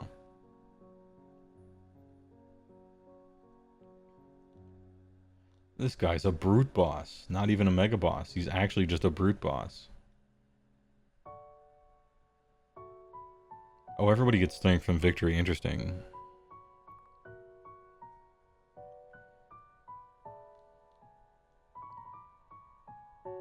So this guy gives big brute buff buoys. Plus 1 attacks, plus 1 attacks.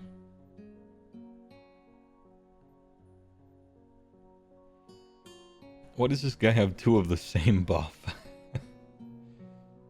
Alright, so my hero phase. These brutes, plus 1 attack. Then, when I fight, these brutes, plus 1 attack.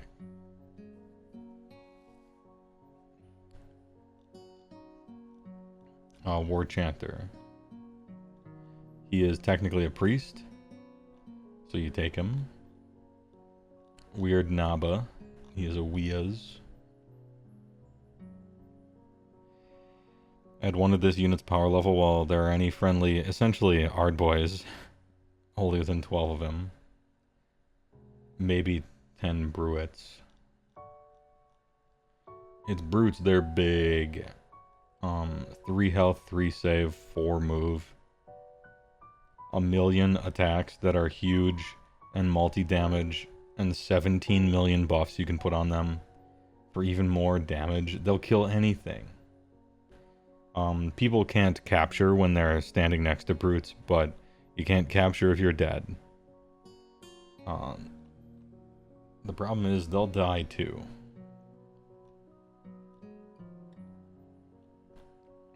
Our boys. Alright, 2, 3, 4.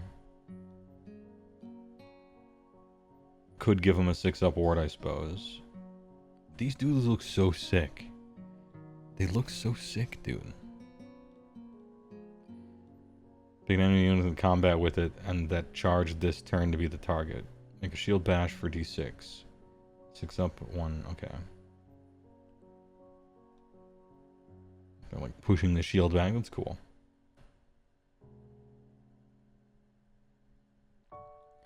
Yeah, I will say, brutes do look better in person, see if you're right. The fucking choppers. Dude, our boys are so cool looking. What a grade model that is. Gorhuntas. 5, 3, 3, 4, 3, 1, 1.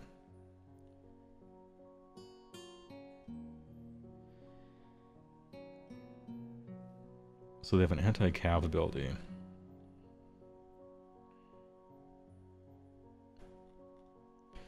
Alright, they're the big slow chaff, or the big slow cav, right? And then they have anti-cavalry, and then also their mortal wounds are anti-cavalry as well. And then this is companion.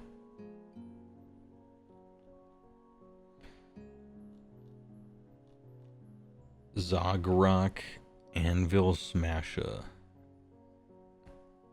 210.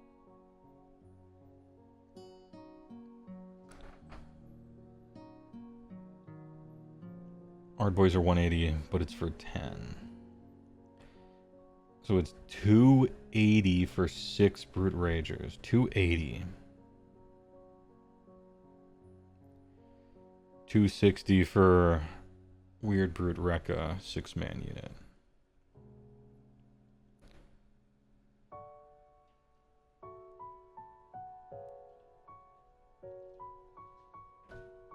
The Anvil Boy, 210 is a lot for that guy. War Chanter, 120. Mega Boss, 230. Holy. I was not expecting Mega Boss to be anything close to that. Maybe I'm out of touch. I might be out of touch.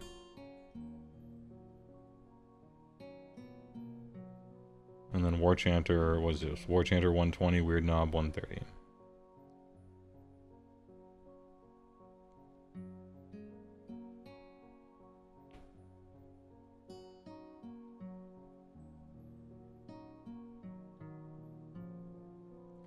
I don't know how to feel about Iron Jaws. I think it's cool that they made these units.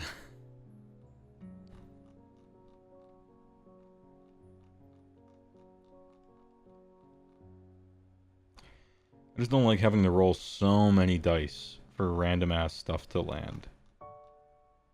I know I'm playing a GW game, but it's just a lot of that. A lot of this 2 up and then 3 up and then 2 up thing happens, 2 up thing happens, 4 up prey, 4 up prey, 4 up prey.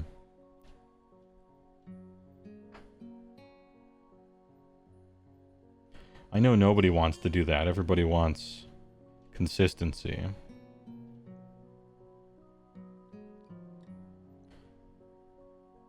What do? Okay, you do a shitload of damage. You buff up and you just kill something, right? Alright.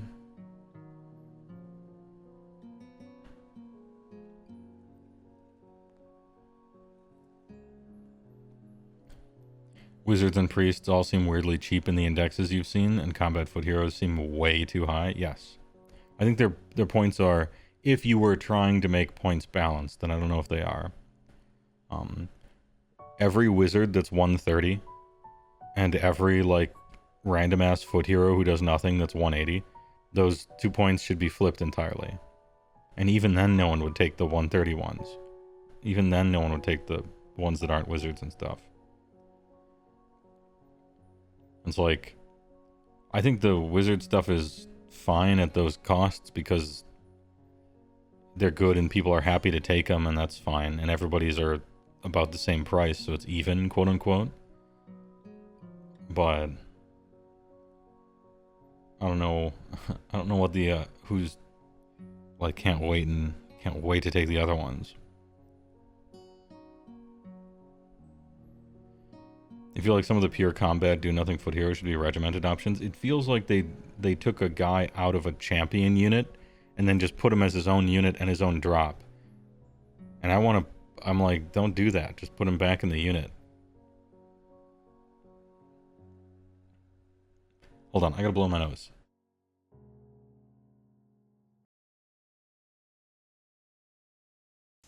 With Klondike ice cream bars, you get big servings, big taste, big cream. Imagine 5 big, moist, delicious ounces of big, hot ice cream and a coating made with beautiful milk, chocolate, so you can pour big cream. like I've never had it. Klondike, big bar, big cream. Ugh. All right. Nose fully blown. Fenrian, thanks to tier 1. Appreciate it for 24 months.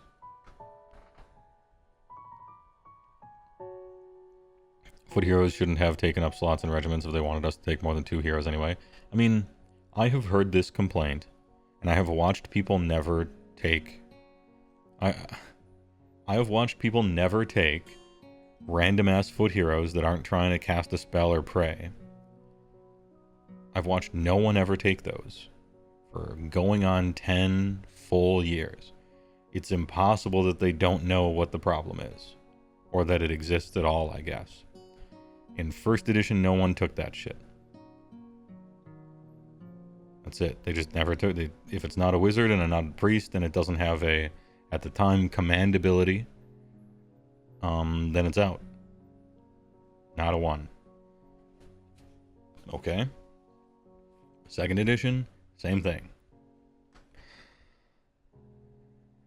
Hey, if you don't have a good command ability on your war scroll, or you're not a priest, or you're not a wizard, you have no reason to exist. Get out. They started costing them, like, in second edition, some of the heroes went down to 40 points. And still no one took them. People took the command point instead. They actually, this was a thing. In second edition, they're like, this guy costs less than a command point. I'll take the command point for 50. And then in third edition, they're like, every single unit champion in the game can issue commands as if he were your general from first edition. And so they took the 0 jobs that normal-ass foot heroes essentially had in second, and they removed the last final job that they could possibly have. And what did people do? Well, there was a foot hero season, right? And so they made a specific season just for foot heroes and gave those foot heroes free candy. You can teleport every turn, you can teleport with them, you get extra points for having them, you get extra custom, like, whatever, and everyone just took their same old fucking foot wizard they always took before. Now in this edition, I'm looking at a tyrant, and the dude is like 180, and he sucks, and he doesn't do anything. And then I look at a Slaughtermaster for 130, and he's a central linchpin, crucial combo piece of the entire army. And I'm like, when are we going to do the hero, like, foot heroes have any use at all thing? Because one of the few things in first edition, or not first edition, there was one of the few things in second edition we kind of just solved. We solved that problem, sort of. Heroes had their own little command abilities written on them, and that's why you would take them, because of their command ability. And so some of them got taken. The ones with bad command abilities didn't get taken, fair, but, you know, it happens to all war scrolls eventually. And the ones that didn't have anything on their war scroll at all were just obviously useless. But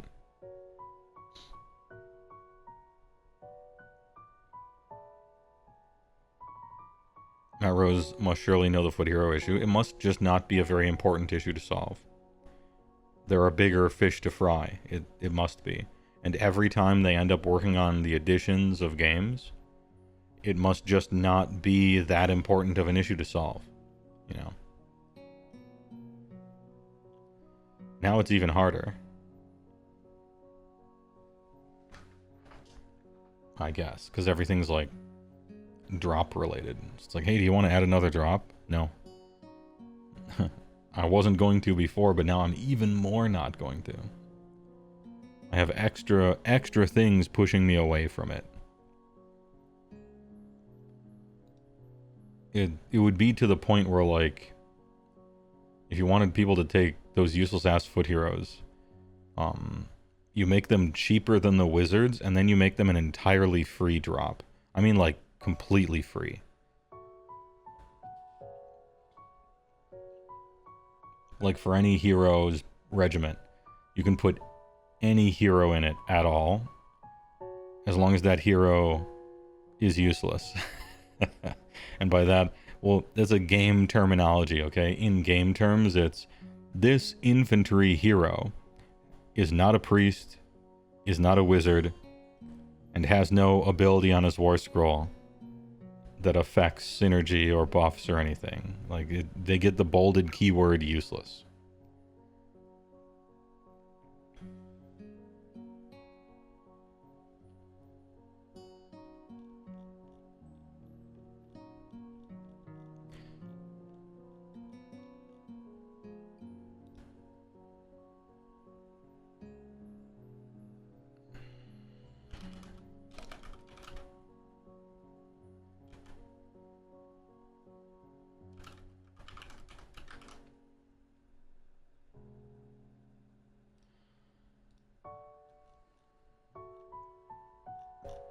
You do a shitload of damage, you're really slow. You have a 3d6 charge thing, you have a teleport thing. You are really durable with, or you're pretty durable with Ardboys and 6 of Wards, I guess. I'm not trying to take any of your monsters, really. Some of the pigs are fun, I think. You are going to struggle with a lot of the things people are doing in the game right now. Twitch Prime. Well, Proxy, you think it's a big prime. Appreciate it. For 11 months. Thanks a lot.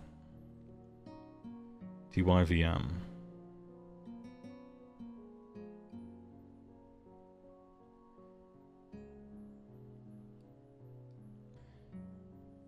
Is this doesn't exactly spark joy? It kind of does, but I think about playing it and I'm less so.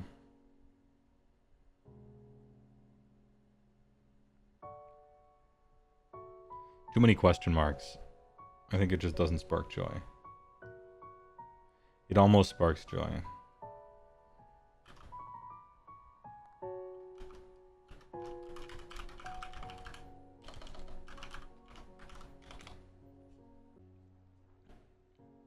Big whizzer.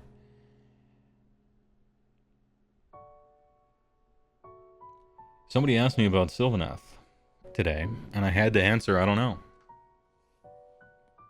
Well, how about we do something about that? Sylvaneth battle traits. It's very important to know the preset GHB boards will have room for woods. Yeah, I figured they would. I figured they would.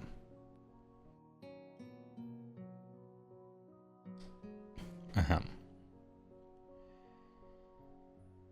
Once per turn, army, end of any turn. So at the end of every turn, you heal D3 to each Sylvaneth unit wholly within 6 of an awakened wildwood, okay?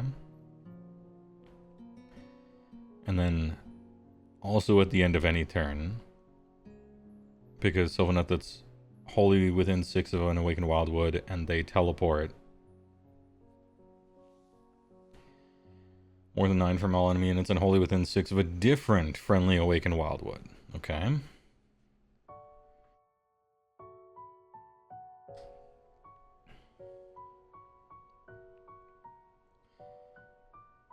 Well, how many awakened wildwoods do you get to put down before the game begins, I guess? That's like the first thing I need to look up, I suppose. And then in your movement phase, you also teleport. Not in combat. Oh, one of them's in combat, one of them's out of combat. Got it. Okay, and then you remove it and set it up within different. My first take is that I don't like these battle traits at all. The healing one is nice, but I don't like how both of your battle traits are just 2 different teleports from one node to another node. It's just, alright, so what you do is, on your movement phase you teleport, and then at the end of turn you teleport. I don't know. You get 1 at the start, but it can be a 3-piece, okay. Would you rather have telepathy or super strength? It's actually a hard one. My follow-up question would be, can I willfully shut off the telepathy? Because if I can't, you might go crazy, you know? It would seriously fuck you up, I think. If you could never turn off telepathy, depending on the range.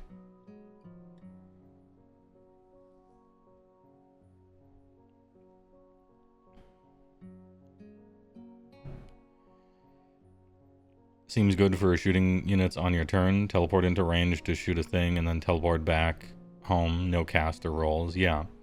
I'm not talking about it from a power level perspective. It's strong to be able to teleport to and fro, obviously. I'm just a little like, okay. Yeah, you got 1 teleport here, 1 teleport there.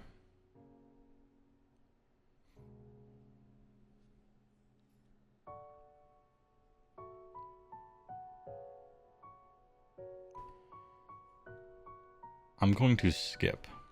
I'm going to skip right to the War Scroll for Awaken Wildwood. This thing is so central to the army that I'm reading it first, essentially. It has cover, unstable, and obscuring. Unstable meaning you can move across it, but you can't land on it, right?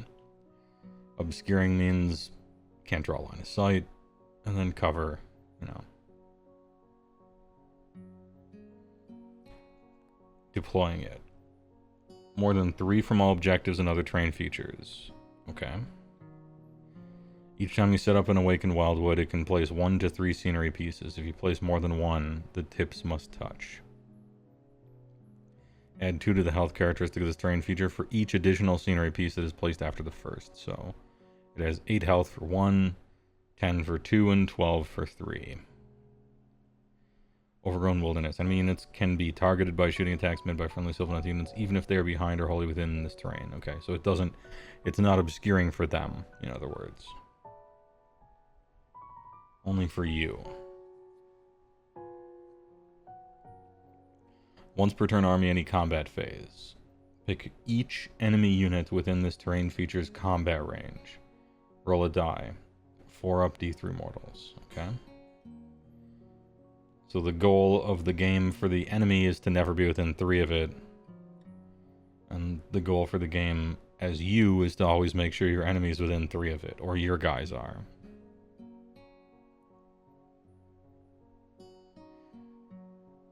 Once per turn army hurts this because you're going to have multiple. Well, it says each. Oh, you mean you're going to have 2 Awakened Wildwoods, and so only one of them can do the Vengeful Spirit thing. Yeah, that sucks. You're right. Yeah. No, yeah, that is a little unfortunate. And it's not like it's on an objective. It's on just some terrain somewhere. Yeah, that's lame. I agree. And somebody mentioned up here, elsewhere, that Strike and Fade requires that you be in combat, which means if you win the combat and kill the thing, you can't Strike and Fade, which kind of punishes you for succeeding, so I don't like that. You know, you got, ooh, I'm going to tell, I have my Kurnoth hunters with swords, and they roll in and they just kill some unit. Can't Strike and Fade now because you won the fight.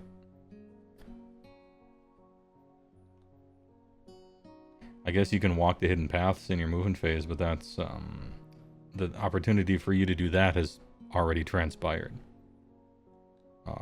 That sucks.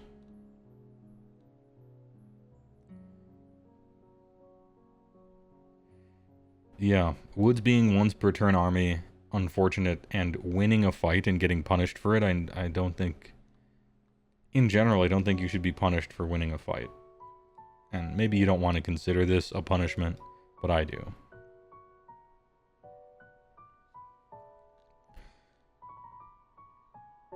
There are a variety of abilities that push damage through them, but you have to entice the opponent into 3. It feels like you need to fortify objectives with them and hope your opponent comes on over. Yeah. We'll see. Battle formations. When using Endless Growth ability, friendly Sylvaneth monsters can heal 3 instead of D3. Bad. Forest Folk. Add 1 of the Ren characteristic of melee weapons used by friendly Sylvaneth non-Kurnoth infantry that charged. No fun allowed, okay. Are you going to play non-Kurnoth infantry in your army? Unknown, not sure. This is obvious. If you are, then it's good, and if you're not, then it's bad. I don't know if you will be until I look at the rest of the stuff, I think.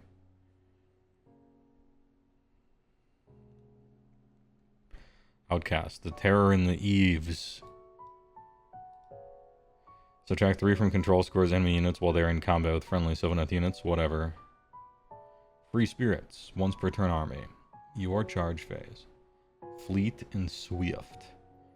Pick friendly Sylvaneth Cav unit. It can use charge even if it ran. Good. Alright. So for these it seems like Forest Folk, if you play with and we'll look at the war scrolls and figure out whether that's the case or not later. But if you are actually playing with Sylvaneth non-Kurnoth infantry, then Forced Folk is great. If you're playing with cavalry, Fleet and Swift is good.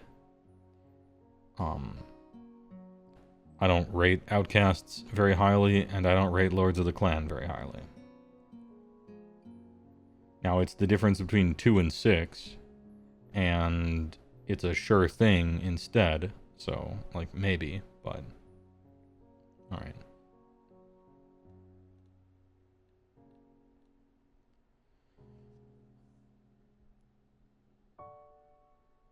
Forest Folk is the worst one.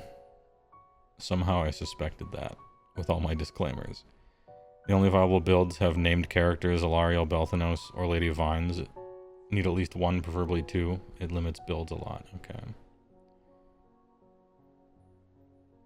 You're taking monsters, you're going to want to heal them 3. Alright. I wasn't prepared for Sylvaneth to be Monster Mash moving forward, but if it is, then you take the one that benefits it, right? If you're not playing Cav as a central strategy, and you're not playing non-Kurnoth infantry as a central strategy, but instead are just playing all your monsters, then yeah, obviously you take the 3 healing, I suppose. I'm not, like, super in love with it, but if it's the only one that does anything, then there it is. Kind of like the Ogre traits. I take the subfaction that does literally anything, and then there are 3 that do actual nothing for me, so you just have to take the one that does something. Right?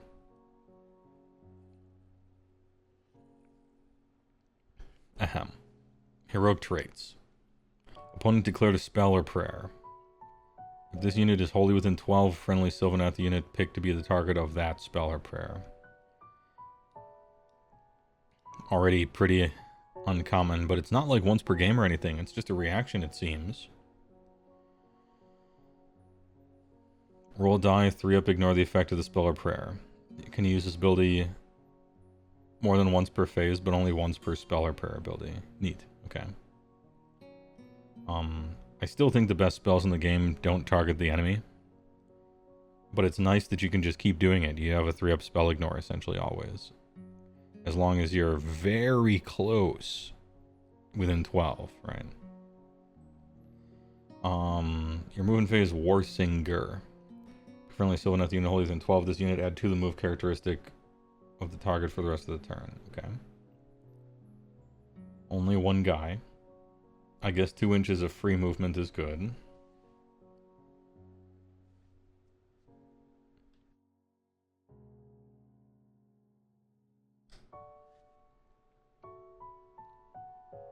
And then Spell Singer. While you're within the combat range of an Awakened Wildwood, +1 to cast. If this unit is not a wizard, it has Wizard 1 instead. Neat. Okay.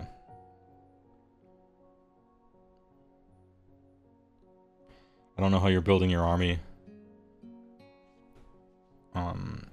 All of your wizards are named characters, I think, except for Branch Wraith.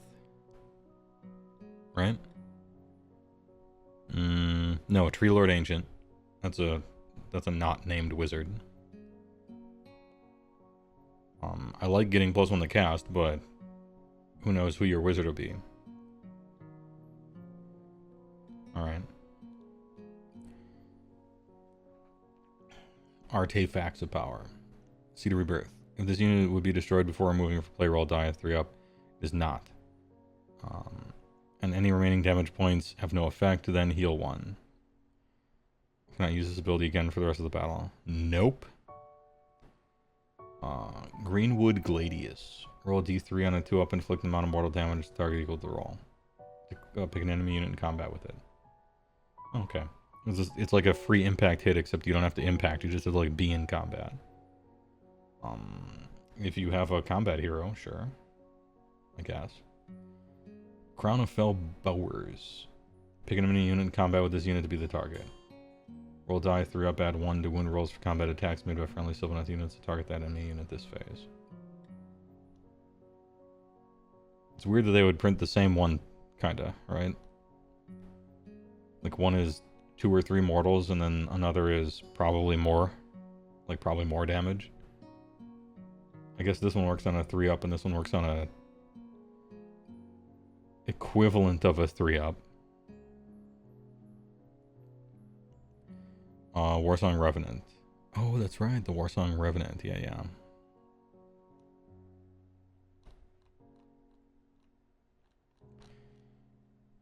I guess this thing is good for like a Death Star if you're doing something like that.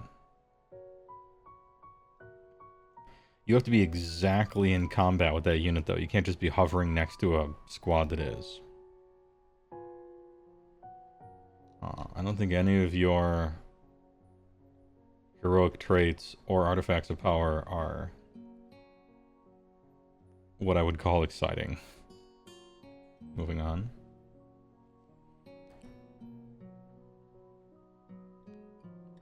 Hey, Heywoah, question. Would you say AOS is beginner friendly? Yeah. Yeah, I would. If you are the kind of person who has played games, you know, maybe RPGs or board games or card games like Magic, or video games, RPGs that are video games, yeah, I would say it's a pretty easy game. It's not that deep. Try it out on Spearhead, TTS for sure, Tabletop Simulator. Definitely try before you buy and figure out if you like it. But yeah, you play the game like you look into it and you read the rules, you know, once or twice, get somebody who knows how to play the game. After exactly 2 games, you're good. It's not like that hard to learn.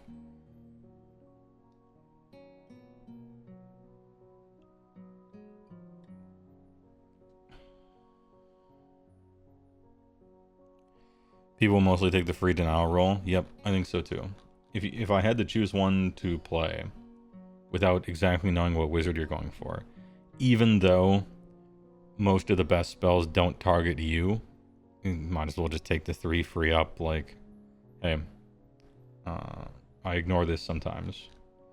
And then down here, I don't even know. I don't have a good... They're all so mid. Minus.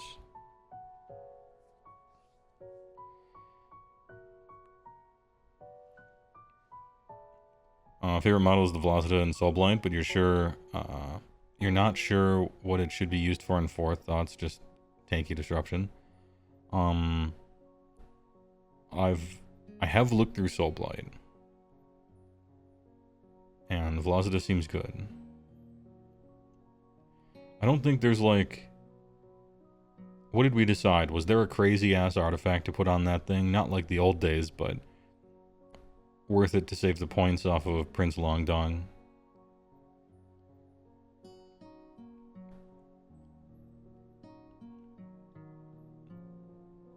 Not really. So you can do whatever you want, essentially.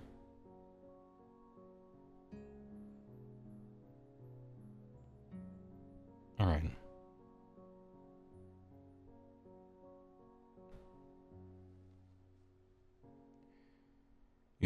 You swapped to the Prince, did you? Okay.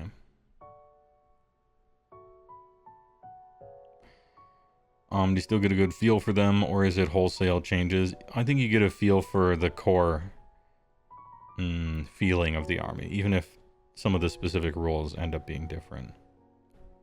It's a decent representation, but it will be different.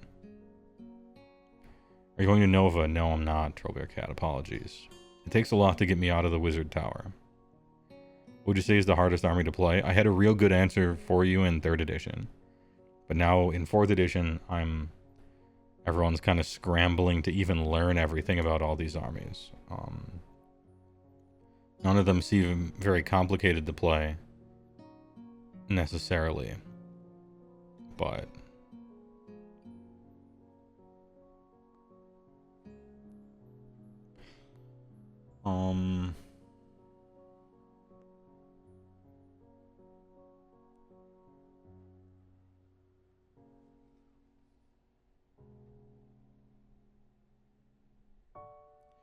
Cruel Boys, maybe.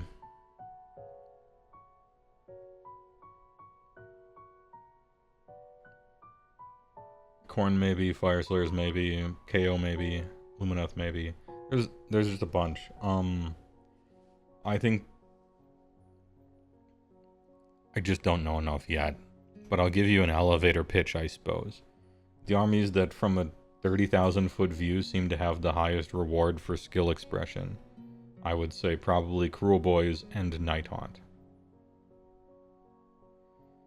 After that, a lot of people have pretty good arguments.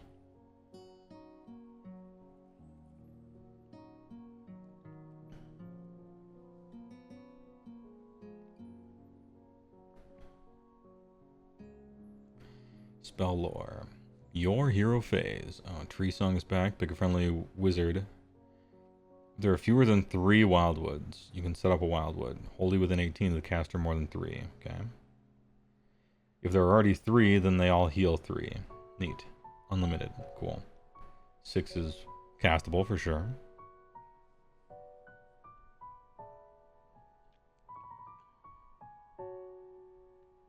I like how Tree Song is back. I wish it would damage enemies around it rather than heal your wildwoods. I liked it when it was pulsing damage. Although that was if enemies were casting near it, I think.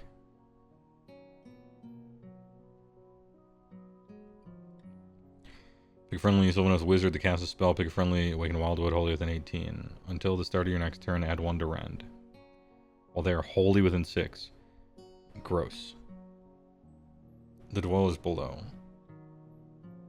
Pick a friendly Sylvaneth Wizard. Pick a friendly that is either 12 of this unit or is within 6 of an Awakened Wildwood. Okay. So this, you can have this pulse out from any Wildwood that they happen to be near, which is neat.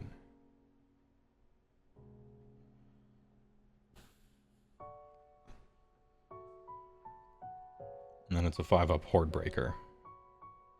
Okay.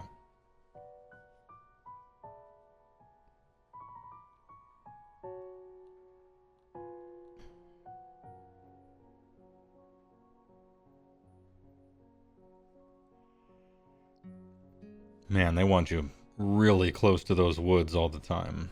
Wholly within 6 for a lot of this stuff that I'm reading. Manifestation lore.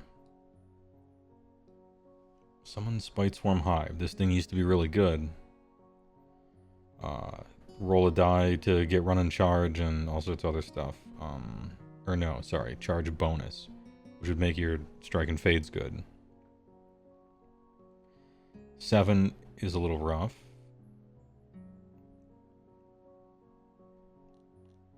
I keep forgetting that they don't... Why don't you put the War Scroll for the Endless Spell right after the manifestations? You know? No, that's fine. I'll scroll to it. Alright, Banish 7, 7, 6. The Hive nourishes. Pick a visible friendly Sylvaneth unit within 3 of this manifestation. Okay, so you gotta be real close. Roll a die, 2-up, pick one of the following effects. Oh, you still do the 2-up, huh? Add 1 to run rolls and charge rolls. Target has a ward of 6-up. Bum, bum, bum, bum. Wow. Not enough. You still have to set up outside of 9 of enemies, right? So, +1 to charge rolls isn't quite gonna do it.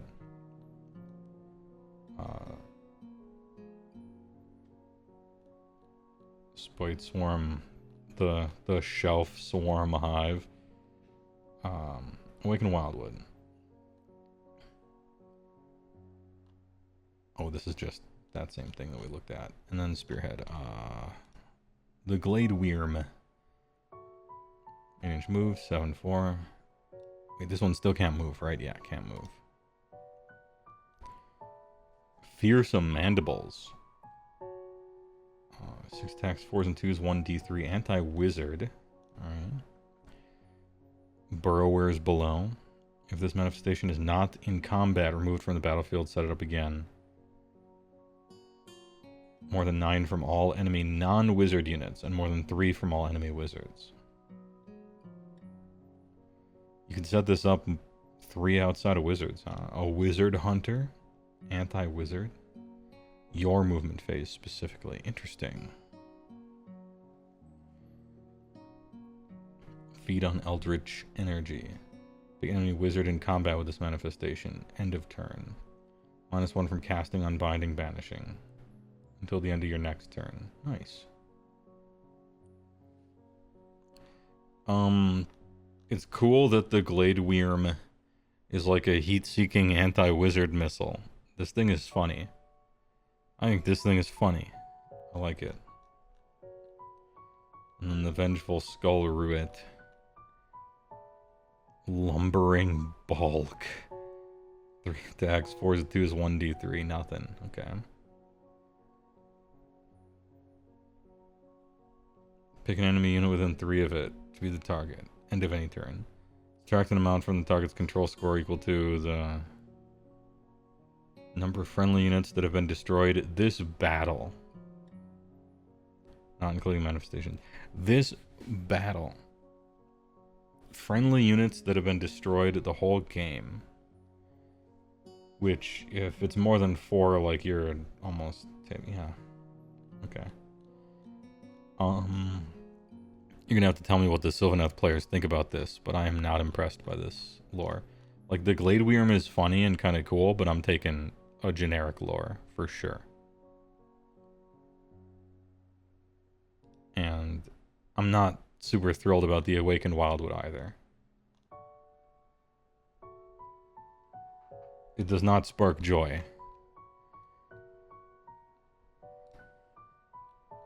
Alright, back to the top.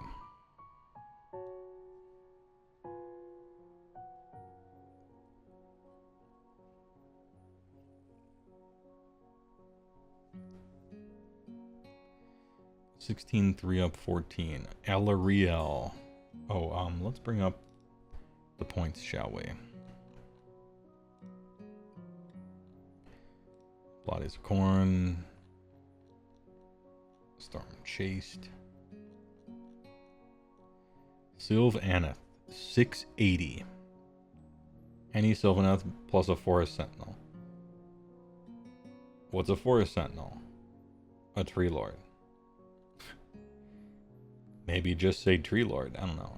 It's fine that there's a category of it. Oh, fair enough. Okay. So, she is 680. 16-3, 14-5. Looking for a ward. Hey, she got one at last. It's only a 6, but she got one. Triple Wizard. Big. A one-shot Spear of Kurnoth. I sleep, even though the damage is high. And then fighting with it, 5 attacks, 3s and 3s, 2-2, 6 attacks, 4s and 2s, 2-4. She fights like a 310 point monster, so I'm expecting to scroll down and see 370 points worth of abilities on her.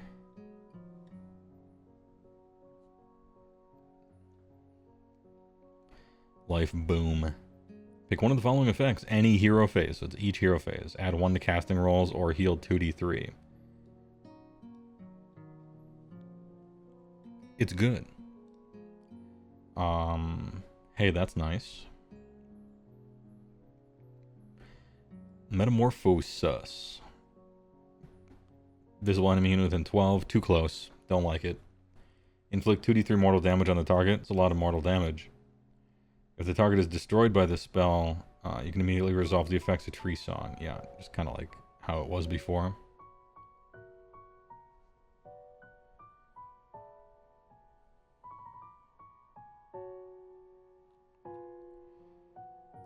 Hey, 2d6 mortals is a lot of mortals, right? Or 2d3, I mean. You know, so I scroll down, and I wish they would have copied me. Because when I was making her magic card for her, she was a forest. And so in AOS, I think she should count as an Awakened Wildwood. Like, your god, like the god of all nature. I think she should just straight up count as an awakened wildwood as she's flying around and doing stuff. It would make for interesting plays, I think. Anyway, Rite of Life. Pick a friendly Sylve unit that has been destroyed to be the target. This unit can use this ability if it has been destroyed, but if it does, the unit must be the target. Yeah. You can even bring yourself back to life. I remember seeing this. 4 up, bring back. Wholly within 9 of a friendly awakened wildwood and more than 9 from all enemy units. If the target was a monster, allocate 8 damage to it. Okay.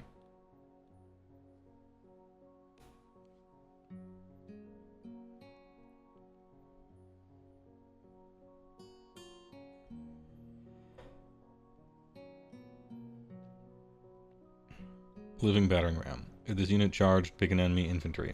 Only infantry? Boo. It's a lot of mortal damage though, 3 up. So 3, 4, 5, or 6 mortals is a lot of mortals. It's weird that it's only infantry. What, a living battering ram that's also a beetle isn't going to do damage to cav? Just foot troops? Kind of weird.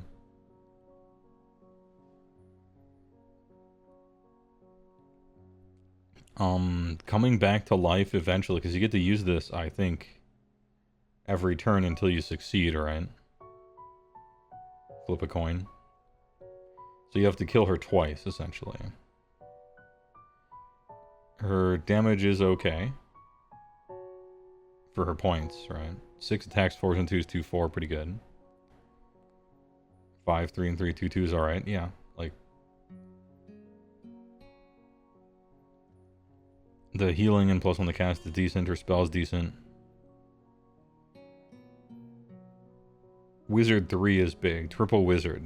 Triple Wizard at +1, I guess, is a big deal. 680. I don't know if that's a lot or not. I haven't built lists and tried her out. I think it's cool that she can come back to life. Her rampage is boring. Well, it's not boring. It's exciting and fun. But you can only use it on infantry. Is she good? I don't know. Lady Vines. 8 health, 3 up, 8. Searching for a ward. Ward not found. Wizard 2. You love to see Wizard 2, though. That's very nice.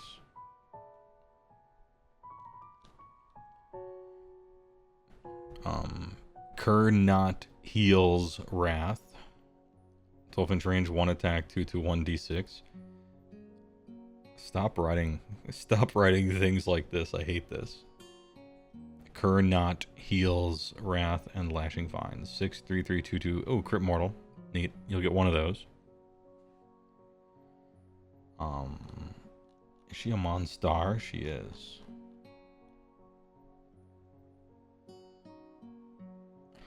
If the target was a Lady of Vines, Lady of Vines instantly is re-slain and goes back to being dead. Yeah, alright.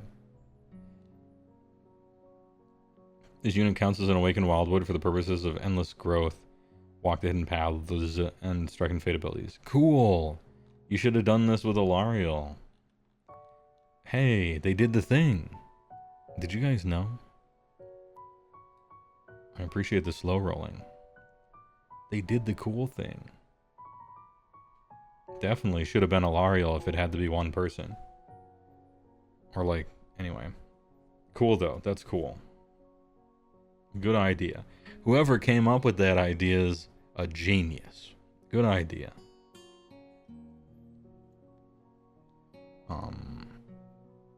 Your hero phase aspect of the Everqueen. Until the start of your next turn, friendly Sylvaneth units have 5 up ward, while they're wholly within 12 this unit. Good. 7's rough, though. She's not getting a bonus to cast. Lady of Vines is the Lady of Vines, so she's unique. Can't take the one thing. 5 up ward's real good, though. Once per turn army, any combat, Writhing Vines. Pick an enemy unit that is into that. Roll a die to pick one of the following effects to apply the rest of the turn. -1 for hit rolls, targets attacks, add 1 to hit rolls for attacks made friendly units targeted. That's good. You have to like be in combat with them though. You don't want to be. Now it's going to happen eventually, and I'm pleased that you get -1 to be hit when you are.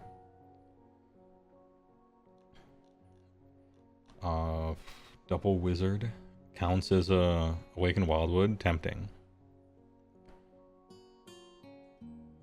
Endless Growth is the healing one, right? I like Lady of Vines. I wish it counted for more things and not just those 3, but I'll take it. Double Wizard, good spell. Kind of hard to cast, but strong. And then once you finally get her in combat, she hits you with the -1 to hit. And has crit mortals to potentially sometimes get lucky and do something. Nice. Drycha, Hammered Eth. 10 health. No longer a downside. No longer really bad. You'll love to see it. Searching for a ward, not found. Only Wizard 1. Oh, we're down to 10s instead of 20s. Well, everything must get worse, I guess. 4s and 4s, shooting combat companion. Anti-infantry companion. Where's the crit mortals on these? That was the whole point. Well, maybe it adds it. Mercurial Aspect.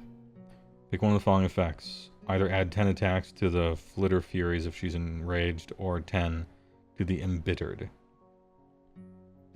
To the Swarms. Okay, so that's where the... Neat. Okay, so one of them is 20. But it's just like 4s and 4s. I don't care. 20 attacks, 4s and 4s. Okay, so 20 attacks, 10 hit after 4, 5 wound after that. And so your opponent makes 5 Rend 1 saves, passes 3, takes 2 damage.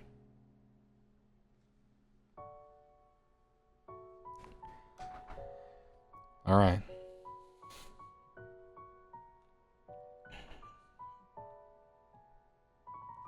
The fun is gone. And it's companion, so no fun allowed. Can't do anything. Yeah. Once per turn army, any combat phase, pick an enemy unit in combat with this to be the target. 2-up halve target's control score. You know what's better than halving their control score? Fucking killing them. Song of Sprite. Enemy infantry within 12. Add 1 to hit rolls for combat attacks made by friendly Sylvaneth to target that enemy infantry. Or... No, not or. In addition, add 1 to wound rolls.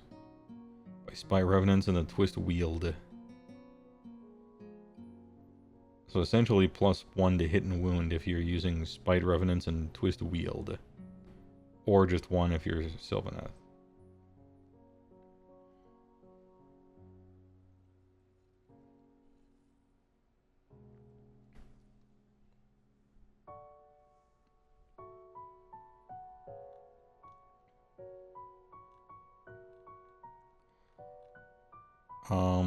Sad. Belthanos. Oh yeah, sorry. Lady of Vines, I was supposed to... 280, okay. I was supposed to look at the price for these, pardon me. 280 for a double wizard... For a double wizard with a good spell, but a little hard to cast, and counts as an Awakened Wildwood. And when the enemy finally gets them in the combat, they give the enemy -1 to hit, and then they die anyway. But you have to respect them slightly, I guess, in activation order, because they do have a decent chance of doing a crit mortal or two. Yeah, I think Lady of Vines might be a thing. I'm not sure exactly, but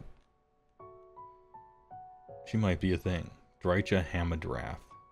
What would I pay for her? I don't know. Less than Lady of Vines, that's for sure.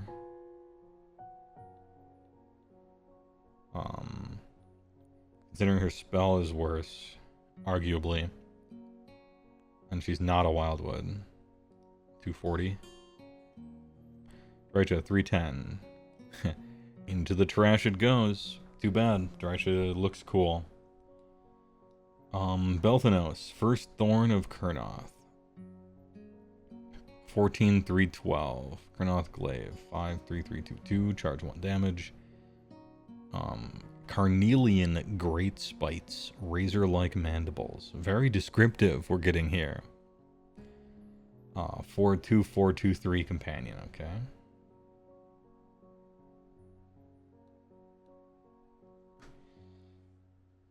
Rhythm of the Chase. Pick an enemy unit in combo with this unit. Do 3 2 up, inflict the amount of mortal damage equal to the roll. Then you can remove this unit from the battlefield, set it up again within 1 of the target.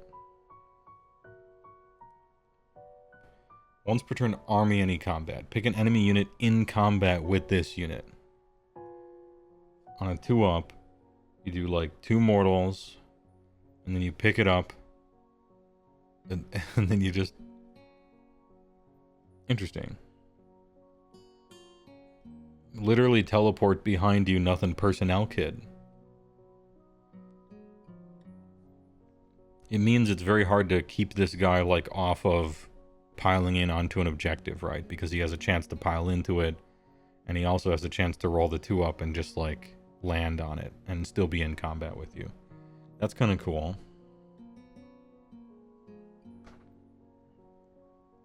It's kind of cool. He fly, no ward.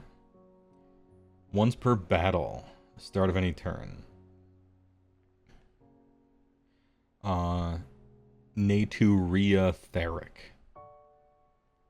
Pick a terrain feature within 6 to be the target. Who wants to ever be within 6 of a terrain feature? No, I'm kidding. For the rest of the battle, the target gains the Place of Power terrain ability. Counts as a Wildwood.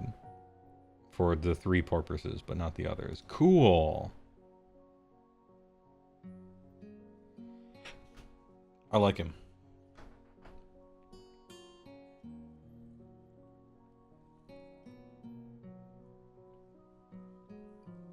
Place of Power, good. Counts as a Wildwood, good. Not having to roll, good. I like him. It's sad that he's not a wizard, which means you really have to pay for this ability. I like him though. Kurnoth Warhorn. Pick up the 3 Sylvaneth units to be the target. Oh, anywhere? Each target can use charge even if they ran? Dude.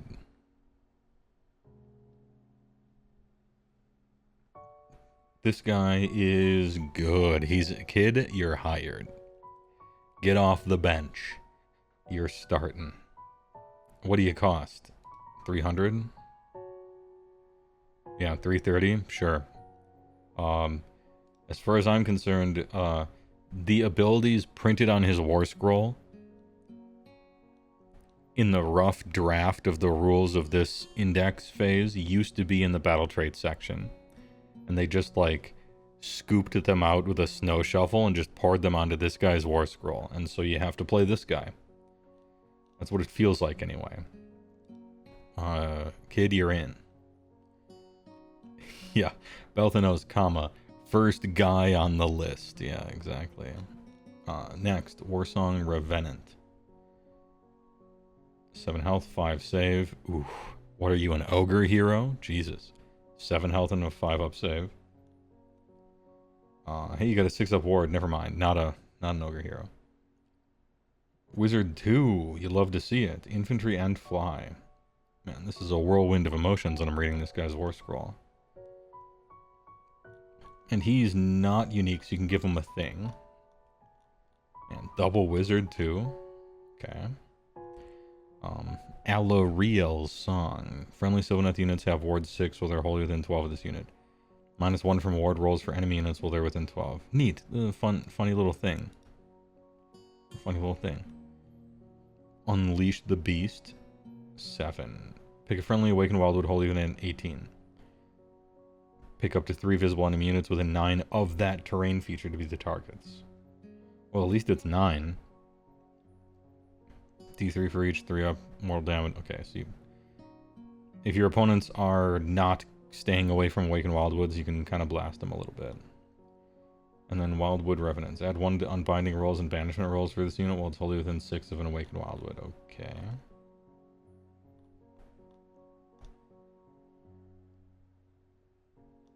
Yeah, Warsong Revenant is cool. He's a double wizard. And what does he cost? 210. I guess you cost 100 points per level of wizard, right? That's just kind of what the cost is nowadays. Also in the past.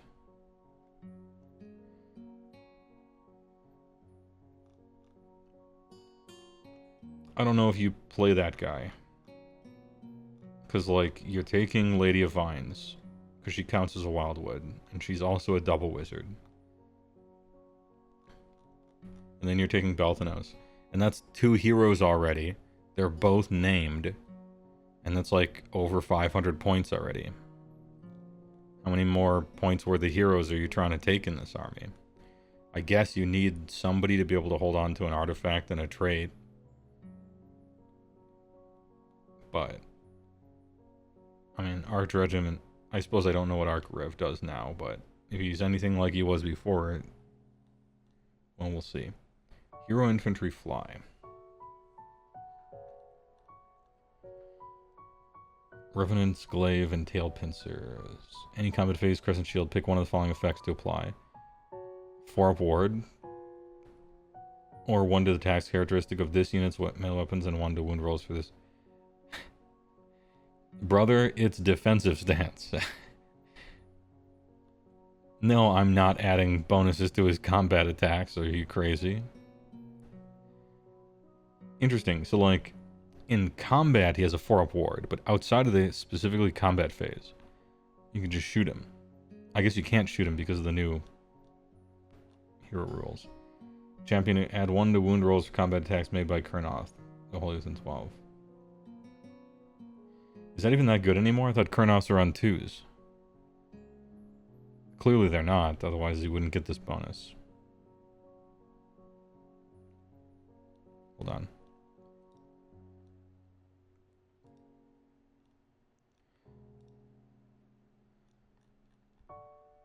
Yeah, okay, they're 3s. I mean, they would have to be 3s, otherwise this bonus wouldn't make any sense.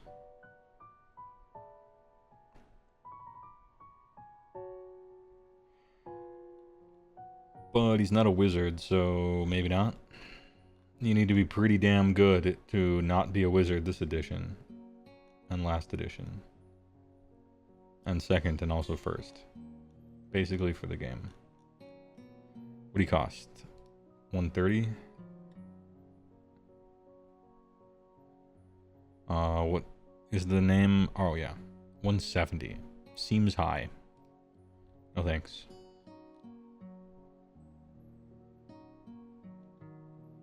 Spirit of Girthu. 14 health, 3-up save. Verdant Blasto. 5 4s and 3s, 1 2. Nice. Guardian Sword, 4 attacks, 3s and 2s, 2 5. Anti-monster, +1 rend. The big ass anime sword. Down from 6 damage. But 5 is still a lot.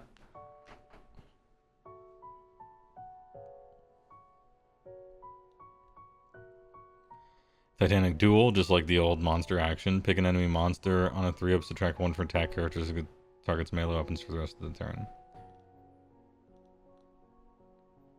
Hey, I got a better idea. If what you want to do is duel monsters, how about on a 3-up you add 1 to your own attacks characteristics? Bro, you only have 4, it's easy to fail those.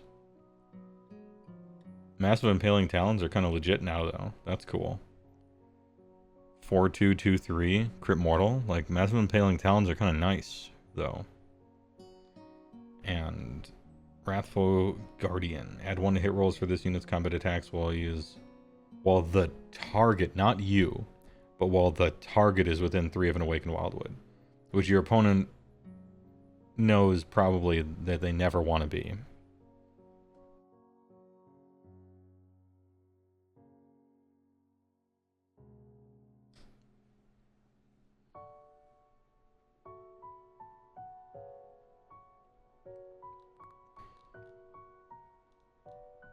Are people monster mashing with this thing?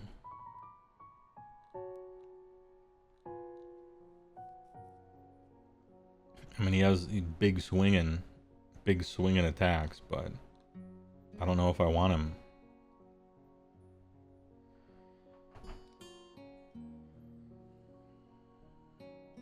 What's he on? 330? Yeah. I mean, I probably just want some big ass caster. Maybe because he comes back with a Larial on a 4-up, I suppose.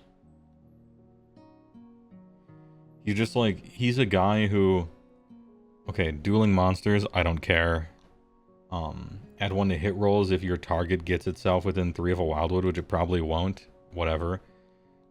This dude is, he's some Verdant Blasts, and then a small number of high damage attacks.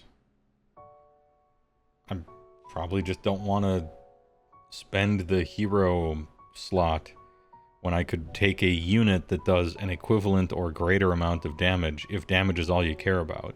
And clearly it is, because none of the abilities do anything but damage, right? I just take Kurnoth Hunters instead of this guy. It's not like you're giving him Gyre Spike, or some like realm artifact that increases his number of attacks or anything like that. Enhancements? I don't recall there being like a crazy enhancement for this guy.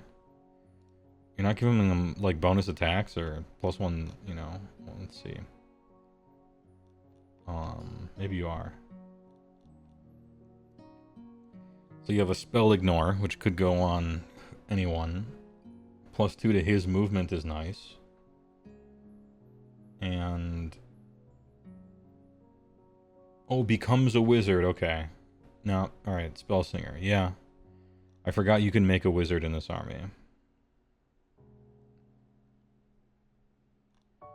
Yeah, then it might be worth. I forgot you could make a wizard.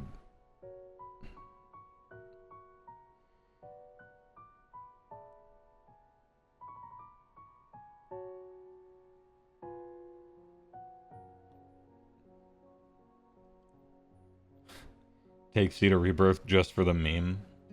I don't know. It's probably Gladius. Crown, he already wounds on 2s. I don't know if you're Death Starring. Maybe you are. Okay, yeah. Because you can make him a wizard, that changes my mind. I was about to say just no. Probably not. But he could be a wizard, and so that's a thing. I guess so could this guy. Tree Lord, who is now a hero, right? Is that true? Yeah. Tree Lord, who is now a hero. Which is something that Tree Lord wanted very badly for a long time. And now it's the addition where being a hero is terrible. Because it means the army builder won't let you build your army how you want. Because being a hero is very bad. Just in time.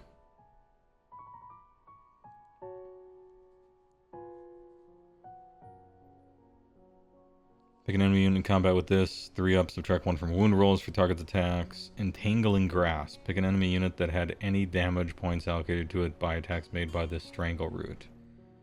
Which is 10-inch range, 3 attacks, 3s and 2s, 1, 2. You have to allocate damage points. You got to get all, not just targeting like some of the other stuff works. You got to go all the way to the end. Roll a die, 3-up. You still have to roll a die on a 3-up? On a Tuesday? Is this an ogre book? You got within 10 with a 5-inch move guy. You rolled 3 attacks, 3s, passed them. Then 2s, passed them. Then they failed to save. Then you did damage. Then they passed their ward. And then you roll a 3-up. And then the target can't run or retreat until the start of your next turn. Were they going to? Alright.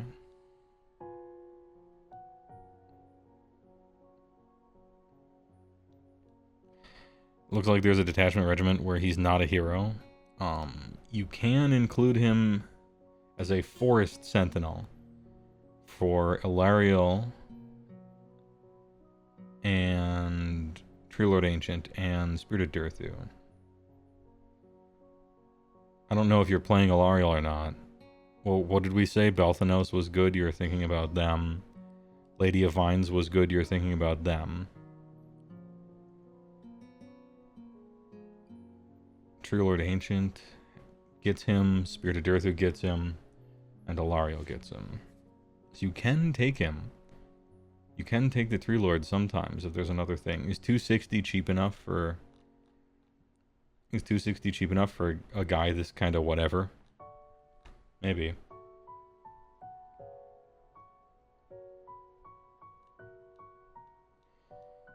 Tree Lord Ancient.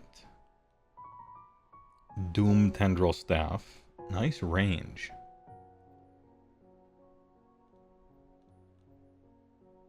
Still just a Wizard 1. It's a big ass Wizard 1. Ground Shaker. Roll die on a 4 up, the target has strike last. Big. Huge even. Large. Massive combat phase. Full up coin flip, but he's not doing crazy damage or anything, but it's always nice as long as it's possible. Once per turn army, your hero phase, awaken the wood. Pick a visible friendly awakened wildwood holy within 18. D3 on a 2 up, inflict the amount of mortal damage equal to the roll. Each enemy within the target's combat range. Are your opponents really just chilling in the combat range of awakened wildwoods? Maybe you put so many of them on the table that they can't help but, you know?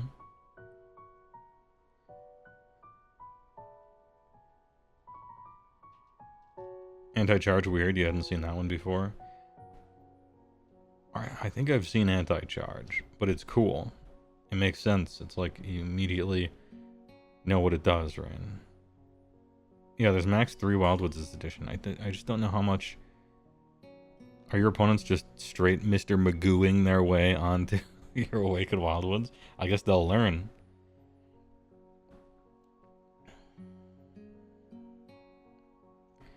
I think you have to, like... Yeah, it's like somebody said, you gotta just have them be exactly 3 away from all of the objectives. So they can't help but be near them, probably. But then they're attacking them, too. Branch Wraith. How much was True Light Ancient? 320. It's a lot for a single caster. Like, you cast one time, you don't have a War Scroll spell. I don't rate Awaken the Wood too highly. Strike Last is a strong effect, but it is a 4-up. Good job, King. Tension 8105, thanks to the tier 1, appreciate it for 37 months. Sylvaneth, have fun with the sadness. I don't think it's too sad. He lied lyingly. Look, there's some cool stuff. It's just like, it's hard for me to parse through this because what this army wants you to play like and the play style and the way the rules are written for this army, it's just like so not what I like to do that it's hard for me to tell if I just hate the play style or if the rules are bad. Do you know what I mean?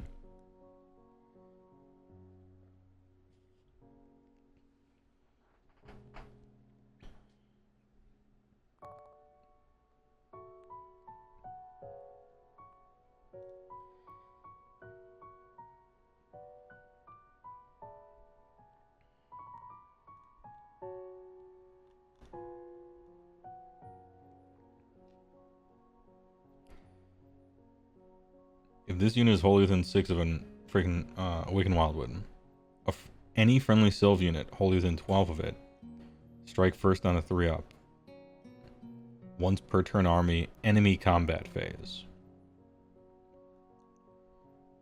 Enemy combat phase strike first is super good.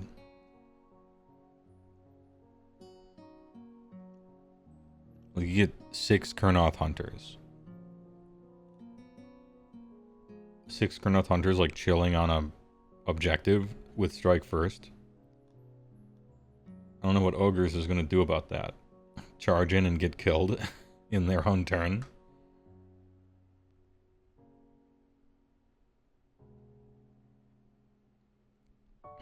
You don't think they're awful, but they really shoehorn you into a couple of very specific builds.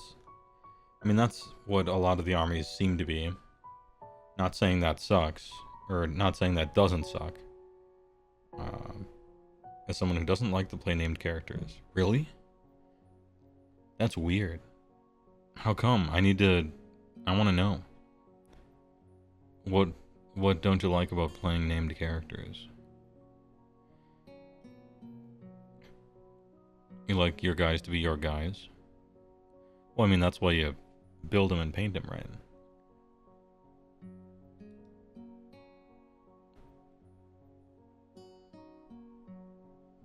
You'll have to excuse me. I just don't have an experience with this. As you know, my army has no unique named characters. And so I've never had to confront this possibility. We're breaking new ground here. The rules to riffs are probably older than half of the chat. Bob Goblin, that is true. But I like it anyway.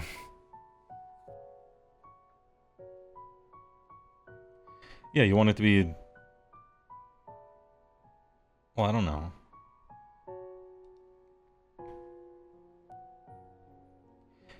It's like, I made a Frostwood on Stonehorn, and I gave it a funny little name, and a little backstory, and I made a little hat for him and everything. What is exactly the difference between doing that and making, Belthanos, but... Well, the War Scrolls Belthanos, but this is my guy, and he has this cool name, and here's my backstory for him, and I gave him a different weapon and stuff. If you're coming up with... Like, if you would come up with your own little guy for a generic War Scroll, or a... Kind of doesn't matter what the War Scroll is, I don't know. Maybe it's one step closer to it,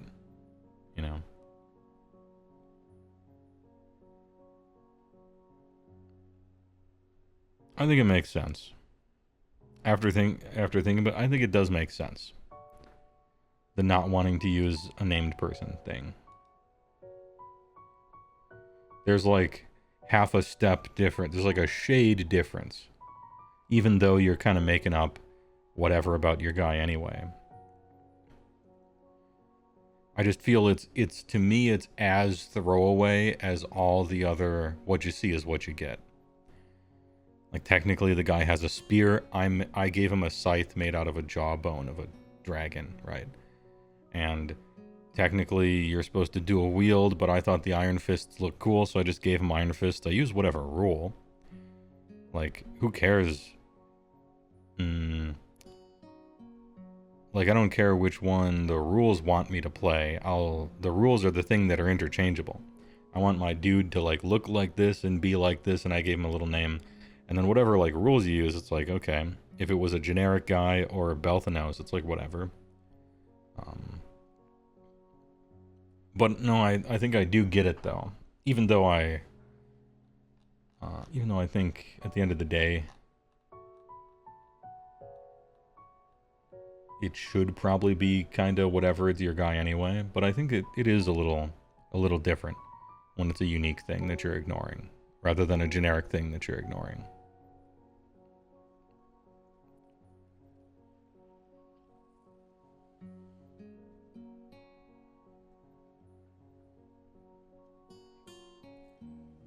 Coming from pre-end times Warhammer Fantasy Battle, named characters are not necessarily better than making your own. They were there for, like, narrative, but 9 out of 10 making your own heroes was the better route to go in making lists. Oh, okay. Generally the case during most of Age of Sigmar, historically as well. The generic version was almost always way better than the named version, and cheaper in, like, 1st edition, 2nd edition. Once artifacts and traits became really, really bad and generic and boring, now we're finally starting to get the named ones sometimes are better.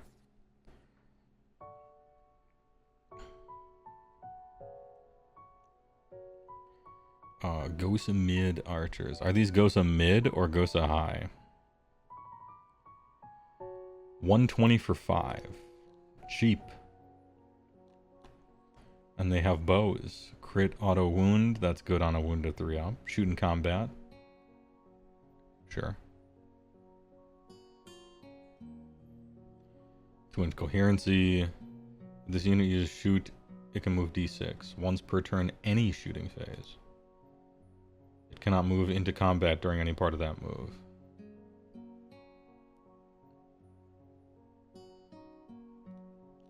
Cool.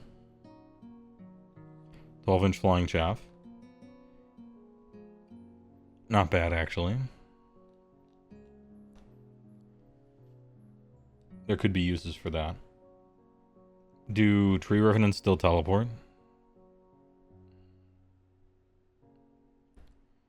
The twist wheeled. 1 of 8. You are ranged shoots. Each model in this unit is armed with random shit. Eruption of thorned vines. This unit is more than 6 from all the friendly Sylvaneth units. Pick an enemy unit within 12. Subtract D3 from charge rolls for the target. Interesting. D3 from charge rolls. That's good. That's a good bonus.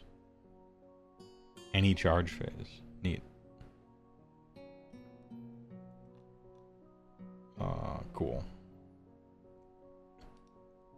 The twist wield. Is this from sub game? Yeah. 130 is kind of neat. I think I kind of like the twist wield. These guys are cool.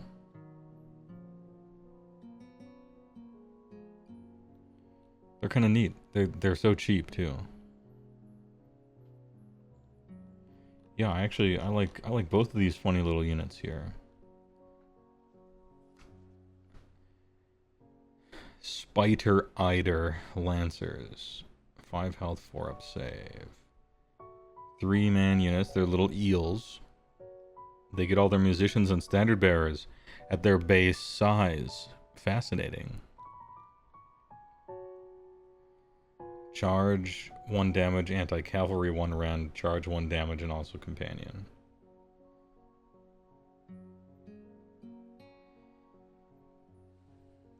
Absolutely thrumming with life. Heal 3 at the end of every turn.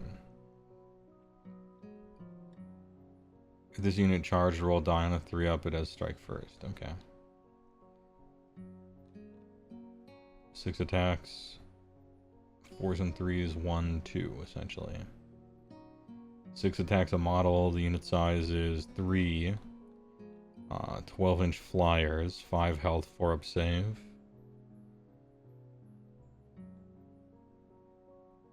They heal. They have cool transparency or coherency. And they have a strike first thing.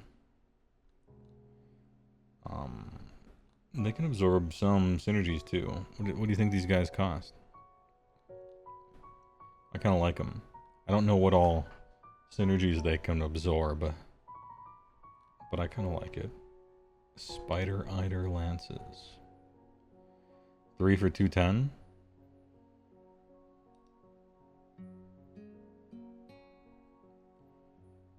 Yeah, hell yeah. Okay. 3 for 210.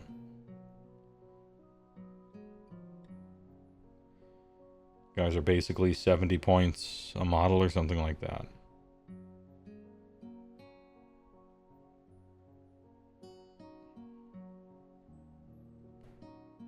What was the sub-faction that we got for them?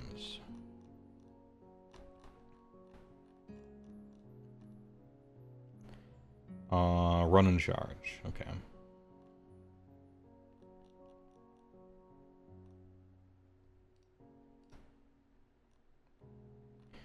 I mean, 12-inch move is pretty good as it is. Which prime? But you could do it. Always on tilt, thanks for the big prime. Appreciate it. For 9 months. Big. The sub-faction doesn't matter because you take Balthanos.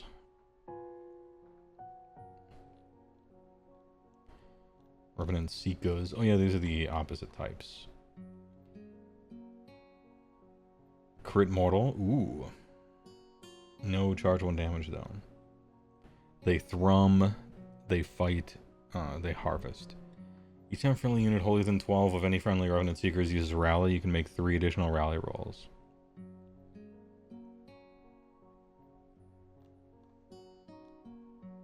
Neat, but nah. Did you miss Gossamet Archers? No, I don't think so. Oh, you did, yeah. I thought they were kind of cool. Now we get to the damage.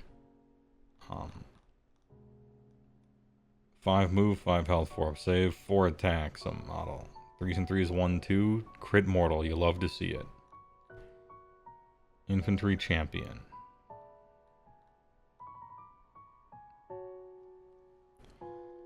Well, this unit is contesting an objective. Friendly Sylvaneth units contesting that objective have ward 6 up. Nice. That's cool. Our index is like a stopgap for real battle tomes. Yes. Unfortunately, they are not what battle tomes simply are. That would be way better for players. Way better. But they gotta sell their books. Because that's a huge part of their business model. And so we suffer for it, then it's a worse game because of it. Any combat phase trample underfoot if this unit charged. Pick an enemy unit as combat. Die for each model in this unit. Each 3 up, 1 mortal. Okay.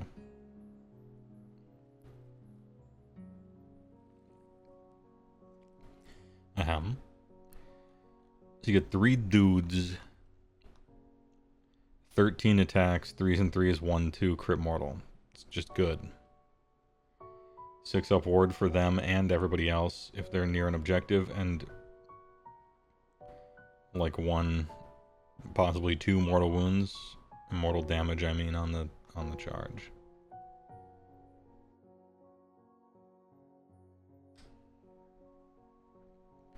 At least everything has rules on new edition release. Yeah, of course. This is a big step forward. This is a great thing that they've done. I consider it a good step along the path of eventually not having books anymore and just doing everything digitally. Maybe in 10, 15, 20, 30, or 40 years. But by then, they will have finally done it. And it'll be good when they do. Yeah, Chronoth Hunter, kind of good. But what are the points? 220 for 3 with swords. 13 attacks, 3s and 3s, 1, 2. Okay. Okay. It's 15 wounds on a 4-up.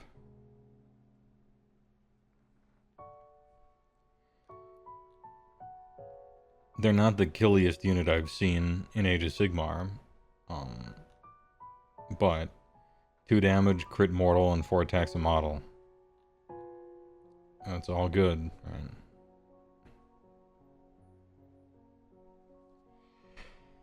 And then the ones with scythes used to be better because they had longer combat range and more rend.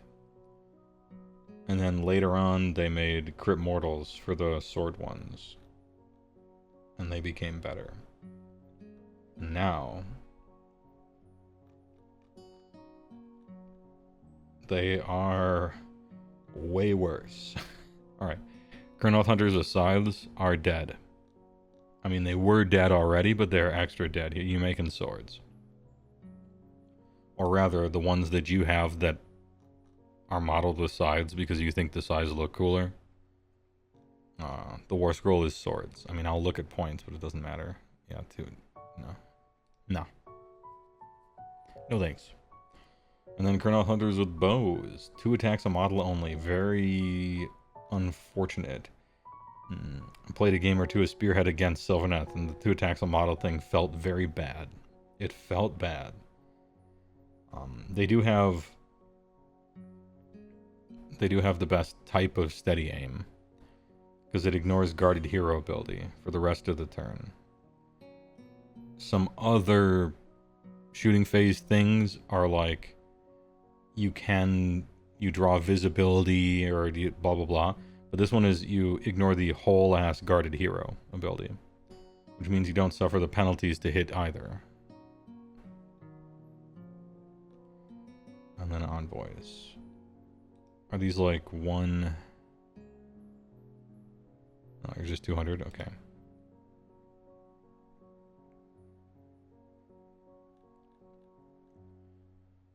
Dryads technically exist.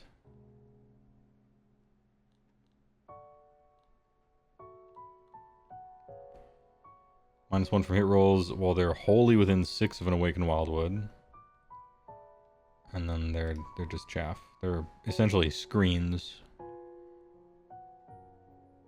110 points for 10? Okay. I feel like taking 0, but maybe that's wrong.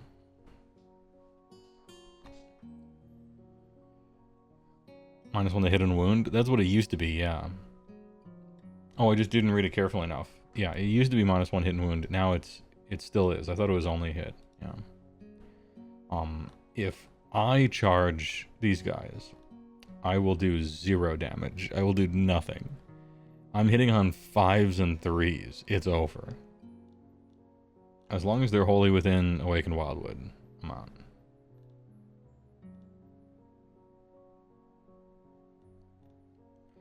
Tree revs. Can you still teleport every turn? Once per turn, army or movement.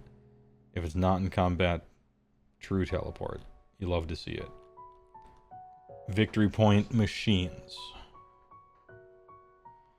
And it's a true teleport. It's not like wholly within your stupid terrain shit. No offense.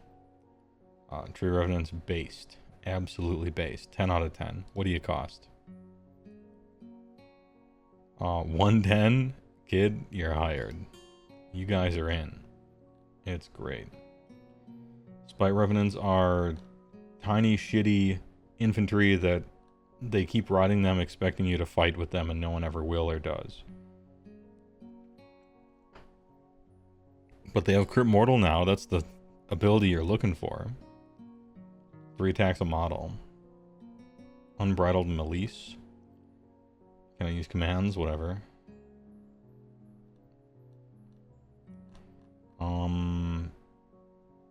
How many of them can I get? 5 for 110. So a unit of 10 Spy Revenants has 31 attacks with Crit Mortal. You're gonna get like 4 or 5. You're gonna get like 5 mortal wounds and then nothing. Okay. I don't know, maybe you could spam them or something. I think after everyone's first game, they're going to be opening up their index and scrolling Control F Crit Mortal. After they play against some of this 3-up armor armies. And then we get down to the Glade Wyrm. Okay. Well, it wasn't as bad as what I heard. I heard some massive complaining about this army. And I agree with essentially everything I heard. And that shit sucks. And I sympathize and empathize. Because it happened to me too. It's not entirely gone. There's stuff you can seemingly do. But I found myself being annoyed as I read the abilities more often than not.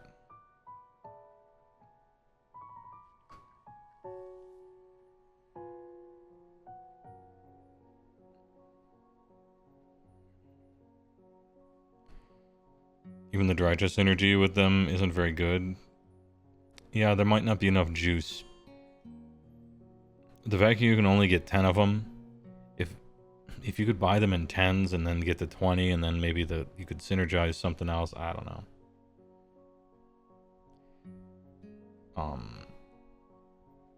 Wholly within 6 like kills any sort of fun, or I just don't want to think about it. How am I gonna play this army? Way too much wholly within 6 some terrain features just everywhere throughout the whole book. Nah, I'm actually tapping out from that single thing, because it's just everywhere. And it's wholly within 6 of stupid-ass terrain that they can kill and that you have to place down and cast spells for. I don't know. I don't want to do it. Doesn't sound fun. You take, like, Balthanos, Double Wizard, Unique Guy, a bunch of cavalry, and Kurnoths with swords, and just swinging. You actually ABC people. Remember how big a 3-tree wildwood is? That's a 12-inch bubble. If not 13, 14. Okay, maybe I'm just... Maybe this is too much of a on-paper thing and I need to see it. You know?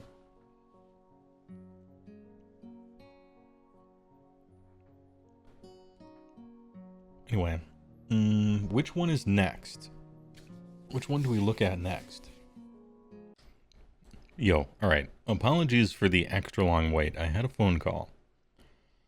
And whatever playlist I had, it went into the weeb dimension. Apologies. But then we saved it with some Pendulum. Let's go. Ahem. And we're back. You know what? I'm ready for a redemption arc. I'm ready for a redemption arc here. I looked through Sylvaneth.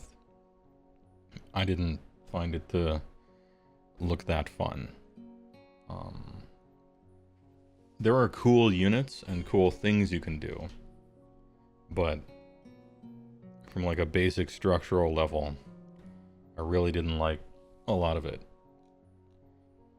And the other faction focus that looked really bad, besides Sylvaneth, for the faction focus, right, was Gloomspite Gitz. No army looked less fun, basically, than Gloomspite Gitz, besides Ogres, on first look. And so maybe, I don't actually know if they ended up good in their index, because I haven't seen them yet. Perhaps they will. Was reading the core rules last night. Got confused by the contesting objectives. The rules of a single model from a unit is on it. Is the whole unit's control score used? Or is it just the value of the models within 3? Value of the models within 3. So, it is the control characteristic of every model within 3 of the objective added together, plus whatever bonuses and penalties, and that's your control score. So control characteristic becomes score once you, by way of math. Anyway, good question. Battle traits. We have seen the Bad Moon, and it is sadly aptly named. It is bad. It is random. It goes away. It's in big quadrants, which is awkward to play around. And the abilities you get are not good for how many random ass hoops you have to jump through. Now, Spiderfang Venom on 5 is good. Pardon me. Must be that one hot chip I had before the phone call. +1 to save rolls for Trogoths is the standout one here. That's good. I think Spiderfang probably suck bad enough so that you don't even care about the 5, because you're not going to play him anyway. But I don't know, maybe you are. They seem to be on their way out. Either they're getting replaced or whatever, but they're only a few models left and they're super old and they haven't been supported really. Maybe that will change. Anyway, battle traits. F. Next. D-. D-. We got Squigalanche. Which I think I got it last time I was at Starbucks. Bouncing Fury. Each time friendly Squig unit charges, add one of the attacks characteristic of Fang-filled gobs. Massive Fang-filled gobs. And huge Fang-filled gobs. The rest of the turn. Good. I don't know if Squigs are good. This is a good Subfaction bonus. You don't have to do shit. You just have to succeed at charges. It's what I want to do anyway. Alright. +1 attacks is a good buff. Let's go. Troghoid. Each time friendly Troggoth uses the fight, after it has been resolved, heal D3. That's good. Yeah, that's something. Multi-wound guys. Doesn't like help them kill anything, obviously, but whenever they use a fight, they instantly heal. That's like kind of awkward if you're at full life and going first, and you know they're going to be able to swing back at you, but alright. 32.1 says if any models in the unit are contesting an objective, that unit is contesting that objective. Yes, because there are other rules that care about the yes or no question. Are you contesting an objective? Yes or no? If you're contesting, a bunch of rules cross-reference that, and they're like, oh, if you're contesting, maybe this happens and maybe that happens, right? And so that's determining whether the unit is contesting or not. It's not saying how to score or how to determine who controls it, just that it is contesting or not. So one is a yes or no, and the other is how and implications of it, is how I read it anyway. Moon Clan Scrap. Once per turn army, end of your turn. Pick up to 3 non-squig Moon Clan units. You can make a pile in, then pick an enemy unit in combat, roll d3, 2 up, mortal damage. Okay.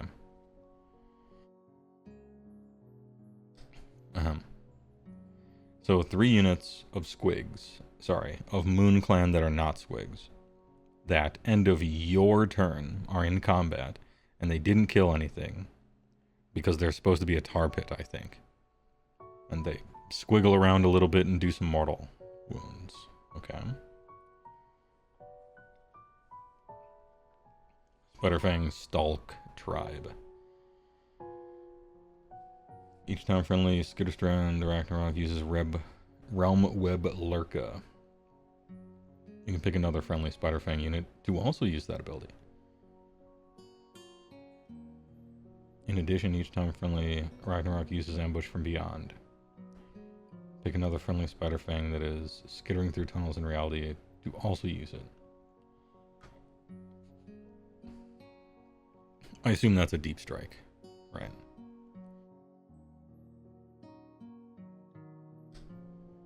Yeah, they're in the actual Spider-Verse.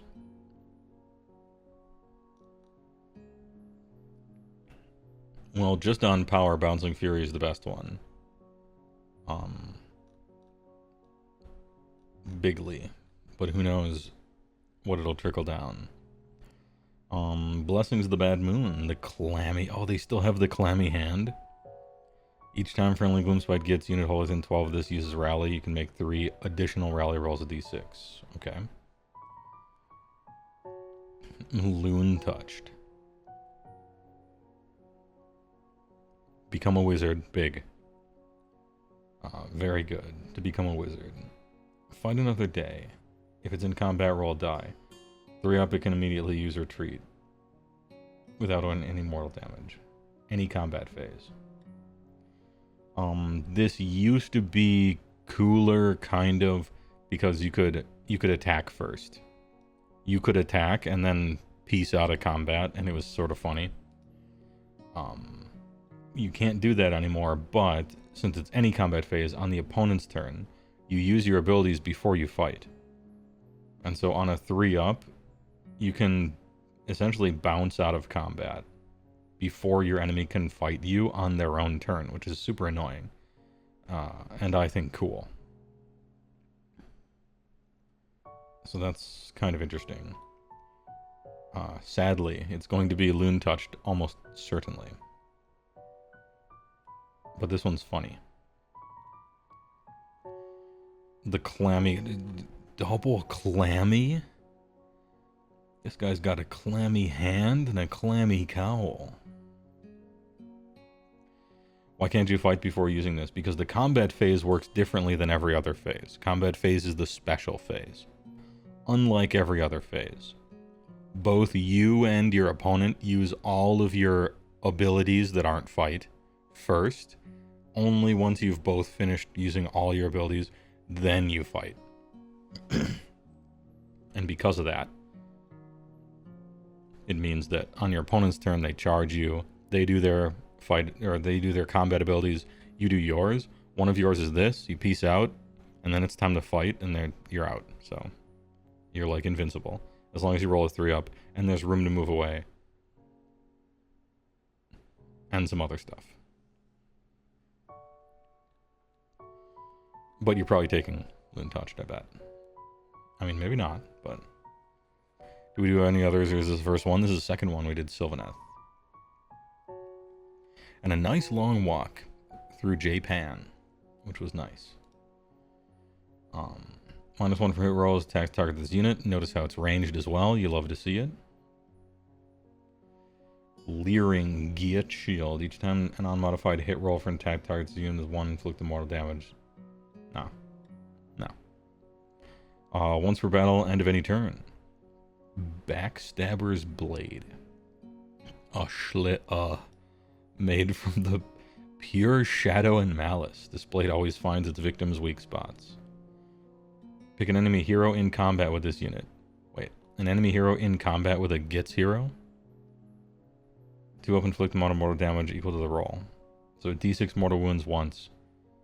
But it's end of turn. End of turn. Not like combat, but end of turn. Trogs. Oh, maybe there's a Trog hero that won't die. And it's not like any of these are that good. So. Alright. Spell lore. Lore of the Clammy Dank. Good name scheme. Your unlimited spells on a 7, that's rough. Sneaky distraction, is this fight last? Until the start of your next turn. Subtract 1 from hit rolls, attacks made by enemy units, so they're wholly within 12 of the caster. Cool. That's a good unlimited spell.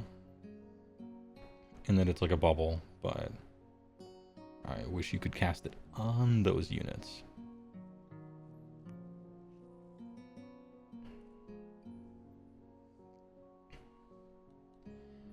The Hand of Gork. All 7s over here. Not great. Unless we can get some cast bonuses. Pick a visible friendly unit within 12. And not in combat. Remove them from the battlefield, set them up again, wholly 24, more than 9. Teleport's good. Teleports are good. Spore Mars. Pick friendly gets Wizard to cast this. Pick up to 3 visible enemies within 12. That's very short. D3 for each target, 2 up, inflict amount of mortal damage on the... Okay. Alright. So you run your little ass wizard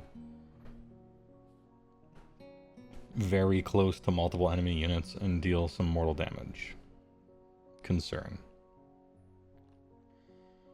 -1 to hit, good. Although being an aura around the caster, slightly worse than it could have been, but fine, good. The Hand of Gork, good. Teleport, good. Spore Maw is whatever. 7s are kind of annoying. Manifestation lore. Oh yeah, we got these guys. We got these things here.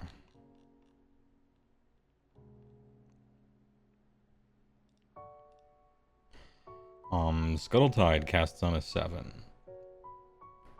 It's got Spider Bites with Crit Mortal, so you'll do 1 mortal damage. It can pass across terrain features as if it had Fly. This unit has a 4-up ward while it is wholly within 12 of any friendly Ragnarok users.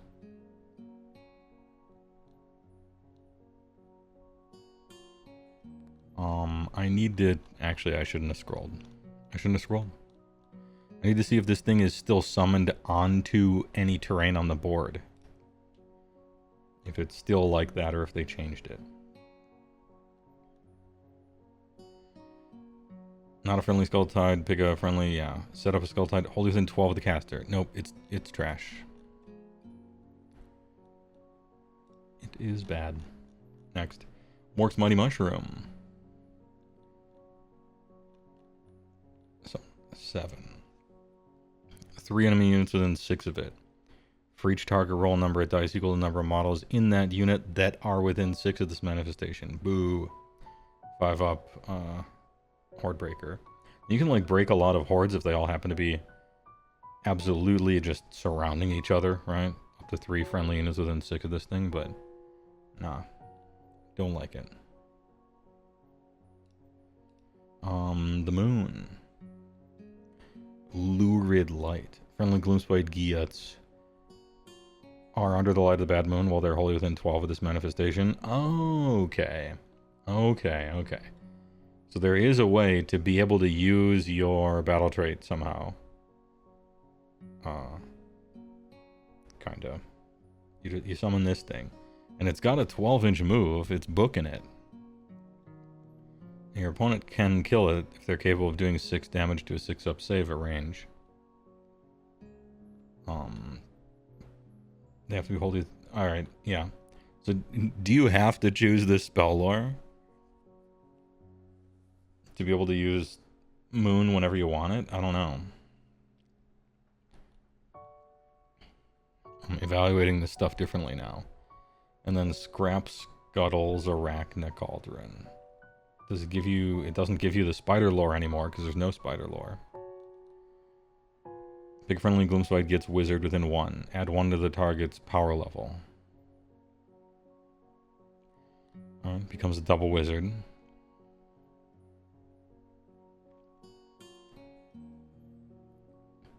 Anyone play Gits? These don't look good. But the moon gives you the moon, which if your Trogs is good. This one makes you a wizard too. And like, unironically, I would rather have +1 to cast in the army where everything casts on a 7. This thing is super short range horde breaker. I sleep. And this thing physically gets in people's way, I suppose. But it used to be cool because you could summon it onto terrain anywhere.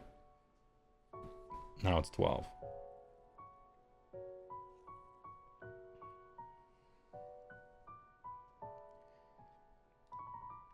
Anyway, I don't know.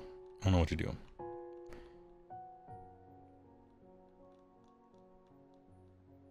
Like, is the moon so good, or are the light of the bad moon abilities... Like, I guess you're playing Trogs, right? Like, if you're not playing Trogs, then you wouldn't take any of these. But if you're playing Trogs, that means you are the one sub-faction in this army that has a good moon bonus. And so maybe you do take the moon for that reason. I don't know. Something to think about. For the manifestation lores, do you pick one spell or all 3? You get all 3.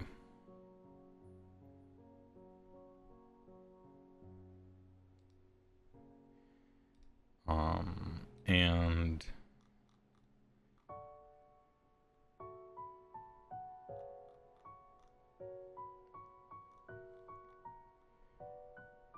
you're taking Loon Touched to either become a wizard or get +1 to cast, one of the two. And then for the artifacts of power, I guess Clammy Cowl.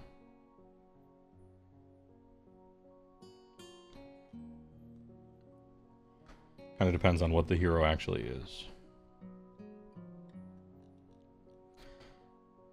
Kragnos.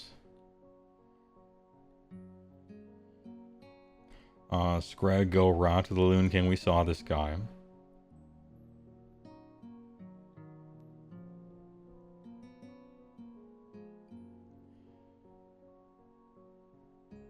I really like the different auto redeploy 4s.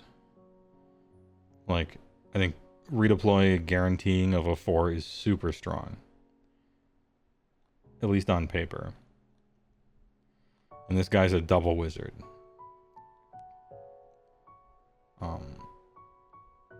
And it sucks that his thing makes like, you want to really control your battle trait, you kind of have to take him. Why forcibly take Loon Touched if you have a manifestation that does it? And you can then take a different artifact. Why forcibly take Loon Touched, which is become a wizard, right? And if you're already a wizard, add 1. So why take this if you have a manifestation that does it? Did I misread the cauldron?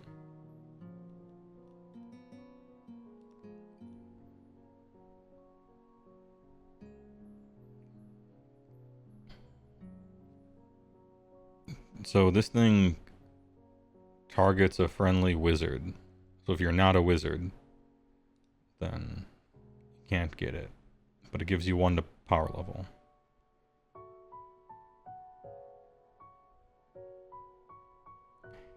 I guess I don't see a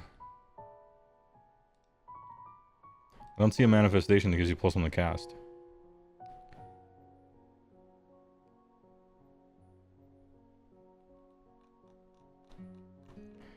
I don't understand the person's question. Who was it? Somebody. Wranglicon. What did you mean by that? I was trying to puzzle. I was trying to puzzle it out, but I didn't know what you meant. Anyway, Scragrod. Good. I like the redeploy thing.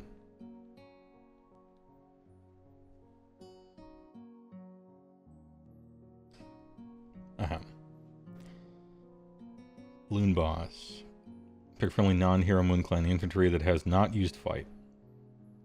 And they can fight immediately after, but they don't get a bonus, so it sucks. I'm the boss.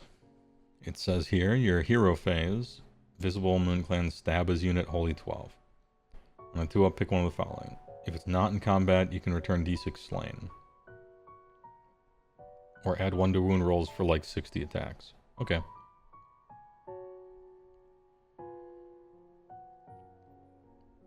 You think they thought the cauldron was +1 to cast? Oh yeah, sure.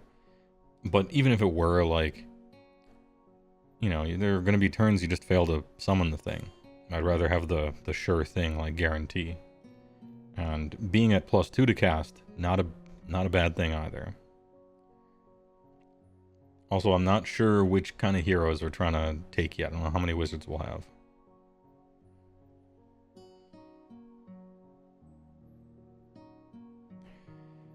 What does a pull-in without a buff suck? It seems useful if you've got multiple... So the reason is... Big friendly non... So reaction, you declare a fight ability for this unit. This guy. Loon Boss. 5-inch move. Weapons. Moon Slicer. 5 attacks. 4s and 4s. 1 Ren D3. So you swing 5 times. You hit 2.5. You wound 1. They pass their save. Nothing happens, right? And then you pull in a Moon Clan infantry unit next to you to fight immediately. Well, considering you did 0 damage, you might as well have just had the Moon Clan infantry unit and not even taken this guy at all, right? It's like typically my complaint with the reaction pull people in thing is really all it does is add the guy's damage to the unit's damage, because you would have had the unit anyway. And he does like nothing. Now, this guy might be different, because over here he has a big square that adds +1 to wound rolls for your stabby unit. Now that's a real buff. So he might still be worth it depending.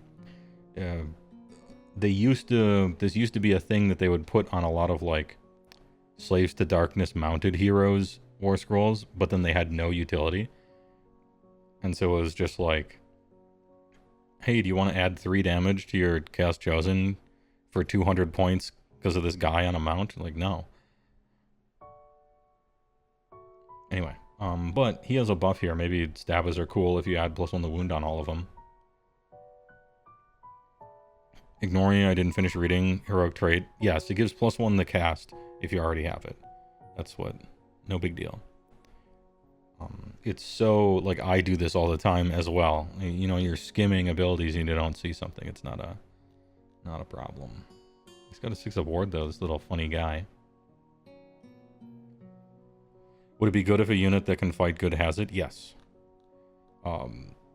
If the unit does, like, really good damage, especially comparable to the unit that you bring in, then it would be good. So, this is where I draw equivalencies to things that are all technically the same if you squint, but you get them in different ways. So, in a certain sense, there's very little difference between the following things. A squad that's going to do 10 damage, and a hero next to the squad that's going to pull them in when the hero attacks, and the hero does 5 damage, right? So in the end, what do? You do 15 damage, okay.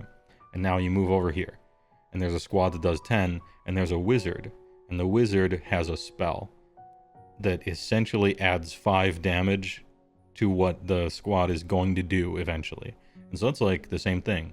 One was guy pulling him into combat and personally fighting. The other one was just a buff. And they both end up in the same space. They just like do it differently. The dude having to get into combat is a little harder though, because you got to fit and you got to make 2 charge rolls instead of just 1 over here.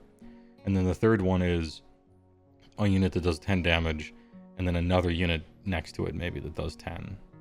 And so you're going to do 20, but the downside is you're going to have to wait in between those. And so sometimes it's worth it and sometimes it's not. Usually it's not worth it to do the hero pull-in thing, unless the hero is doing a significant percentage of what the unit's damage is. And then you're just going to have to look at the points.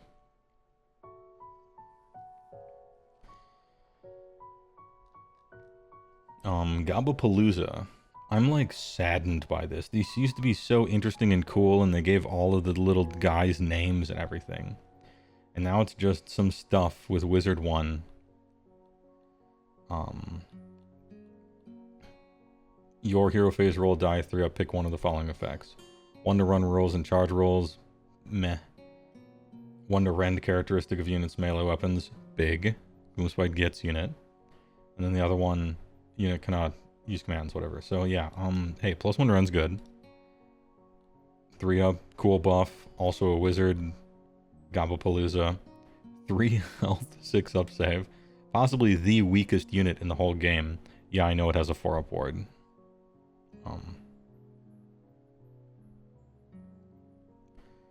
What is the points?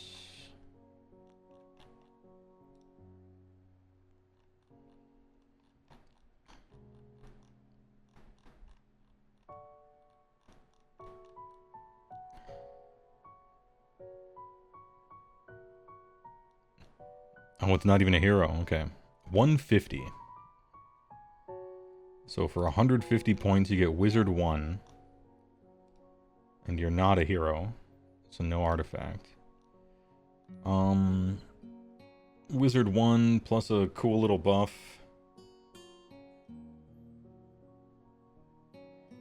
Has to be in their combat range and then they fuck off. But it lasts until the starting next turn.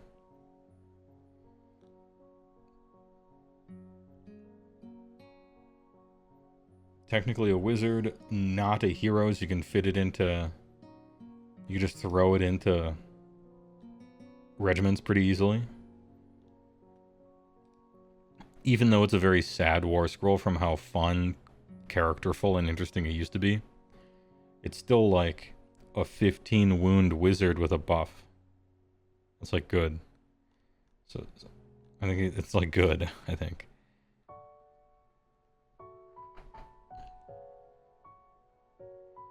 Isn't a +1 to rend to all weapons? Let's see. That unit's weapons. Not even just melee. You love to see it. And there's Rabble Rouser. Some little squad.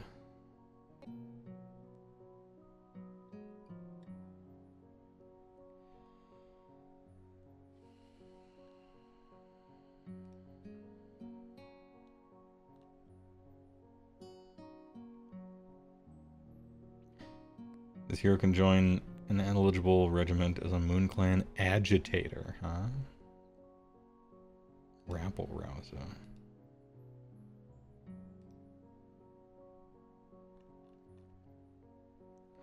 So he's got bat squigs. Deployment. Set this unit in reserve in a secret tunnel. Your movement phase. Anywhere on the battlefield more than 9. Cool. True deep strike. Once per turn army, your movement phase. Pick a visible friendly monster or beast.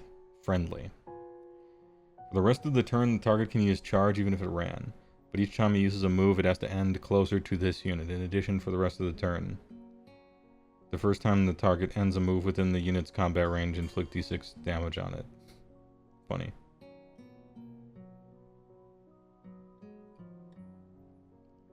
If you look up here and you're just running away from some monster and giving it run on charge.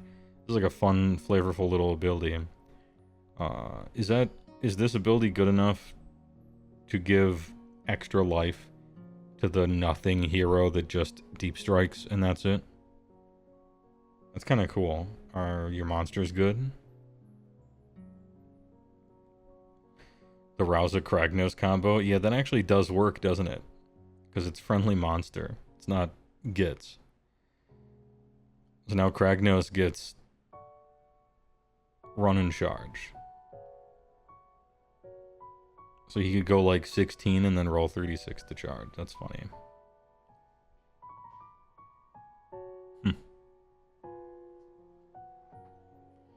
Maybe some of your monsters are good, and maybe they're slow.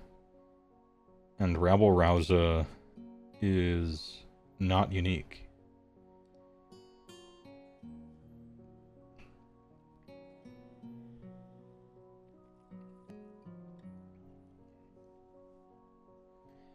We'll put a pin in this one. I don't think so, but maybe. Fungoid Cave Shaman. There he is. Snazgar Stink Mullet, or whatever.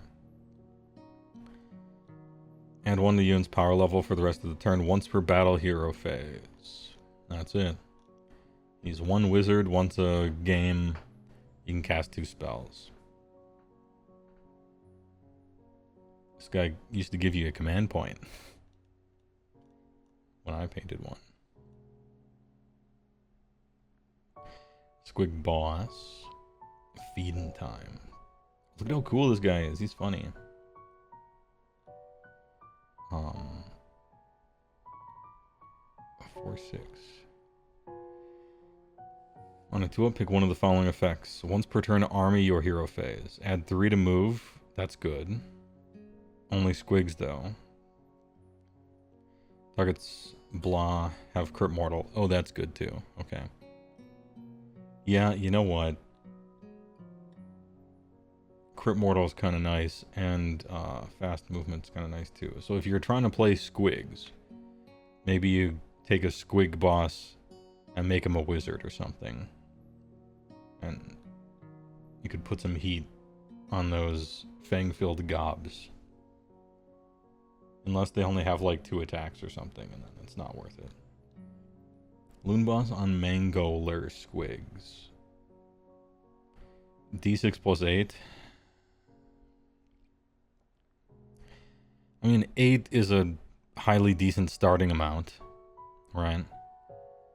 On average, you're about as fast as any other monster now, which is slow. 14/5. They do fly. 5 attacks, 4s and 4s, 1/2. 4 attacks, 4s and 2s, 1d6. 4 4s and 4s, OD3. Nah. Nah, I ain't trying to hit on 4s with everything and still roll d6 and have 1 or 0 rend. And crit mortal on only 4 attacks is like, yeah, you won't. Well, this unit has 10 or more damage points. Its gobs go up. Yeah, on a 5-up though, like, aren't you just dead? Miraculous, maybe. Once per battle army, any combat phase. Bite the Moon. Pick this unit and all friendly squig units wholly within 12 of this unit. Okay. Add 1 to wound rolls for the target's fang filled, blah blah, for the rest of the turn. Okay. Wound rolls. Wound rolls. The thing that I hit on 2s with? I mean, that's every squig wholly within 12, so conceivably there are other squigs around this squig that wound on 3s or something. Alright. If this unit is destroyed before removing your play roll, die for each enemy within combat range, 4 up D3 mortal damage. Alright, so they blow up. They don't have... They are not filled with squigs, but they do blow up. Once per turn army, any charge phase. Curse Splat. If this unit charged, pick an enemy within 1. Roll die for each model in the target unit to a max of 10. Why? Let me roll all. Let me roll everything. For each 4, inflict 1. Okay, so 5 mortals on a squad of 10. I guess it's rare to have a squad higher than 10 anyway, right?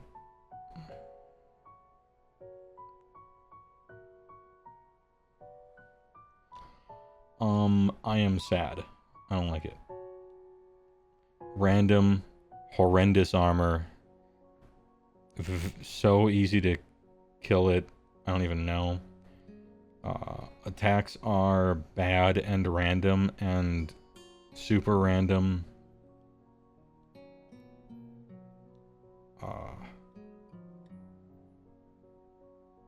Nah. No, I'm sad. It's illegal. Mangler squigs cannot be good. It's against the law. He needs Clemmy Cowl. He needs everything. He needs every category of thing a War Scroll is to be all better. He needs all of it to be better. Yeah, 260, pretty cheap. But you get what you pay for. Nah. Maybe you just take a shitload of these. They're so cheap.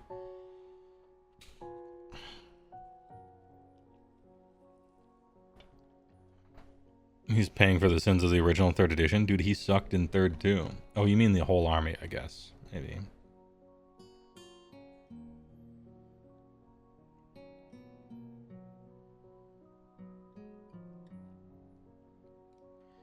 How much are just Mangler squigs? 220 for 1.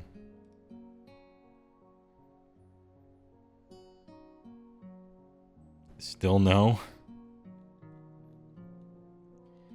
Sneaky Snufflers. These guys used to have a good buff. If this unit is non-combat, pick a visible friendly Moon Clan unit with wholly within 12. Once per turn army. Add 1 to the roll if this unit is under the light of the bad moon. 3 up, target has 5 upward. On a 6, also add 1 attack characteristic. Wow, okay. This used to give +1 attacks. Now it does that 14% of the time or whatever.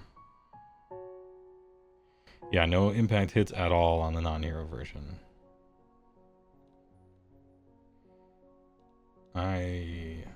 So 3 up has a 5 upward. If you happen to roll a 6, also +1 attacks.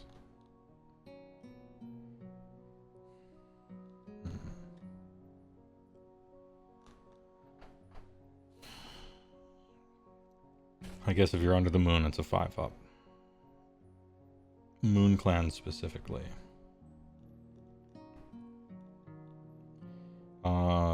Warhammer the Old World, Middle Earth, Lord of the Rings dogs that don't belong in this game at all. Are these like really good? No. Moving D6. Enemy movement phase is good. That's good though. 5 dudes. 15 move. They have grot bows that have 10 attacks. Statistically 0 will deal damage. Okay. Alright. Loon Smasher Fanatics. 2d6 movement, disgusting. 6 up save. D6 attacks, 4s and 3s, 2d3. Just like the old days. Pick this unit if it has not been deployed. Hidden among the mobs. This unit has strike first. Let's go. Release the fanatics. Pick this unit if it is hidden among the mobs. Pick a friendly Moon Clan Shootas or Stabbas that has 10 or more models to be the target. Set it up anywhere on the battlefield wholly within 6 of the target and more than 9 from enemies. Oh.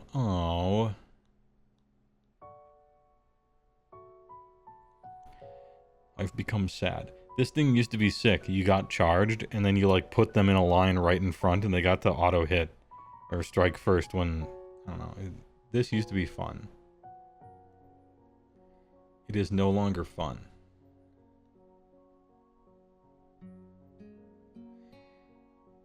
I guess you can still line them up in the movement phase of your opponents, and then they have to like try to charge around him. But I don't know. I liked the idea of it, putting them like directly in front.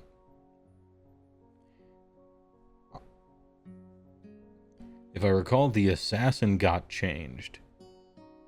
So I guess this is important because they are actually still hiding inside of units. How many are there in this squad? 5.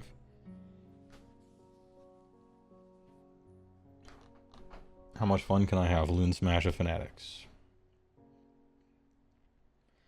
140 for 5. 280 for 10. So you have 10 guys hiding in 10 guys.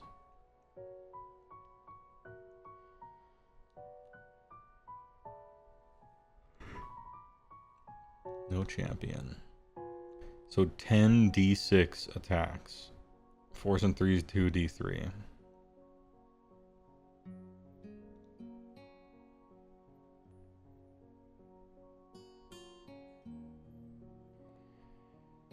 Can you jump more than one out of the same unit? Now, as far as I read it, yes. Because it says, set it up hidden among the mobs. Okay. And then here, any moon phase. It doesn't say once per army or once per turn. Just as any. So, as far as I read it, you can hide like 6 different units of 10 Loon Smash of Fanatics in the same one squad if you want. And the only thing stopping you is that it wouldn't be good. Which is proper, I think. I think that's fun. Spore Splatta. D3, 3, 4, 1, D3. Can use the normal move ability as if it were your movement phase. In deployment. Nice. Puff Shroom Frenzy.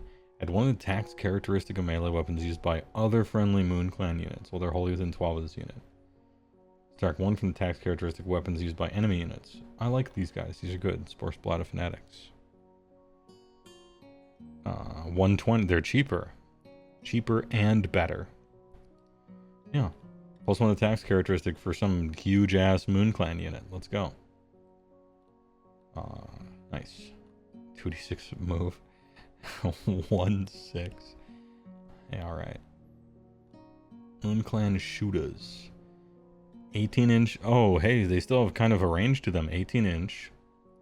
2 attacks, 4s and 5s, 01. Oh. And they got nets. And that's it. 1 of 20. There's 20 of them.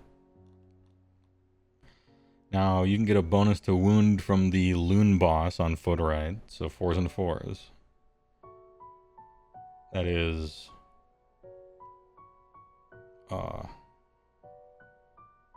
40 attacks. I guess you could have 40 of... You could reinforce it. For 80 shots. 80 shots from 40 guys. 4s and 4s, 01. The buckets of dice are back. Rend bonus with Gobblepalooza. Wound bonus with Loon Boss guy. Loon Boss you think is only Stabbas? That might be true. Let's look.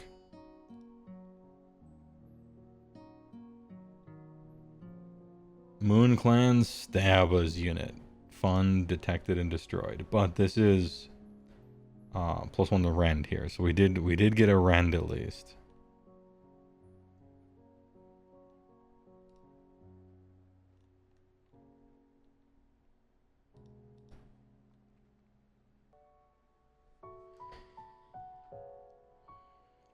So you shoot 80 times, and I guess we'll all out attack. We might as well, right? So 80 shots hitting on 3s is 60 hit. And then wounding on 5s, which means that 20 hit. And then your opponent has to make 20 saves against rend 1. And I don't know, they make 10 of them or something. You do like 10 damage.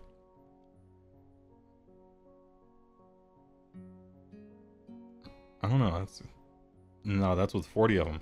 How much did that cost? Moon Clan shooters. 160. So 320. 320 for 40. 40 shoot us 80. Oh, pardon me, 81 shots.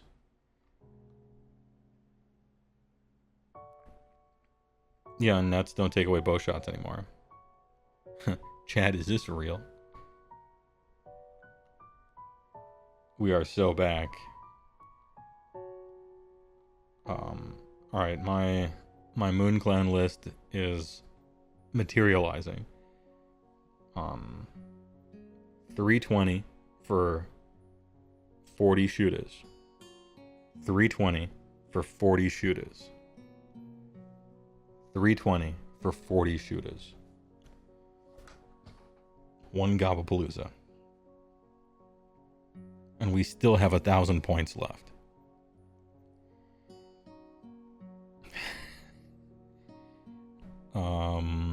Who up painting they shooters? Moon Clan Stabbers. 2 attacks, 4s and 5s. Pick an enemy infantry. -1 hits. Alright, yep. And there's 20 of these guys. Now this I think is a lot worse. Because with the 18-inch range of these guys, they can actually just sit there shooting crap. They don't have shoot in combat. This is going to be a big problem for them. But, chill. Over here, you got to get that 5-inch somehow to the objectives.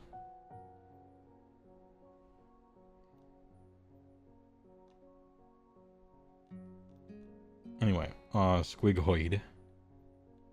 We went over this. It's the most annoying war scroll to read.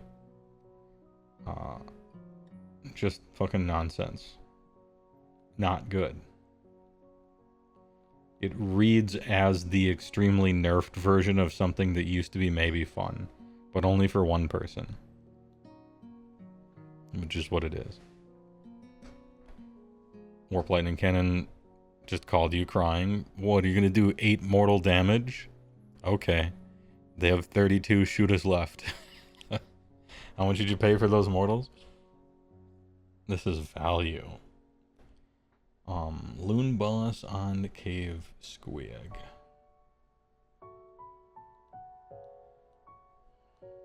Let's get bouncing. Dude, reaction. You declared a fight ability.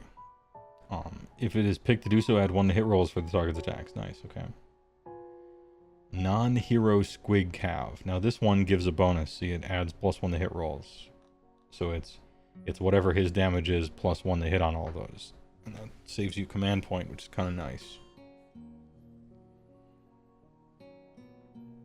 Squig's it all worth it with the crit mortal buff? Not the monster ones, but I haven't scrolled yet to the non-monster ones. What about Loon Boss on Giant Cave Squig? 130 is pretty cheap. I guess he comes with a free command point every time he enters combat, which is kind of nice. His movement sucks.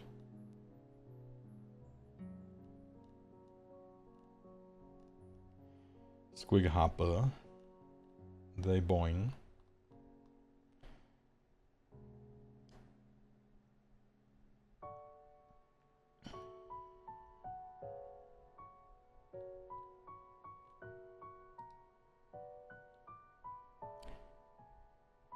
170 for 10. Get 10 of these guys. 10 of these guys? Was I reading that right? Squig hoppers? You get 10 of them. That's a lot of them.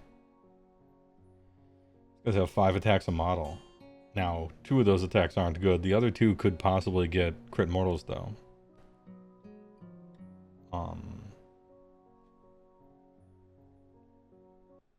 So 30 attacks with crit mortal. That's kind of cool.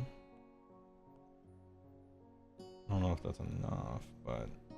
What about Boing Rod Bounders? What about the cool boys? Oh, their armor's only 5. I thought it used to be 4. Pokin Lance, 3, 4, 4, 1, 1, charge plus 1 damage at least. And then Fang-filled Gobs.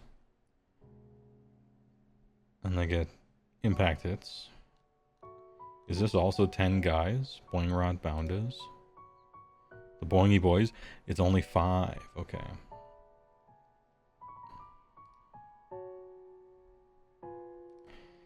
So for 170, I get 30 mount attacks that could have crit mortals with something else. Or for 120, I could have 15 mount attacks with crit mortals and 15 pretty bad, but at least damage 2.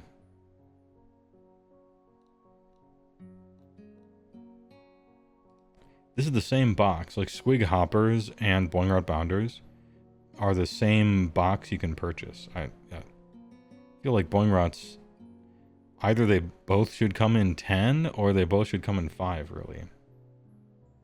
Weird. Strange. Let me read that ability to make sure I remembered it right. Fang-filled, huge fang. Yeah, alright. And this is pick a Squig unit 2 up. That's in his combat range, this guy. This is the guy that, like, you make him a wizard or whatever, or maybe given a cowl or something. And then now your boingy boys get crit mortals. Okay.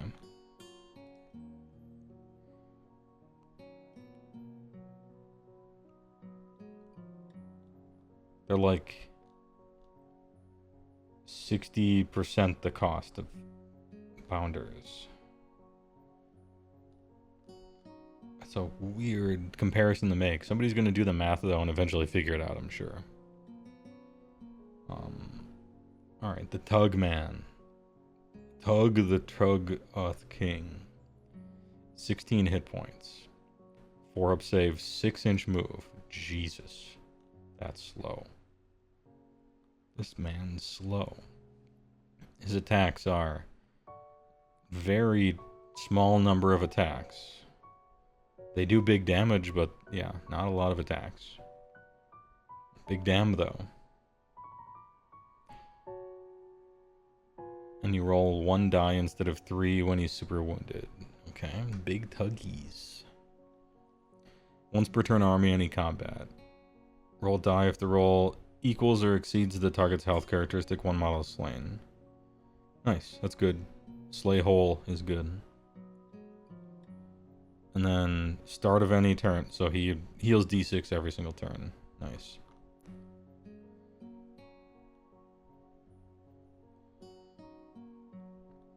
Roll 3 dice, you must pick 1 of the dice and apply the effects. 2 to 6 persist until the start of your next turn. 1 hurts you, of course. But you pick 1 die, and so, like, after 3. Add 1 tax characteristic of melee weapons used by Trogs while they're within 12. Add 1 of the Rend. This unit can suddenly unbind, and you do this in your hero phase, okay? But it lasts until your next. Glyph of Ulagu. -1 from hit rolls for shooting attacks. Target friendly Trogs. 5 ward. Okay, well the one you want is 5 up ward. Consolation prize +1 attacks, or rend, whatever. And it's Trogs wholly within 12 of this guy. All aboard the tugboat. What would this guy have to cost for me to want to play him?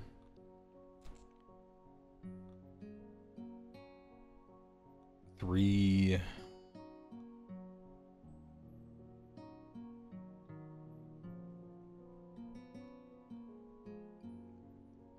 something? 3 something. 20?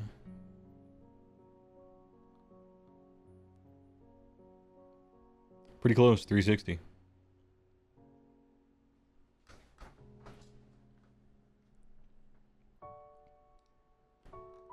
Yeah, he's impossibly slow, but his price is like close to what I would think it would be. Plus he's like cool looking and fun. Dankhold Trago Boss. Some attacks. Ooh, D6 hurts here. That hurts. You didn't have to do that to my guy. The other one had 4. If this is in combat, roll a die on a 3-up for the rest of the turn. Add 1 of the tax characters to melee weapons. The friendly Trog units while they're within this unit's combat. Okay, so if you're surrounded by a guy.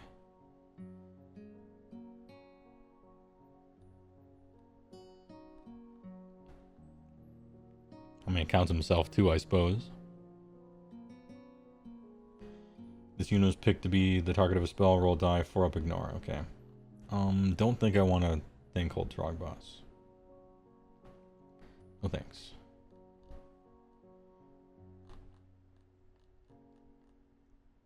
Oh, but this one isn't a hero down here. Maybe I have to tank Dankhold Trog Bosses. 10, 4, 6, 4, 4, 2, 2, 2, D3 plus 3. Oh man, his Boulder Club is way better than this guy's. Interesting. Only heal D3, 4 up, wade and smash. If this unit is in combat, it can move 6, but must end that move in combat. Nice. Then roll D3 for each enemy unit within 1 of it. 2 up, inflict amount of mortal damage equal to the roll. Nice. This guy's funny. How much is Dankhold Trog? 180.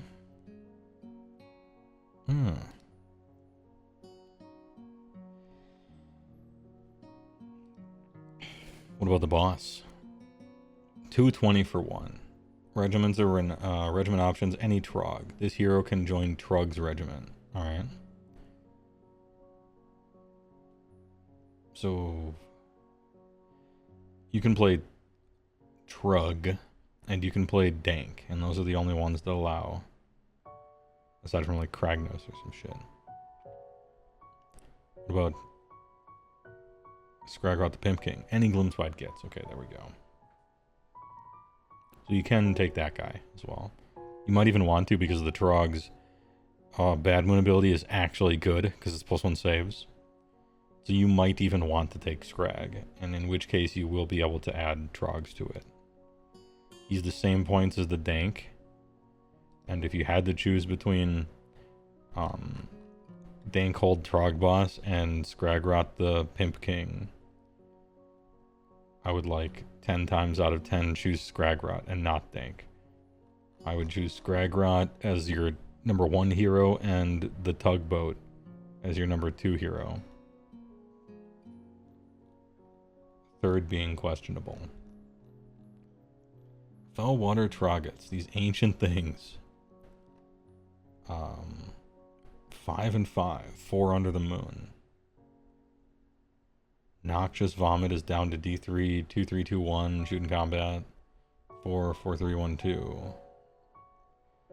If any damage points are allocated, then blah, blah, blah. Unit is drenched in vomit. Till the start of your next turn. While unit is drenched in vomit, subtract 1 from save rolls for that unit. Big. Ignore positive modifiers to say. Big? Okay. That's a strong passive. Now you need to actually deal damage. And I think this is a unit of 3. Ren 2 helps there, so does shoot in combat. Do you actually want Fellwater Troggos? Hold up. They're like so weak. Noxious Vomit's kind of nice though. If it works. 180 for 3? Tell you what, I'll think about it.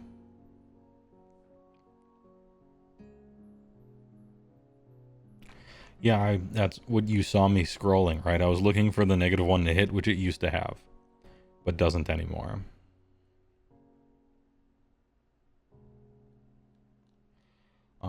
Rock Gut Trogs. These are the guys with the 5-up award, but like 1 attack a model or some tiny, yeah, 3 attacks a model, very low. These have 4, these have 2. 1 rock thrower, hits on 5s. Sure. 4223 is a good ass profile though. Do they have champion? No champion. So a unit of 3 of them has 6 entire attacks, of which 3 hit, 2 wound, possibly 3 wound. And then Ren 2 damage 3, it's kind of nice. Throwing rocks tonight. Rock Gut Trogoths. 3 for 170. Okay. So they're 340 for 6.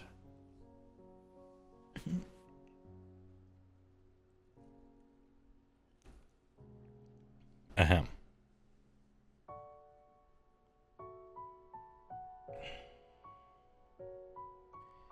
12 attacks per 340.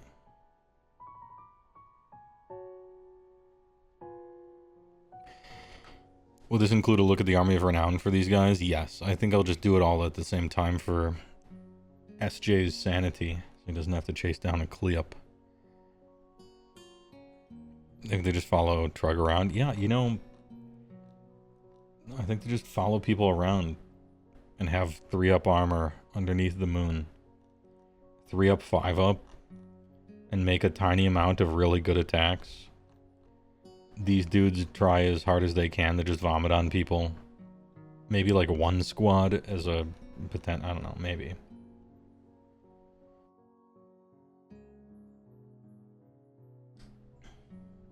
I like the vomit, even though it kind of sucks, because it's one of those where you have to actually allocate damage. But Ren 2 helps that, helps you get there. Hitting on 2, you know, the profile 2s and 3s helps you get there, Rend especially. Only D3 attacks is sad, but whatever. Spida Rida. Dank Old Trog Boss giving those rock guts an attack is pretty relevant. Yeah, I didn't want to admit it because I didn't like the look of him. I didn't think he was that good.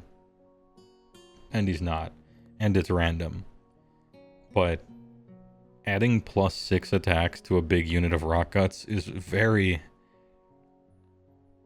It's 33% more attacks, right? Or it's 50% more attacks from where they used to be, which is 2. I think I'm coming around to him. You just need him. You want him on 3 attacks. Let's go, right? Frog Boss, yeah, he can hold stuff too. He's not unique. Quote, I like the vomit. I think I have to... I think my camera froze. Hello?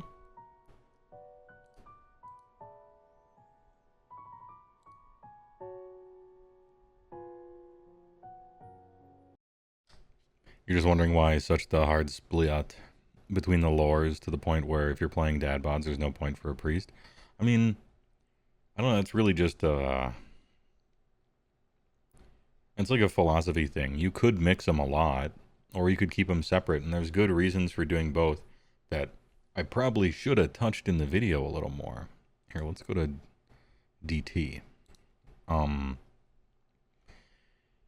Yeah, I guess I have some thoughts on that, and it doesn't appear in the video, even though it probably should, about, okay, what happens right now is Gutbusters are kind of good at everything, and Beast Claw's thing that they do is exactly the same as Gutbusters. Both halves do the same thing, and Guts are just better at it in all the different ways. So, you know, well, you take Gutbuster stuff, and then Beast Claw just sucks, right? Now, if you keep them separate, but make them both good, then you kind of have two different armies you can play and everybody's happy, right? In this miracle world, right? But if you allow them to intermingle so that, you can cast all your spells on both sides, you can cast or you can pray for all your bonuses on both sides, and all the synergies work, right? If there's a lot of intermingling, it means that the downside to that is that you might end up with the Cities of Sigmar problem,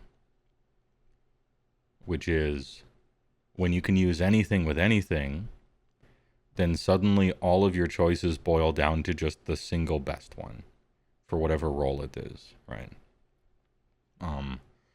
Like, let's say Beastclaw got good, but they decided they should be anvils. And so, like, Gutbusters is the hammer side and Beastclaw is the anvil side.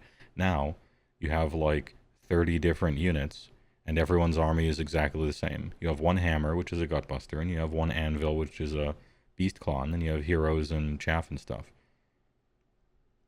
And now you play one list from the entire army ever, and there isn't really much reason to do anything but use those things. But if both sides can't mix, but both sides are good, well, then you have two armies that the book can play.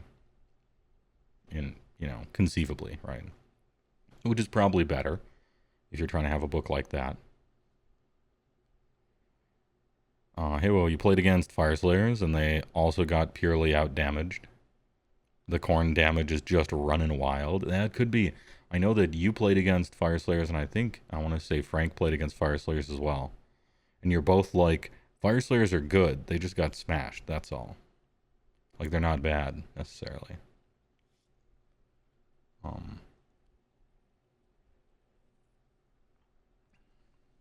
Anyway, as always, the dice are S tier. Big fan of they're A. They could be better. The dice are A tier hard carry. They're good.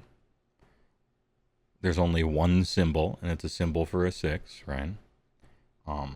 It has pips instead of numbers, which is worse, but good work. Fire Slayer is fun. I'm told yes, but I don't have first-hand information there. So, ahem. It's Corn's America now, yeah. They let us cheat, and then we got the big dam also, yeah.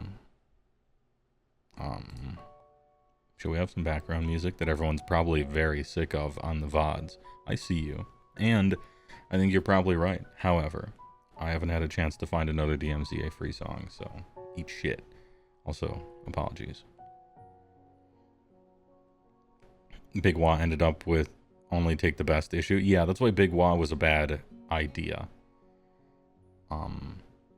It was an even worse idea because Iron Jaws, Cruel Boys, and what were once known as Bone Splitters really were completely different armies.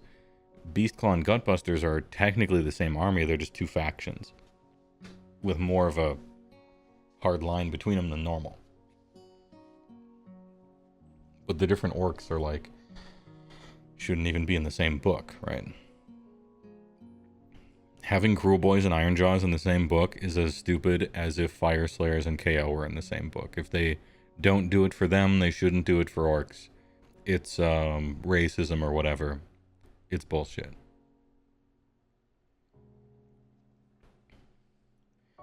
Anyway, Iron Blaster, sub OK minus. Not good.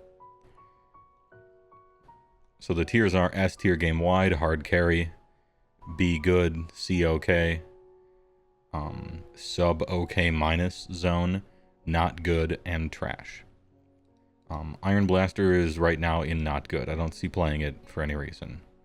It's not trash because I think there is a point cost that the Iron Blaster could be at to make it potentially playable. That number just doesn't start with a 2, and right now it's 240. This shit got a lot worse. Twice.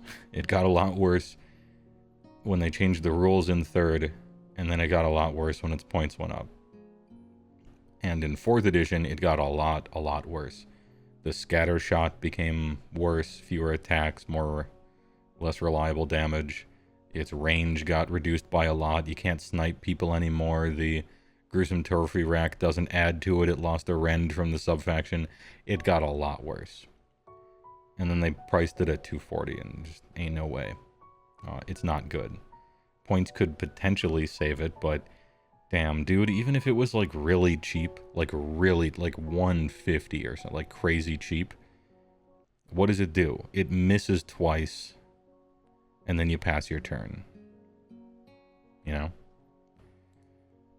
It shoots twice on 4s. And if you take 2 of them, you can only give one of them all-out attack, right? So, yeah. Miss twice, move on, right? Yeah. The old dice were bigger. Yeah, but they were really bad. I didn't like them. They rolled weird, and they had a really high chance of, like, rolling off the table. And you couldn't roll, like, 20 of them at once. Like, they were big, which I guess is funny, but that was part of the Games Workshop era of we don't even pretend that these are have a game use to them, like they're just paperweights, like the boingy dice or the ones that you can't read, like the Aiden Deepkin ones or something like that. Next up, Frostward on Stonehorn. He's sub OK minus, I think. He's almost okay, but not quite. I don't think it's a monster that I would play in any other army, really. It's not tempting. 360 for a guy with 15 wounds and a 4-up save. Super random attacks. Yeah, it doesn't really do much. Capture 10 is really... Capture 10's the best part about him. My man captures 10. That's big. But he's like an alright combat monster that... just kind of has random attacks that are generally low.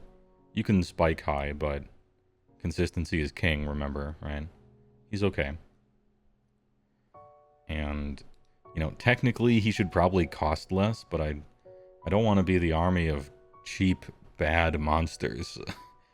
You know, you have an opportunity to play that army if you want to play Sons of Behemoth with, like, only little guys or something, and that doesn't sound fun.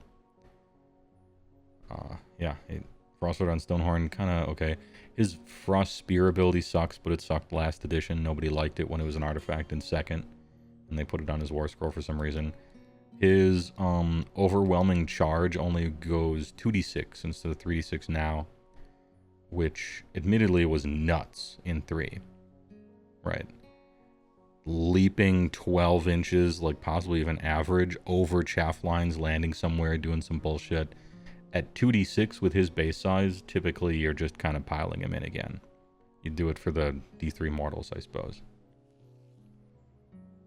Anyway, sub OK minus. Kragnos, I don't know, I haven't played him. I haven't thought about him at all. I'm not trying to play Kragnos. The Great Mawpot is, I think, probably it's either A tier or B tier. It's good. I think A tier. Great Mawpot's good. Gives one wizard +1 power level. That's strong. Because your wizards are good. It has a once a game heal. People can kill it, but I don't know, after the first few battle rounds they can kill it and it's like fine.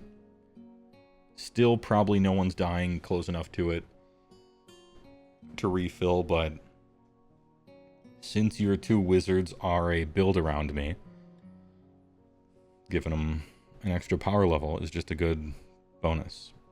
You guys have seen me, this thing is the Maw Pit. Pretend this is the Maw Pit, I don't have it prepared. You guys have seen me play with the Maw Pit a lot. And it's funny, because it does a bunch of mortal wounds to random people, or mortal damage. It does 3d3 mortal damage every single my turn, your turn. That's cool. And eventually someone gets annoyed enough with it to come kill it. And then they do. All the Gutbuster players are playing with this one, so it's probably just better because it enhances your own power. But I like the Maw Pit. I think it's funny. It's worse, I think, probably, than the Maw Pot. But I think it's a funny one. Shout out to the Pit. It's weird that both of them are made for Gutbusters. You can only man the pit if you have a butcher keyword, so that's Gutbusters. And then over here you have to target a wizard. You know, priests get a bonus from power level 2, but you can't target a priest with it. You can explicitly only target a wizard, which is weird. The pit. Butcher. I need you guys to tell me something, alright? Consider your own army. All the different armies you guys play. Consider your little wizard guys in them. Is Butcher S tier game-wide, or is he just like the best wizard in Ogres? Which one is it? He's really good, and I like him. I love what they've done with the place. An aura of run and charge, Holy 12. You don't have to roll for it. You don't have to spend a resource on it. You don't have to choose one guy. It's everybody. I think he's really good, and your spell lore is good. And you can take a sub faction and get a +1 to cast. You can put him next to a gut pot and give him power level 2. I'm like prepared to call him S tier game wide foot wizard, all for 140. I just didn't want to overstate things, but I think he's super good. Yeah, 140. Control 5 on a foot wizard? Yeah, true. He actually does control 5. I think he's S. I really like what they've done with the Blaze. And you know what? Just to cut to the chase. Slaughtermaster right there. I think the Butcher is better than the Slaughtermaster. But they're both probably neck and neck up here. Maybe this, like an A+. I would consider Slaughtermaster probably an A+ or something like that, but he's super good. When I saw these two War Scrolls, I'm like, damn. Those two War Scrolls, what they did to them and what they used to look like. I wish they did that with all of the War Scrolls they redid for the whole game instead of just a select few of them.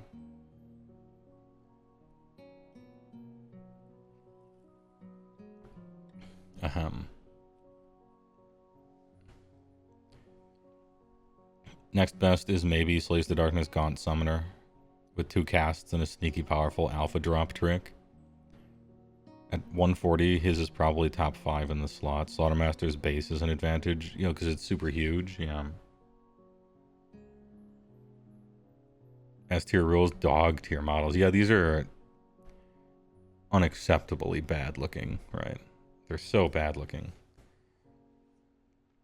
Which is part of the reason why I'm not trying to buy Gutbusters.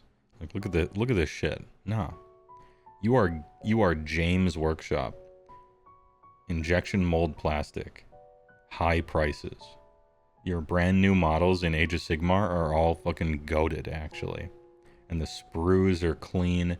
You even design them in such a way to hide the mold lines along creases of stuff so I don't even have to deal with it. Like, they're so good. I'm not buying this right before they might get new stuff. I ain't.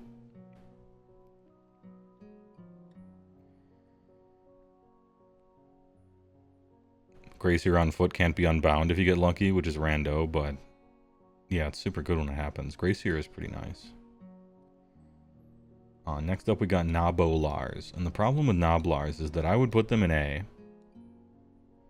I would put them right here in A+ tier. The problem is you can't play them unless you play a guy that I would put right here. That's the new way you build armies rears its ugly head. Noblars, you want to build an army with them always. But this guy costs 180 points and doesn't do anything. Pure tax man, but he's technically the leader of the faction, and this doesn't have the right keyword to be used without him. So, yeah, 120 is pretty good for 20 guys. Just great chaff. However, once you have to pay 300 for it, 180 plus 120, it becomes less tempting. I've seen a lot of the first time someone plays Gutbusters, like in Discord and stuff, or the first tournament they go to or something like that, there's a Tyrant and some Noblars in there, and every tournament report I read is, next time I'm dropping him and dropping them and just putting more Gluttons in. It's not worth it. He sucks, and he's expensive. So I think that's probably just it. What does this guy do? He has some combat attacks and some armor. Not a wizard. His synergy buff is +3 control score, which sounds really good for Spearhead, but not at 2k. That's it. It's a tale as old as time. He's a foot hero that can't cast a spell, can't pray. Doesn't pass out any buff or synergy that matters. So he's categorically bad. And then he's 180, and the dudes that you build your whole army around because they're so great are 40 and 50 points cheaper. What even is the purpose of points? Yeah, and you can't do anything fun with him. You used to be able to kind of do something fun with him. It wasn't like great, but it was stupid and silly. You give him a funny artifact, and you give him a funny trait, and Kragnos can whip him 18 inches across the board and do 10 mortal wounds, and you could outfit him with a big name or whatever. All the fun is gone, but it wasn't replaced with anything at all. He's just bad.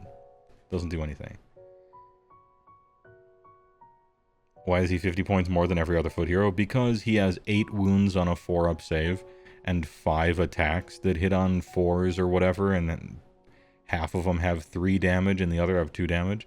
Because of, like, mechanical stat things that don't actually matter is the reason.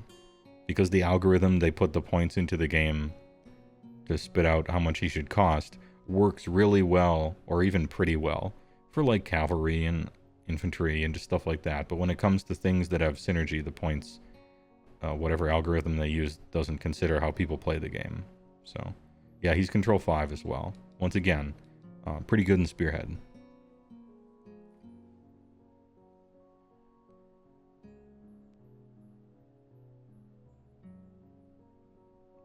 Most foot combat hero have the problem, to be fair. Yes, it's a problem with the game Age of Sigmar, and it's been a long-standing problem. First edition had this problem.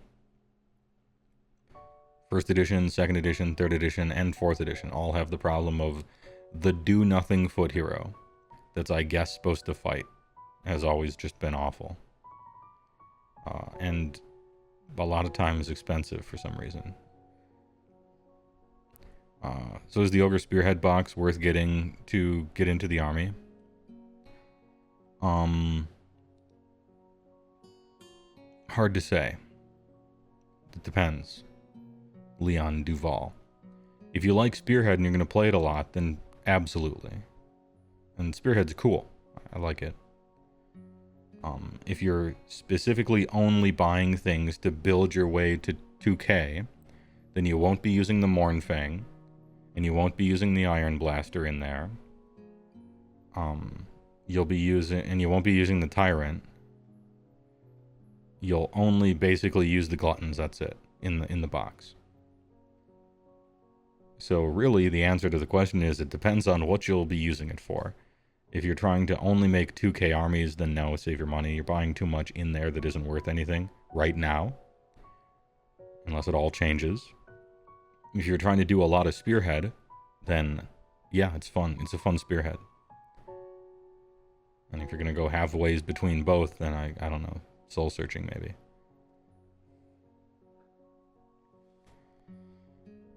Feels like the intended crappy foot heroes to have value as a source of control score, which is awkward when both objectives got smaller and attack ranges got bigger. Yeah, I don't know if they were intending that or not. If they were, that's silly. I don't know. It seems like they were intending crappy foot heroes to be required as a tax person, but I think that's like a bad idea. That's not fun. You know? It's not fun to take a guy that I don't want to take because I have to. I want to be excited to take someone up here. Like I'm excited to take these in a Gutbuster army. You don't have to twist my arm, you know? So I think the tax stuff, we got rid of a lot of the battle line tax. We should have gotten rid of the hero taxes as well. Find a better reason to get me to play these heroes, like make them fun or good. Same thing with the Frostlord on Thundertusk down here, this guy. He's got the one ability you kind of want in Beast Claw, but it's only once per game, and he sucks. So it's like, I don't know.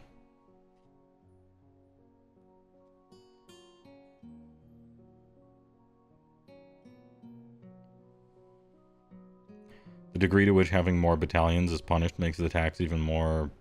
Yeah, it makes it feel worse, yeah. Let's do this guy. So, Thundertusk, Frostlord.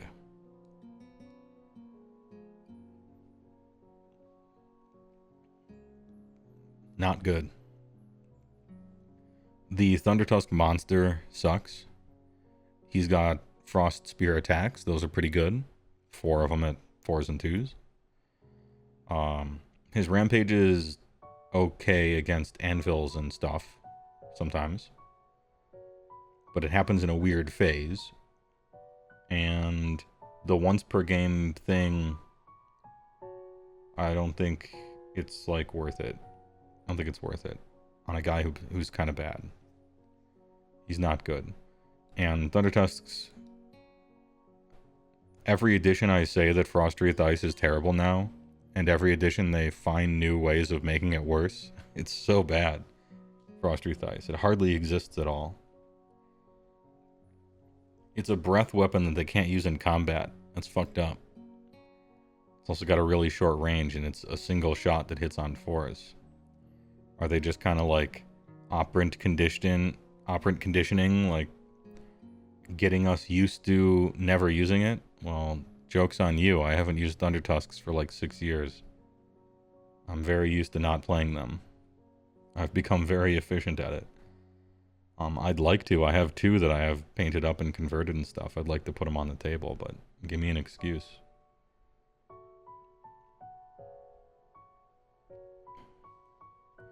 Next up is Stonehorn Beast Riders. I think they're not good, but they're top of not good. I think they're the top of not good. The Stonehorn monster isn't a particularly good monster any longer. 290 feels like a lot for it. The Rampage sucks. But it captures 10. That's a lot. I'm going to say that a lot. I'm going to say this monster sucks. And it's super random. But at least it captures 10. Hey, alright. Next. Firebelly.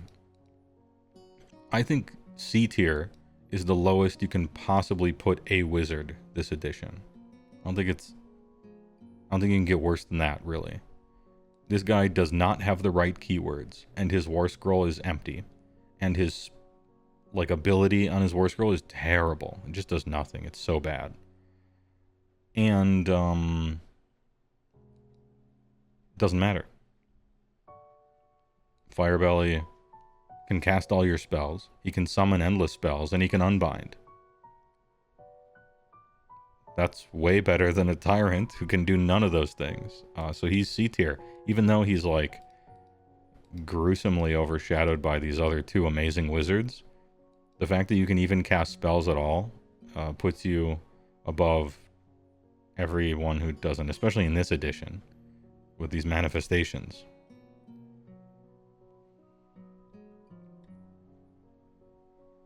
Just came here to say that you refuse to take Noblars in your Ogre list, and you even acknowledge their existence. You don't even acknowledge their existence. Love your vids. Hey, thanks for liking my stuff. I can't say your name because it uses kind of English-looking letters, but I know they're not. And so it would be real embarrassing to try to. But thanks for liking my stuff. Noblars are really good in a Gutbuster army, tactically. Like, they're really strong. It's just now they're locked behind a Tyrant, so I don't think you take them. And, I don't know, I like big, huge stuff. I'm not playing the army to play little, tiny stuff. In general. Icefall Yeti. These guys, what makes them good It's 120 points for 20 guys. 20 guys that you just put as a big line on the table, and they die, so your stuff behind it doesn't. It's a great job. It's a great job to do. It's awkward to take them because of how the force organization army building chart works right now, but it's a strong thing to have really good chaff. They're like good. The price is right. The problem is you have to take this guy and you don't want to, so suddenly now they're kind of 300 instead of 120. But in a vacuum, they're very good. Anyway, Icefall Yetis. These guys have a little bit of the corn rule. These guys have a murder step. They got an electric slide. 3 inches. Opponent movement phase. They can 3-inch electric slide. And they can do so into combat. Yeah, the Texas 2-step. They got their 2 hairy little Yeti thumbs through their belt loop, you know, and then they mosey right in there. Right now, you can still redeploy and do that. I just don't know what they're going to do with that. But you can play these and do that. You can do that thing. Now, Yetis have the good sense to instantly die when they enter combat, instead of be like really good and have the Tennessee 2-step. So here's a recent 5.0 list that ran Tyrant with Noblars and the Warcry Warband. Yes. I agree. I saw those. I think I would say like at least 30%, at least 1 in 3 of the ogre lists that have recently done very well at the first tournament the person went to featured a Tyrant and Noblars, and then in their tournament report they're like, I'm not playing Tyrant next time. But a few of them might be. A few of them might still be. I just think it's kind of clearly not worth it, but maybe I'm just not seeing it how they see it. Anyway, so this guy can squiggle in the combat and be very, very annoying. Purely as a speed bump, because they just die once they're in combat, as opposed to like Skull Reapers or a Bloodthirster that slides in. But I'm gonna put them in a special place.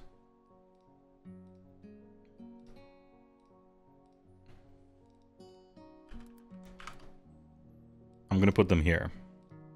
If the first FAQ goes through and you can still redeploy into slide, then Yetis are gonna go up somewhere into the real shit. Right now they're in eye sleep. But if it's okay to be doing what some people are like them that are doing, then they go up. We'll see. Waiting on it.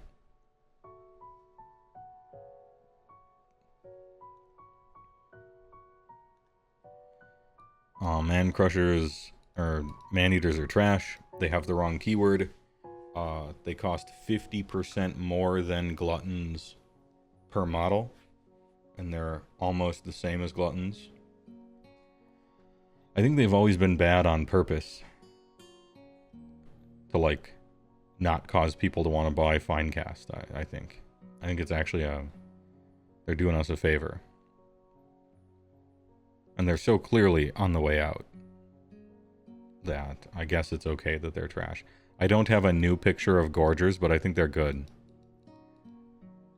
Gorger Maw Pack, I think they're good.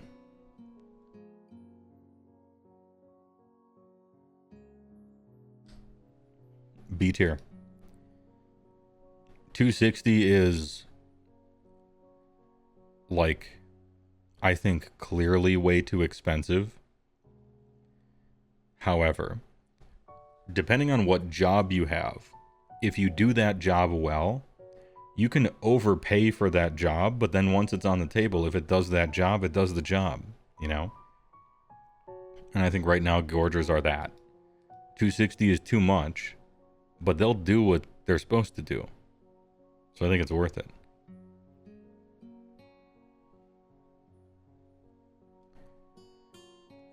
I think they're B, perhaps even B+. Yeah, you can have a Frost Lord with Noblars as well. And if we still had the old Frost Lord, I think that would be really common, Liger 0. Because in the past, it was pretty common, I would say, to run a Frost Lord in a Gutbuster list. They'd give the dude like a Splatter Cleaver or something, and he was like a fast anvil in your otherwise slow army of just only troops, and they kind of worked well together. I think it's funny to me how I see it, which is maybe wrong, but the way that I see it is Noblars are so good that Ogre players are playing actual garbage as like cope to try to trick themselves into thinking that, oh, maybe this guy's kind of okay, I can find something for him to do, you know. Plus, I need Noblars. It's really just because Noblars are that good. Noblars are so good that people are running this crap and wasting shitloads of points to do so. I think it's actually just a waste of points. But, anyway, I might be wrong. But that's how I see it. And perhaps Noblars should even go higher because they're convincing people to play garbage like this.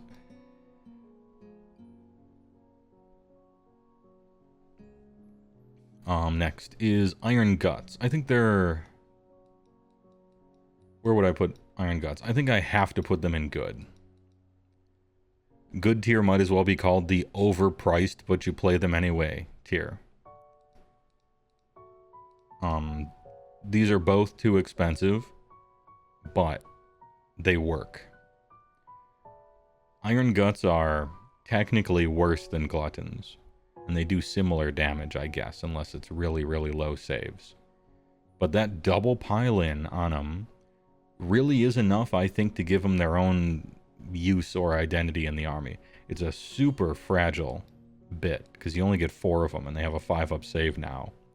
That's rough. You're paying 240? 240 for 4 guys on a 5-up save? Yikes. They are not... I don't know why they're called Iron Guts. There's no iron in them.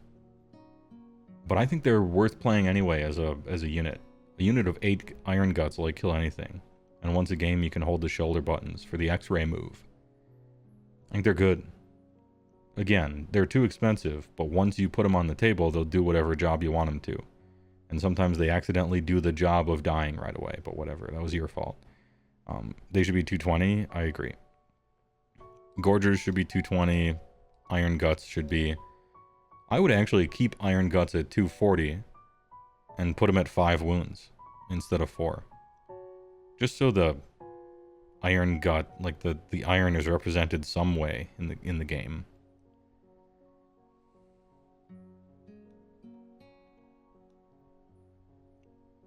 $240 for terrible defense is what is this?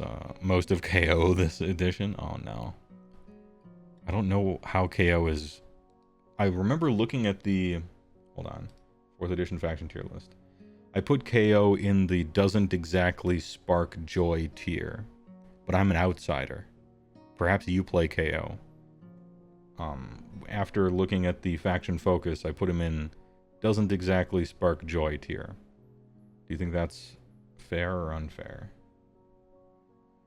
Maybe they're good, I just don't know. And I didn't look at their whole index yet.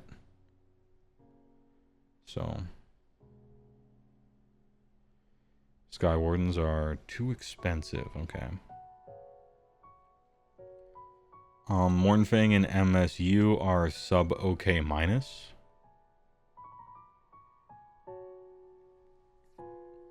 The points on these guys is kind of out of control, as always. It's a ritual. It happens every time.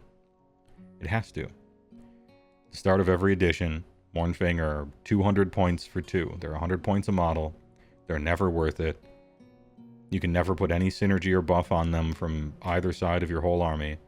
And then they go down 10 points every 3 months for the entire edition. And no one takes them ever. And then the new edition comes out. And they go back at 200 for 2. And we start the dance of the cosmos all over again. We have done this 4 times. In the past, they were taken because they were a forced choice as battle line. Now they aren't forced anymore. They got a better War Scroll, though. War Scroll's never looked better than it has here. It's weird that they can't take a horn or a banner unless they're reinforced. That's strange, still. They, yet again, managed to dodge every buff in the army that matters. You can't Blood Feast them. You can't Slaughtermaster +1 attacks them. You can't Huskguard Companion buff them, even though you used to be able to. You also used to be able to Blood Feast buff them. They don't capture well. Yeah, they've managed to dodge all the buffs once again. That's a rough one, kid. And they're way expensive. What they do well is they really bully 100 point battle tactic units. But they fucking should. They're 200 points. I don't know. They got Lumping Walls of Flesh, which is kind of useful, I guess. Sometimes. And they have a really, really interesting, cool, fun job that they can't quite do. And that's like Anti-Cavalry Interceptor. Where they don't... You know, your on the charge bonus damage doesn't work against them, which I think is really cool and kind of fascinating. But once again, they're kind of too expensive and not quite all there. Buff Dodgers. Yeah, that's them. You give them the Bodyguard with anti-something on the charge. I mean, they have a cool-ass ability, and now I think they came up with a good job for them. I just want to see them go the extra mile for it.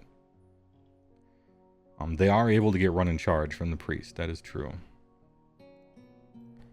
But they don't benefit from, I think, anything else. Maybe the once-a-game Thundertusk thing, but I don't think you're taking that. The Impact Hit sub-faction is monster only. Huskguard buff is monster only.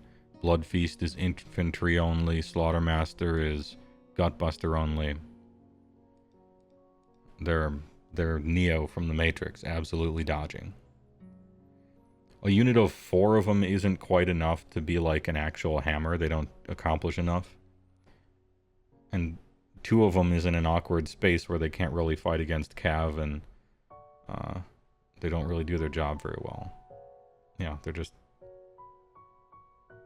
It's a cool idea. They went like 60% towards doing it. Sub OK- is the best place that I've ever had Mournfang on this list. I've done this tier list of units, basically every edition. And I think sub OK- is the highest Mournfang I've ever appeared. So this is a win. This is how I win. This is what winning looks like. I think 4 are actually possibly even worse than 2. Because it's just good money after bad at that point, but I'll keep it here just for whatever. Glatones.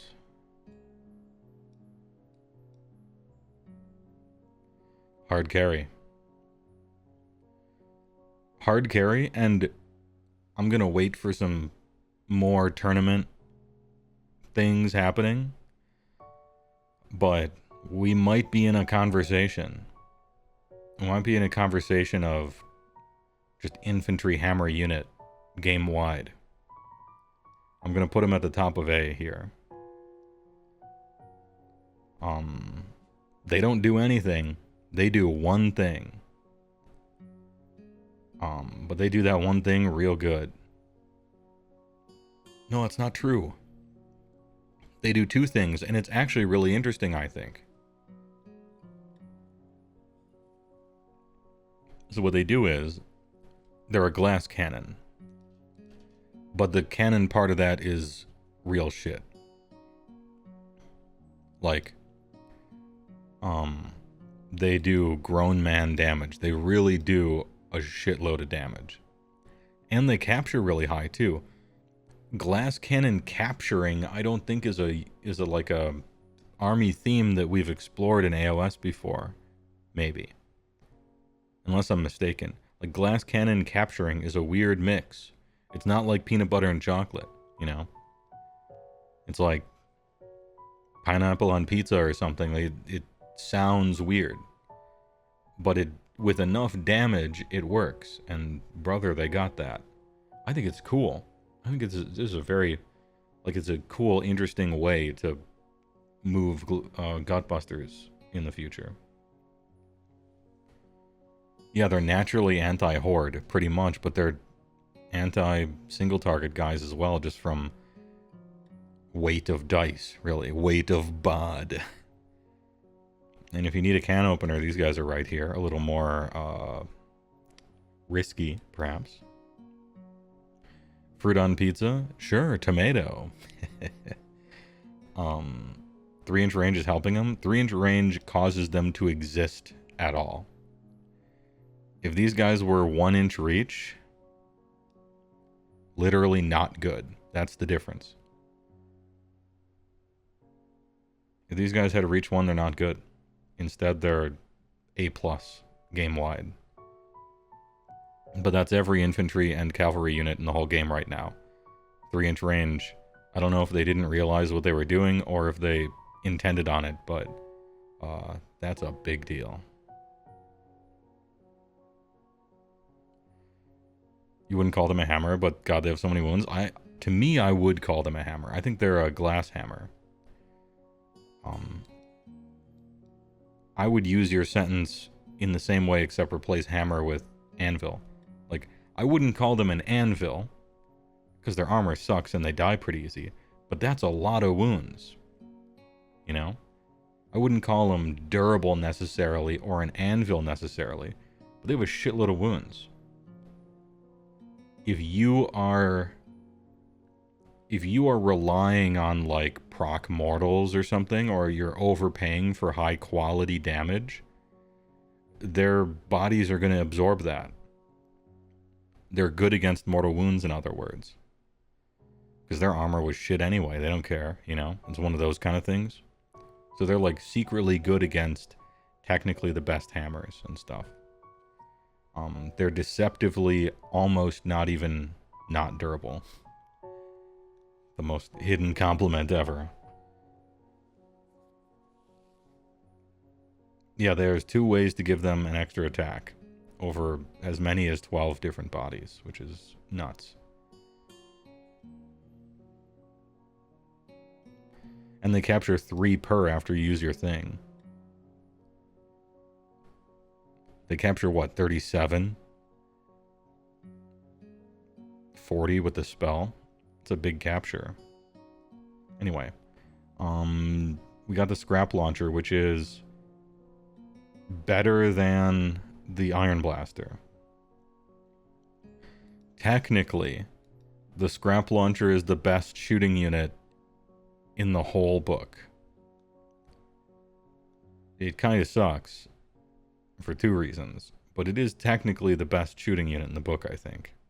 It's got the wrong keywords, but it can sometimes give somebody -1 to hit. You just have to actually slay models with it, which is sort of a challenge. Nobody wants this thing to be good. We're kind of praying that it never does, but they could. They could make it good eventually, which is very sad.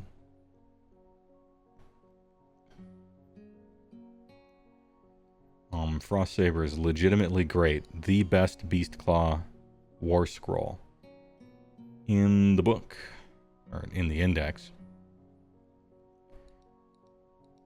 The best. I think they're possibly... are they even better than Iron Guts? Maybe. Frost Sabers are so good. Move 9. Not visible when near terrain. Not just for shooting, but not visible near terrain. 70 points. I'll take 2. Good price. Clear, distinct job. Do it well. Yeah, they're a beast. Who cares? Move 9, baby. Let's go. They can accomplish the BTs.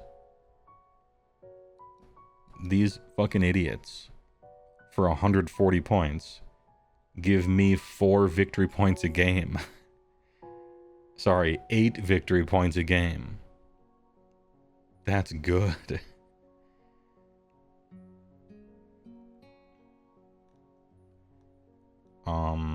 This fucking guy, not good. He's worse than Tyrant because you would never actually play him. He's worse than this because you would never actually play him. He's worse than... I don't know if he's worse than that or not. He's technically free. He's like just about... this guy is supposed to be a monster hunter. He doesn't hunt monsters, really. He's not a wizard, not a priest, can't do any synergies or buffs, therefore he has no reason to exist, really. He can move on the enemy movement that's really good, but not really for him. He's not a drop because you get him as a free drop if you take a Tyrant, which I don't think you want to, but some people do. Yeah. He's the classic, like, not wizard hero. And he's 170, and these are 140 and 130. This guy's 170. Nope. This guy no longer exists. Icebrow Hunter. He deserves to be in trash, but I'm going to put him in not good. Because you can technically accomplish some battle tactics with him. However, these guys do his job better, so you just wouldn't, but technically you could. He has anti-monster on every single one of his weapons. He has 2 different ranged weapons that both have anti-monster rend 1. And he has a melee weapon that has anti-monster rend 1, which I consider to be a good joke. I don't know why he's not a priest.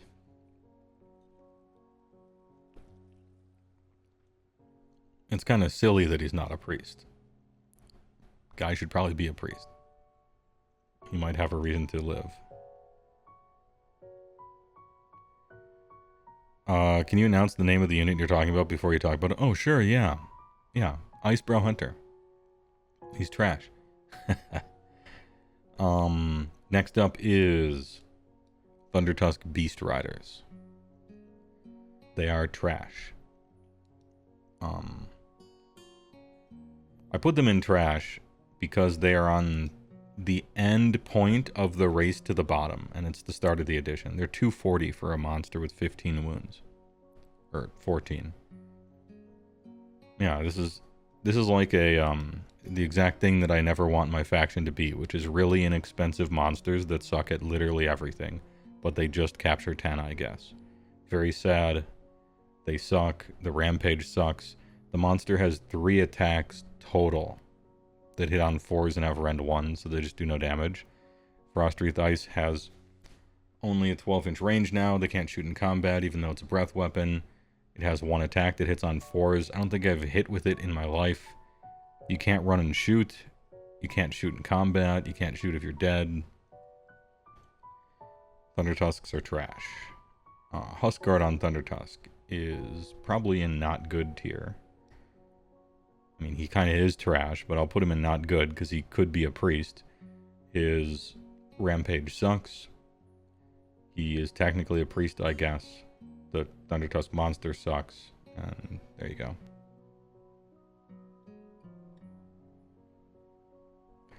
If you're taking the make this unit a priest trait, is priest 1 or reroll 1s on an existing priest better? You mean, what's better, +1 power level or reroll? It depends on if your unlimited prayer is better than a specific prayer, I think. Because if your unlimited prayer is better, then you want power level. And if your specific prayer is better, then you want reroll. And for me, our specific prayer is better, which is the run and charge one. So in specifically Beastclaw, you want the reroll instead of the power level. Because our unlimited prayer is real bad. And we just want to get the run and charge one.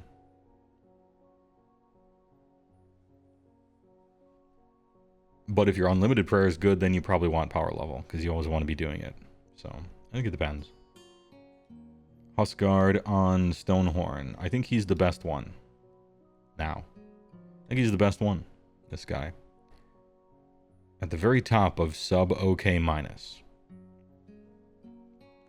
The Stonehorn monster kind of blows now, but he's a priest and he has one buff.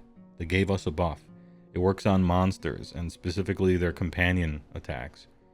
Proc an extra hit on 6s, which is roughly equivalent to +1 to hit. This is a good buff. It works on a 3-up. Targets enemy monsters, just kind of whatever. But it targets all the guys in combat range of him. Which sometimes there are one, you know. Lead Belchers, I'm putting them in trash as a protest. Because I bet people play 1 unit of these. I bet people play 1 unit of Lead Belchers as pure chaff. I just philosophically disagree that 10-foot tall ogres holding broadside cannons from a pirate ship should have the job of chaff. I disagree. That's bullshit. They didn't change this war scroll at all, sadly. It was bad before, it's bad now. Yeah, ogres is the army where the pistols deal a D3 and the cannons deal 1. It's opposite land. And then the rest of the stuff doesn't exist anymore or isn't, or is outside of the factions. Here we go. Lead Belchers are really not worth it. I think the way that they're worth it is if your points end up in a weird amount where you can't buy anything else. I could see 1 unit of Lead Belchers in that case. Like if it just worked out that you couldn't actually spend the points in any other way, then you take a unit of Lead Belchers, but that's it. And so for the person who's driving, Yetis are an FAQ tier right now. If it turns out their really annoying trick is intended and legal, then you might actually play a whole bunch of them, and it's the best way to play the army. Boy, would that suck.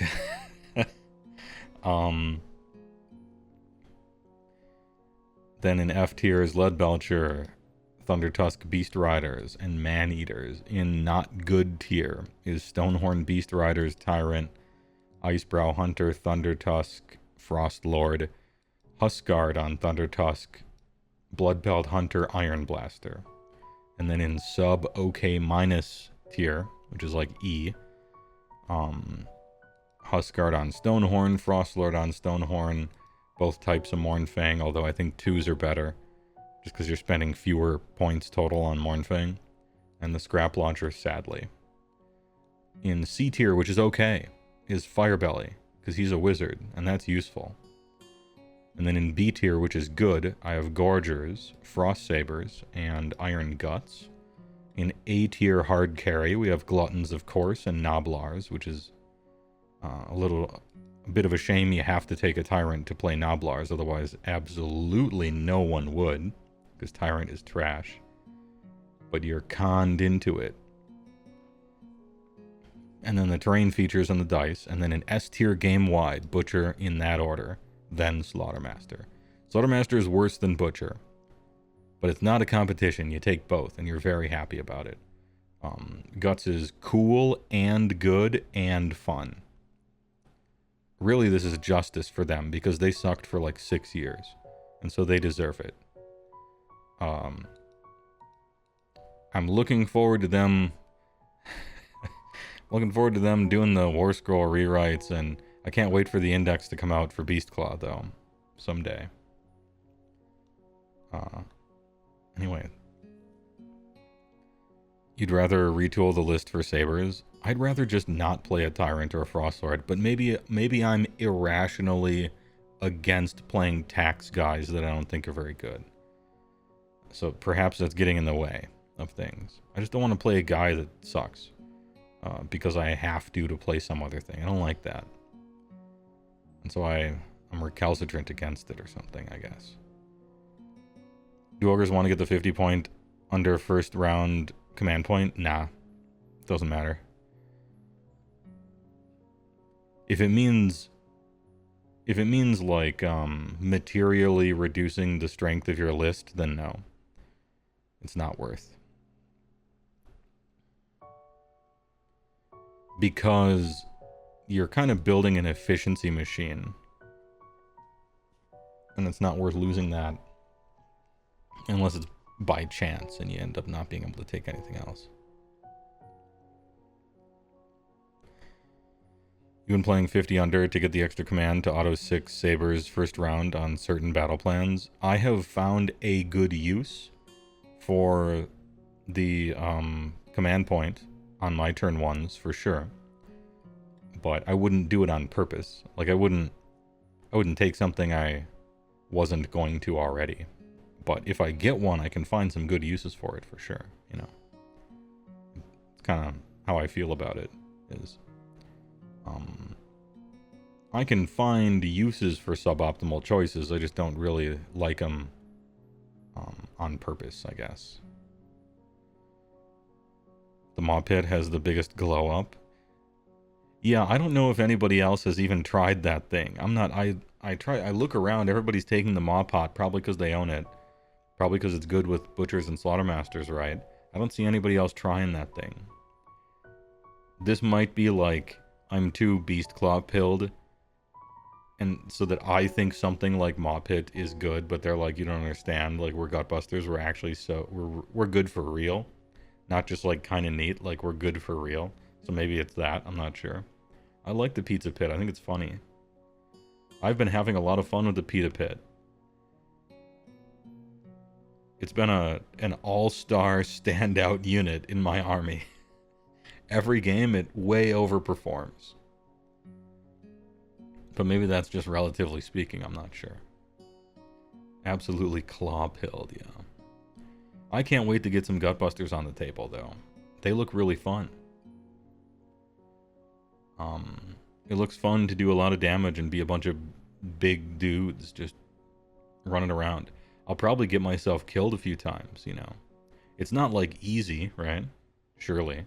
I'm so used to playing risk reward, all in tempo, kind of sacrificial, all this stuff, and I'm so used to playing this weird type of army that Gutbusters is going to be a big change of pace. It's like, no, you got heroes and you got units, and you know, this is just how you play AOS normally. And I'm like, I've never played AOS normally.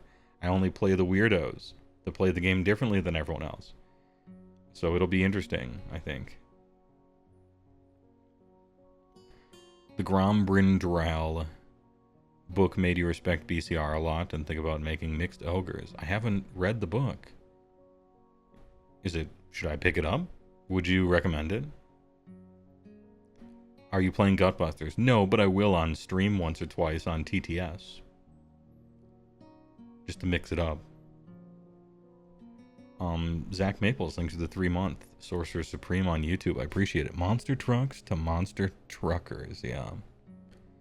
Thanks for the YouTube membership. I appreciate it. Any terrain piece that shits out mortal wounds for free is huge. I think so too. I like it. And the die can't fail as long as the enemy unit has no other enemies around him. So if the enemy unit is alone, you can't fail at the 2-up thing. And the fact that the 2-up thing fails constantly is what makes so many abilities in 4th edition really disappointing. They put that everywhere. It's not just destruction, right? It's like, alright, roll a d3 on a 2-up, something happens. That shit fails so much. I've played like, I could not have played more than 7 games of 4th edition. I'm already sick of the roll a d3 on a 2-up, something happens. I'm sick of it. In my typing away, when I'm typing up my 4th edition initial thoughts, I'm going to be like, I read on a 2-up of a d3, just do the mortal wounds, and I said out loud the first time I read it, oh, this is going to save time. You only have to roll the dice once instead of twice, and so they're thinking about resolving things during play, and how can we streamline this and speed up the table play and things like that. That's what I said when I read it once. And then I entered my first game of 4th edition ever, and I charged someone. I'm like, all right, I'm about to do my impact hits, and I rolled a D6, and the D6 came up a 2. I'm like, oh, it does nothing. Oh. Wait a minute. This shit sucks. This sucks. My impact hits do nothing. 0. Not like rolled low. It's like nothing. And then my once per game ability, I have to roll that. And so I used my once per game ability, and it did nothing.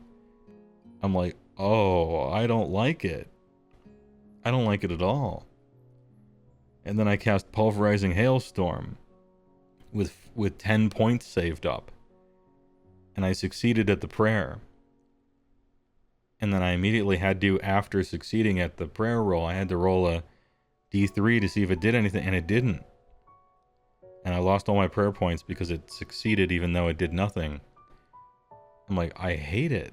I don't like this thing at all.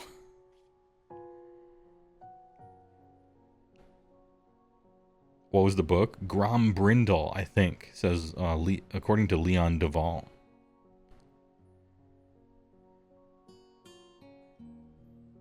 Once per game, do nothing, and you forgot to use it every time, too. Not every time. Just every game after the third game. I used it at least the first 2 games, I think. And then I stopped remembering it. Because I only remember things that do something. It's my mistake. It's really my mistake. If you have a way to add 1 to the roll, it's massive. If you have a way to get +1 to the roll, it's tragic. Yeah.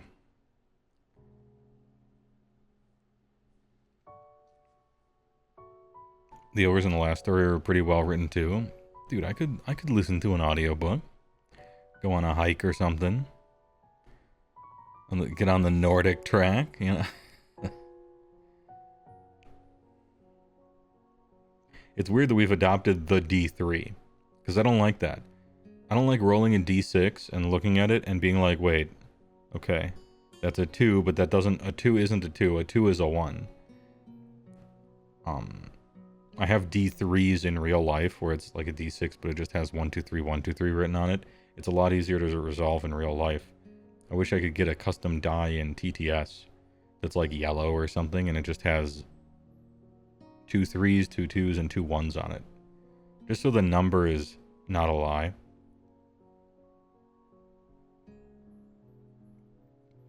Yeah, the D3 2-up doubled the chance of nothing happening from a D6 2-up, yeah.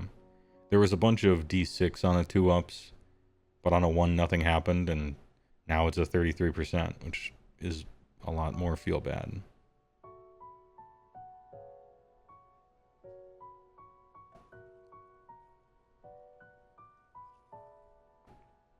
I have it in real life. I just want to find one in TT. I'm sure I could just type that in. I'm sure there's somebody that has it. I'll find it. Good job, King. Was Zorian, thanks for the tier 1. Appreciated for 47 months. Good evening to Texas. TYVM, I appreciate it. What's the next painting project? You'd rather play a bad unit or army that feels good than a good one that feels bad? Yeah, Seption, I mentioned that.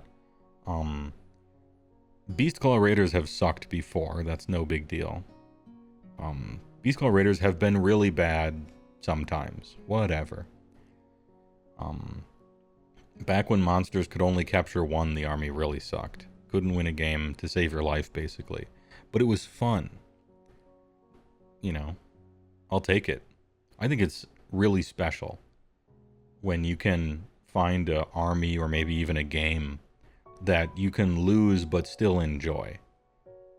Because that's very hard to design something like that on purpose, but when you luck your way into it, that's really cool.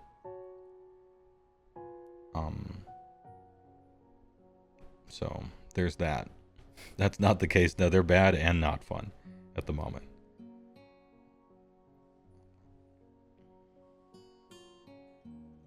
You're currently painting Archeon with oils. Oh, he's an oiler. Still have to wait for another day or 2 before you can paint the next layer. Yeah, oil takes forever to dry, that's for sure. But it's kind of neat because you get to have built-in breaks on purpose. Maybe it's annoying because you just want to finish it, but still.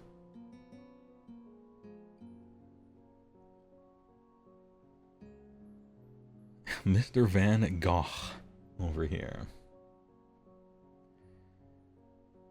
You started painting with oils. Bob Ross is your muse. Oh, there he is. Hey, if it feels good, do it, right?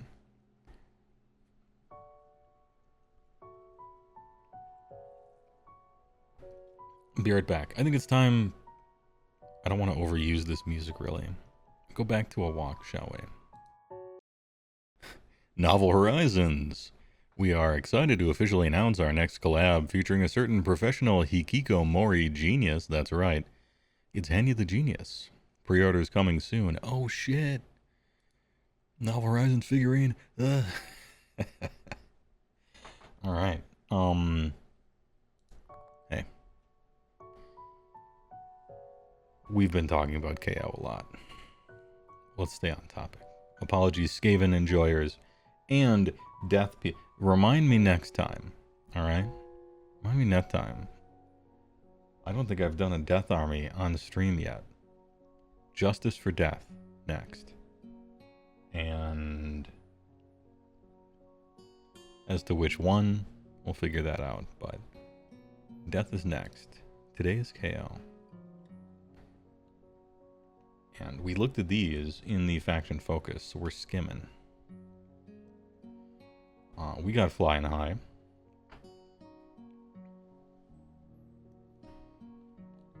Which allows them to deep strike more than 9. And then you put your guys next to it. I remember this. The 4th edition, they started out, doesn't exactly spark joy tier, is where they were. They have a Transport Skyfarer's ability now, which has you, the guys essentially just like run along the ground next to the ship, with which I think is really stupid. But they have a really good argument for why it works that way that we talked about last time, but I'll bring it up again this time. And I'm like, damn, that shit's stupid. It's really stupid, but I gotta admit, they make a really good point. And that is, you painted all 30 of your little guys, you painted them up, they look cool, and then you play the game and they're just off the table in a box somewhere, and you're just moving ships around. And that's unfortunate. It's a shame not to play with your models on the table. And by gum, that's a good argument. It just is. Like, it's stupid that the little guys are just standing next to the ships all the time. But probably better on the table than off the table. So, you fucking got me. You got me. And how does it exactly work? Okay.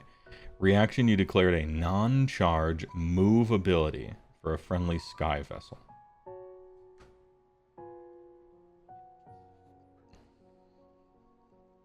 Wholly Within 6 is pretty short. Well, no, it's not. Their bases are kind of... I still think Wholly Within 6 is kind of short. Yeah, I like the idea of them hanging off the edge of the boats with grapnel launchers and stuff like that. That's how you have to, like, imagine it.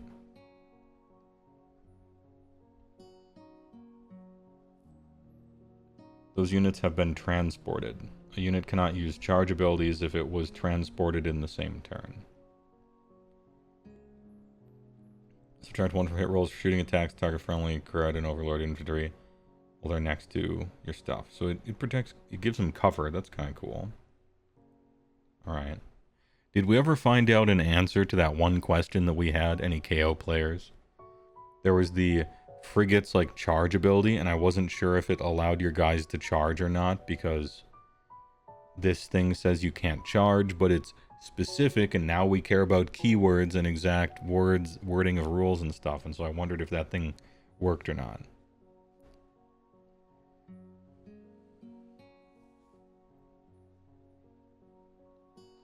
And it is a non-charge move ability.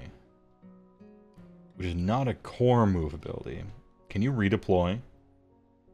Hold on. Tactics. So, can I redeploy and not even care what my role is, and just put a bunch of dudes, like, on the opposite side of a ship as somebody else? Can I do that? Is that legal?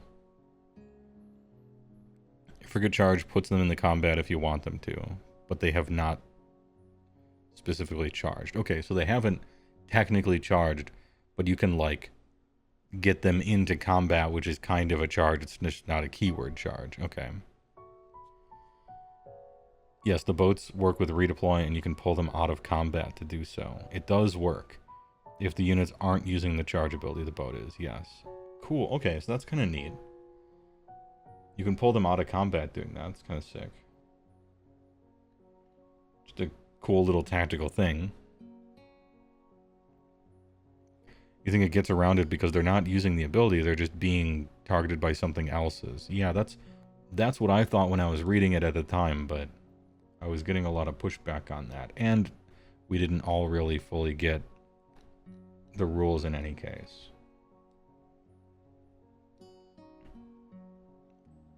Transport rule is good. The Deep Strike has issues with ability ordering. How so?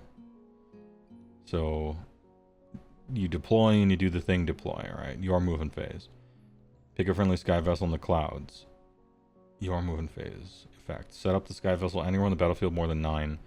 Then set up all other units that were set up in the clouds with that sky vessel holding within 6 of it and more than 9 from enemies. Can I move then?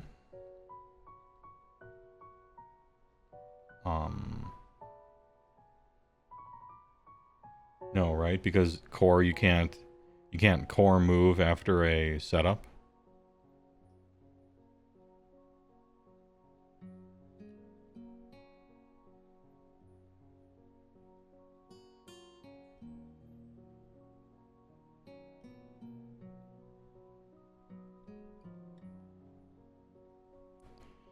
Deploy abilities and then other deployment abilities in deployment phase.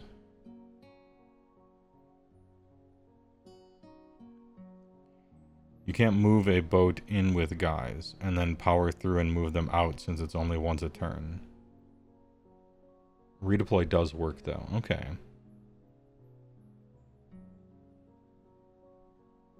You can't use any movement phase abilities after setup.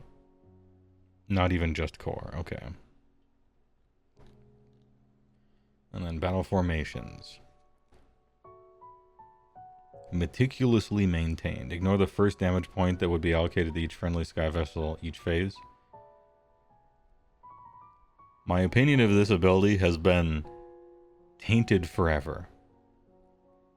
But it's unfair, okay? I'm gonna go back in time before I lost Stone Skeleton and it was replaced with this shit.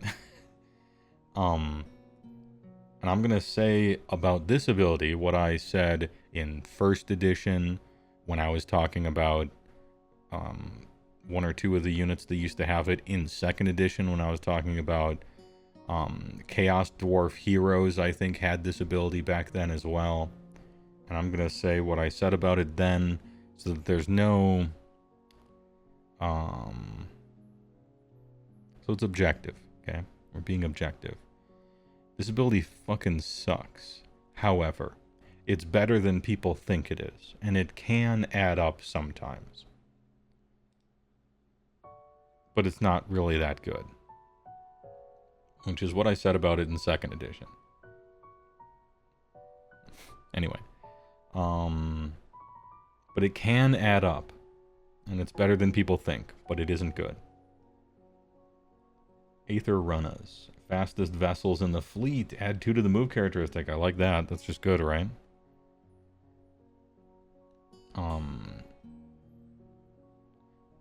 Endrinier's Guild Expeditionary Force.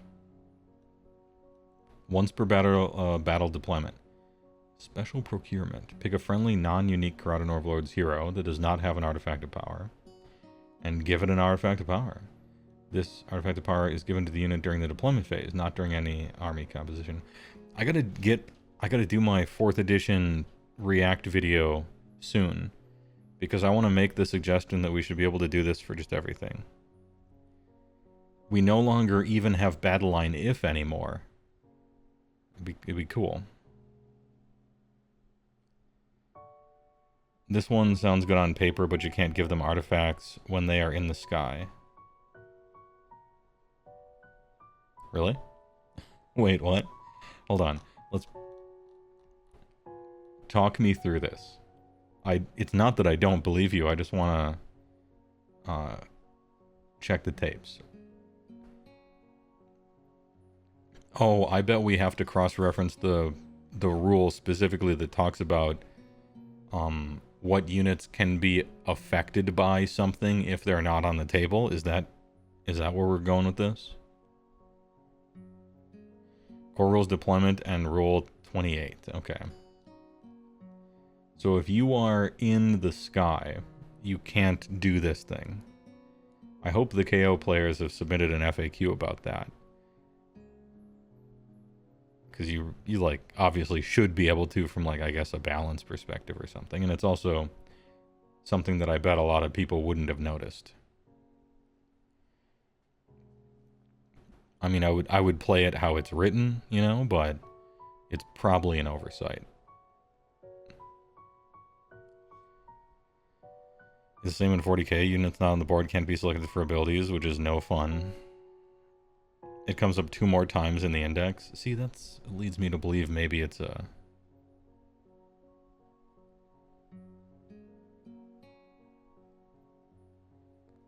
They talked about it on Aethercast, and it feels bad, man. Grudge Settler Protocols. Add 3 to the range characteristic ranged weapons by friendly Thunderers and Gun Haulers units for the rest of the... Wait, for the rest of the turn? Oh, it's once per battle. No. I was about to say, hey, maybe you might... No, never mind. Once battle. Nope. Nope, nope, nope. N-O-P-E, nope. Your shooting phase only. So here's a question for you. To me, I'm looking at these and I'm like, yeah, +2 move. It's the most boring one, but it's the one that I want to take. Let's pretend for a moment that you can use special procurement. They fix it. FAQ comes out. Do you take this one now? Is this the one you take? Do you give up 2 move for an artifact? I guess I should look at the artifacts. It's artifact, right? Not trait. Yeah, artifact.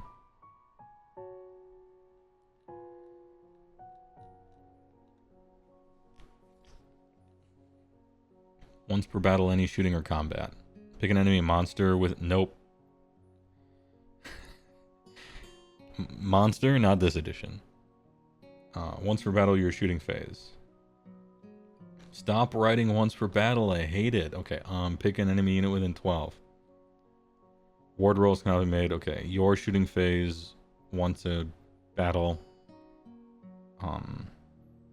People say that everybody has wards now. It's not true. There's lots of armies that don't have any wards worth really much. I guess silver bullets are suddenly good instead of bad now because you're sideboarding, like during deployment. So I need not ignore something because it's a silver bullet, because right now suddenly that's good because you get to choose it at the last minute, right? So if you're playing against a ward army, then you take that one right. And if you're playing against monsters, then till the start of your next turn, subtract 1 from the number of dice rolled when making charge rolls for the target to a minimum of 1. Within 12, though. I think they'll still make it. Well, maybe it's within... When does this happen? Any shooting or combat phase?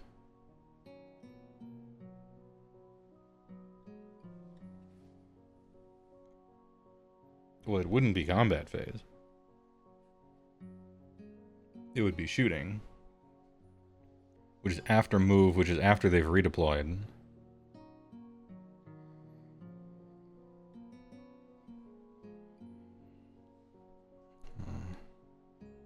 Once per battle, auto unbind. Take it. Yep, that's the one. I take this one. It's Voidstone Orb. That's the one I take. Yeah, damn, your artifacts suck.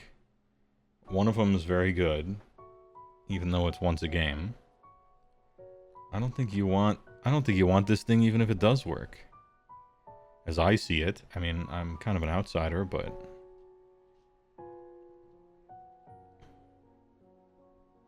Charging up Everwinter just to get hit by this. Spending 3 battle rounds and 2 off-turn prayers with 5 priests, getting lucky on rolls, only for them to spend a once a game, yeah. Yeah, I mean, you just take the 2-inch movement. That's clear to me. Heroic traits. Lords of the Sky Fleets. Add 2 to the range of ranged weapons used by friendly KO infantry while they're wholly within 12 of Endrin Maestro. 2 isn't a lot. What are your ranges on all your stuff, I guess?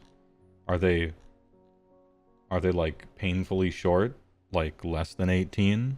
Or are the ranges fine, like 18 and over? 12 kind of sucks. We're looking for infantry though, right?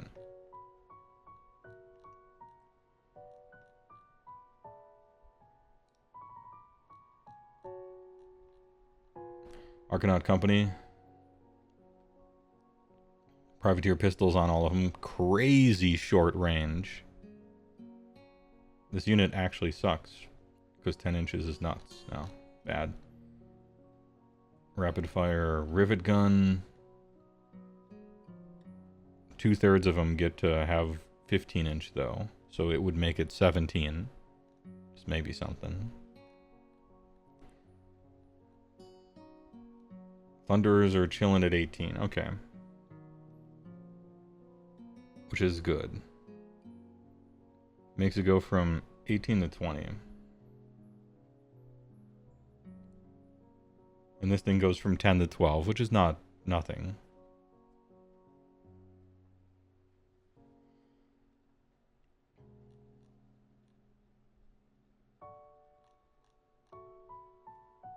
$18 to $12 is okay.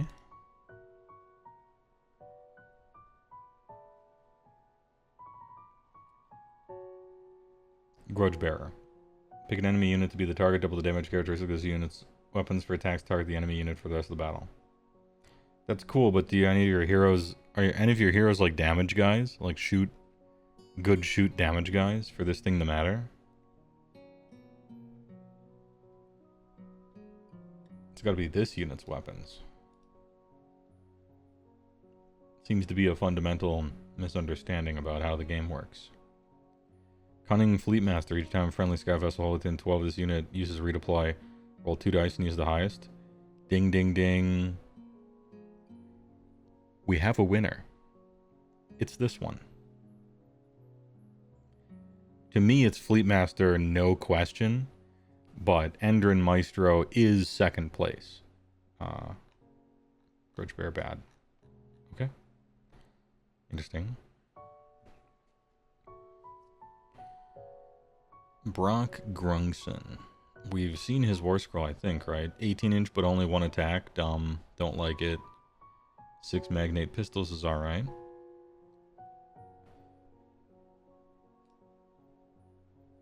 This guy is almost 300. He costs as much as a Stonehorn Beast Rider. Brock Grungson. Pick up the 2 other friendly Skyfarer units within this unit's combat range. Within combat range. Add 1 attacks. Are you actually meleeing in this army? I know there's Engine Riggers and Sky Wardens. But those are like units of 3. Usually pretty expensive, low number of attacks. I guess this fixes the low number of attacks, kinda, but you gotta be in combat range. I suppose they're all flying and fast.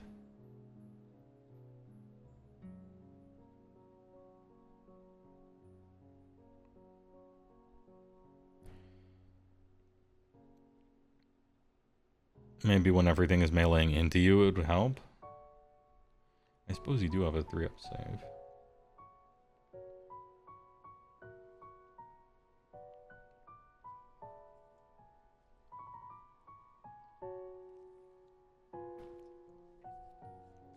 Three ships, holy 24 is a big range. You can use run and still shoot and or charge.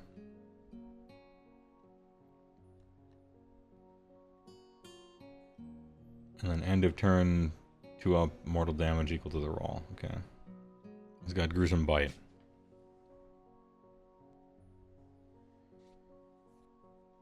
I don't know. What are the points on Skywarden's engine? 130 for 3, 150 for 3, so 300 for 6, 260 for 6. You might just not have enough models. Like, if these happen to be 5-man units, you might do it, but like 3 is an awkward amount, maybe. Dirigible suit man. He's 220. Add 1 to field repair rolls for engine riggers while they're wholly within 12. Pick a friendly sky vessel within this unit's combat range to be the target. So you're like a big healer. Run, shoot, and charge is the big thing. Yeah, I mean that's the that was the standout for me. Argonaut Admiral. Your hero phase. Pick a friendly Argonaut company unit wholly within 12. Add D6 to target's control score. Okay.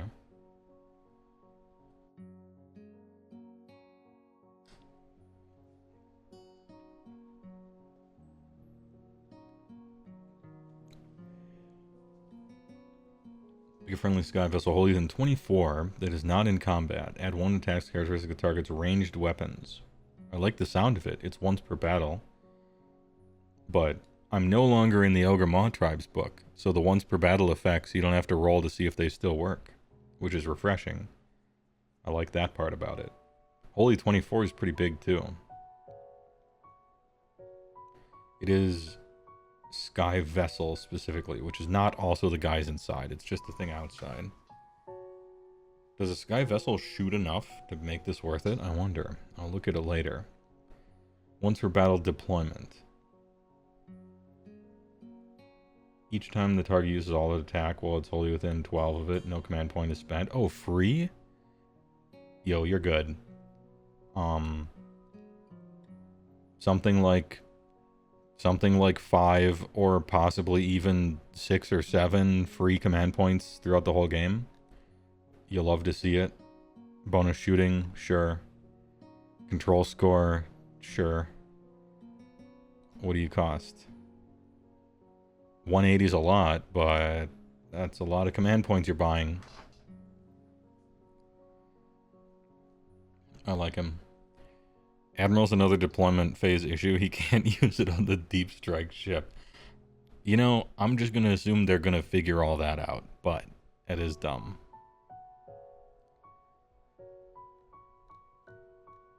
Anyway, Admiral, I like that guy. Navigator. This unit can use Unbind as if it were a wizard. Good, actually. Like, that's... You need that. That's good. Read the Winds. Once per turn army, your hero phase. So you don't want to... So you can't take multiple, really. Roll 6 dice. For each 1, pick a visible enemy within 18. For each 6, pick a visible friendly sky vessel within 18 of this unit to be a friendly target. So we pick an enemy target, we pick a friendly target. Inflict D3 mortal damage on each enemy target. If any damage points are allocated to an enemy target this way, halve its move characteristic until the start of your next turn. Okay. Add 3 to the move characteristic of each friendly target. 6 dice for each 1. So 1. Like, or maybe even 0. Or maybe, oh, it could be 6. You could roll 6 1s. Oh, shit. Is 18 inches far enough away to have move characteristic be really good of an ability? It's your hero phase, but it lasts until your next turn.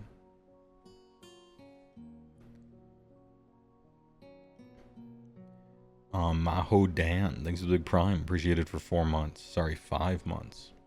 Thanks a lot. This guy's ability works on what? Essentially a coin flip? Like he has like a 50% chance of being able to do this one time. You got to be the kind of person who wants to roll hot. Like you're just not going to ever fail to roll a 1 on it. And then it's a really strong ability, but every turn that you fail to roll a 1 out of 6 dice, he's like crap. I mean, he does have an unbind.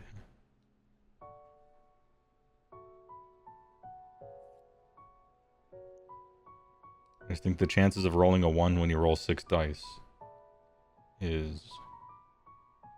I don't know I'm not good at statistics. Is it like 50%? Something like that?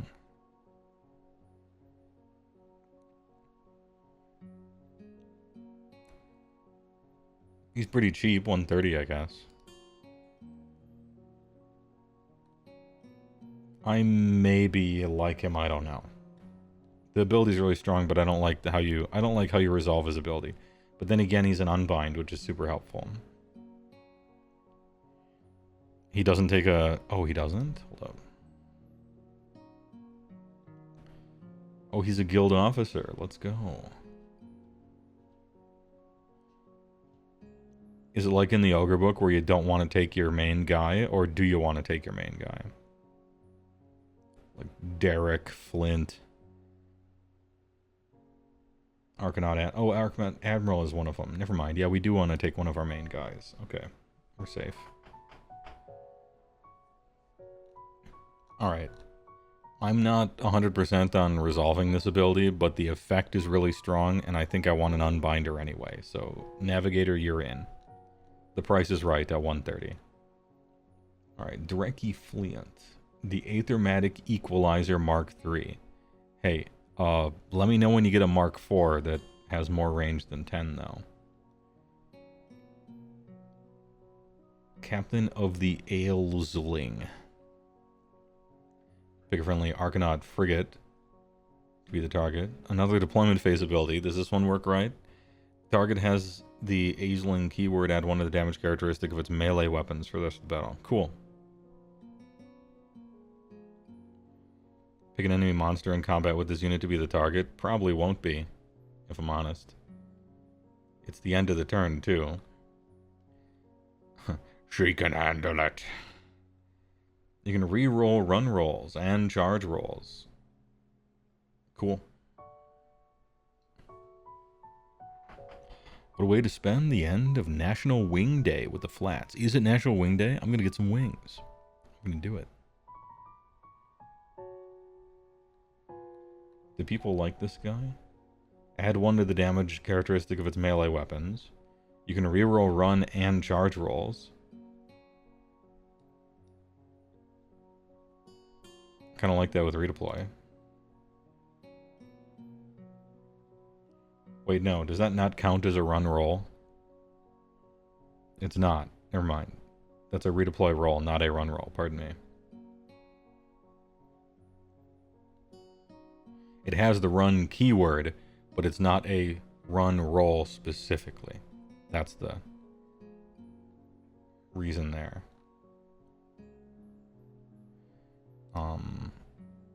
You cost 180. Oh, and you get a free frigate. Neat.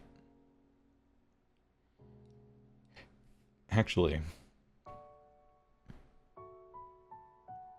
everybody else gets whatever. It's not free. You have to choose a frigate. So if you were going to play one of those, you play him. If you weren't, you don't.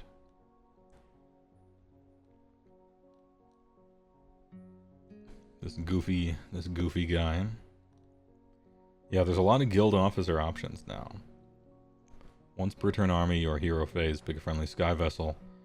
2 up for the rest of the turn. The target can use retreat or run and still shoot. Sweet. No mortal damage is inflicted on the target by retreat abilities. Nor should it. Ever. I don't know why that... How come they did that this edition? How come shit takes damage when it retreats? You know? Why? That was a head scratcher for me. Endrin Master. Pick a friendly sky vessel within this unit's combat range to be the target and you heal. Okay. I like retreat, run, and... Oh, it's a normal 2-up as well. It's not a D3 2-up. It's a normal 2-up. Twice as likely to succeed. Neat.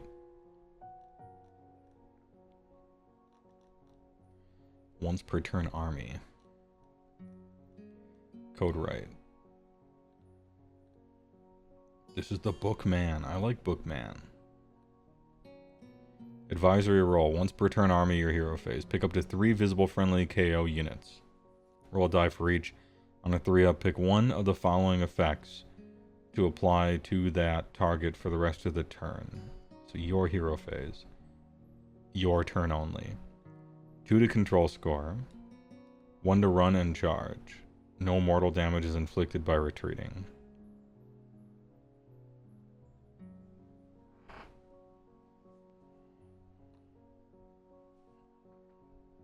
Also, best melee weapon name in the game is Battle Tome. Just the best melee weapon name in the game. I'm not, like, blown away by any of these abilities, but he's funny. And really good name for the melee weapon. Aether Chemist. This guy used to be so sick. And then he wasn't good. And then he was good again because he could specifically get Spell in the Bottle. And now what's he doing? Once per turn army or shooting phase. Etheric Augmentation. Pick a friendly KO infantry. Wholly within 12. Roll die 3-up. Add 1 to the rend characteristic. Good. Okay. Yeah. Good buff. I don't like rolling a 3-up for it. But that's a good buff. +1 rend. Atmospheric Isolation. The Choking Fug. Pick an enemy unit in combat with it. Roll a die. 3-up. Subtract 1 from hit rolls. Damn. Mr. I hope you love your shit not working constantly with really strong effects. Boo. Okay, well, so you take an Aether Chemist, but you're not happy about it. And then your shit just randomly doesn't work all the time.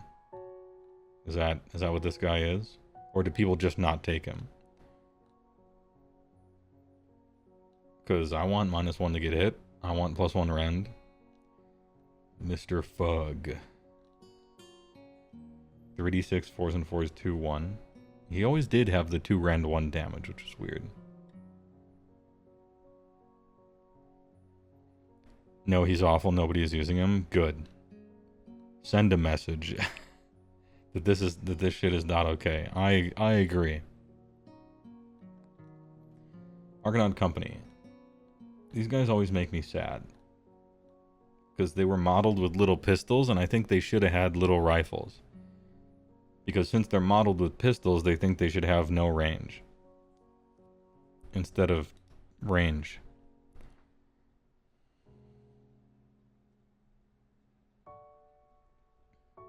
Fours and 4s, no rend, 1 damage. Bleh. Bleh. Add 1 hit rolls for this unit attacks the target enemy unit contesting objective. Okay. And then you have your 1 in 10 that can replace with the funny weapons. 1 shot, 4s and 3s, 2d3. Anti-monster? This thing's a crit 2 hits. What does company cost?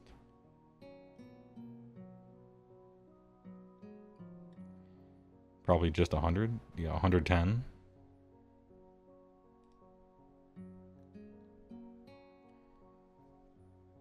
No, sir, I don't like them. I just don't like the unit. Engine Riggers. 2 health, 4 up.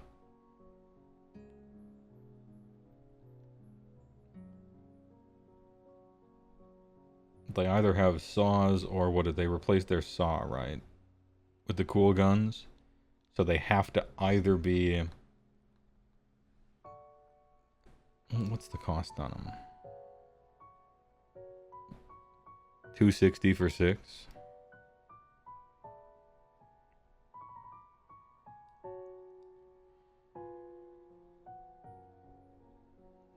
Three saws, 4s and 3s, 2d3, huh? Just like the olden days. And they do field repairs. So six guys. Let's pretend we're building a melee army now. We have 6 of them. We got Brock for +1 attacks. They're in combat range with them.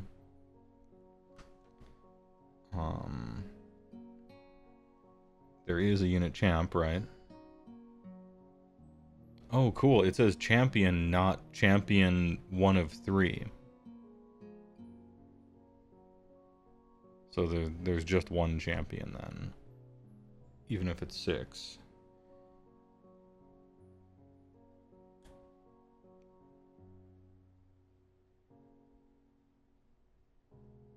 So 25 attacks next to Brock.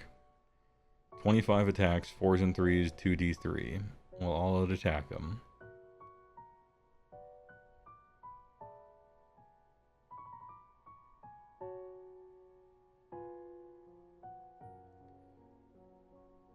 Like 15. And then 9. Alright.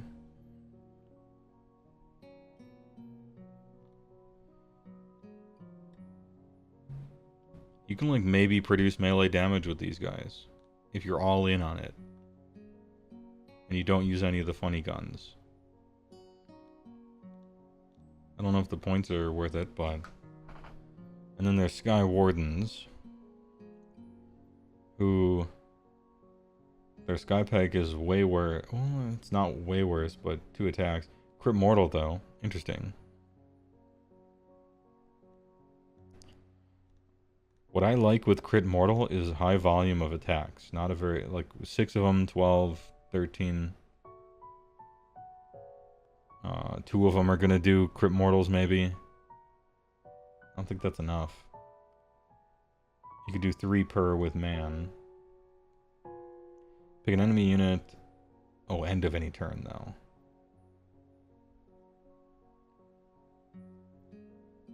And then you get to retreat.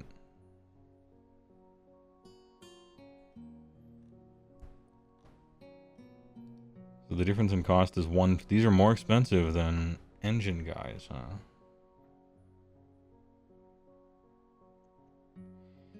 So Sky Warden's 300, Brock. Oh yeah, I forgot he's 290. You don't. No way. Paying 290 for +1 attacks. I don't know if I can do that. Yeah. I think if you want to do melee, you just take engine riggers and a frigate, and you don't do the Brock thing. Instead of like Sky Wardens +300 plus babysitting. Nah. Grunstock Thunders. Oh, I forgot to look at their defense. Yeah, they just die. They are dead. They explode. Grunstock Thunders are 2 wounds on a 3-up. It's kind of big. They got some rifle shots. They got some Grunstock mortars.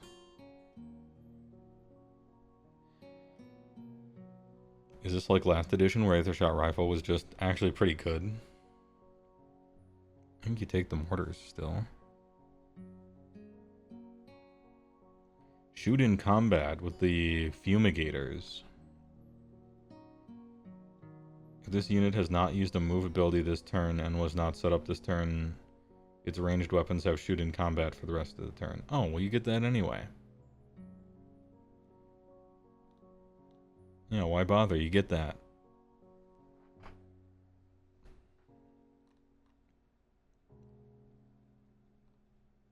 Cool.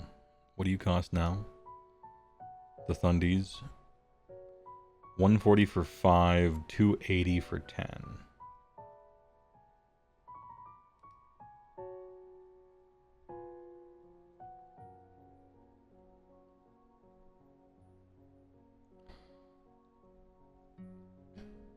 This thing is like never happening. Unless it's your opponent's turn and you're just actually in combat already and chilling or something. I don't know. Not Ironclad. I think we looked at the frigate, but we didn't look at the Ironclad.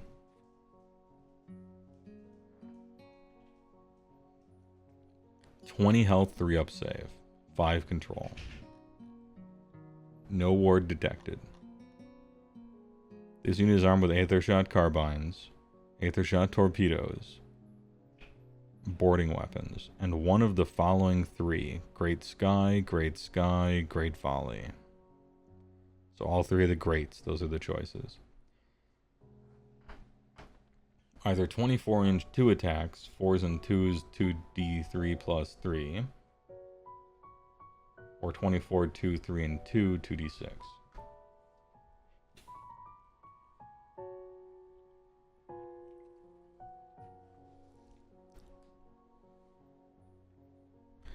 This is a really good damage characteristic. 2 shots hitting on 4s, in my personal experience, means 0. But just roll 6s, like easy, right? I suppose if you want to be in range of these, you could go for this. 4d6, what is that average? 14. 14, and so 7 hit and 4 wound. And then they make 4 saves, so they fail 1, and then they take 1. No, wait, it's anti-infantry. Okay.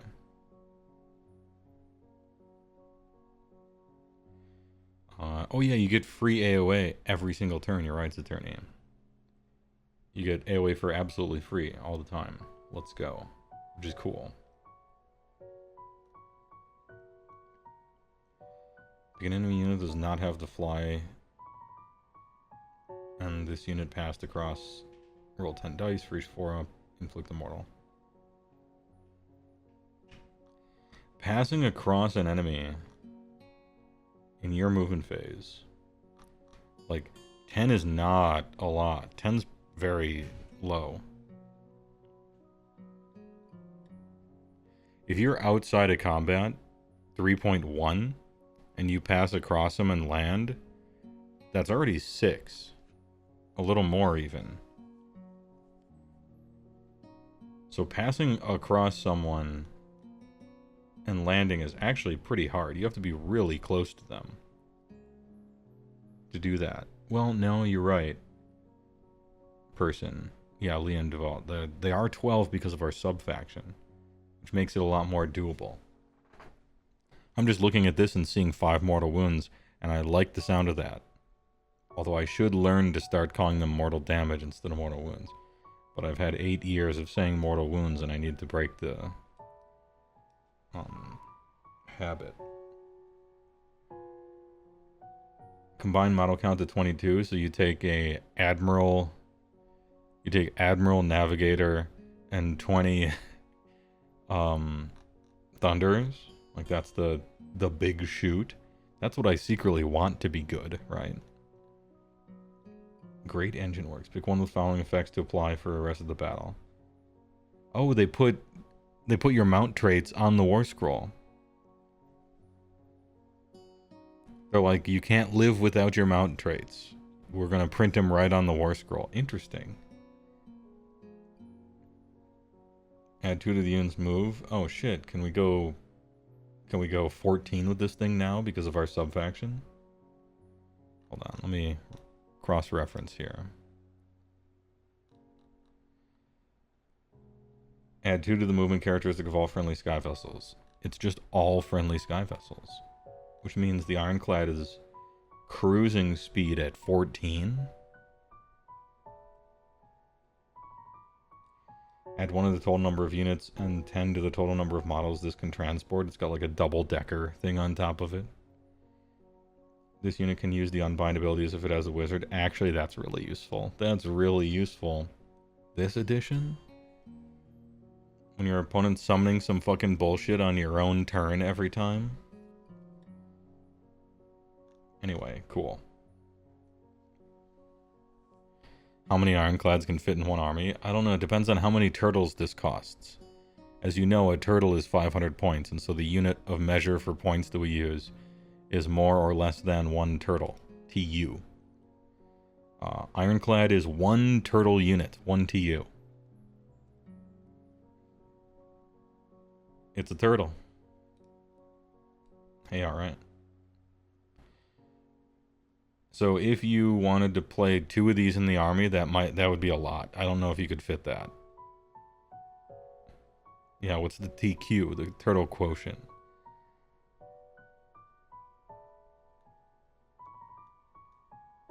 They don't get their mount rate if they deep strike, yeah, because they wrote the rule wrong. Alright. I think you probably end up having to only play 1. I don't... In my head, the points don't work out, because it's 1,000 for 2 of these. And then if you want 10 Thunderers, it's 260. If you want 20 Thunderers, it's 520.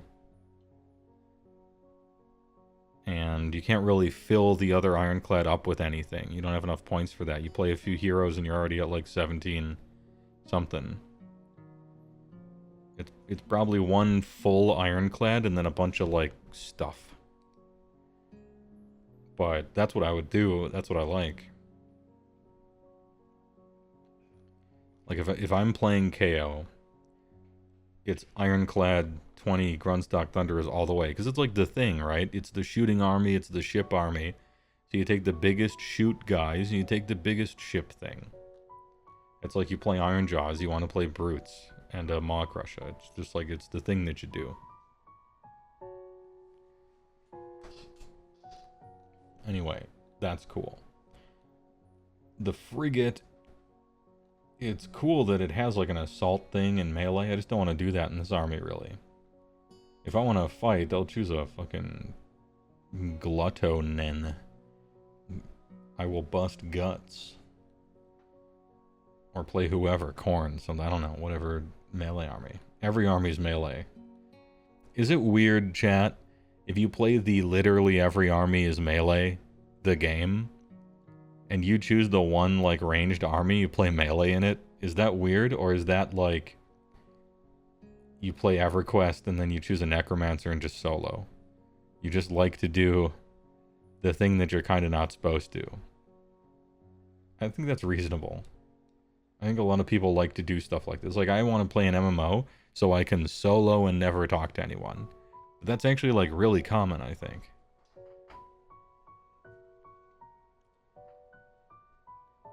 Anyway, we looked at this thing before.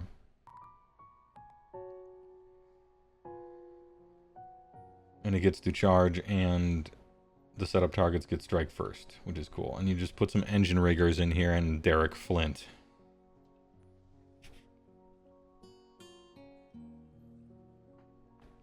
Ahem. And you get to roll chainsaw stuff. Oh, wait. Oh, hold on. Be right back. This is show and tell. I have something to show the class. Be right back. Alright. I remembered an old painting project that I, like, assembled these guys and never painted them. And I was just reminded. We're looking at KO, okay?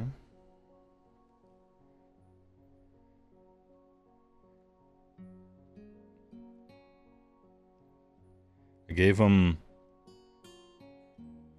I don't know if you can see it because my camera will not. It absolutely will not focus. But I gave them the Rocketeer helmets and the Rocketeer backpacks. And I was going to paint them up with, like, red leather, you know, do the Rocketeer outfit with them. I only have one squad of engine riggers. But I found the actual Rocketeer helmet for them all.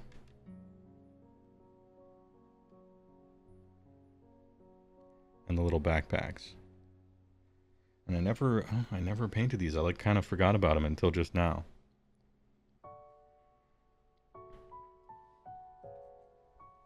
Anyway, I should put paint on those.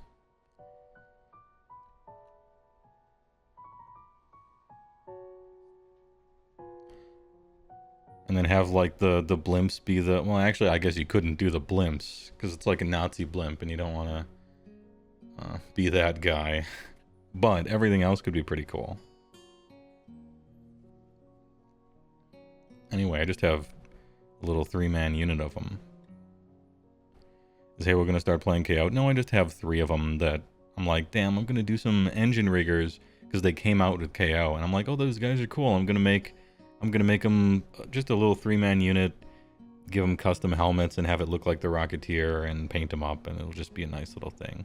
I'm gonna take a decent picture of them, but I gotta I'm gonna put paint on those guys. Anyway, it just reminded me of that, and I went and got it. Gotta give them the flat brims. I love the Rocketeer, and themed KO army would be great. Yeah, Rocketeer I fondly recall. Good script. Good script. Classic Americana, I guess, of a movie. Grunstock Gun Hauler. It's a fucking bathtub with a cannon in it. It's kind of like an iron blaster in a way. Except, can it hold guys? It can hold 5 men. While any friendly Argonaut ironclads or frigates are within its combat range, both have a... Oh, cool. This is how you get a ward. Okay. So, this is how we get a ward. I don't know that I was exactly trying to get... You know, I roll my 2 4-ups to hit and fail and then pass the turn kind of cannon. But it's got a small transport capability. And it gives a ward.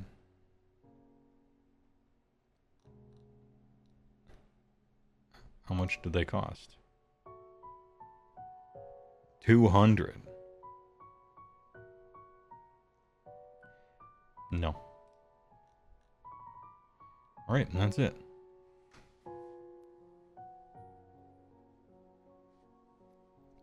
You don't know that the Rocketeer was good, but it was definitely fun, and that's worth something. The script was very well written. It's tight, and the movie's fun, and one of the ways that I critique a movie is, you know, it's the classic thing. What were you trying to do, and did you succeed? So, you know, there you have it. It's hella hammy, and hella corny, and hella, like, Silver Age America, right? But... that's exactly what it's trying to do, and it succeeds at it, so fair enough. Anyway, how do I feel about KO now?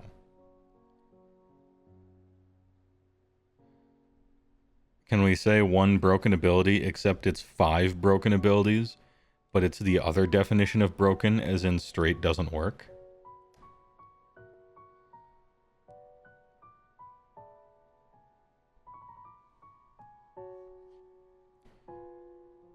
I think it's really cool to put 20 Thunderers and an Admiral in an Ironclad and just fucking shoot shit and do, like, skateboard kickflips back and forth between shit. Like, that's cool.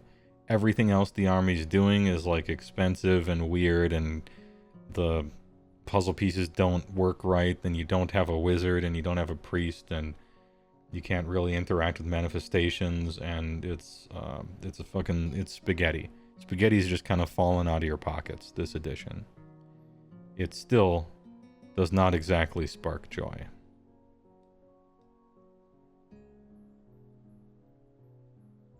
Possibly even battle traits fail because they don't work right now.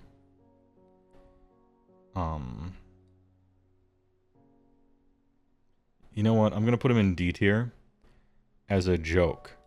Because the broken ability are the abilities that don't actually function. It's the other definition of broken. Get owned.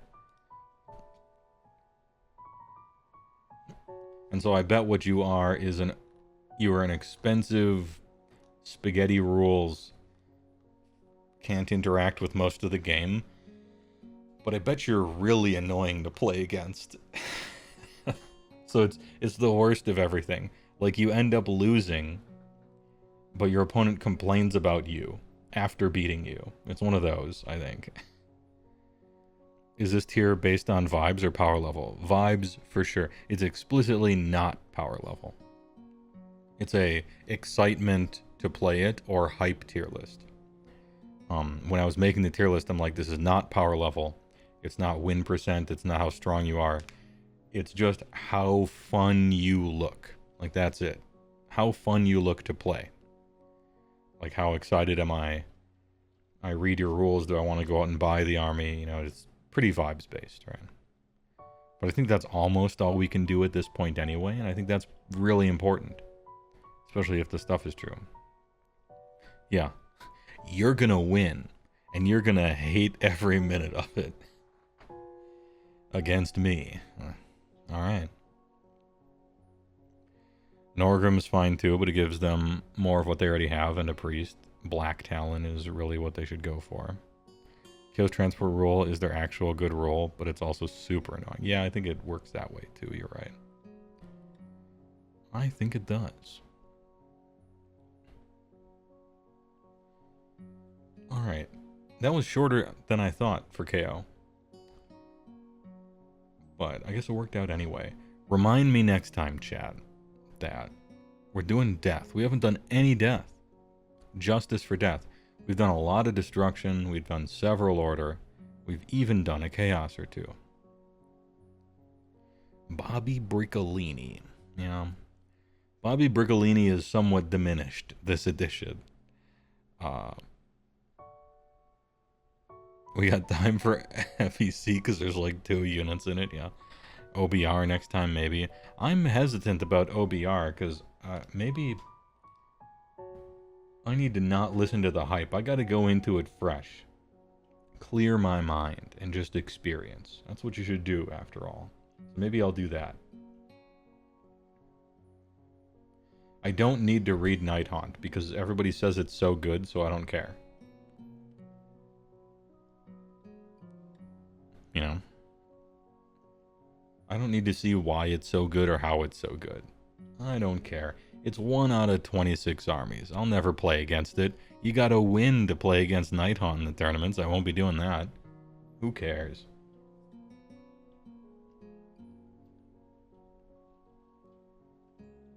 I wonder if it's... Maybe it's Flesh Eater Courts next. I don't know.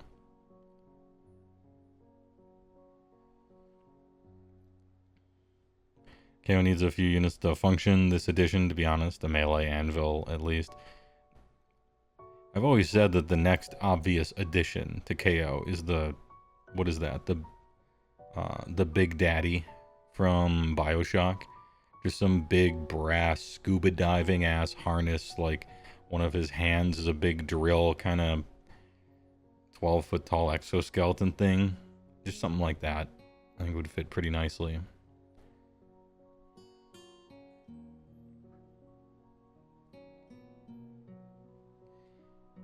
Seraphon in A.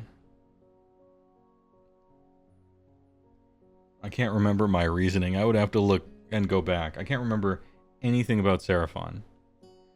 This is my fault, not Seraphon's fault. It's just, to be quite honest, I don't really like dinosaurs that much.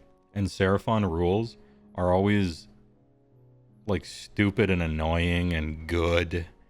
And I just don't care. I just don't care. Words, words, words. They're all so good.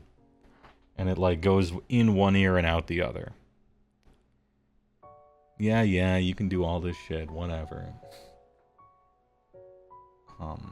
When I write their section of videos, I really do try. You know, I give it a good shake. But on a personal perspective, Seraphon is like hella not what I'm about. It seems like it plays Raptidons and Agridons only, and you can't take all the fun heroes at once anymore. I heard the Raptidons and Agridons are good. You want to be oops all Froge mages. Tanky, brick dinos, and a bunch of skinks and stuff, yeah. Soulblight is mostly the same, but eating good with everyone being a wizard, yeah. Dude, I saw their battle trait. It's so good. It's so good. Like, you look at some of these, what do they call subfactions now? Battle formations. Hey, ignore the first damage point that would be allocated to each friendly sky vessel each phase. Damn, dude, that fucking sucks. What a nothing ability. And then, what do we got for Soulblight? You know? What are we doing for that? Add 1 to casting rolls for friendly vampire units while they're not in combat. and add 1 to wound rolls for combat attacks made by friendly vampire units that charge in the same turn. What? These are not similar. Like, holy. All elementary age boys either go through a path of monster trucks or dinosaurs. Heywoah was just being on brand. When I was a child, I didn't like monster trucks or dinosaurs. I was a weirdo. I was a fucking weirdo. I was into neither of those two things, even as a child. I was an alien hermit, even from the age of 6.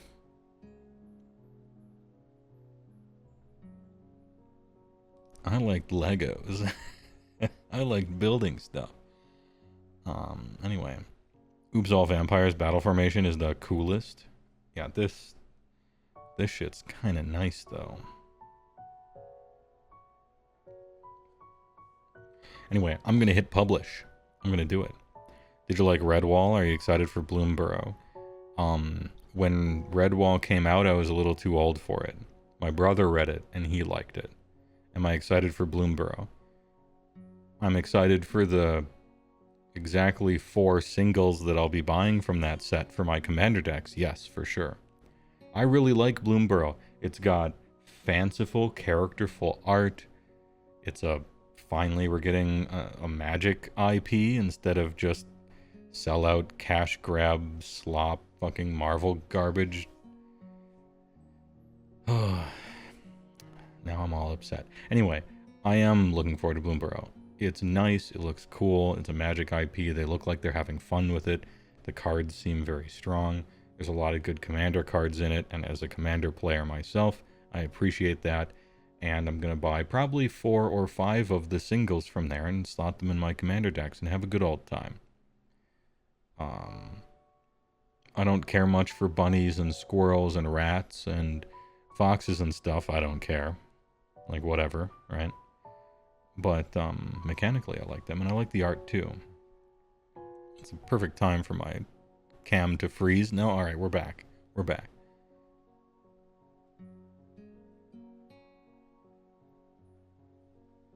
As a child, you like Legos, dwarves, and World War II planes, yeah.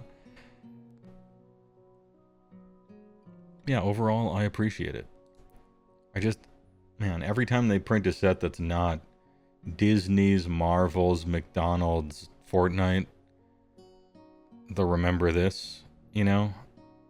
I just want all those to fail really hard, and I want their own IP to succeed, secretly. But it's much too late for that. Go to sleep, Grandpa.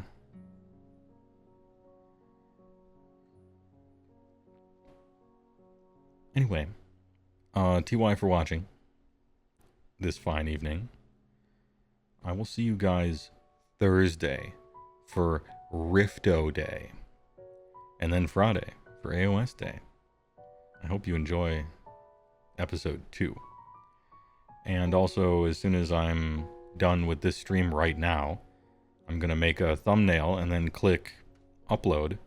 Actually, it's already uploaded. I'm just going to click public for the YouTube video. So please enjoy that for an hour. If you want to hear some guy absolutely bitching about Ogre Maw Tribes. I'm just kidding. It's a feedback video. And for an hour, I talk about the things that I like about it. And I give them, like, this is good, and other things, not so much, but it's just feedback, how I feel right now. Anyway, I tried to be helpful, but also kind of entertaining. And I hope you like the video, and I hope you like the Rift stream. And see you Thursday. Thanks for watching. You'll be glad we made them taste better. And so will he. Hey, welcome back. Came for the thumbnail, staying for the ghoulies. Nice. Are you going to do a 4th edition all factions video? Yes. I'm working on it behind the scenes slowly. And waiting for someone to get back to me. But yeah. Expected in the next amount of time. I'm trying to make it good because they're supposed to last the whole edition. And anyway, yes, I will. I hope everybody likes it, and I hope a million people watch it. But I think we're past the point in time when that kind of stuff happens. I'm probably going to do the goddamn Britonia FEC thing. I've seen someone do that, and it's cool. Britonia, but with little hints of reality. A ghoulish hand, or a bagpipe made out of intestines or something. Yeah, sweet. You've not played them, but have had Shadow Dark and Dragonbane recommended several times as good new player-friendly fantasy systems. Okay. I think they were looking for a retro future kind of apocalypse thing, but noted anyway. And maybe I misunderstood them. Let's get it. It seems like chat is covering up a little bit of this. Can I do this? Does that move it over? It just kind of moves it up. Well, whatever.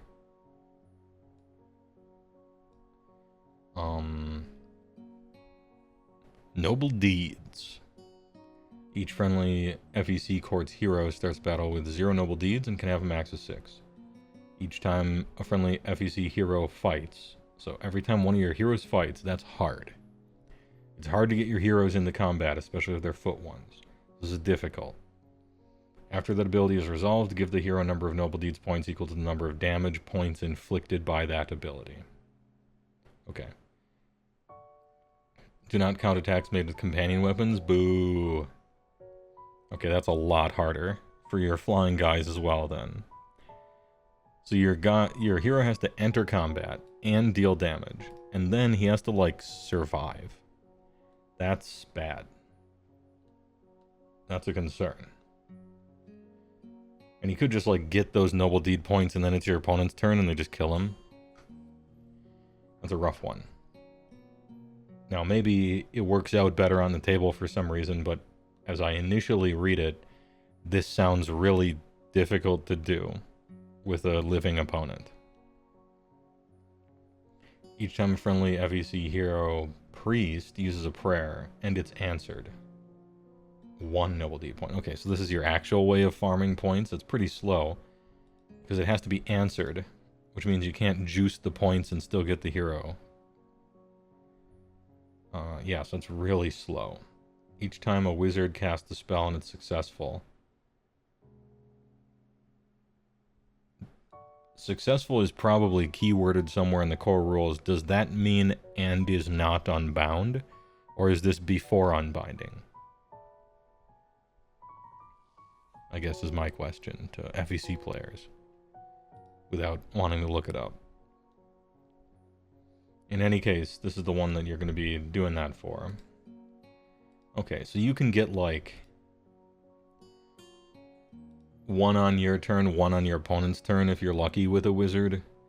Maybe half and half. Definitely half and half for priests. These are a slow build. Usharan is about the only character who can actually get to 6 reliably. Okay. Feeding Frenzy. Add 1 tax characteristic of melee weapons, including Companion. Including Companion. Used by friendly FEC wholly within 12 when they have 6 points. It takes forever to get, though, as I read it. This is a strong ability, and it works on Companion, which is good. But just looking at it, it's going to take you forever to get 6 noble deeds.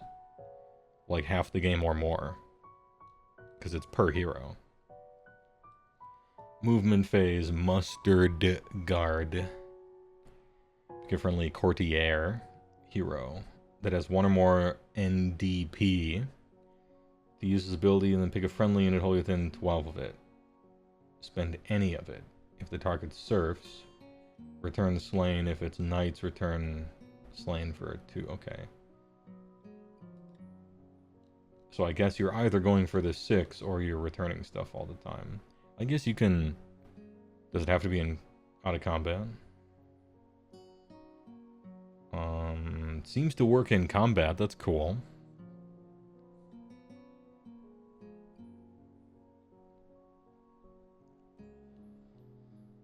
You think the throne gives you noble deed 2 or something. Yeah, I'm going to be keeping a running tally in my head about how quickly you can get your noble deeds in a reasonable game.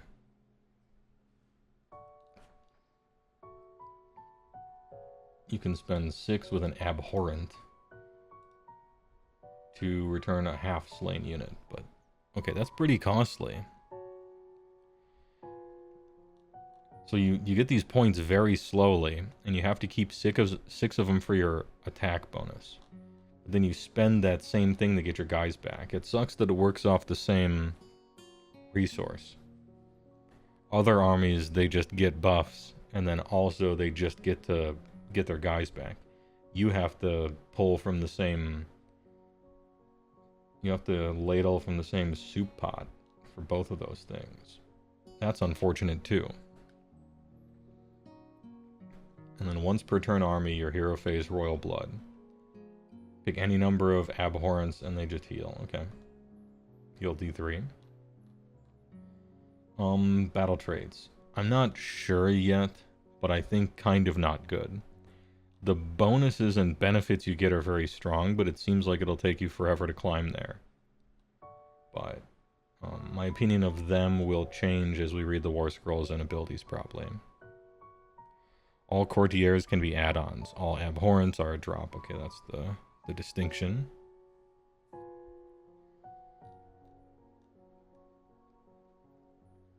Battle formations. Kangaroo Court.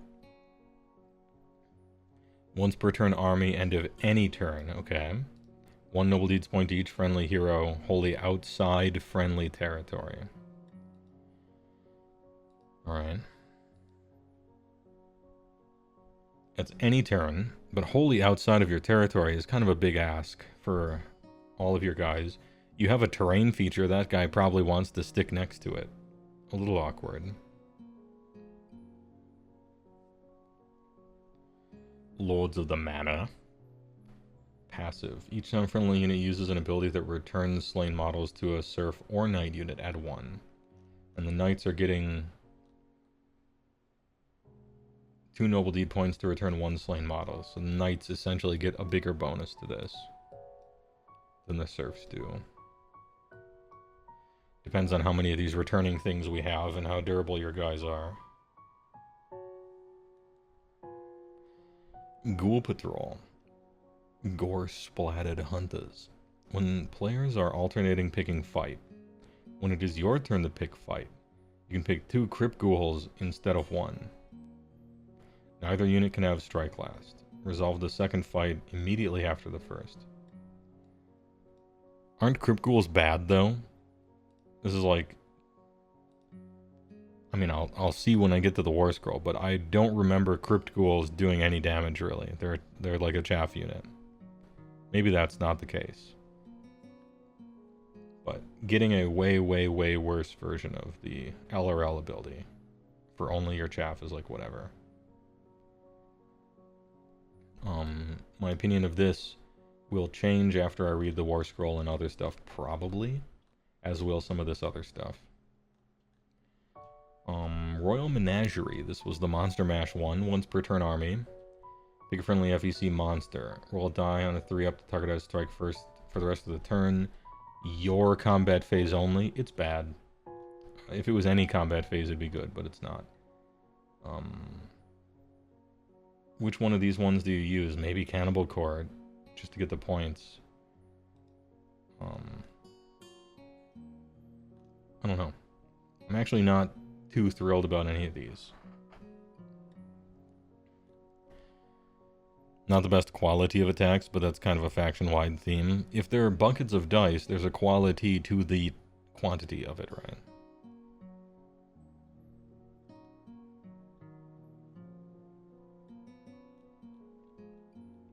Rogue traits. Cruel Taskmaster. Each time friendly unit wholly within 12 of this unit uses Rally, you get an additional 3 Rally rolls. Yeah, but Rally's only out of combat. Maybe you're just like... Say, is your cavalry good? If so, maybe you're just returning cavalry, and returning cavalry. If that's a possibility. Stronger in madness. Add 2 to this unit's health characteristic. In addition, while it has 6 noble deeds, it has a 5 aboard. Yeah, but the problem is getting 6 though. That's the problem, is getting those. You might need the ward to get to them. I don't know. Ghouls have the quantity part. You'll see a pattern with the damage type in this army. Alright. You can have like 40 for a reinforced unit. Lords is where most people are at. Everyone crits auto wound. Okay. Ghouls have the quantity. It is. Dude, yes. Morbeheg Knights. Fuck. Okay, good. They don't really have normal cavalry. Morbegs aren't bad, but they're not like... Yeah, they're not like Hex Wraiths and Varan Guard and stuff. Okay. Well, this unit has fewer than 6 noble deeds. Its melee weapons have crit 2 hits, while it has 6 have crit mortal. Cool. If I was trying to play a smash bat, that'd be nice. Artifacts of power. If this unit is not a priest, it becomes one. If it's a wizard, it can't use spell abilities and prayer abilities in the same phase. Boo. The Grim Garlic. -2 control scores enemy units while they're within 12 of this unit. Heart of the Gargant. Once per battle, any combat phase. If this unit is in combat, add 1 to attacks characteristic. No. Probably the priest, right? Probably taking the priest. Seems like the one. You just don't do it to a wizard. Alright, is your unlimited spell good? Deranged transformation. Pick friendly FEC wizard casted visible FEC infantry or cav. No monsters. Only within 12. Till the start of your next turn. Add 2 to move and add 1 to wound rolls. I thought you said everything has crit auto wound though. So this is like the worst bonus you could get in this army. I mean, it still does something, but it's the most watered down version of +1 to wound rolls ever because you have crit auto wounds, which is kind of working against it a little bit. I guess maybe it's not. I think +2 move on all of your guys for an unlimited spell, however, as much as I quibble about the exact percentages down here, +2 move unlimited spell is great. Yeah, I want to cast that on all sorts of stuff. Good.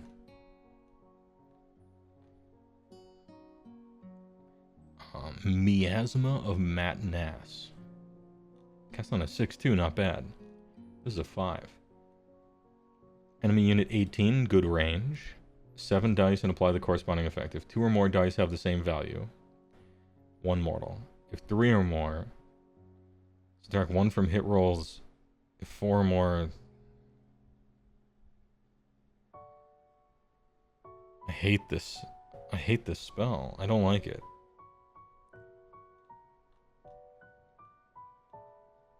Tell you what. I had to cast the spell. If you think all this stuff is too good, then make the cast roll higher. Don't make me succeed and then not get unbound. And then do a handstand and on like a unicycle to maybe sometimes extra do something at fuck you. This shit sucks. Charnel Feast. Another 18 good range. Inflict D3 mortal damage. Then you can pick a friendly infantry within 6. For each damage, you can return a slant. Ding, ding, ding. This is it. Yeah, so, deranged transformation. Thumbs up. Charnel Feast. Alright, hey, alright. Miasma of Madness. Everything wrong with their rule writing. Overall, good spell lore. Drooling Stupor is what the writer was doing writing this, yeah. Jeez. It's Yahtzee after you already jumped through 2 hoops. Gross. Prayer lore. Blessed Feast. Everything's on a 5? Damn, that sucks. Not even a 50-50 to get these working. Which means that on average you really do have to juice them up to even succeed at them once. which makes this thing here, this priest thing, worse.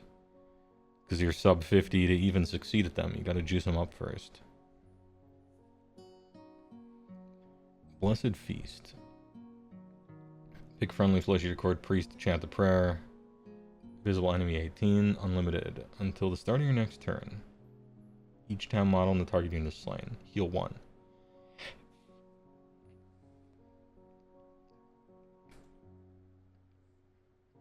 If the chanting roll was 10 up, heal D3 instead.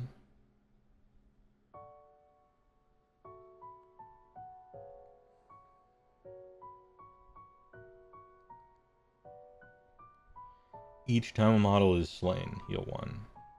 Doesn't this just cap you? Aren't you just capped on healing then? I guess on your inventory it just caps you, but for some like huge monster or something like that, I guess you could do some big heals with it. I don't know if I like it as the unlimited prayer. I wish this is maybe alright as a prayer to just cast on like Oosh or something, but I would rather something else be the unlimited one. Summoner, Summer King's Heywoah. Pick a friendly FEC priest to chant it. Hero holy within 18 of them. Good range again. I mean, the range on all your stuff is good. It's all 18s. You love to see it. Till the start of your next turn, each time an enemy model is slain by a combat attack made by the target. It has to be a hero. So your hero has to be personally fighting. You get 1 additional Noble Deeds point. Well, the problem is having that happen in the first place, though. If the chanting roll is 10 up until the start of your next turn, each time an enemy model is slain by a combat attack, give all friendly FEC heroes wholly within 18 of the target 1 additional after the fight. This is just another big Oosh one, right? And then Charnel Conviction. Wholly within 18. Any target. Target has ward 5 up. If the chanting roll was 10, pick another friendly FEC that also gets a 5 ward. I kinda wish this was your unlimited, right? Like, damn. If only this one was your unlimited prayer. Then we'd be talking. Just switch these two. Hey, I got a feedback for you. Flip these two real quick. Anyway, your prayers are not great. Your spells are good, except for this awful one. And your prayers are kind of goofy and all over the place. They think you're supposed to fight with your heroes. What is this, Spearhead? Manifestation lore. Oh yeah, you get your own manifestation. You got the big chalice and the horsies. And the fence.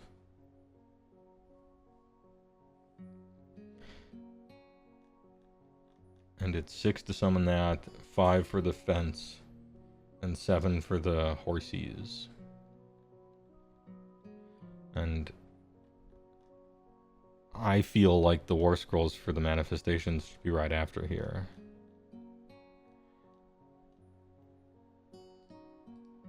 But, whatever. Doesn't matter. 12... 10, 5, 7 up, 10 attacks, 5s and 3s, 01, so not exactly a damage dealer.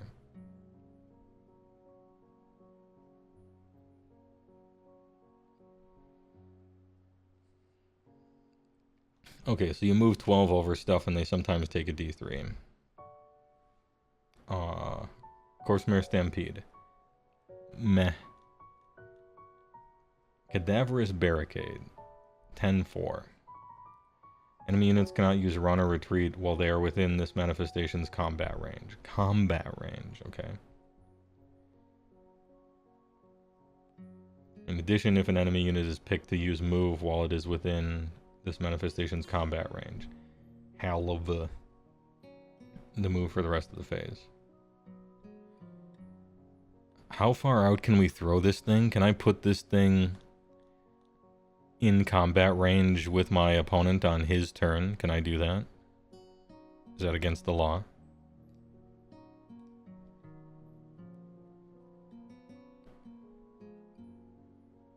Set up barricade wholly within 18. 18's a big range. 18's a big range, and the shit doesn't move. I think you can do that. Okay, barricade, good. It's good in the worst way, right? Which is just pure annoyance. But that's good. So, horsies, whatever. Barricade. Thumbs up. Nice range. And then the Chalice of Oosh. Each time a model, friendly, or enemy is slain within 12, give it a blood point. Yeah, because I wanted to track more of that shit in this army. I wanted a D6 next to every single hero in the army, and a wounds value next to every single hero in the army, and a D6 next to this thing. That's what I wanted. Overflowing Gore. Pick a friendly FEC unit wholly within 18. That's big range again. Add the number of blood points to the target's control score. Then reset it to 0. Okay. So this is no longer the huge regeneration thing.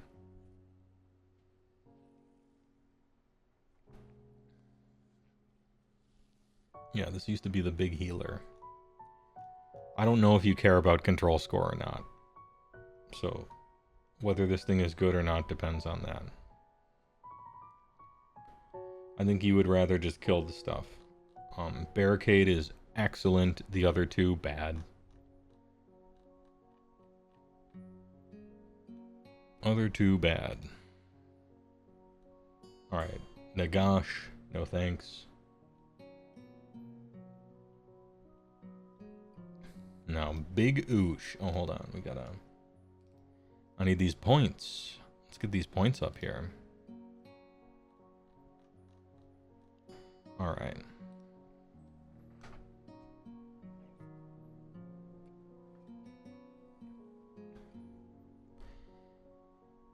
$16 health.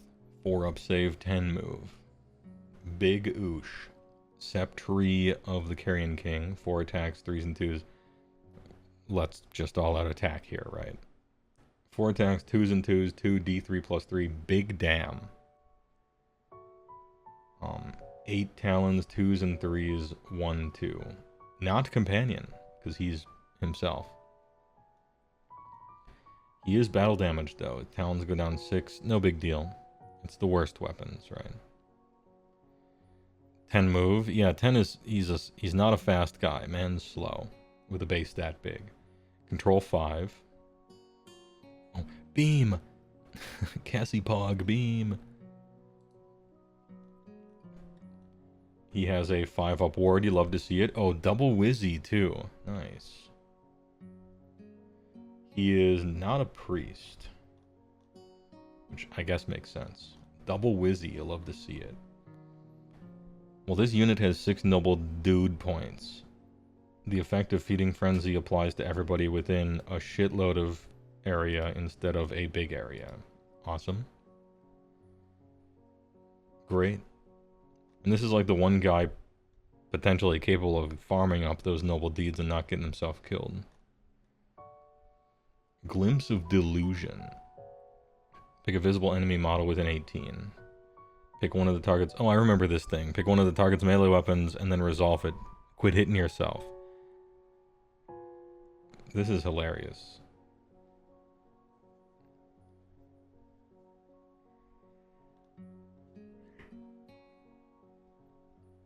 Pick up to 3 enemy units in combat with this unit to be the targets. Once per turn, any combat phase. Any combat phase. Roll die for each target. If the roll exceeds its control, it has strike class. Sweet.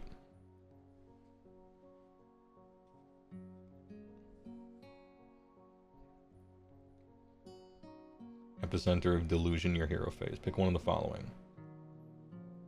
Add 1 to wound rolls for attacks made by FEC. The target a monster. No. Add 1 to run rolls and charge rolls for friendly FEC courts units. No. Unless you have run and charge somehow. Add 1 to save rolls for friendly ding ding ding. That's it.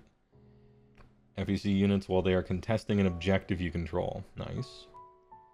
Or +1 to hit rolls for other friendly heroes if they charged in the same turn. No.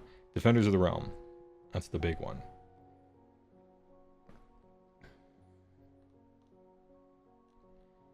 He's awesome. He has a 4-up save and a 5-up ward. He gives himself +1 to save if he's contesting, because it doesn't say other. So man's on a 3-up. According to this, if he hits you like once, he just has 6 noble deed points. He's slow. He's an epicenter of +1 attacks buff. And he has a goofy ass spell that's funny. Not great, but funny. And the strike last thing is quite nice, because this guy fucking hammers. He will dome you. So the strike last is very concerning when you're rolling D3 + 3 on the damage dice. He's great. What does he cost, though? 470. Alright. I was thinking 500 or something. You can bring a noble and he can use anybody in the whole army. Yeah, auto-include. You're in. I don't know if competitively it's really auto-include or not, but as I'm reading this, it's the only way to get noble deeds. And he's a double wizard who can fight and is durable and gives your whole army a bunch of buffs and his spell's good. And he just does everything. He's great. I apologize to the one person in the world who for some reason doesn't like this guy. Because it's gonna suck having to play him. He's awesome. Yeah, and he looks awesome too. It's got a little something for everyone. You love to see it. I'm ready for this book to be S-tier hype and exciting. But I'm told it gets worse from here. Abhorrent Ghoul King on Royal Terrorgeist, aka Agakaorkaditcha. Searching for a ward, 6 up. Wizard 1. Death Shriek is bad. Talons, Fanged Maw, ew. D6 damage. That sucks. And then a bunch of Talons. Not the best. And the hero on top is the only one that gets to earn noble deeds from his attacks. And his attacks aren't great. You're gonna do like 2 with this.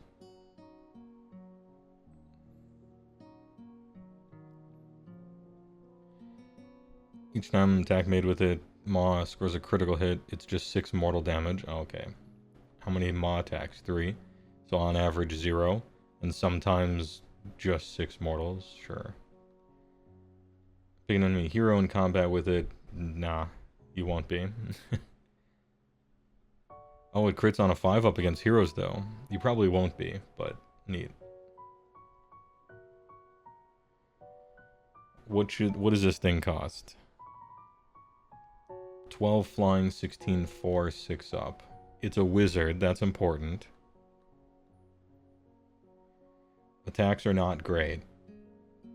Death Shriek is nothing. When you win the lottery, it's hilarious. And he's good against heroes.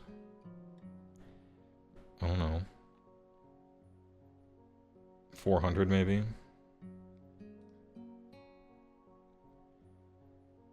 Oh, nice. Cheaper than I thought. Cheaper than I dared hope. I was rounding up a lot to try to overshoot what they put to make theirs seem good. Mounted character assassin seems kind of like bad casino, yeah.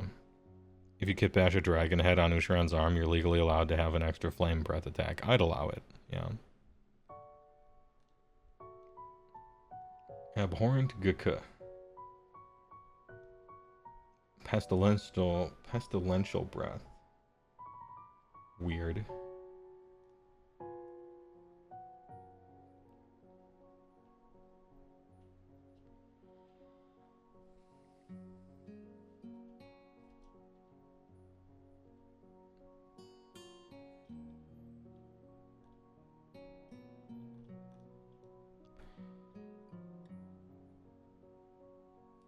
Same price, right? Yeah. I don't think you want that, right?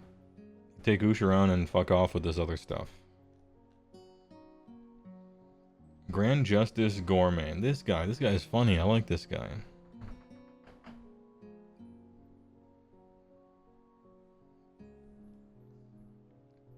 Gore Street Gavel. Not exactly farming the royal deeds. He is not a priest or a wizard. Is he dead? Hold on. Grand Justice, are you free?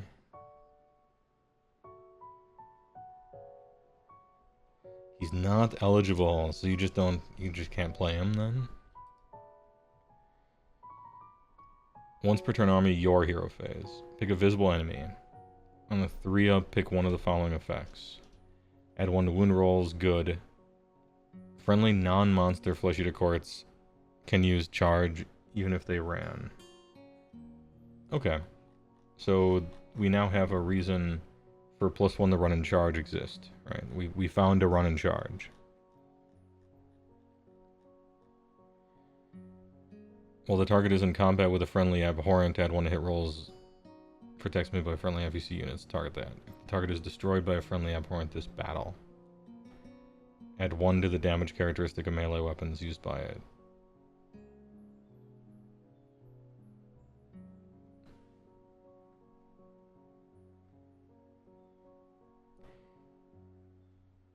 Oh, if it killed an abhorrent.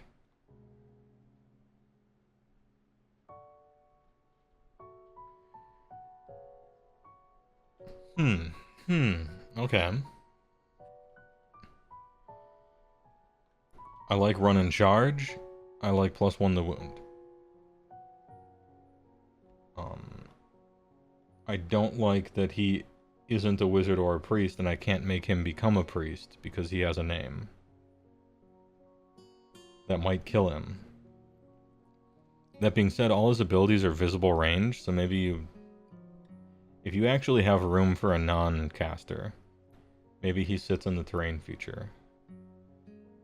It's only your hero face, though. Damn, I don't know. This guy's weird. Maybe... I think I would test him. I would play this guy and just see. I would just see, but he's probably... It's probably a no.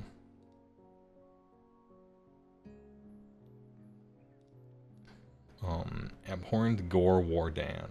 Oh, yeah, this guy. The Rockman. Wizard 1 Infantry Fly Ward 6-up. He's cheap. Points don't matter anymore. It's weird to say that, but... It's kind of like his points didn't much matter. It's about, like, whether you can count him as a drop or not, which is weird. He's 120, that's pretty cheap.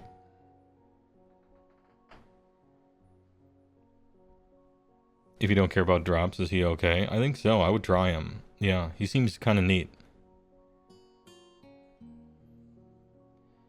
Anyway, Abhorrent Gore Warden. Move 12, 7, 5. Oof. 5, 3, 3, 1, 2.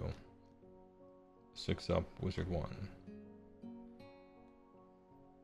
Royal Hunting Party. If this unit is not in combat, you can pick up to 2 friendly Crypt Flayers or more Beheg Knights that are not in combat, holier than 12.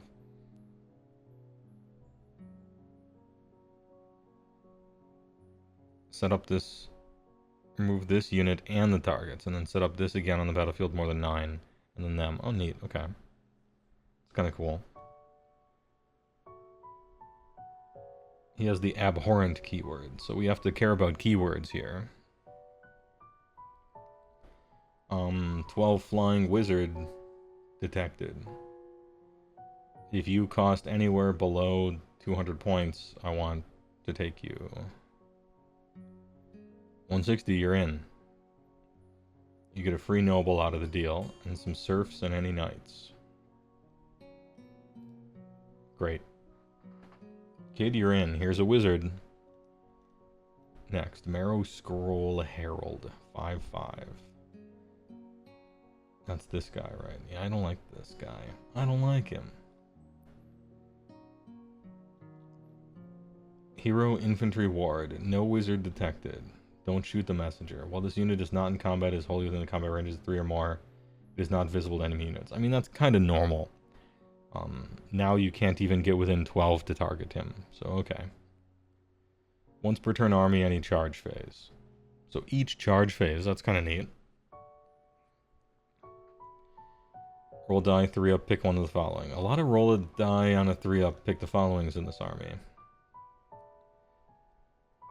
Friendly FEC units in combat with the target have strike first.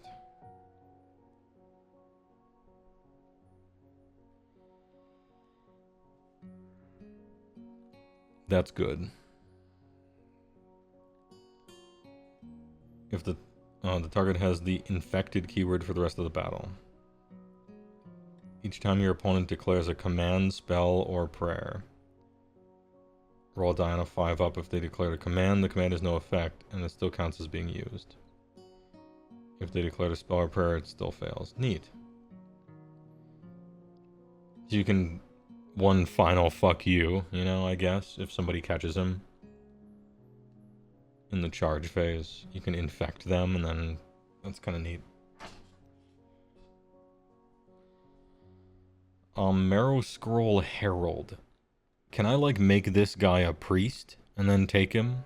I kind of like him if he was a priest, maybe. I'm thinking, like, Abhorrent Gore Warden, Marrow Scroll Herald as a priest, maybe, but, I think this whole get into combat thing is probably just, like, cope, but it's neat. And so, because it's neat and I haven't read a better one yet, he gets the priest hat for now.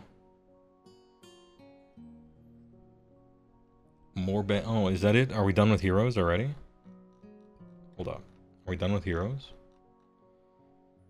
So I'm taking Big Oosh,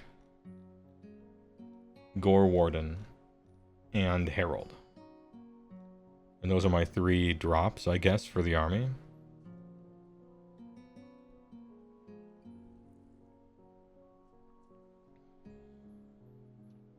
There are some more. Why can't they just put all the heroes at the start? Okay.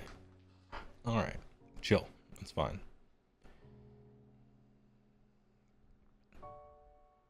Yeah, they're all over the place now. I have to search for them. Okay. Vargulf Courtier. 10852 74312 anti-infantry, okay.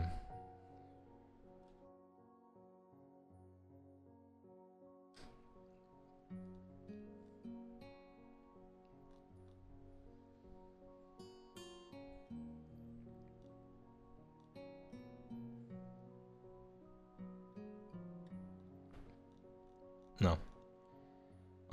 Abhorrent Cardinal. Oh, look at the little priesty man. Okay, so we got a priest 1, infantry ward 6. We have a legit priest, huh? 566. Pick a friendly flesh-eater court hero wholly within 12 of this unit to be the target. Roll a d3 on a 2-up, give the target a number of nullity points equal to the roll. Oh, never mind. It's this guy. Hey, whatever I said about the Gore Warden, kid, you're fired. Important Cardinal, you're hired.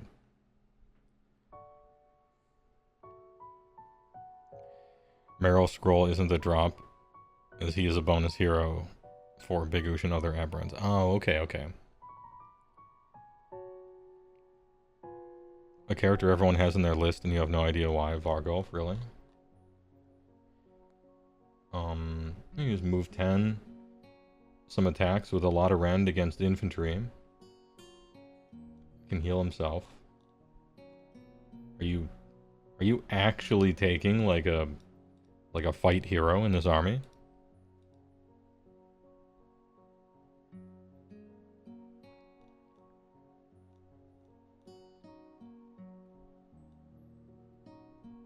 I mean, if FEC players are doing it, they know more than me. They play the actual army, right? So, yeah, maybe he's just Chaff Hunter. Okay.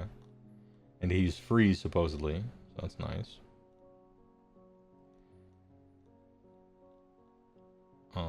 Royal Decapitator. Headsman's Axe. Reaction, you declare a fight ability for this unit. Pick a friendly serfs They can immediately fight afterwards, but they don't get a buff, so it's bad. Pick an enemy infantry hero that had any damage allocated this turn by this unit's attacks. I don't know if yeah, it's bad. Nope, nope, nope, nope, nope, nope, nope, nope, nope, nope. Abhorrent Arc Regent. Wizard 2. Oh shit. The first friendly Flesh Eater Courts unit to be set up in the following movement phase can immediately move D6. That unit cannot move into combat as any part of this move. Oh. Your hero phase, Countless Servants. Pick a friendly Serf or Knight. 3 up. If it's a Serf, you can return 3.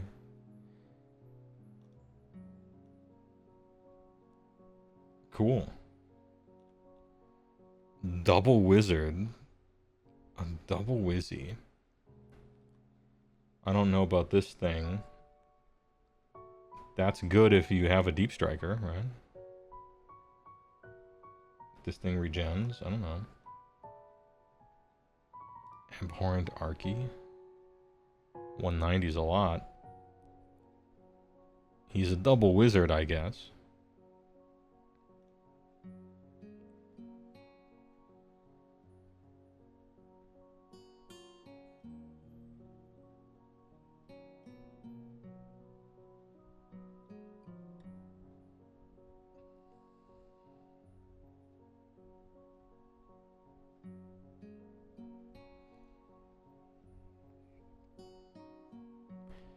Is there a reason why the Arc Regent's heal ability is core? Unknown.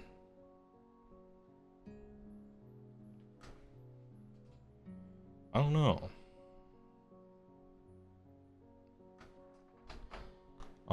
But every time I read a hero, I'm like, oh wait, it's that one. Oh wait, it's that one. Except this guy. This guy is... Holy. Good job, King. Disaster Plan. Thanks for the tier 1. I appreciate it.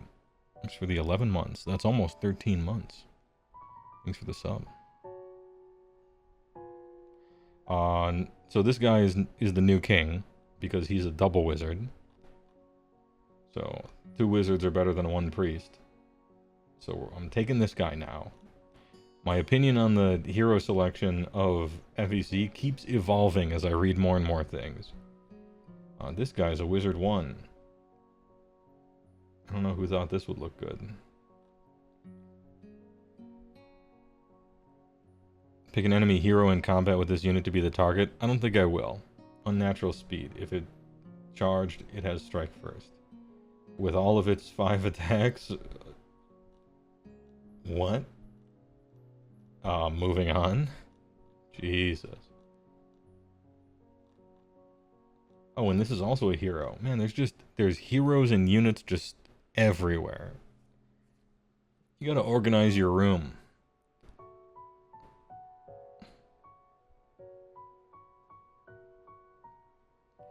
I missed one.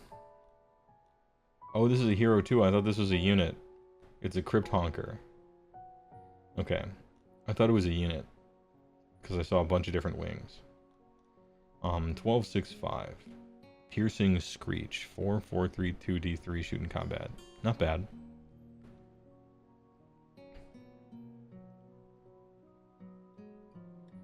Mind-shattering Cacophony.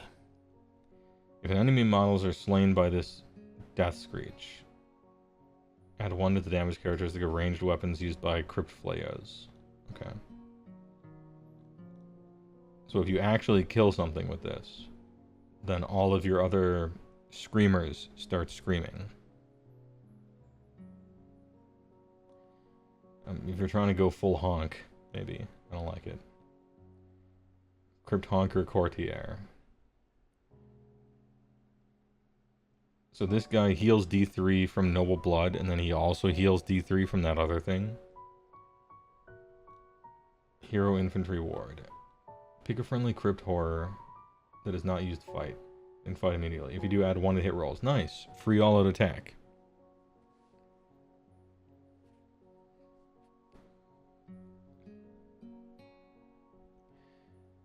These 2 courtiers don't take up drop slots. Yeah. I kind of like this guy because he gives free all-out attack if you're trying to use Crypt Horrors. I don't know if you are. But 5, 4, 3, 2, 3. And he pulls in a unit and gives it free AOA. And he doesn't cost a drop. I don't know if you're trying to play horrors, but I kind of like this guy. What do you cost, Crypt Honker Courtier? Yeah, 140, sure. And he can join any regiment as a Flesh Eater Noble.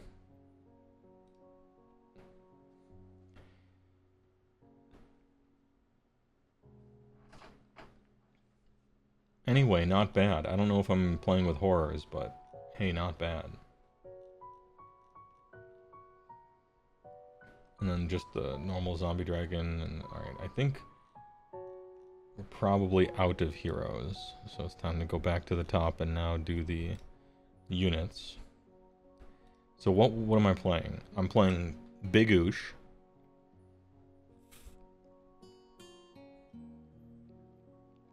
Arc Regent, double Wizzy.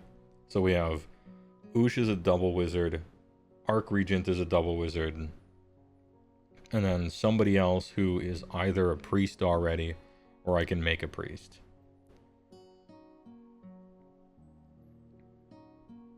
And I can put one of the courtiers, in one of those as a noble. Or I can put 2 courtiers if I care to. So it could be the herald, it could be the guy with the funny hat. Could be a decent amount of stuff.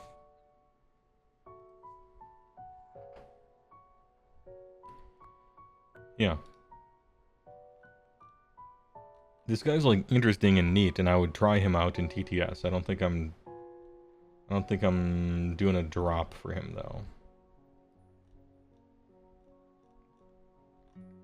Oh, this guy. Yeah, Abhorrent Gore Warden, that was it. So it's Arc Regent, Gore Warden, Oosh. And then whichever courtier matches up with the dudes I'm taking, perhaps. Forgot about this guy because he has flying and can do BTs while also being a wizzy. Alright, more Beheg Knights. These dudes. No guy with the funny hat, if you mean the Cardinal. He's not a courtier. Oh, he's not. Okay. Well, then he's kicked out. Too bad. So 12 flying. 12 flying cavalry. You love to see it. 6 up ward. There are units of 3, so you can make them 6. If you reinforce them, which I will. 4 health is a lot. 4 up save. Grizzoli Lance, 2 attacks, 3s and 4s, 1-1, charge 1 damage. And then Night Shriekas, 3-4, 3-1-2. Okay. So it's 5 attacks. 5 attacks with some kind of way of 4s and 3s or 3s and 4s, 1-2. 12 wounds.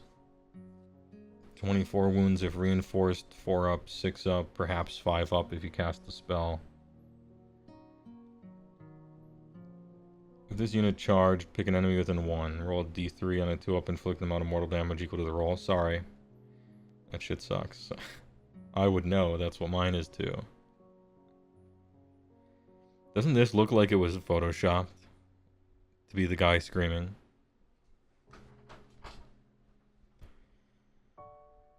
Predator's Pounce. This unit can use charge even if it retreat. Oh, nice. In addition, no mortal damage. Nice. Retreat and charge. You'll love to retreat and charge with flying? Dude. Boy. Kind of cool. You're not doing like turbo dam or anything. But very maneuverable and pretty durable compared to the other stuff I've seen. Give them a 5 up. If they're on an objective randomly, you can get them +1 save maybe. I like them. I like them. What do they cost though for 3 of them? They're better than Mornfang per model, roughly, depending on what you care about. But they come in threes. 170 for 3. Okay. Yeah, the price is right. Hey, alright.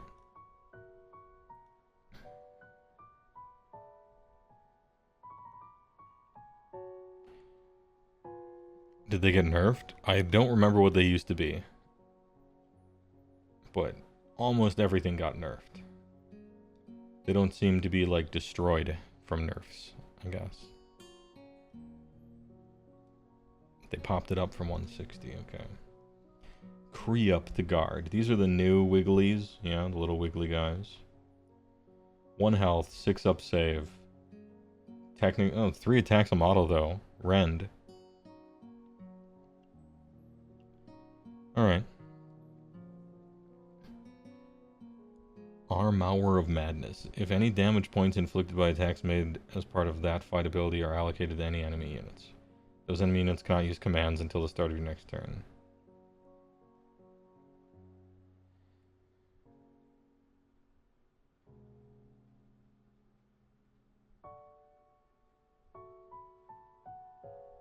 I don't get it. Help me help you. What does this mean? You declared a fight ability. Okay, so it's my turn. And I declare that I'm going to fight this enemy, right? And so, in response to me declaring this fight, I use Armor of Madness. And then, if any damage points inflicted by attacks made as part of this future fight ability are allocated to enemies, they can't use commands until the start of my next turn. So I choose to declare a fight, and then they like all-out defense anyway? I guess maybe I'm too all-out defense pilled. This isn't supposed to stop all-out defense, because it doesn't. What is the stop?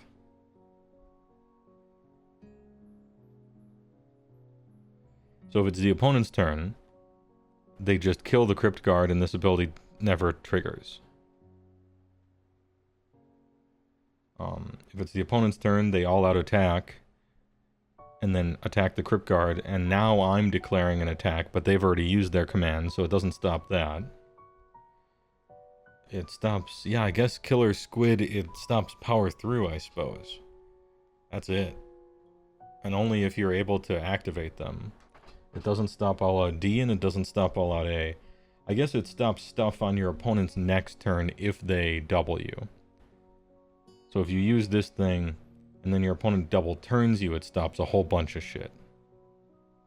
As long as you're able to deal damage to them. Okay. Yeah, alright.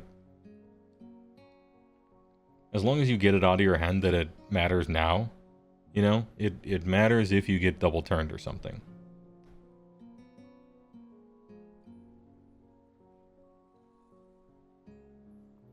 And on your turn, it stops them all out attacking. And on their turn, it stops nothing. Royal Bodyguard. Well, any friendly FEC heroes are wholly within this. Both have a 5 board. I think I like these guys anyway. You get 10 dudes with maybe a 5-up ward. You surround your hero with them. 3 attacks a model is a lot. You technically get rend. Yeah, you die to everything, but I think it's cool. I kind of like these guys. Are you incredibly cheap?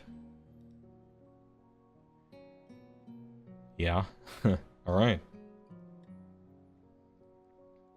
I think I like Crypt Guard. I think I like him.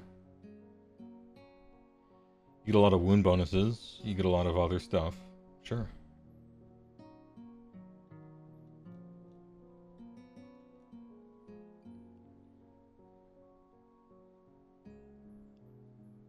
$20 for 240 is real good. I mean, that's 60 attacks.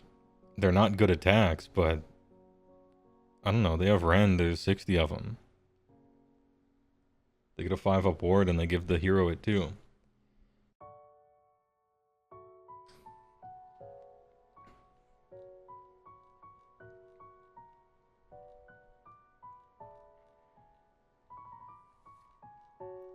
Now, who's that other guy? I want to see the Crypt Ghouls. Because they're kind of fighting for the cheap chaff slot. So we'll do both of those right after each other. So we got the one guys who give a 5-up ward to heroes in themselves. And have a bucket of attacks that all have rend. And sometimes maybe do something on your opponent's next turn, which is annoying. All for the low cost of 10 for 120. What do? You also die to everything. But you have crit auto wound. And crit auto wound is real nice when you wound on force. You know? No rend though, only 2 attacks. Add 1 to rend while this unit is wholly within 12 of any hero it probably will be in. Alright, so you kinda do have rend, maybe. No banner bearer, no other thing though. 3 attacks if you have feeding frenzy up. Yeah, but the other ones will be on 4 then, right?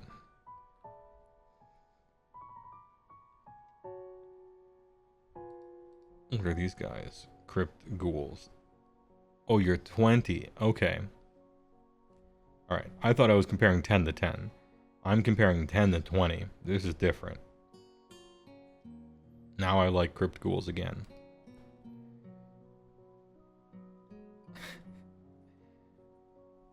$40 for 340.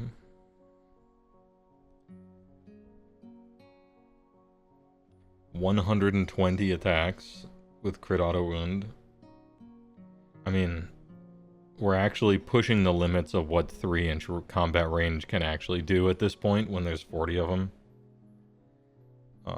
So I don't think it really is 120 attacks unless you're fighting another, like, long string of guys. I think they're useful too. I could see playing either of the two.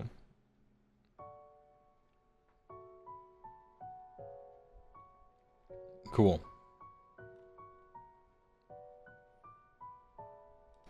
Yeah, you get to bring 20 back. What was the thing I skipped? The Flayas. The Crypt Playas. You do have a champion. 12 move, 4-5. They got the Scream, only 1 dam, but Rend 2, I guess.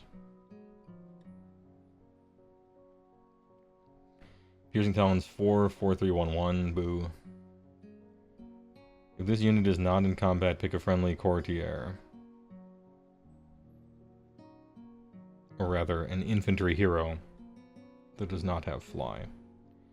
And they get to hitch a ride like KO.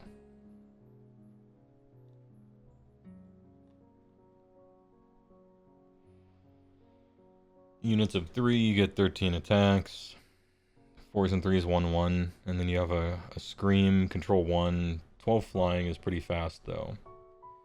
Bad save, but a lot of health. This is like a flying ogre that does half the damage.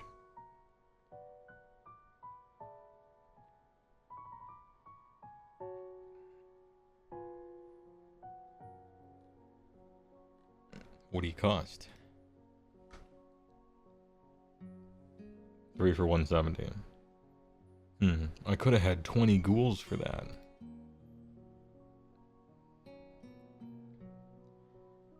I don't know that I want flying ogres that do half damage. I see it as move 12 flying, and that's like tempting and everything, but I don't know if I want them.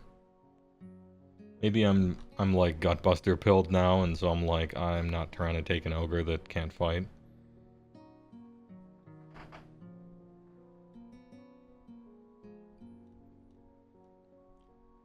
Crypt Honkers. 4 attacks, 4s and 3s, 0-2. Crit auto wound though. And they heal. Add 1 to rend. Well, it's okay, so it does have a rend then. Hey, speaking of ogres, 4 health, 5 up save. 4 attacks a model, 4s and 3s, 1-2. Crit auto wound. These are very close to just being gluttons, except a little faster. Roughly equivalent fighting, because they wound on 3s instead of 2s, but they have crit auto wound. So it's kind of like, these are just gluttons that are slightly faster, and can't control, and have a low control, and have a ward. Hey, alright. Am I trying to play a bunch of these? What was the hero that... Oh yeah, this guy. The Honker. And he gets a free attack of opportunity, or all-out attack with him. And there's a bunch of different ways to get a +1 to wound here. So, if you play a Honker and then you got like a priest or a wizard or something...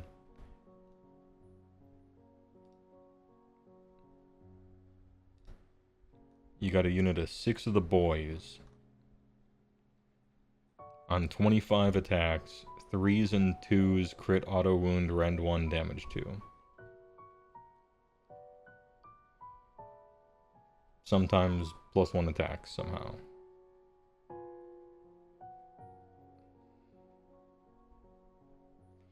Blood Feast is a lot easier to get off than 6 Noble Deeds, depending. And Slaughter Master buff. That one's harder to get off, that's about as hard, you know. You can get Gluttonous to 6 if everything goes right. Technically, you can get these guys there as well, but it's harder. What do you cost? 150 for 3. That isn't exactly 6 for 220, is it?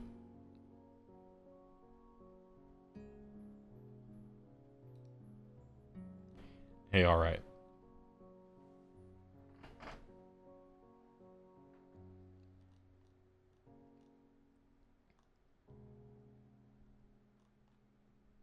Just the monster?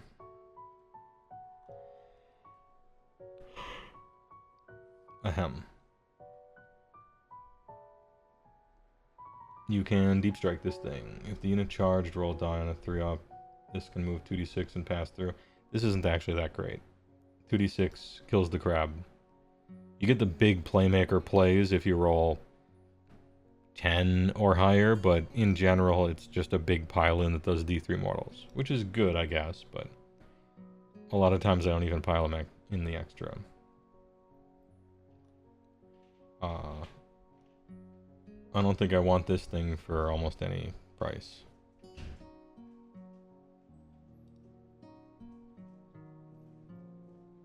$280? No.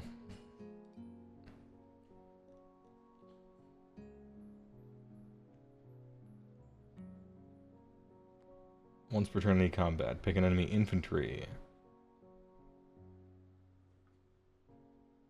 Kind of cool ability. But no. It's also 130. Oh yeah, it's the big pie plate, which makes the 2d6 even more difficult to do. I don't think I want these, that's for sure. Royal Beast Flayers. Look at this goofy ass thing. 1/6. Anti-beast, anti-mon. Okay.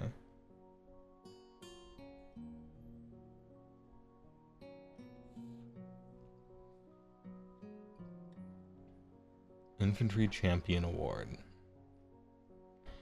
Enemy monsters cannot use Rampage while they're in combat with this unit. -1 damage from enemy monsters and beasts. Yeah, but who's playing monsters? For the most part.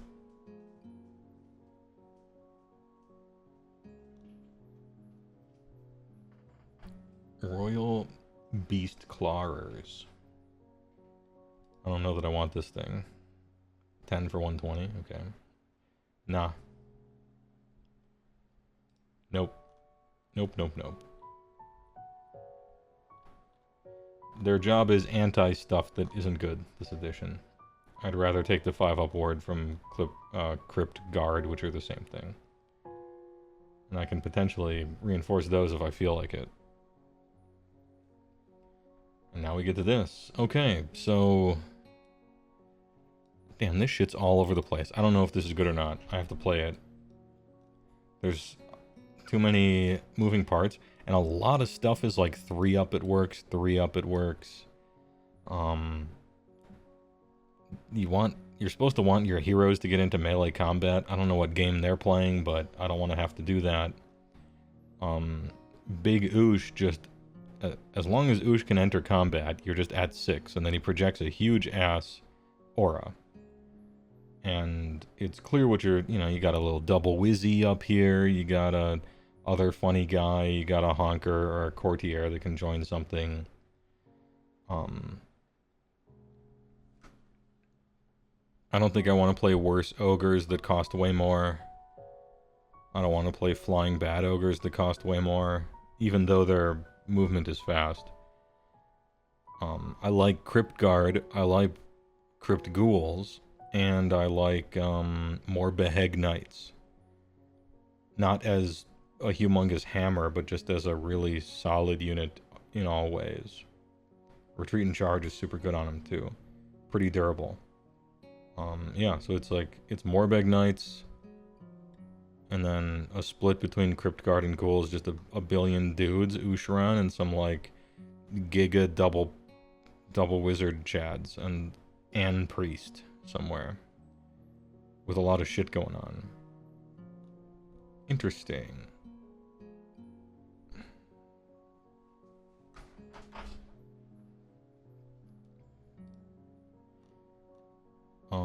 Big Oosh feeling required to me is better than him being bad, because I think he's so awesome looking. But that's gonna be an opinion. And ideally it would be, you know, viable to do either of the two things. But I don't see how you get noble deeds without Oosh, really. They think your heroes are gonna enter combat. I don't know. Maybe they are. Maybe maybe those Flesh Eater players are just like big brain Vargulf courtiering. They're like, yeah, it doesn't look good on paper, but in the actual game, this guy really does get into combat and farm shit. And so you can make it work. Maybe that's true. Oh yeah, what does the throne do? We didn't look at the terrain. The Carnell throne.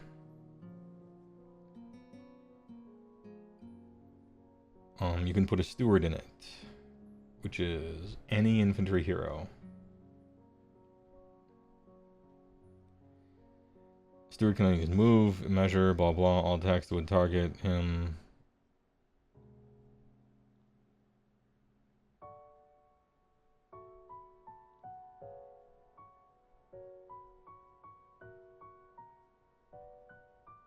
Damn, all of these rules are just explaining how to stand in it and don't. Give D3 Noble Deeds points to the terrain features steward.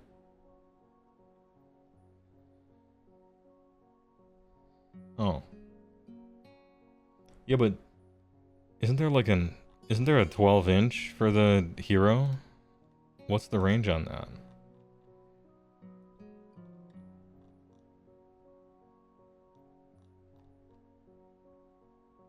Yeah, holy 12.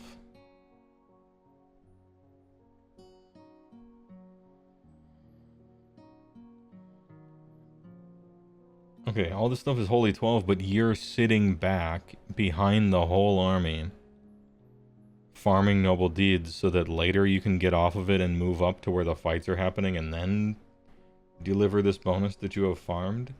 I guess you just get 3 right away and then leave, right? Like, turn 1 you just do it, maybe. I don't know. Weird.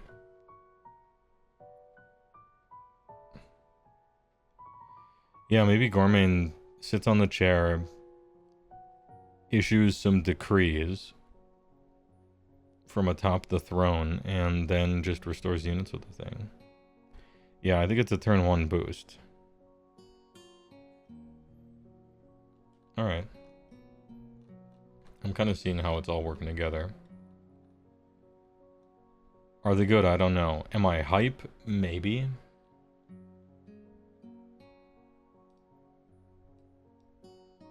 Hype tier list. FEC was nice before. It was nice. Is it still nice?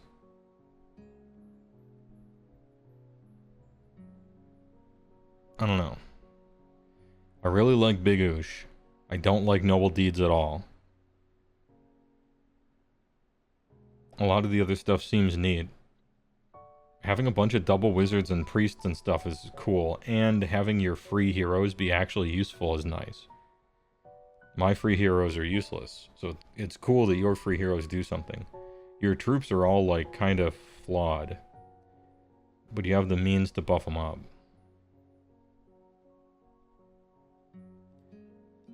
Mixed. Top of mixed, but seems good. Oosh, awesome. Some of your heroes cool. Some of your spells good. Some of your heroes being free. I don't know. Everything else, I'm not sure. It's not bad. It's just like, I need to play one game of Flesh Eater, and then I'll know.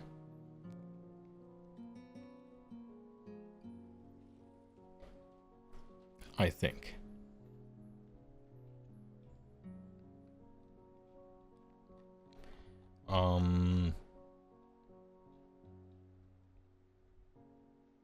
Hey. Hey, alright, we'll see. Do you remember what the one broken ability was for KO? It was some deployment phase thing, but I didn't look it up, so I don't know if it really was broken or if people just thought it was. And by broken, I mean, like, might not work correctly.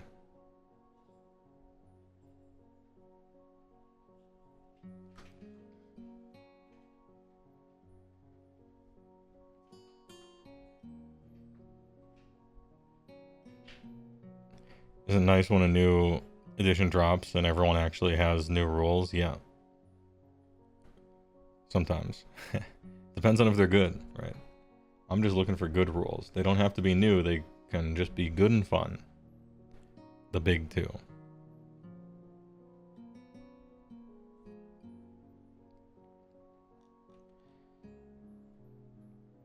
Until waiting literally 6 weeks before the next edition. Oh, you mean because of indexes. I see. Okay, yeah. No, you're right there. That is true.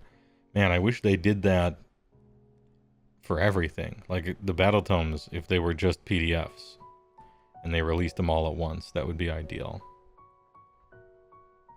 But that won't be happening because they have a factory that makes books. So books are part of the thing. What should we do next? Last time I promised FEC and it happened. Ooh, I see there's an ad break in progress. So only subscribers are hearing me right now. Well, make your voices heard. One man, $1, one vote. Who's next?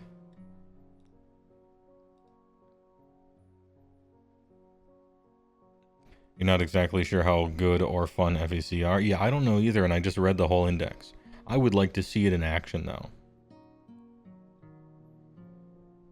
OBR? I think it should be another Death Army. We've skipped over Death a whole lot. Maybe it is OBR time. Yeah.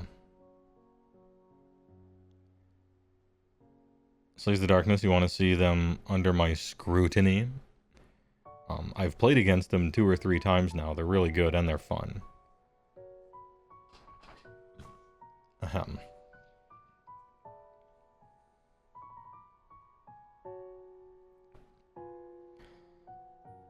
You were in Discord the other day with the OBR dude. Oh, yeah. I remember that. There was an Archaon versus Neapolitan Sampler Platter OBR.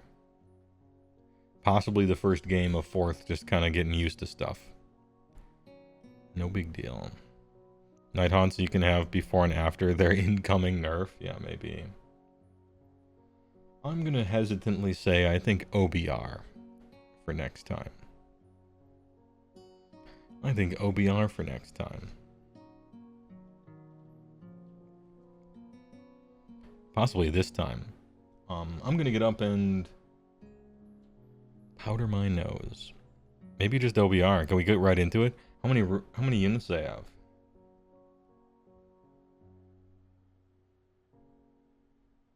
Hey, BRB. Maybe we'll just do it, right? We back. Oziark Boner Eepers. Battle traits. Went over these in the faction focus, so we'll ride past. Your movement phase unstoppable advance, +2 move, that's great. They all have to be zoned around a hero, I think. which is a downside.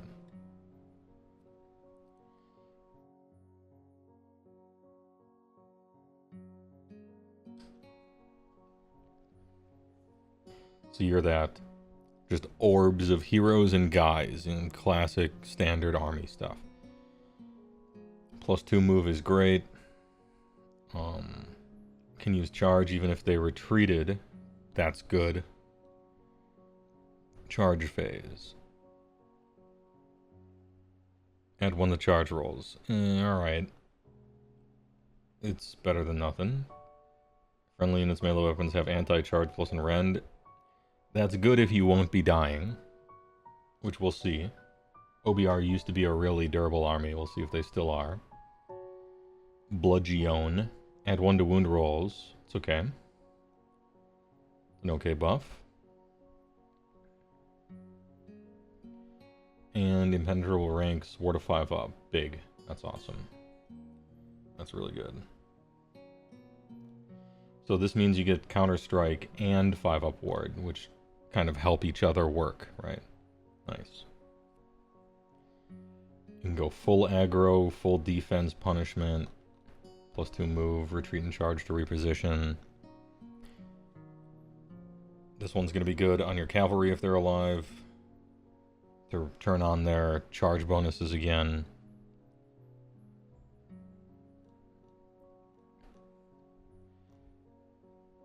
Your issue is the choices are really, really obvious. Yeah, there isn't really like, ooh, I have a clever idea. So what I'm going to do is give myself a 5 up board because I don't want to die. Okay.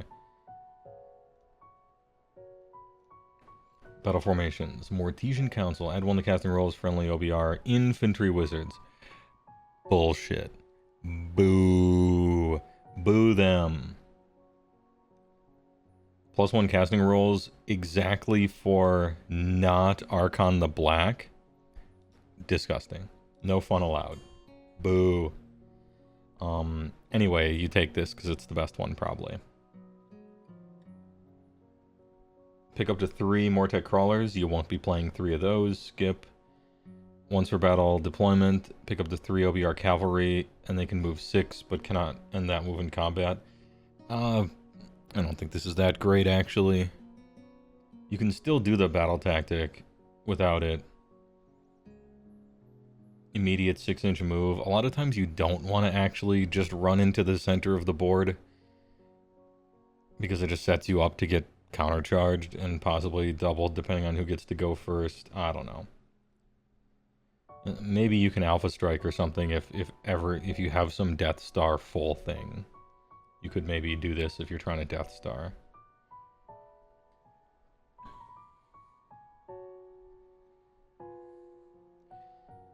Mortec Phalanx. Pick a friendly Mortec guard that has been destroyed. On a 5-up, set up a replacement. Damn, you could be failing that roll all game. I hate it. Alright, so the battle formation, you choose Necrotic Symphony 99% of the time. And if you have a really good plan and you're amazing, and you have the ability to do a Death Star, possibly, sometimes you use Swift of Death. But never this, and I ain't trying to roll a 5-up. No thanks. I will fail this all game, and it won't work. Teachings of the Tithe Reapers. -2 charge rolls for enemy units while they're within 12 of this unit. That's cool. When someone fails a charge roll, it's so brutal. It's so brutal when you fail a charge roll.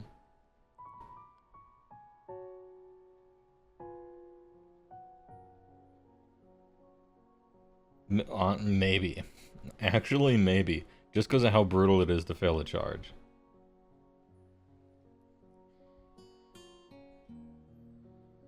Aura of Sterility? Hello?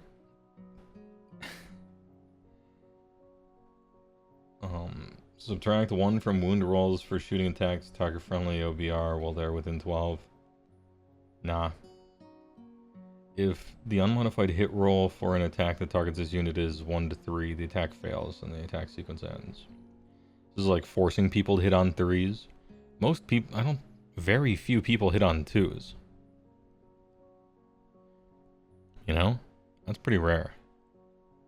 Diversionary Tactics, to me, is the standout choice. Yeah. I like this thing. I like this thing a lot. When someone fails a charge roll, like their pants fall down and they have white and red boxers with like hearts on them and stuff, they're ruined. Oh, it forces hits on 4s, not 3s, Exception. Yeah, you're right. Right. But that's just the exact hero. Nah, I'm gonna be behind a million skeletons, thanks.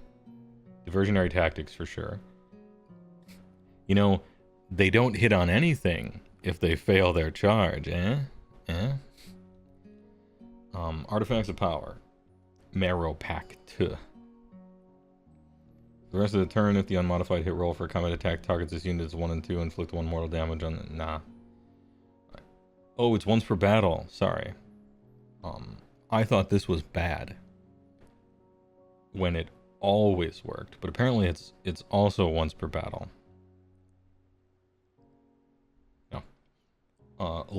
Share the load of saturation. Who named these things? That's my kind of rider. 5 aboard, taking it. Subtract 2 from control score, whatever. Yep, load. Share the load. So your heroic traits, diversionary tactics always, and load sharing always.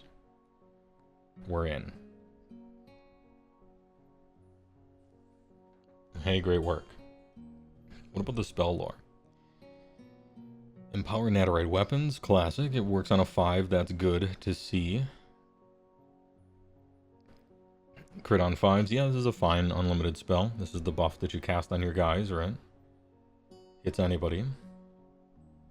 Drain vitality. How would you, never mind.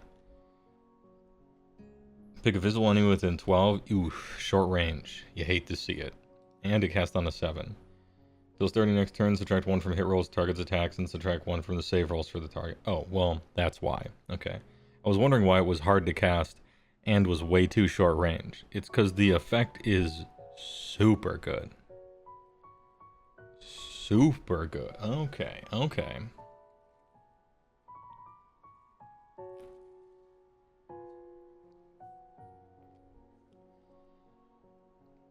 And then Shart Storm on a 7. Nice long range. And it's a Horde Breaker. Meh.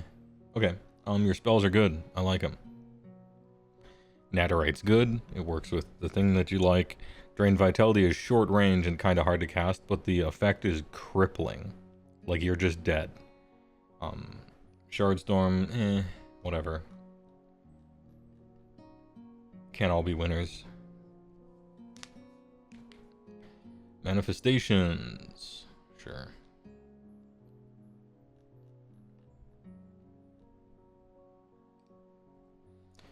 Nightmare Predator. 785, 64222. Fly, ward 6. End of any turn. If this manifestation was destroyed or banished, and the unit that summoned it is on the battlefield on a 4-up, set it up again. Cool. Really hard to get rid of, huh? Neat. I think it's kind of neat. Soul Stealer Carrion, 710-5, 642-1d3. Fly Ward. -5 control score enemy infantry units while they're within 6 of it. Yeah, which is still not a... You need to get some other ass unit over there as well. So you're kind of doubling up in that area. I don't know. Bone Tithe Shrieker. Fly Ward. 785. 4-3-4-1 D3 shoot in combat. Neat. 4-3-4-1 D3. No escape. Subtract 1 from ward rolls for enemy units while they're within 12. Okay. Neat little anti-ward thing, I guess. You're not taking those. You're taking the same one everybody else takes, because it's good. Nagash.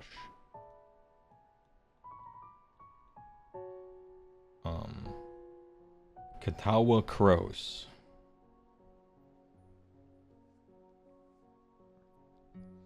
20 health, 3 up save, 4-inch move, 5 control. I think he should be more control. Man should be 10 control. In my IMO. Only a 6-up ward.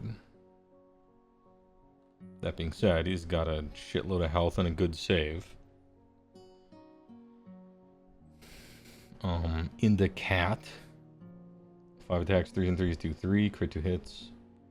3, 3, 3, 2, 2, 10, 3, 4, 1, 1, crit 2 hits. Alright. I wanted more. I want more here.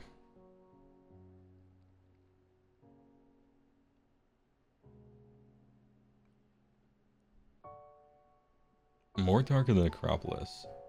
If this unit uses Relentless Discipline ability, that ability affects friendly OBR units older than 18 instead of 12. Nice. Big. Once per turn, a reaction opponent declared a command. 5 up, it doesn't work. So 5 up is pretty rare, but this thing is free to use, and every time a command doesn't work, it's massive, right? So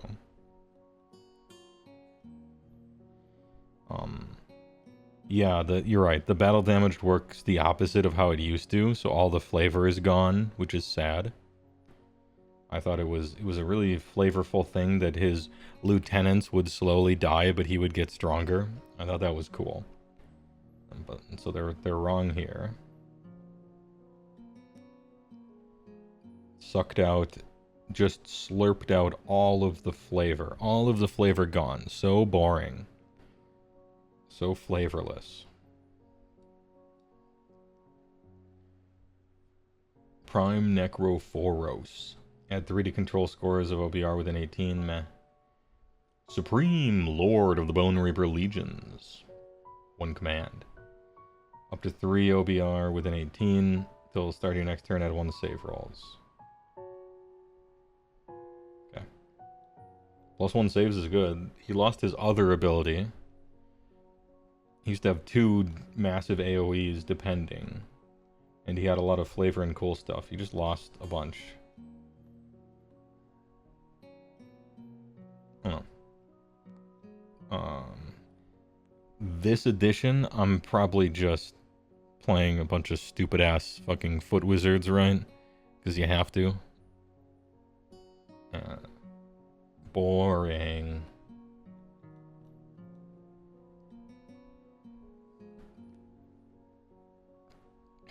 What does he cost?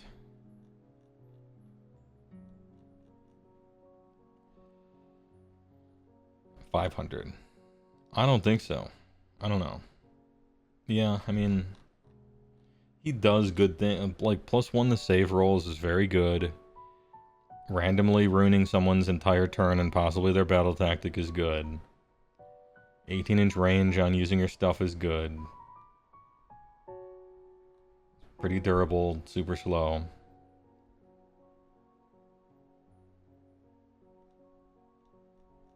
I'm just like not excited about him. He had a lot of cool flavor and it's just like replaced with mush. Gray goo. Arklon the back. 14, 3, 12 flying. He got slower. Zafet Kar and Kanish An. 4, 4, 3, 1, D3, 6, 4, 2, 2, 2. Add 1 to casting rolls each time this unit successfully casts a spell, heal 1. Okay. He is a trippy wizzy with a 6-up ward. Damn, this thing could be +2 if he was allowed into his own battalion from his own army. Maybe that's too good, but... Once per turn army, any combat phase. The Dude of Traitors. If this charged this turn. If it charged this turn. If the wizard charged this turn.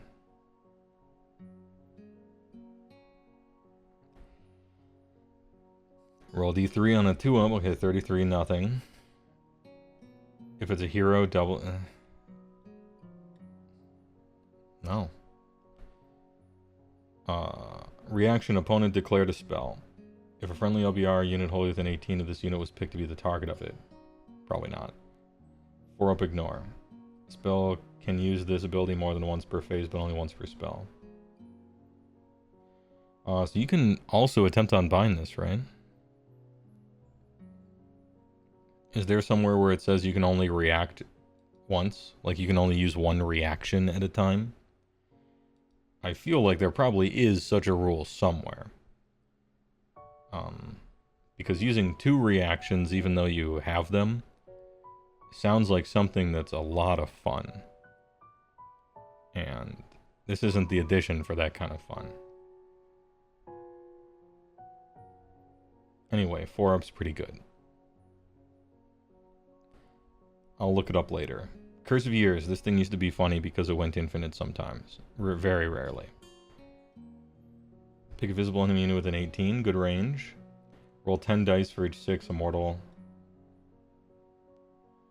Oh, and each 6 rolls an extra. For each 5 up on the extra, repeat. Then do the same for 4, 3, and then 2.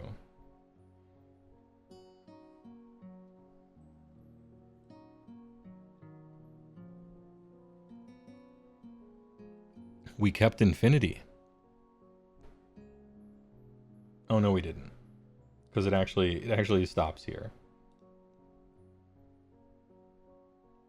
I mean, if you're the luckiest human in the world, then it could do some cool stuff.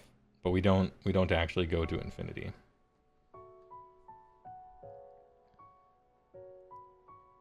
Still kind of neat. So on average, you roll 10 dice, and if you're a little lucky, 2 of them are 6s. And then you roll 2 dice, and none of them are 5s, and it ends. So it does 2. Once every millennia, it'll do like 10. So man is a triple caster at +1. With a...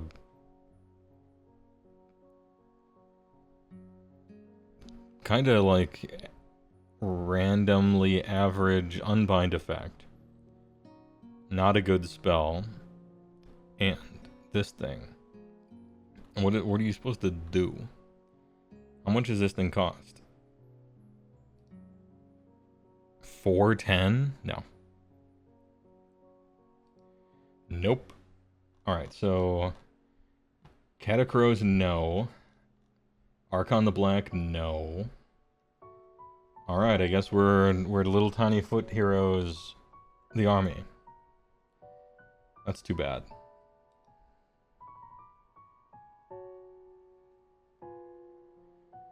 Eight, 3, 10, Arch, Cavalos, Xanthos. The Dank Lance. 5, 3, 3, 2, 2, charge plus 1 damage, crit 2 hits. He's a slapper. 10 move.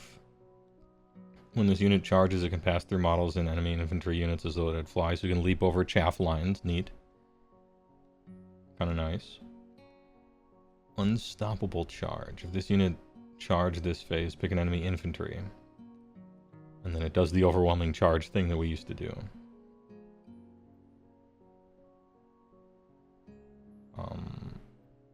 But it's only 1 instead of all.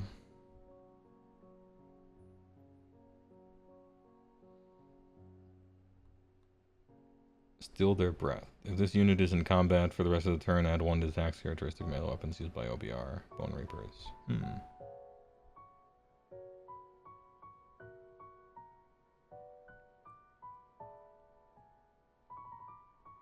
Once per battle, huh?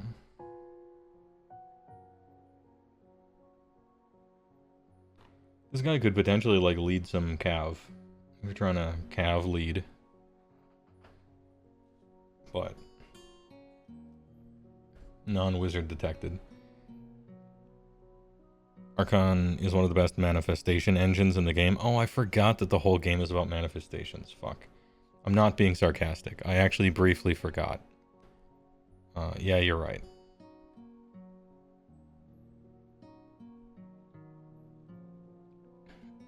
Vokmortian.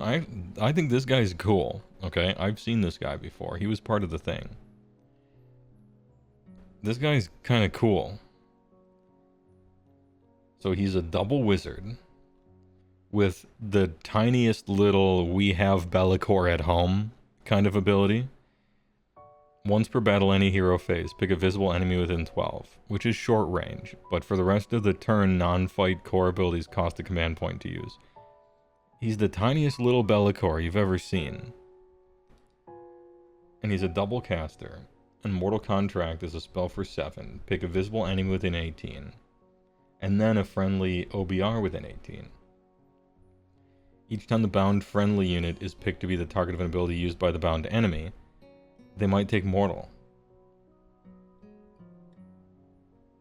Cool. Like, this guy's cool. Put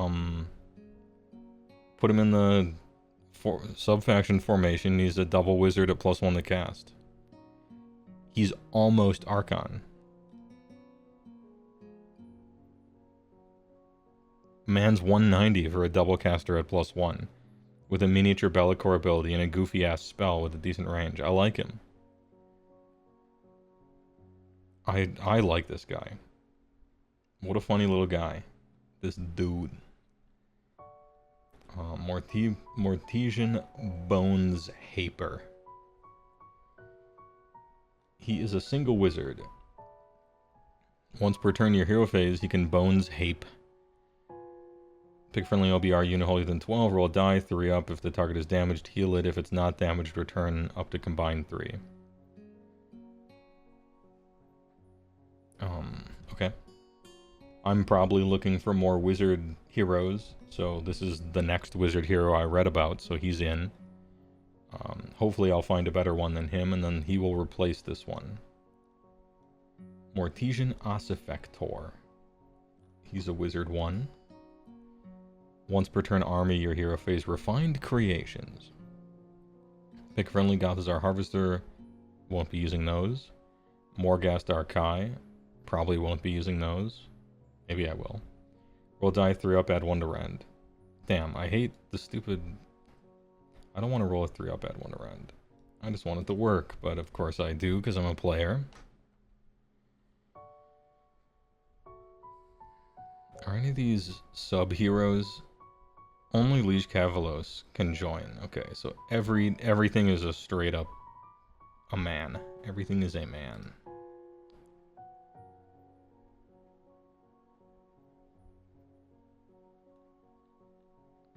Mortesian Soul Reaper. Oh, this is the cool looking guy. Unfortunately, they modeled him with a scythe, so they think that he should attack, but this guy looks cool. Wizard 1. Subtract 1 from wound rolls for combat attacks made by enemy units while they're in combat with this unit. No. Doesn't have a spell either. You declared a fight ability. Necrotic Impetus. Add 1 to hit roll. So free all-out attack. Okay. So this guy is a wizard with free all-out attack. If he gets his 5-inch move ass into combat right next to some squad. He's never been better than this. But I'm probably not taking him, because I'm pretty sure Soul Mason in the chair is a double wizard. He is. Ding, ding, ding. Death is changed. Soul Guide 7. Pick a visible friendly. Strike first for the rest of the turn.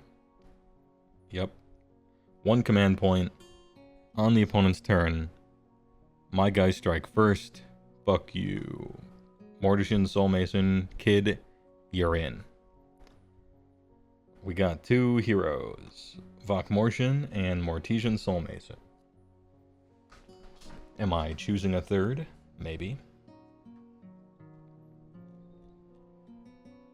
Tyrannic Cohort. Whomst? Some goofy-ass squad with goofy-ass rules. You get to outflank. You get to ambush. So you could battle tactic these things, I guess. Do you have anything else that could do that, even? 140 is a lot for just one unit of it. I guess you do it, right? You probably play this thing.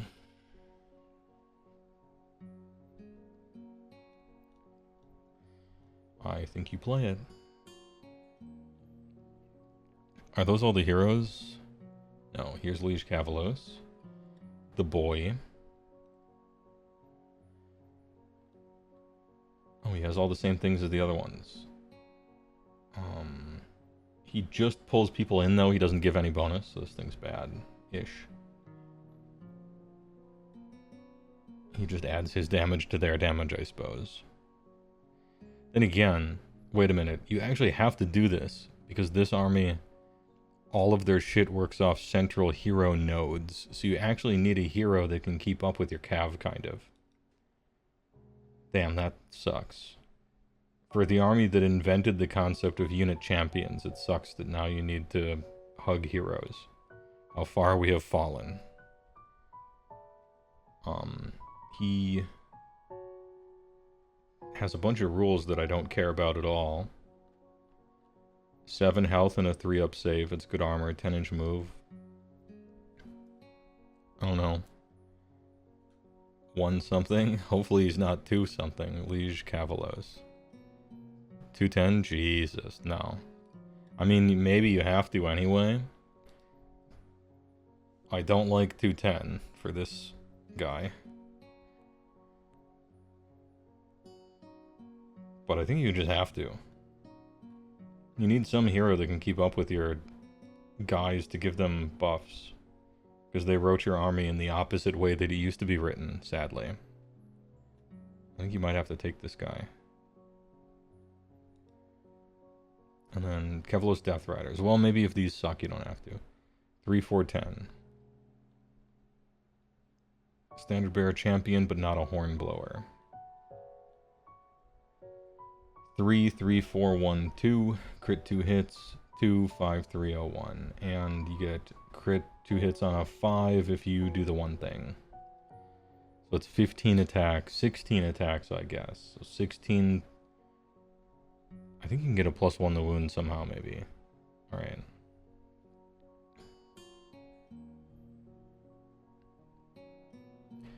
When this unit uses charge, it can fly. You can fly over chaff lines, that's funny. Oh, you get the infantry hits, too. Alright. Yeah, you take them. Like, nothing in your army is fast. You just have to take them, even if they cost a stupid shit amount. 180 for 5. Alright. Yep, I will take them. I will take at least 1 unit. Possibly 2, maybe?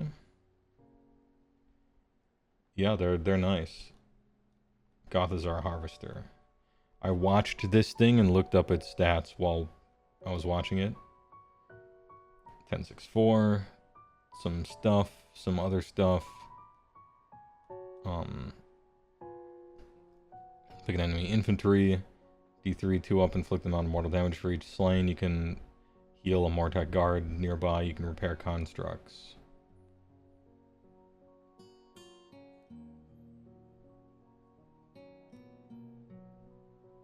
Collect bone tithe points. In combat with this unit. I don't like it. I want it to be like an aura or something. G Harv. 230? Nah.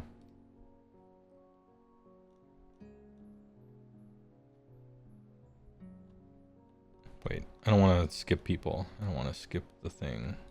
There, let's go to Mortec Guard.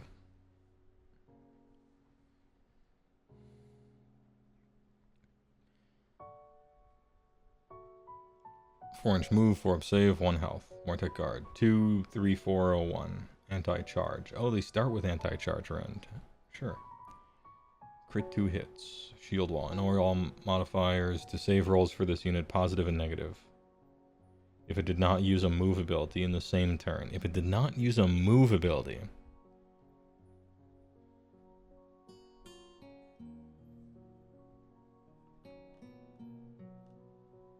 Refresh my memory.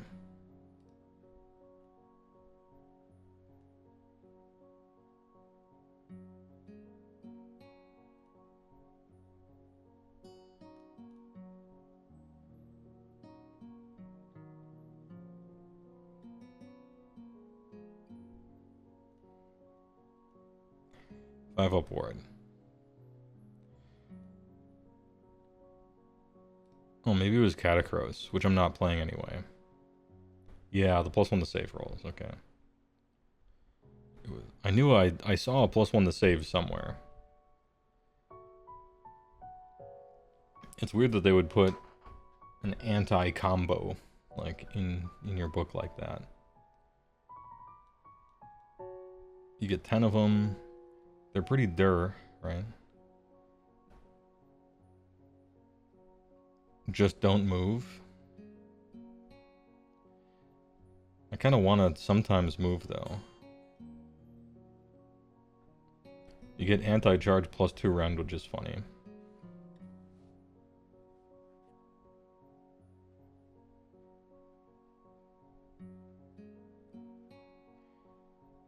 I suppose you get ethereal on their turn. What do you cost? Mortec Guard. 10 for 130. Okay. They're good. Immortus Guard. Look at these dudes. No champion. That hurts. Does the anti-charge stack? Yes.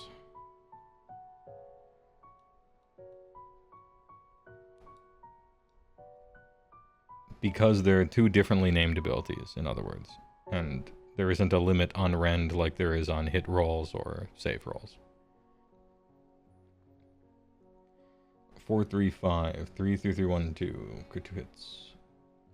Add 1 award rolls, friendly OBR heroes within range. Neat. Neat.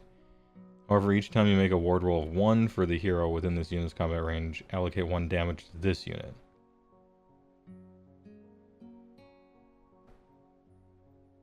Yeah, no wardies. No wardies for that.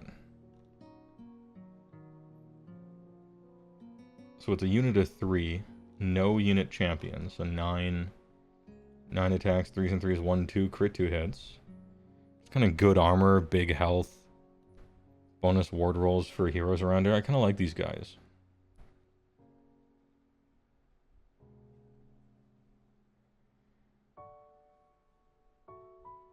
Yeah, if you fail a ward, you take 2 damage instead of 1.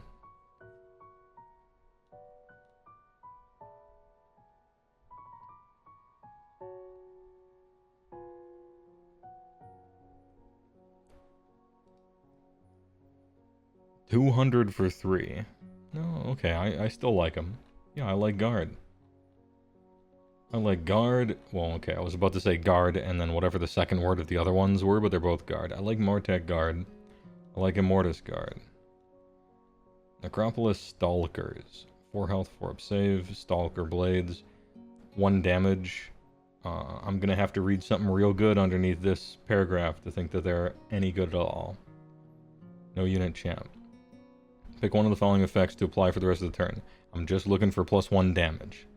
Subtract free from the control score? No. Subtract 1 from the hit? No.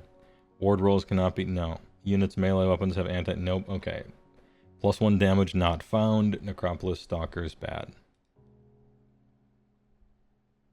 And they're 3 for 180. Okay. Whatever. Yeah. Nope.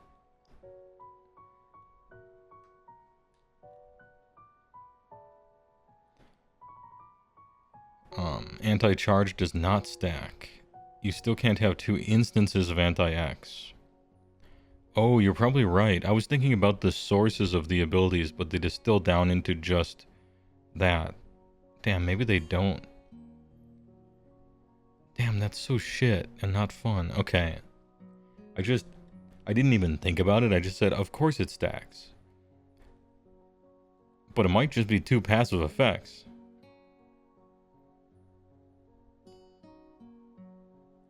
Check the FAQ. There's one just for this.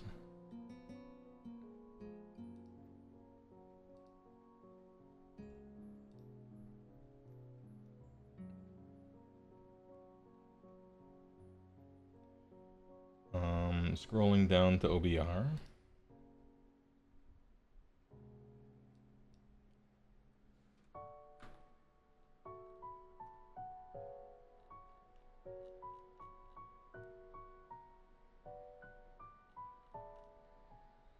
Wait, this is just that thing.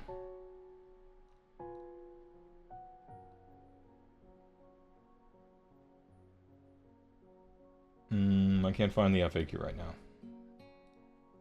It's in the core rule FAQ. Okay, okay.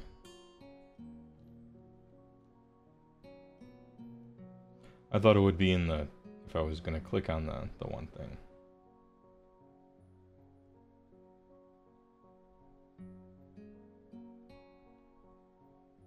Scrolling.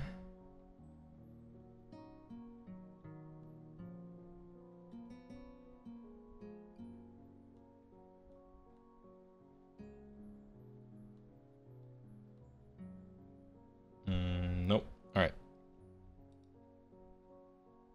It's the bottom of the points document. Okay, thank you. I have that thing. I got that thing.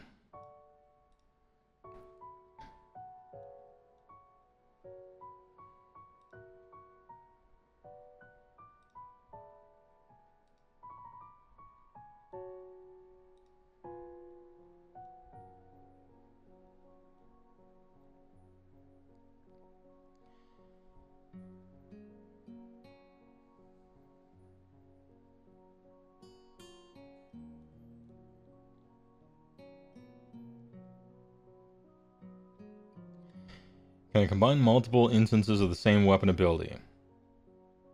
No. No fun is allowed. That sucks. Boo. Alright. I apologize. It was my mistake. I briefly thought it was fun. But I forgot that that's not okay. Mortar Crawler. Anyway, moving on. No fun allowed. I think this thing is good, actually. This guy. 12.54, 24-inch range, 4.421 D3 plus 2 anti-infantry, crit 2 hits. Pick an enemy unit that was targeted. All you have to do is target. You don't have to get through the thing. Roll die, add 1 to it. If you have an OS effector, which you won't. I don't know, maybe you will. There is like a third hero that I could choose here, perhaps. 4-up strike last. Yep, that's great. You can shoot this in your opponent's turn as well with a command point, and all you have to do is target. But it's very expensive, and it's random. Let me go back to where I was.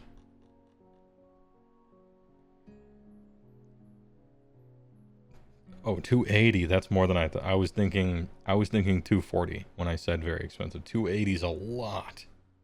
Okay.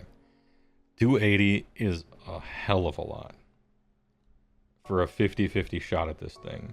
And it wants you to take some hero that you might not want to take. But, yeah, I don't know. The points on this shit has to go down.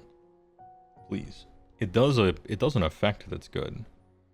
But that's a lot. That's a lot. 220 is never going to happen. I don't think it is either. Depends on how many people play it.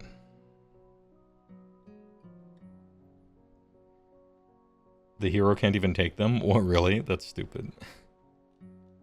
Harvester. Morghast. Alright, let's look at Morghast. 10-6-3. 3 attacks, 3s and 2s, 2-3. Anti-monster, and then crit 2 hits. It's too bad it's anti-monster. Ebon Rot Armauer. 3-up ward against damage points inflicted by spell abilities, prayer abilities, and manifestation. Okay, I sleep.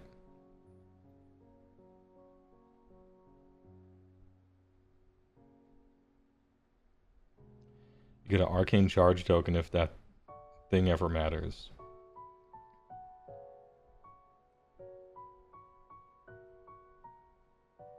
And then you get a football. You get a football if you get into a fight with an endless spell on purpose and it tries to do damage to you and you succeed at the ward. And now that you have the football, you run over to your wizard friend and you hand him the football. And then he gets +1 to cast for 1 turn. Do I want to play Blitzball? Not in a 5 battle round game.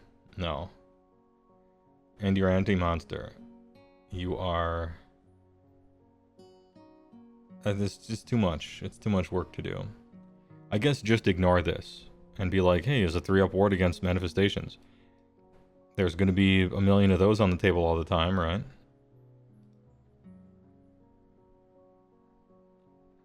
What about the Harbingers? The Harbingers. 3, 3, 2, 2, 3. Oh, they're also anti-monster. I was hoping it would be a different anti.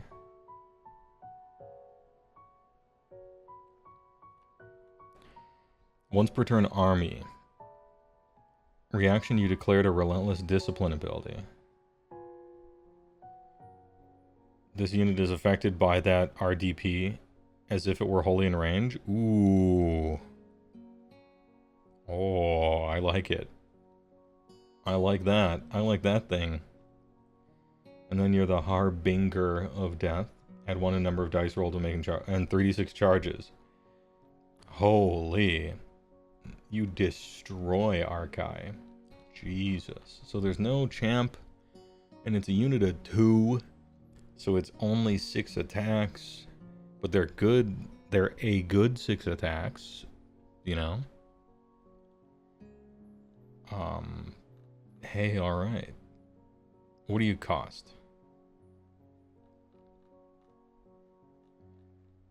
Oh, I didn't even notice that. Yeah, these have a 3-up save and these have a 4-up. There had to be something worse about Harbingers, right?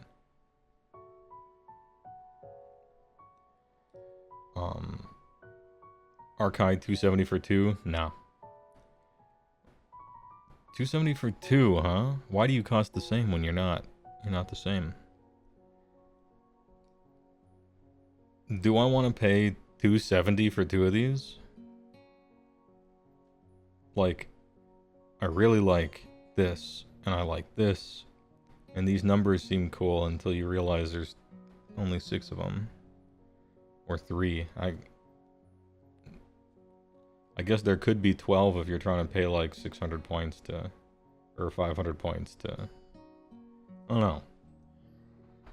Risky. I'd have to revisit what all the synergies you can get for them, I suppose, or if you can bring them back to life, or if it's even possible. They're technically infantry. Way too expensive. And then the Phallus Nexus. 13 health, 4 save. Huge. This thing is so big. It's so big in real life. Pick a visible enemy unit with an 18. Your hero phase only, not both. Roll a die 4-up. Man, once every 2 turns, roll a die on a 4-up, nothing happens. This thing's gonna do nothing a whole lot. -1 from hit rolls on that unit, -1 from casting or chanting rolls. Howl of the move. Oh, this is the good one. D3 mortals. It's within 18? Okay. I could see you picking a few of these different ones depending, but 4-up on your hero phase only is kind of weak. And this thing is massive, so it's going to be hard to put it in a cool place.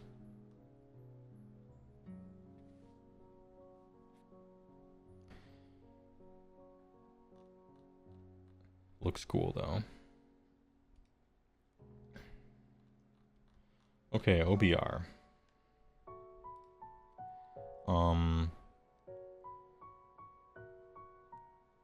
This is the most boring army I've read so far.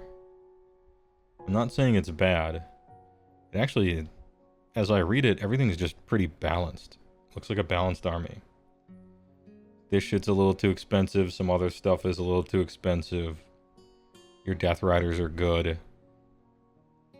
Your Guard, the Immortus Guard are good, and the Mortec Guard are good, and This thing's good but really expensive, and you have really strong double caster like foot hero wizards. Soul Mason's really good. Vok Martian's really good. This is like good, clean, fair and square, honest Warhammer, I guess. Catacross is not exciting. Neither is Archon. This used to be the army that did really forward-thinking, future, interesting stuff that the rest of the game stole from, and now it's kind of just doing stuff. And it's expensive.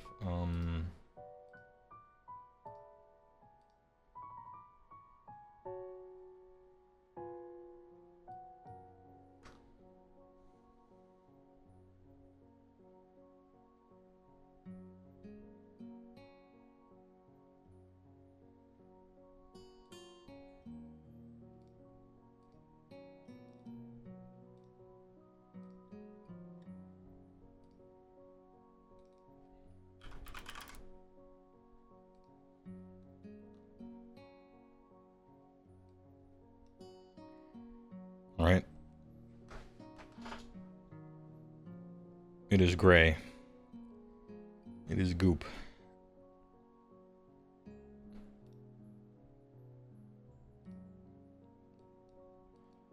Very fair.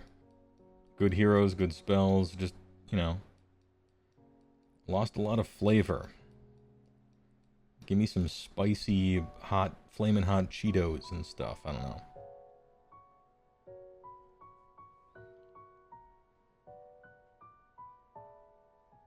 You like them, but Barring is both fair rating and extremely in character. I suppose, yeah, maybe it is in character. It's supposed to be like that. And keep in mind that this is like a hype tier list on my opinions, right?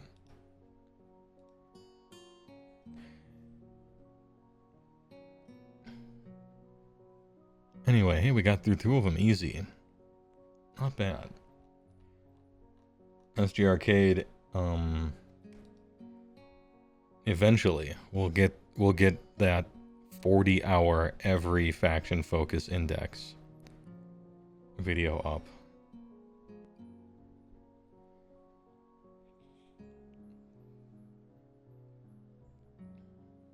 The character is not supposed to be boring. It's supposed to simulate being a tactical genius. I know. It lost too much flavor. It's too much goop for me. And it's kind of stepping on its own toes a little bit. Some anti-combos and things like that. Yeah, we're doing it. Don't worry about it.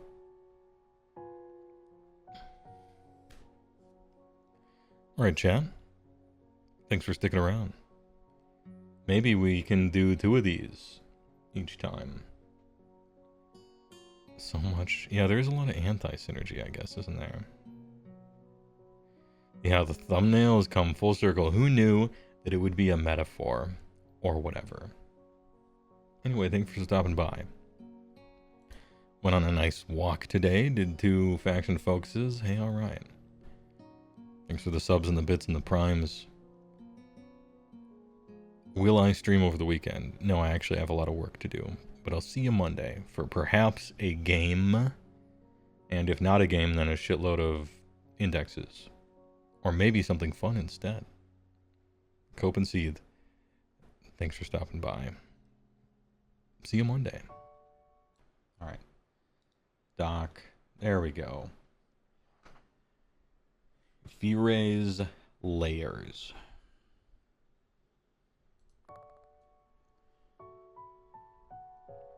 Here we have them.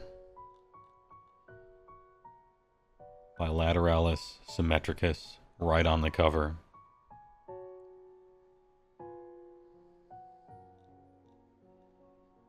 Remember these? All of them are once per battle. They affect everyone on the table. You don't fucking roll for them anymore. Thank God. It just works. Imagine that.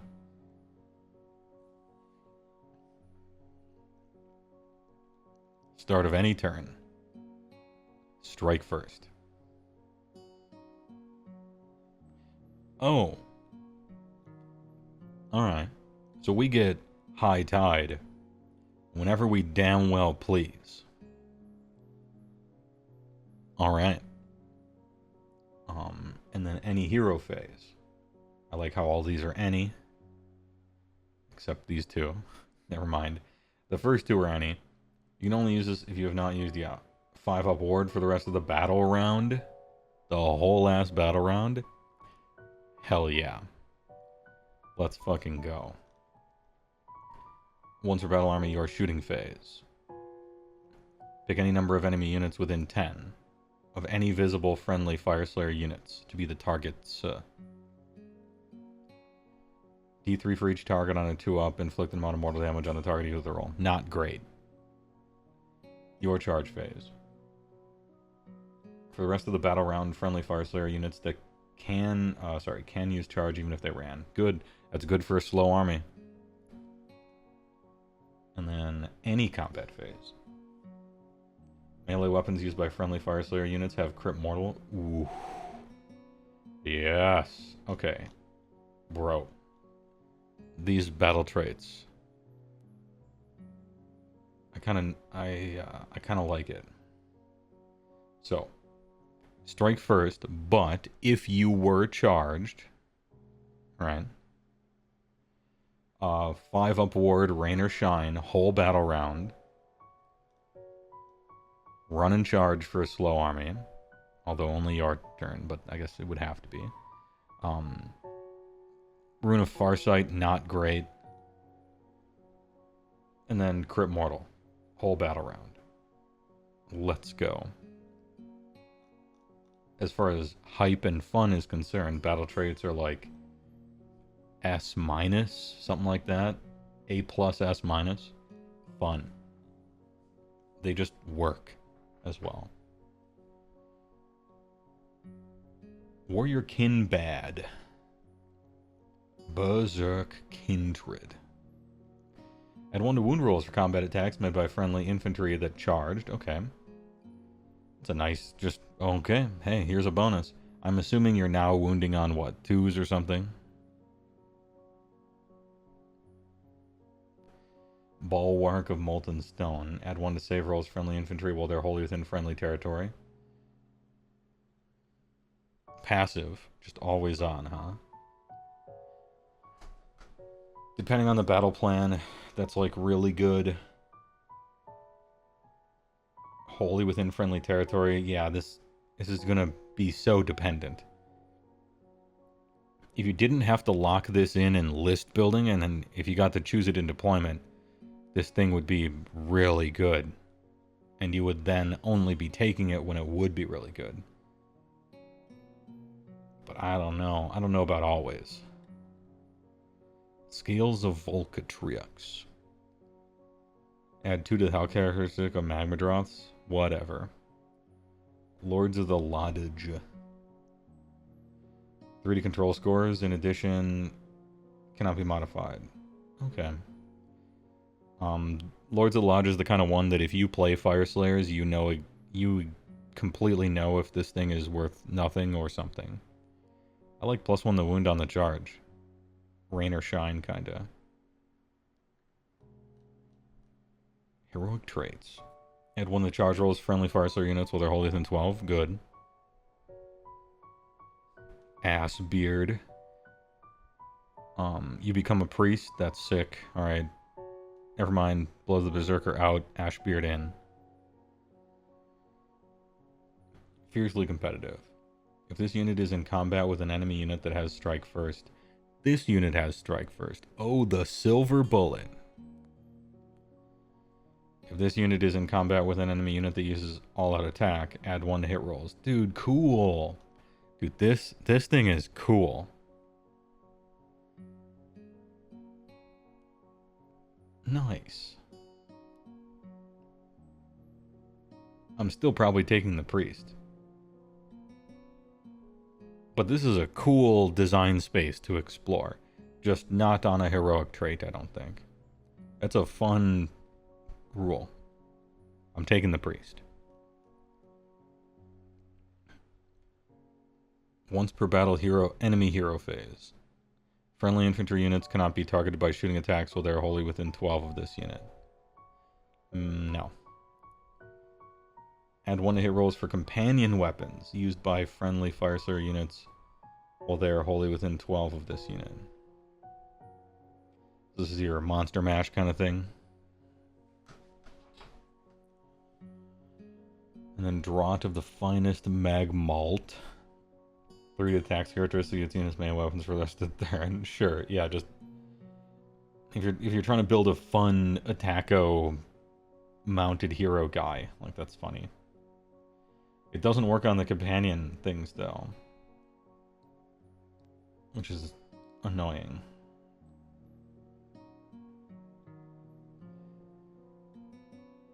Unironically, maybe just take Ash Cloud, even though it might not matter a lot.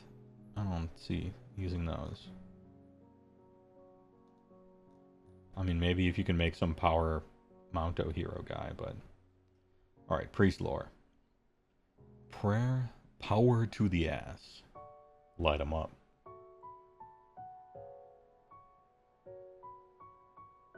-1 from wound rolls for attacks that target the friendly unit until the start of your next turn. If it was 8, -1 rend. This is a good unlimited prayer. Just defensive buff. You can target your own guys. Works on a 4-up. The 8-up is pretty good as well. Sure, yeah. For an unlimited prayer, this is a good one. Yeah, good work. Prayer of Grimnir's Fury. Fireslayer's Priest. Friendly Fireslayer's Infantry Hero. It can use 2 fight abilities. After the first, it has Strike Last. And then also add 1 to wound rolls. Which is kind of a non-bow with the 1 sub-faction, but that's a sub-faction, I guess. Are your infantry heroes actually fighting in this army? I don't think so, but maybe they are. Maybe they're doing it differently than everybody else. Wrath of Volcatrix.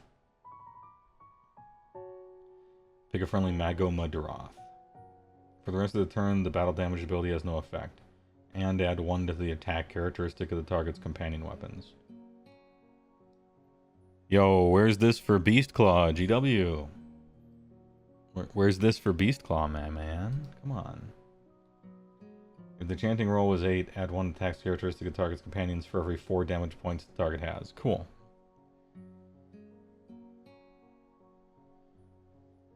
Fireslayer infantry heroes tend to actually wind up fighting. Well, then if they do, then this thing is neat. If you're playing Magmadross, this prayer is good. If you're playing foot heroes that end up fighting on turn 5 or something, which does often happen, then cool. But I'm looking at your unlimited one, and your unlimited one is good.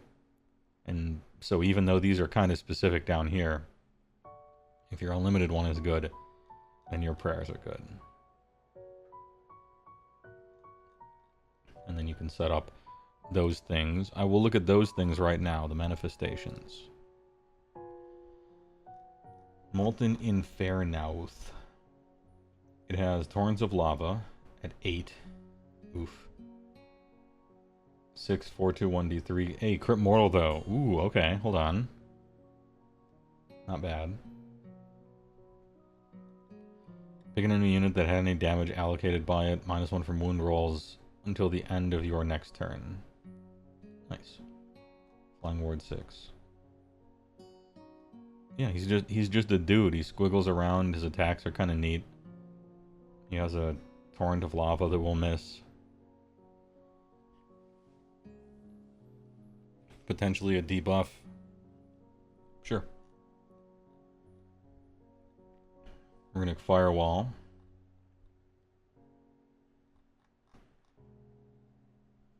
Five-up save. I was checking the save. 8-3.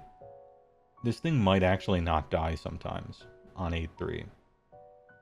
Most manifestations are very fragile, right? Pick up to 3 enemy units within 6 of it. Pretty short range. D3 for each target, 2 up. Control score thing. Okay, I mean, you put it in front of somebody, right? And that it's annoying because you just put it in front of somebody. Sometimes something happens. What do you cast this on? A 5? A 7. Okay. Zaragron Flame Splitter. 6 up ward. Did this thing have a ward? It did. 18. Nice. Good range. 8, 4, 3, 1, 1 crit 2 hits. I like this thing already. Dude, 18? Good work. You summon it and it works right away. This is my favorite one. I'd want to hit rolls for this manifestation shooting attacks if the target unit is 10 or more, and then it's 3s and 2s if it has 15 or more. Sure, yeah. You cast it and immediately starts like doing stuff with a decent range. I like it. You put the shit in the way, which is annoying, and then this guy can kind of fight, I guess. But, alright. I kind of like your manifestations.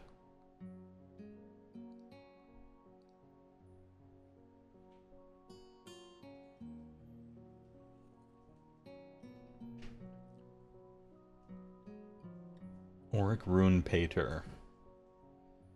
Roaring Fire Stream. This should be 12. 10 is not okay. Kind of decent though. No shoot in combat despite being a breath weapon. That's not okay. Should be able to shoot your breath weapon in combat.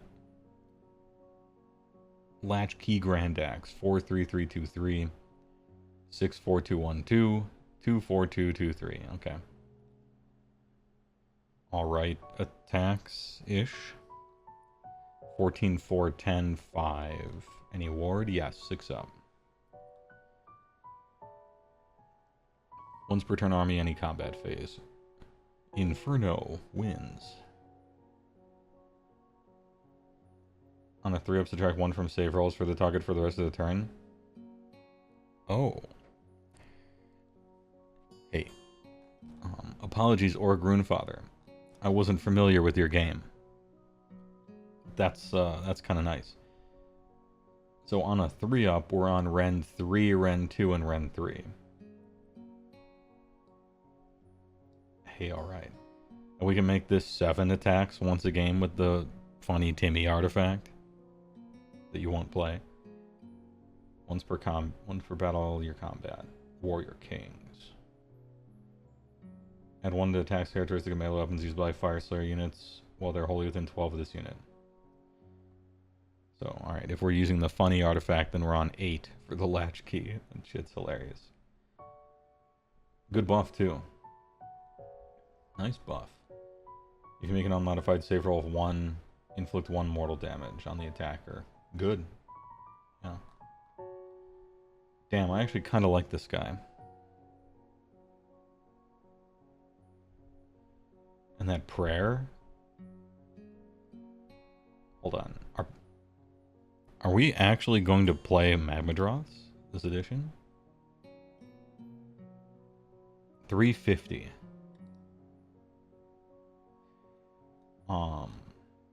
Is this guy better than a Frostlord on Stonehorn? In the context of the army he's in, yeah. Yeah, for sure. But just being better than that guy doesn't mean you're playable. Are people doing this? This guy, I want to believe. Maybe people do this. I'm not sure. I'm not a Fire Slayers player.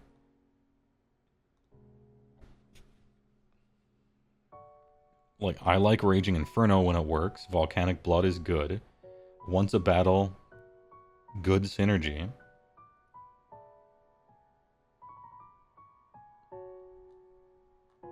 Your prayers have good synergy with it. Some other stuff has good synergy with it. You might do this.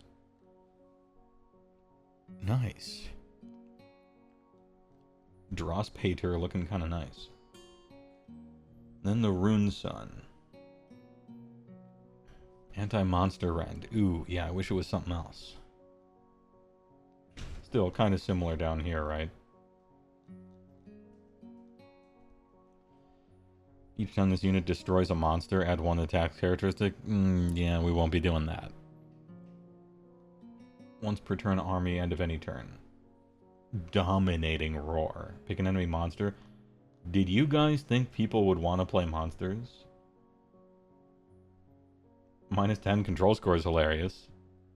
Get shit on BCR. And then Volcanic Blood. Or Rune Sun. Yeah, not in a million years. Exactly the opposite of what it used to be. I think people used to play the Rune Sun. Yeah, for 300? No. Nope. Nope, nope, nope. NOP. Auric Rune Smitter.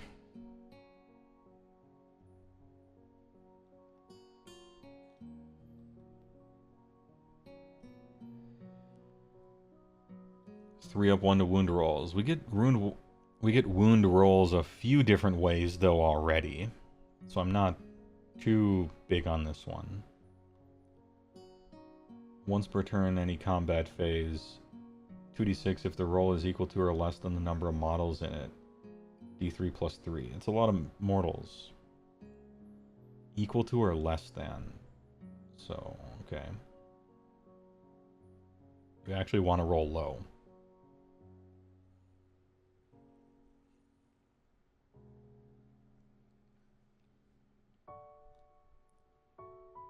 Oh, priest 1. Okay.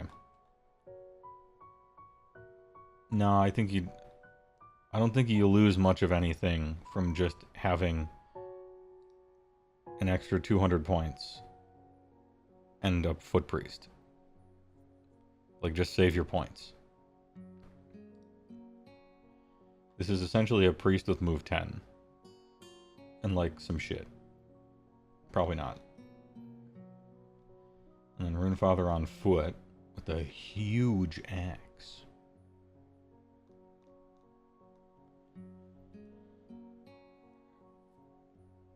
Pick a friendly non-hero infantry unit to be this unit's combat range. Royal Retinue. Add 1 to hit rolls for attacks made by the Royal Retinue, and this unit has a 4-up award. That's a big award. Add the current battle round number to the control scores of friendly infantry wholly within 12. Okay, so he's like a banner bearer then. With a 4-up ward, and he gets +1 to hit rolls for the retinue. Did we have a priest maker? I think we did, right?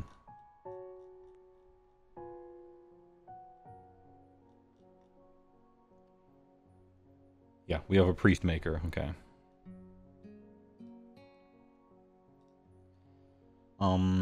Free +1 to hit. And some control score stuff. Potentially a priest. I assume he costs like 100 points. 160. That's a lot. Still maybe. I don't know. 5 health, 5-up save, 4-up ward.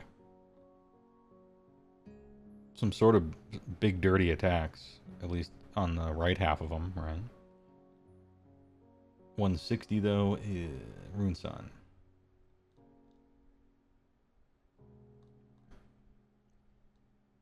Reaction, you declared a fight ability.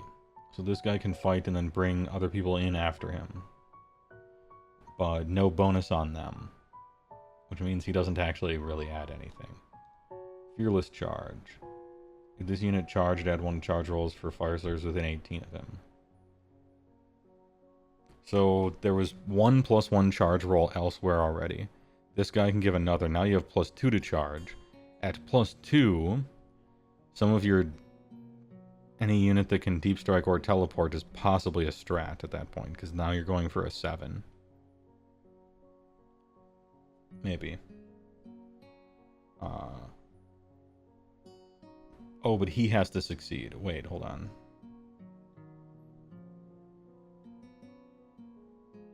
If you declare a charge, you can just declare it and then roll. you know? You only have to target an enemy unit. You actually don't target an enemy unit ever, right? So you can declare it. It doesn't say successfully charge, but maybe it means that. My question is, can this guy stand here and just roll a charge roll? Which you can do. Does that count for +1 to charge rolls of everybody else around him now? Getting into the weeds of the rules, maybe. I'll look it up later, but maybe.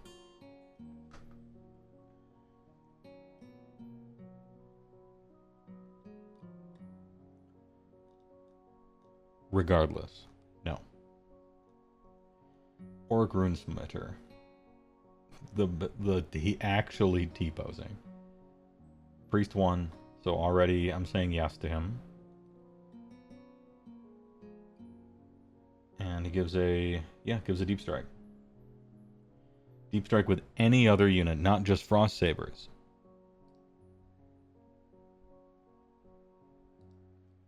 Just one unit in his regiment, which I guess might not be any unit, right? So, Smiter.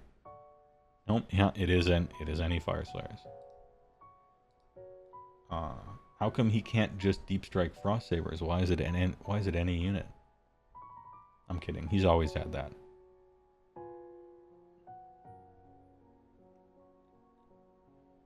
He's a priest with a Deep Strike. I like him. I'm not saying auto-include or anything, but I like him. What did he cost again? The 120 for a priest with a Deep Strike. Hell yeah.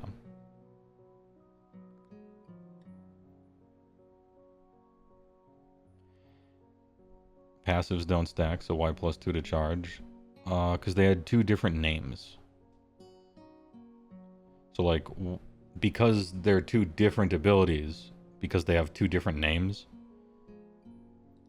I think they would.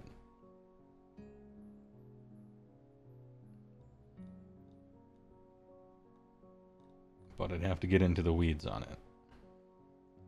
Orc Rune Master. Each time a prayer chanted by this unit is answered, this unit gains a power token. Double priest? Oh, shit.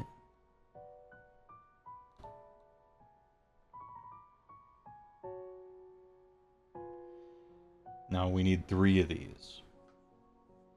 If you do apply the effect below that corresponds to the Urgold rune ability that was used. Oh, neat, it has to do with your... Cool. Ahem.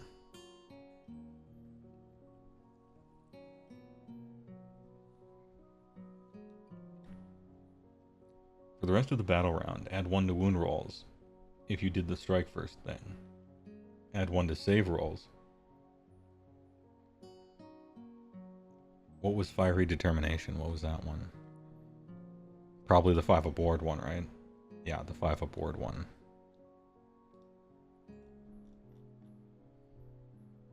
Run rolls and charge rolls if you did the run and charge one. Cool. We found potentially 3 bonuses to charge. Add 1 to run and add 1 to the rend characters through melee weapons used by friendly fire slayers for this with searing heat. Was that the mortal damage one? Yeah. So crit mortal and then +1 rend. Nice. And then Rune of Farsight ability to 16.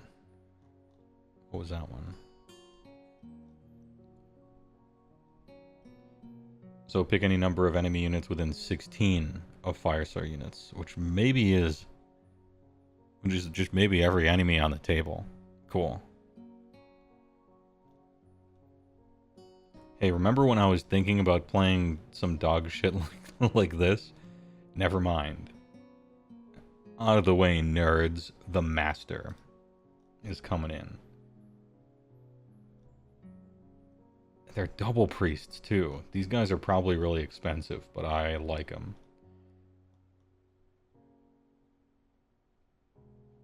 Reaction, you declared an Urgold rune ability.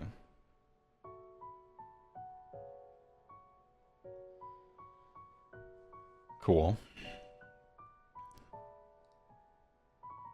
Rune Master, 190. I mean, yeah, that's a lot, but he's 2 priests in 1, and he has a great ability.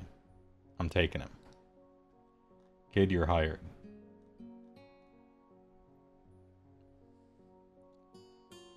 Battlesmith. Icon of Grimnir. Ignore negative modifiers to control scores. Whatever. Bard of the Lodge. Friendly unit wholly within 12 uses rally. You can make 3 additional rally rolls at d6. That's actually big. It's actually kind of big. Rally rolls are very good this edition. Possibly make him a priest. Grimwrath Berserker. Can this guy be good, please? Jesus. 545, 53322. Pick one of the oaths. Well, this unit is wholly within 6 of another friendly Fire Slayer hero. Add 1 to hit rolls for the unit's attacks. Add 1 to ward rolls. Ward rolls.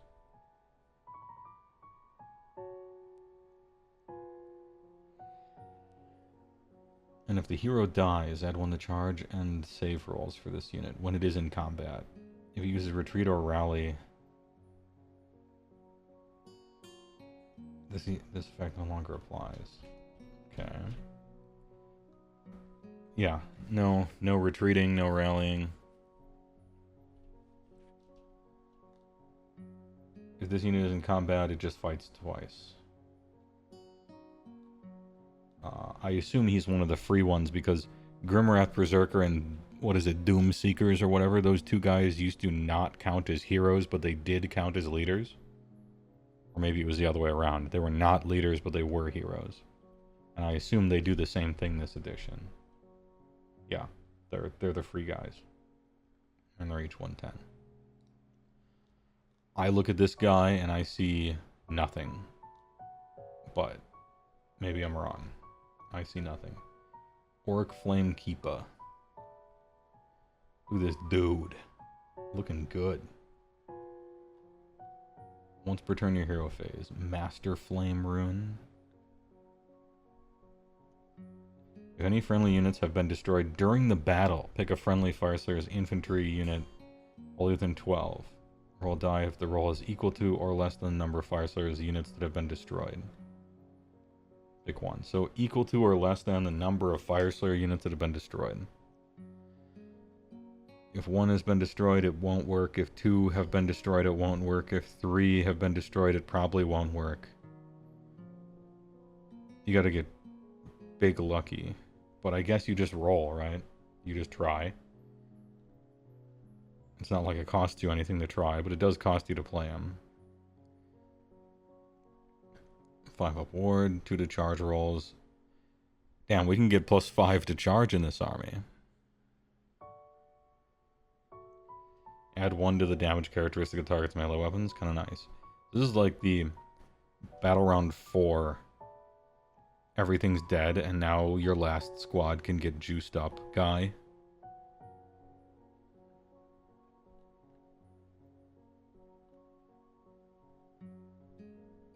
I mean, maybe. You'd have to make him the priest, right? But maybe. What do you cost? This might be the thing. 130 is kind of nice. Yeah. Like, maybe, actually. This guy might be the priest. And then, like, in the second half of the game, you can juice up people every one of your turns. Oh, maybe. Dude Seeker. A Dude Seeker chooses their quarry and shouts a vow to Grimnir that they will either destroy the enemy or die trying. They will either destroy the enemy and then crawl across the table at 4 inches. I don't like this guy's model. Pick an enemy unit to be this unit's quarry. Add 1 to hit rolls and wound rolls for attacks made by this unit to target its quarry. If this unit is destroyed while it is in combat with its quarry, inflict 3 mortal damage on the unit's quarry immediately after. Okay. Runic Powder. Add 1 to damage characteristic Well, this unit has 1 damage point. Add 2 if it has 2 or more.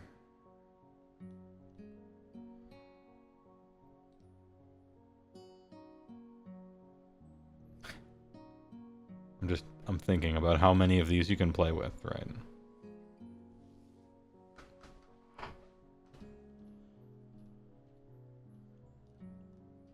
So, okay, you play with like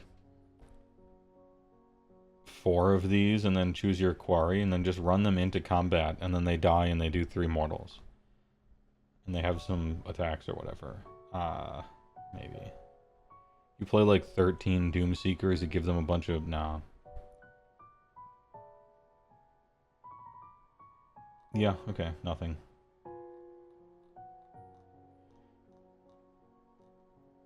Four-inch move, melee foot assassins. Why live? Why do you exist? What are you doing? Grimhold Axile. Never mind, he has 2 hammers. Last of the Lodge Fire. Once per battle, any combat phase. Pick an enemy unit in combat with this. Okay. One number of dice equal to the target's health. For each 4, inflict 1. Oh, no limit. No limit, hold him. Sons of Behemoth. I'm gonna roll 40 dice and do 20 mortals. Do you... Hold on.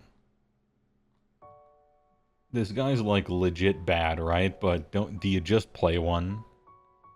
No, not for 150. I was thinking you just play one. And then the one day you play against Sons of Behemoth, you're like, oh, here we go. Here we go. This fucking guy. John Henry just hammering the railroad. Once per battle, your hero phase, pick up to 3 infantry units. You can reroll charges for them. Yeah, alright. Now, this is a Slayer. This guy is funny. I don't think you play him. And certainly not for 150. But if you do, I won't blame you, because someday you're gonna do the thing.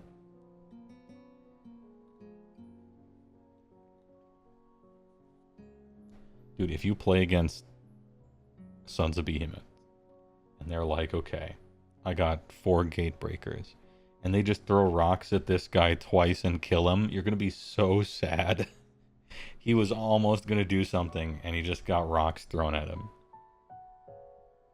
Triple reroll charges is very good. I agree. Triple reroll charges is very good.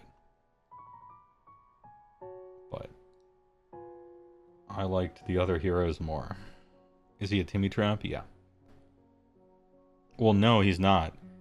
He's a trap for a Timmy Trap, I guess. Because if your opponent is on the Timmy stuff, then... If your opponent is on the Timmy stuff, then you get him.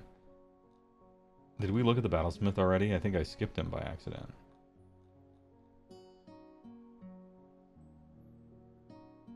No, we didn't. We looked at him.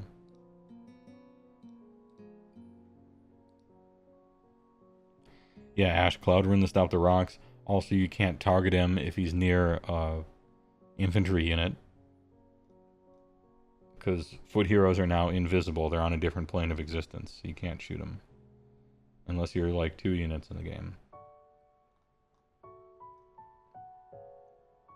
Man, I don't like the poses. Never have. Reverse double Timmy Trap. 2, 4, 3, 1, 1. Each time a model in this unit is slain, 5 up. Mortal, okay.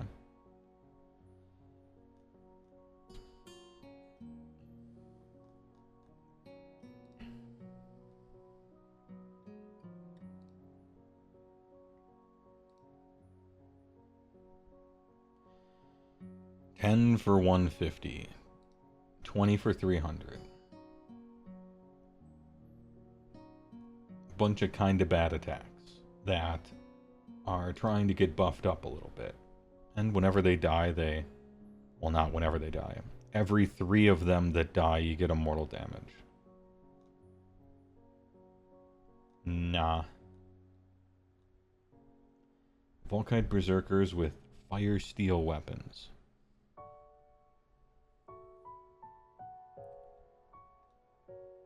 I don't like the poses. Add 1 attacks if they charge, so now you're on +1 to...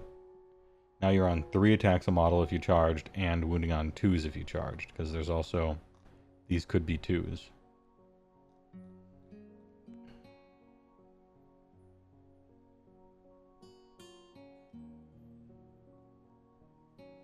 Pretty similar. They're pretty similar. 1 control, 1 control. And 1 worse save. Alright. Same points, I guess? No, slightly cheaper.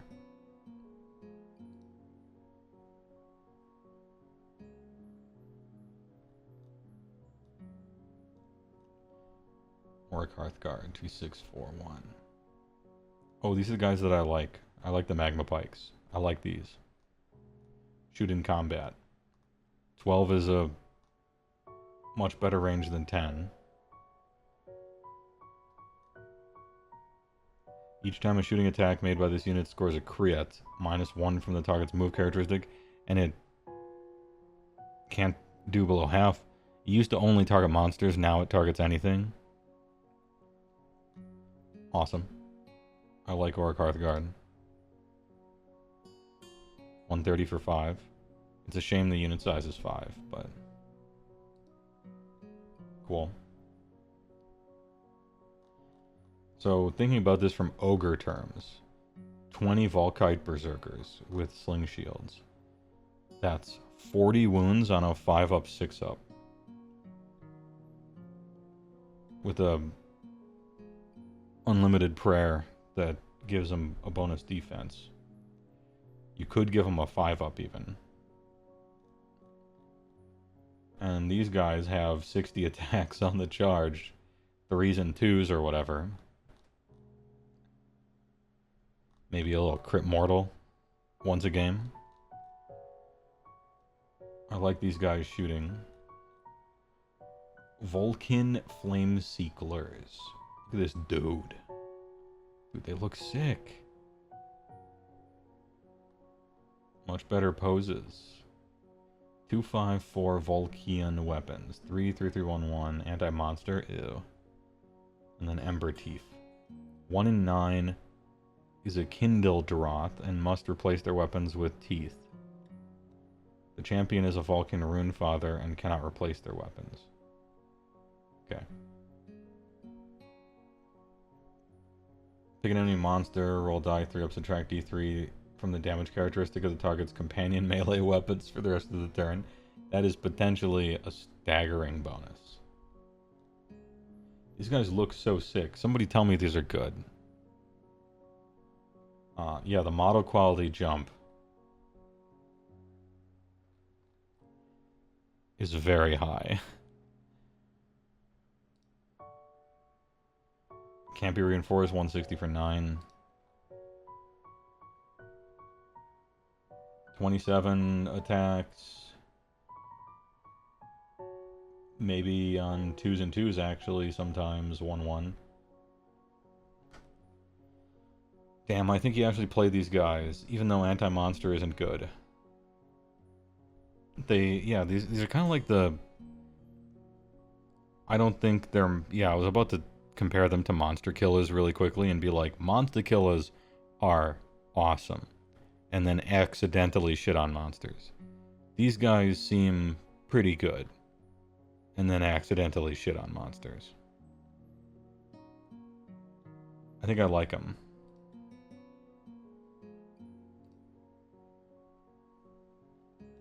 If you were trying to play cool looking shit. I think the fact that they look so cool puts them over the edge.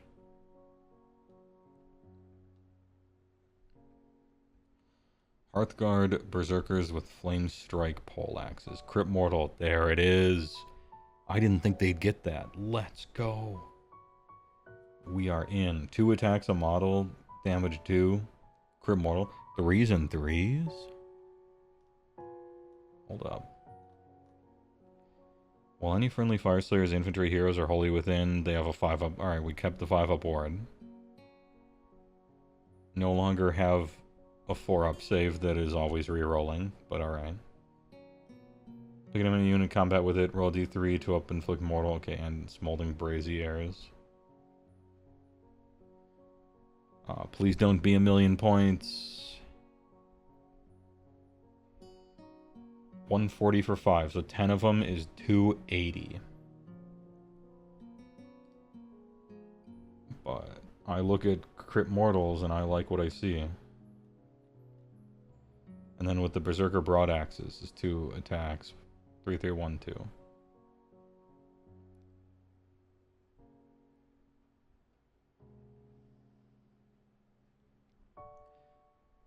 The least flattering pick. Don't take a picture of my man from this angle. I said this before. Give him the MySpace angle or something. Don't do this to him. I'm gonna move it off the screen. Don't do that. That's a fundamental lack of respect. Yeah, at least they are well cheaper, because they are well worse. The absolute... Okay. 2023. First edition. Alright. Molten Infernoth, and then we got to this. So, what are we thinking? I like these guys. I like these guys. I like these guys. These guys have a role, right? A million attacks. Kind of your anvil, maybe. Just like a shitload of wounds. Not really an anvil. I guess it's not an anvil. It's a ablative wound blob. Right? Funny guy. This guy, funny man. Don't play him probably. But once in your life, he'll be so fucking funny. Trash. Maybe as the priest. Trash.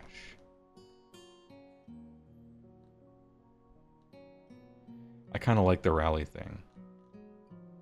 Maybe as the priest. I like this guy a lot. Maybe as the priest. Trash.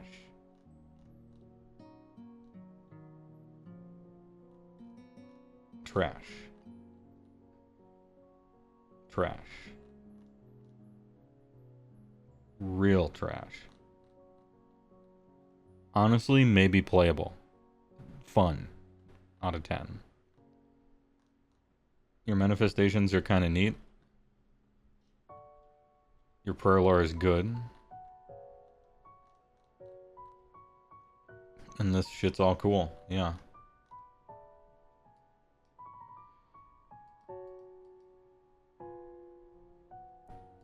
Fun.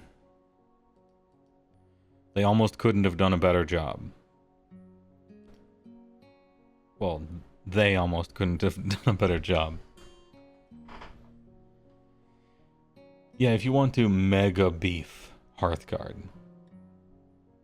I rescind the trash on Father on Foot. He could be a priest if you want like a giga Hearthguard. So not trash.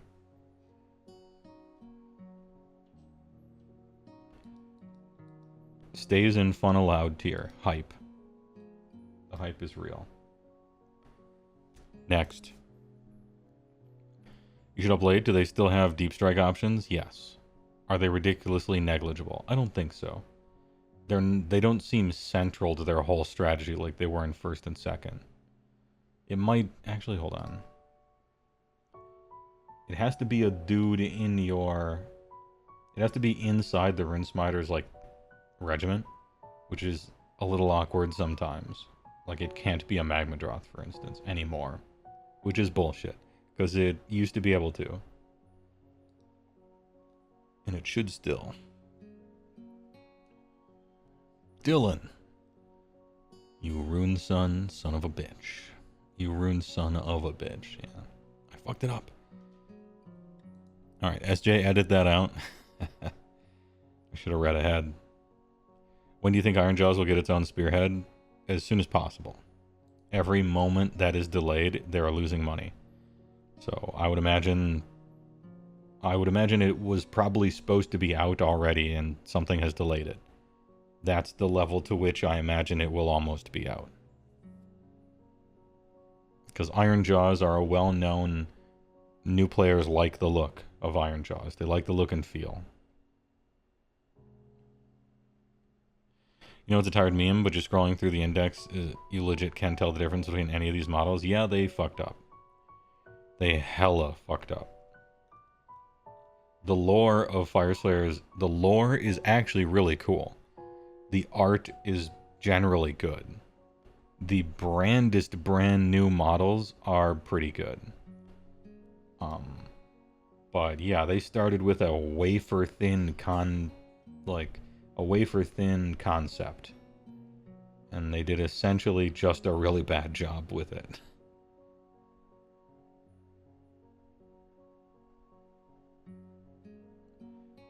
Smiter can be good if you want to do the 5-drop build with the Foot Hero Lords of the Lodge detachment. You can't imagine it'll be too big if it's just pigs. Package the second wave, release Ard Boys and Big Pig and Ragers. Boom, Spearhead.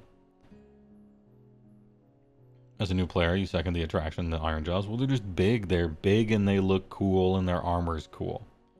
And you want to just run them on the table and smash. Like, thematically, you just look at them. And you look at the models and you're like, hell yeah, brother, let's go. You know, I want to play Blood Orcs from Wrath of the Lich King, you know. This is sick. And then you look at the rules and you're like, why are they move 4? What the fuck? But maybe you play them anyway, I don't know.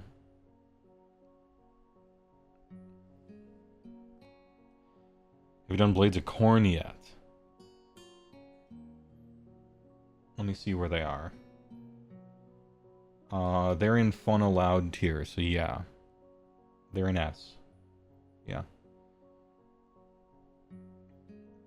Yep. Corn is big hype. Big hype. You are allowed to do damage. And the base units, your guys, aren't terrible anymore. It used to be that they were all sponge. You had your basic troops were just terrible. And then you had 7,000 buffs to put onto them until they were good. And now you have 4 buffs instead of 7,000. But the basic units are good now. So yeah, you're fun.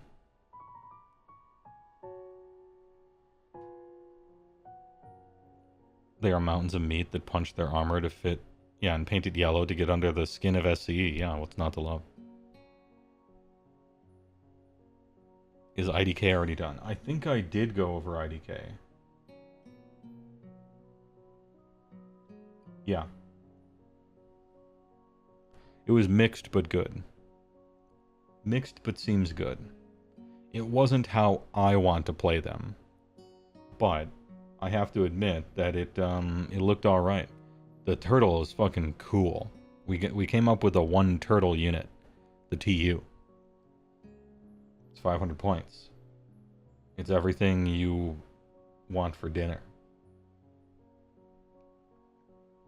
The foot guys are still kind of awful, but everything else seems kind of nice.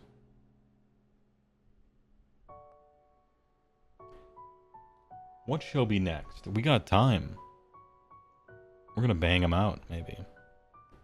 What's next up for the indexes?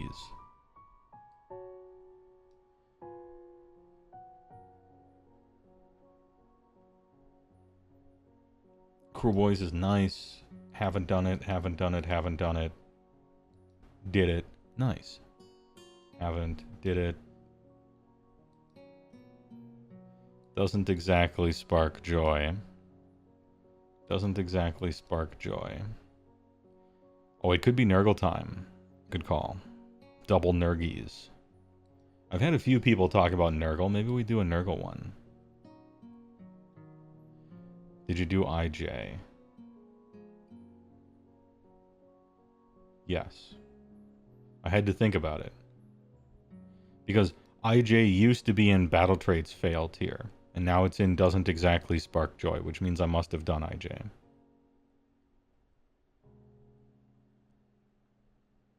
Who is the two below boring? Sylvaneth for Battle Traits Fail, Haas for Battle Traits Fail, and Gloomspite gets for nothing. But these three, we haven't done yet, and this is only after reading the faction focus. What their advertising was, that one-page thing. And so these just looked awful after reading through the faction focus.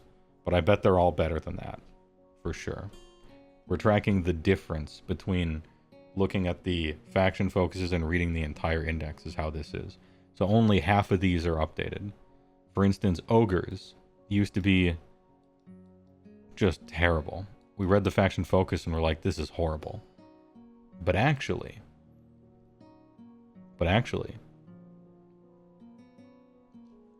Gluttons, both your heroes, and some other stuff are really cool. The entire Beastclaw half is trash. And so I kind of put him here. If you don't care about Beastclaw at all, then I think you might even be in nice. Like if you're just a Gutbuster player, I think you're like nice. Or maybe mixed because all your shooting still sucks. But for the entire book, it exactly evens out to like C. Because half of the book is nice and half of the book is F. So we're just even. Anyway. What did I say I was going to do? Oh, Nurgle, that's right. Nurgle. Let's do it. Do one of those and see if it moves.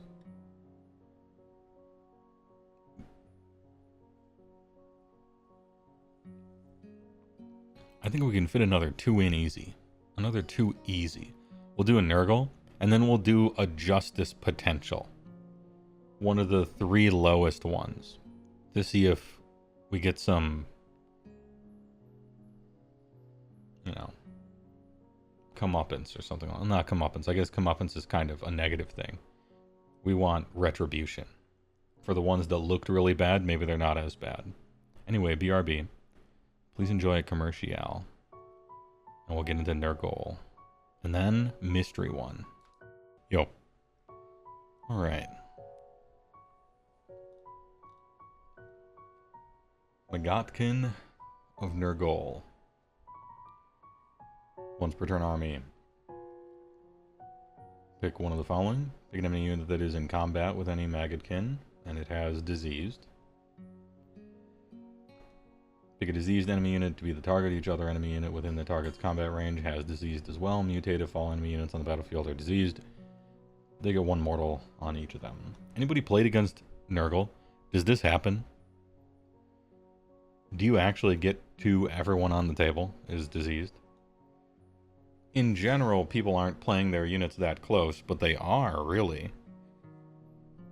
How I read this is...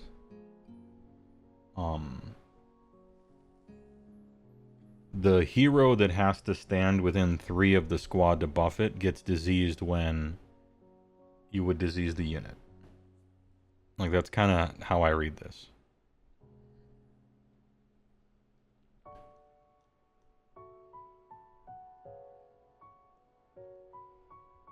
And you can get rid of disease by healing or returning, of which there's a lot. But I don't know. You can, like, just rally, I guess, to get rid of it. But that's a command point, that's expensive.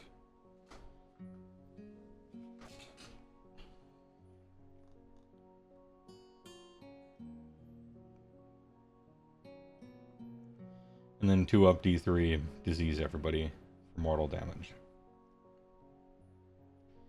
I guess this is why Feast on Flesh has to be terrible, right?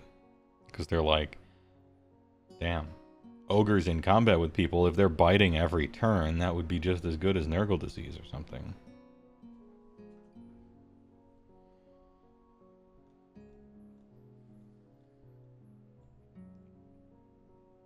We got the Tally Band. For from the second battle round onwards, add 1 to the amount of mortal damage inflicted, if any, by the racked with disease. No. Bullshit.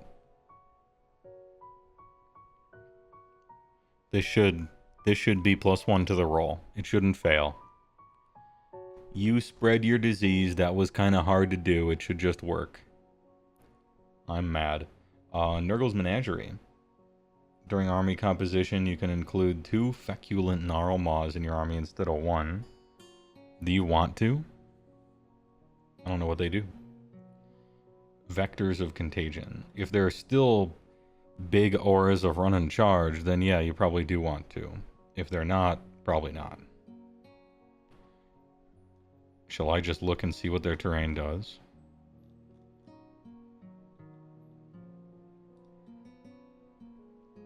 (7-5). Turn 1, turn 1, shoot it off the table, huh? Okay. No, it's got a 5-up ward. We're good. It's got a 5-up ward.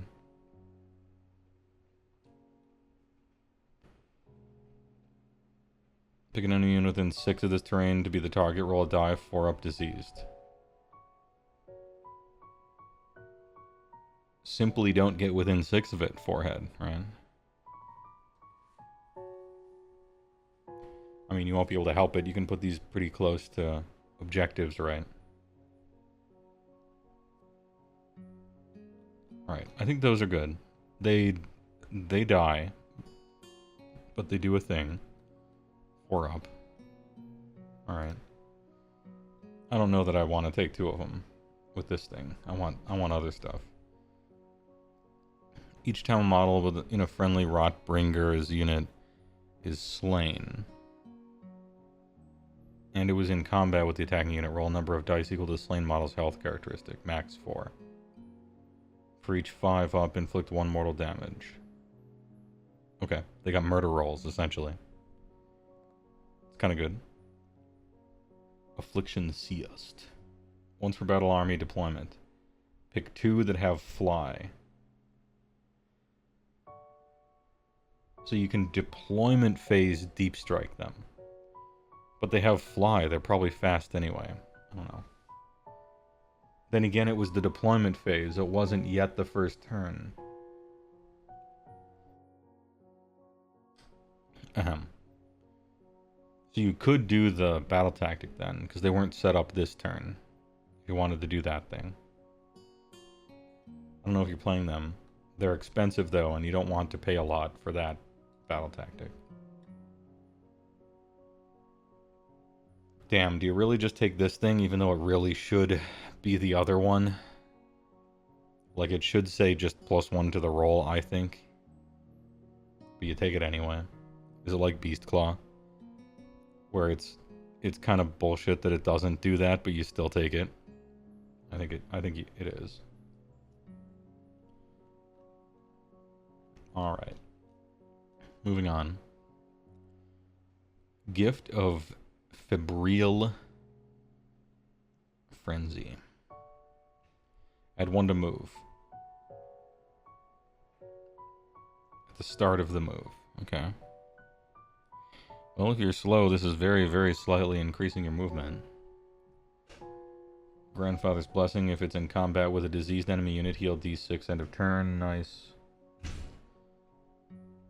This would only be for, like... Well, I guess not only. There are a few targets for it. Okay. Opponent declared a command for a unit in combat with this unit. 5-up, no effect. 1-inch move, right? Or do you do Grandfather's Blessing on some sort of combat buff wagon hero thing to heal all the time? I probably want the move. Artifacts of Power. Witherstave.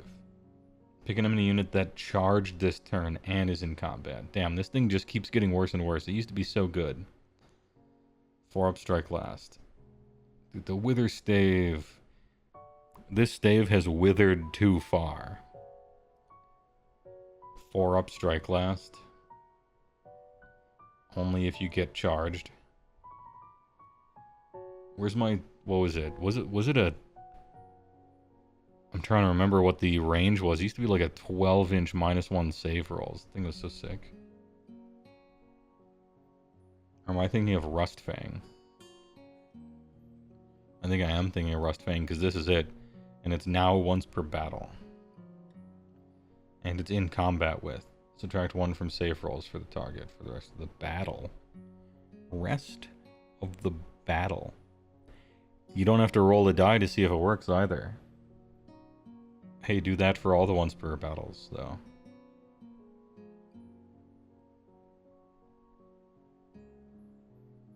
More like with the shelves. Carrion Dirge. Once per battle, any hero phase. Pick up to 3 enemy units within 12. -3 control. Yeah. I guess Rustfang. It lasts for the whole battle. That's cool. You have to be in combat with that hero.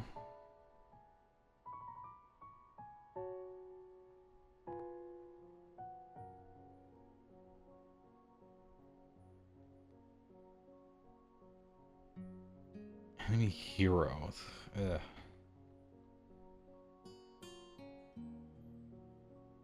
I actually don't know what you choose. These are all bad. I guess Strike Last.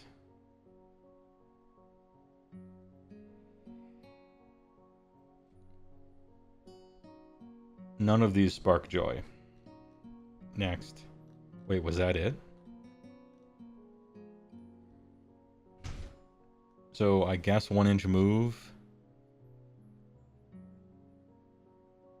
And I guess Witherstave.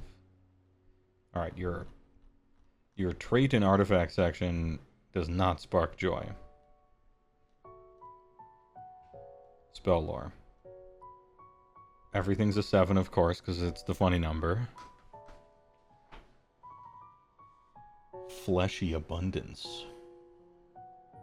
Pick a friendly Mega Neural unit wholly within 12. If the target is damaged, heal D3. If it's not damaged, -1 from wound rolls. For attacks, target that unit until starting next turn. It's good.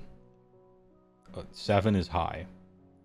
But your unlimited spell is good. Cloying Quagmire. Maggotkin of Nurgle Wizard. 18. Visible enemy unit. Howl of the target's move characteristic.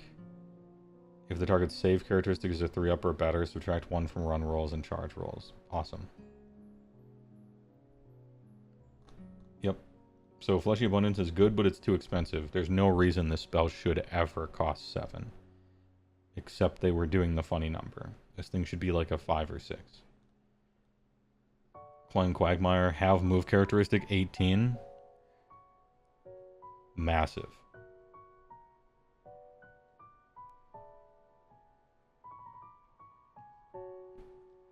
Magnificent Boobos.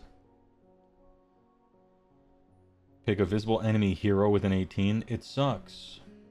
But let's read on. Until the start of your next turn, subtract 1 from hit rolls, target's attacks, and -1 from casting rolls, chanting, and banishing. Okay.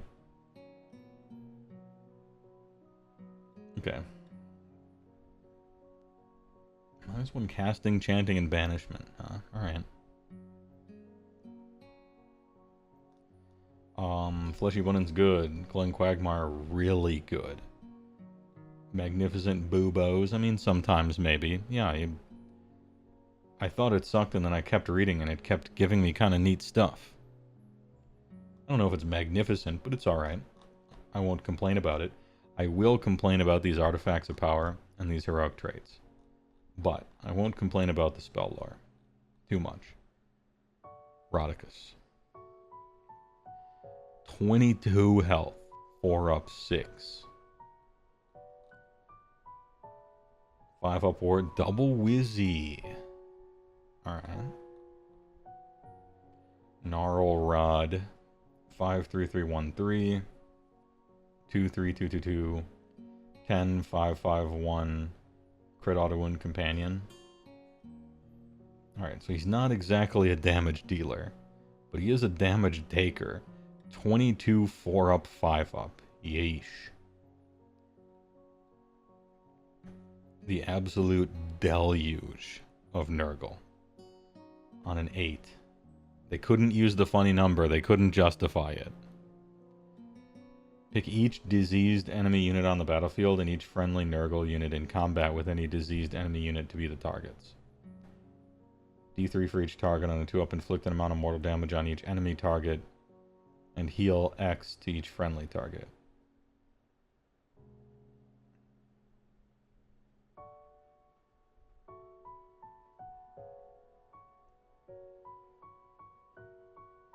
Cool. Mountain of Loathsome Flesh. Once per turn, army any charge phase. If this unit charged 3-up, pick an enemy unit within 1. Roll number of dice equal to the number of models in it. 5-up, 1 mortal. Board breaker. Add 1 to casting rolls. Nice. He's not exactly a fighter, but he is a liver. He is a liver. And he's a double wizard, and his deluge is good if you're spreading tons of disease, and he has +1 to cast. Kinda nice. I'm sort of terrified to look at his point cost, though.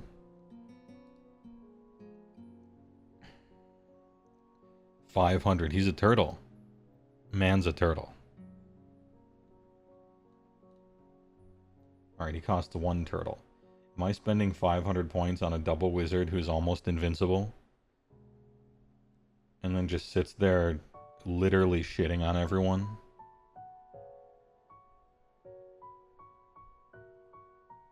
Maybe. What are you gonna do, kill him?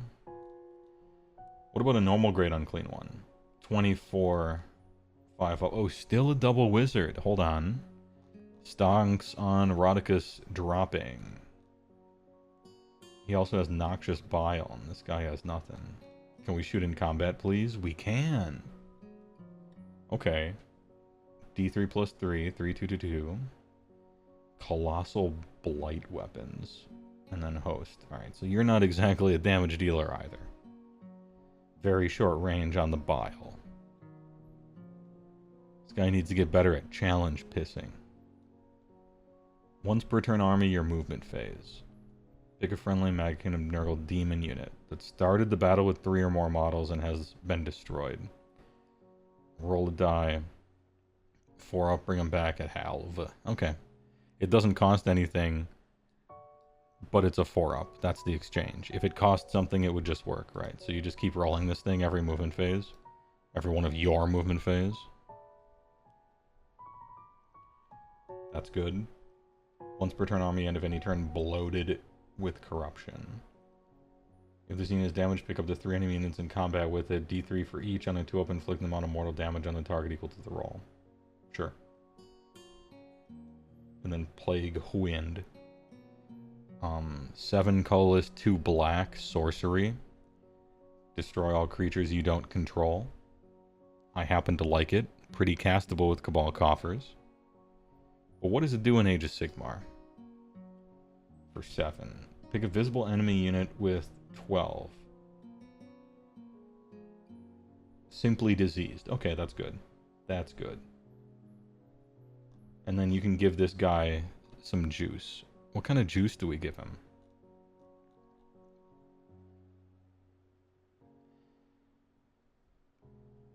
Alright, this is looking kind of good with that guy now. Suddenly I kind of like Grandfather's Blessing. End of any turn. Yeah, heal d6 every single turn. Not your turn. Every turn. As long as it's in combat with a diseased enemy unit, right? So what you do is, since this is also end of turn, if you're damaged, you resolve this one first, and then you heal to full. Alright. Now, he's not shitting on everyone, but he is causing them to become diseased, which is the other half of the combo, and he's bringing people back to life. I think I like Red Unclean One more than Rodicus. And then what kind of artifact do we give him? Because it is him. We actually could carry in Stench if this 5 control. He's just supposed to sit on a point and -9 from 3 different enemies or 6 from 2 or something. That's like possible. You just strike last him, I guess. Yeah, you just wither stave probably. One of the two.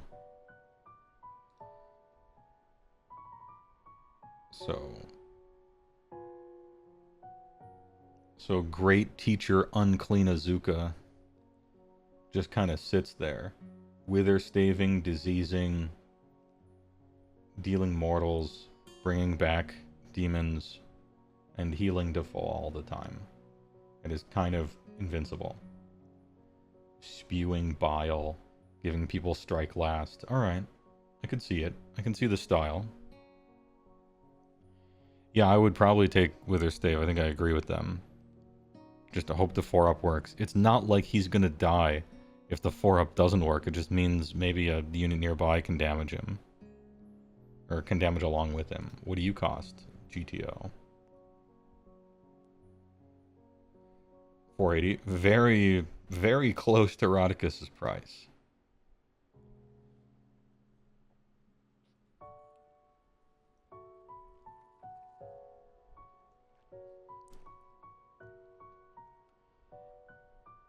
Hopefully there's at least one unit of demons that start with 3 or more models that are, like, good. I can't help but feel that I'm overpaying for this guy. But I like what he does. And I like how he doesn't die. Pox Binger.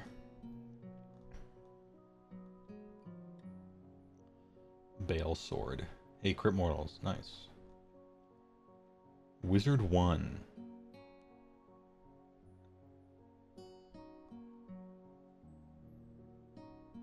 Pick friendly passive bears. Unit is not used to fight. It can immediately fight. If you do so, add 1 to hit rolls.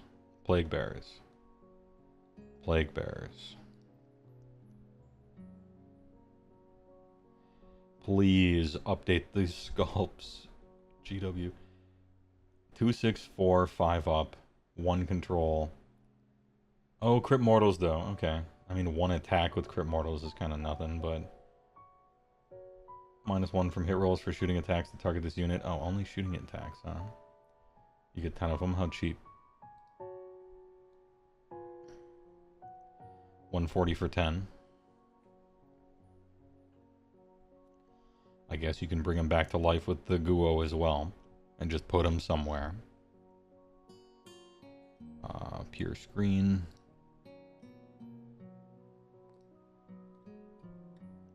Add 1 to hit rolls to target's attacks? No. Plague Bearers are not for fighting. They will roll attacks, but you don't care what their hit rolls is. You're getting Crit Mortals or nothing, right? So, Poxbringer is a wizard though, so I don't know. It's possible you take him. What do you cost? Poxbinger. 130? Alright. Horticulus Slimix. This guy's funny. I like him. He's the funny man. Unique Hero Cavalry Ward 5. No Wizzy. 844. Your movement phase. If there are fewer than 3 Gnarlmaws, just put 1 somewhere. Nice. No rolling. Good job, King. Nice. Merchiamemia. Thanks for the tier 1 for 7 months. Appreciate it. Time for some big sicky boys. Look at the little guy. Yeah. Thanks for the tier 1. I love Horticulus Slimix. They got way too creative and put too many references on him. But that's what I want. Little shop of horrors over here. Got the Nightmare Before Christmas tree. He's got the little bone in his mouth like a piece of wheat. You can't see it from here, but he is a big snail with a bunch of spirals, right? Oh, another good ref. Anyhow, if there are fewer than 3 friendly Gnarlmaws, you can set up 1 within 12. Yeah, good. Once per turn army, your movement. Beast Handler. Pick friendly beast of Nurgle unit that has been destroyed. Oh, Are Beast of Nurgle, like, playable? Please tell me no. Roll die, 3 up, set a replacement.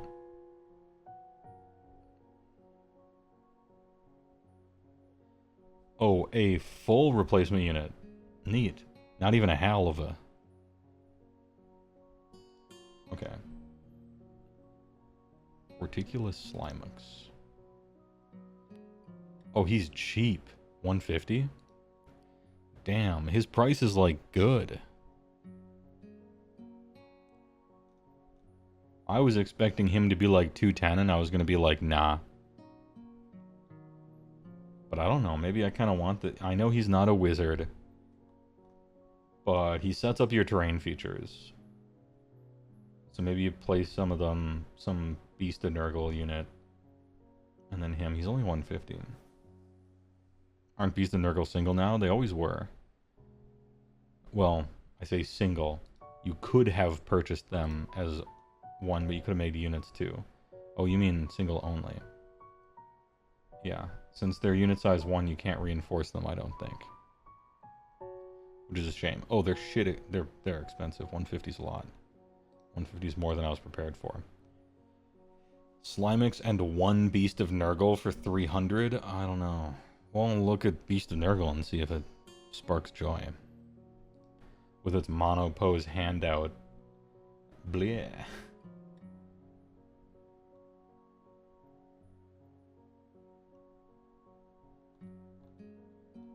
One control.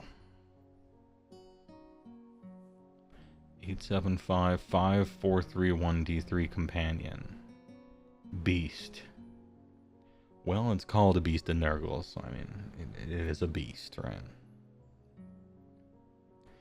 Attention seekers. Yeah, seems about right.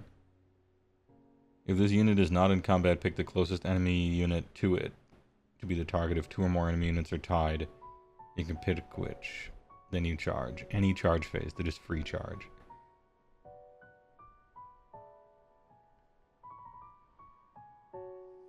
They free charge and do impact hits. That's funny. They're like little tiny missiles. Give you 2 command points at well, they don't really give you 2 command points. You were never going to do this from a payment point of view.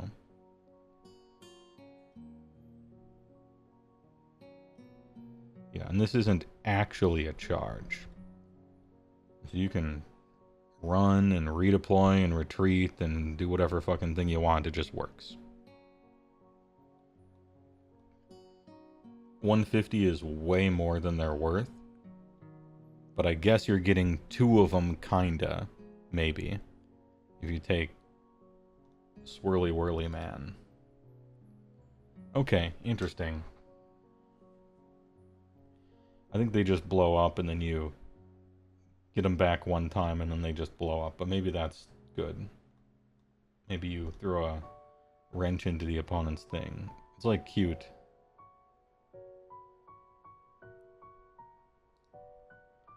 Spoilpox Scrivener.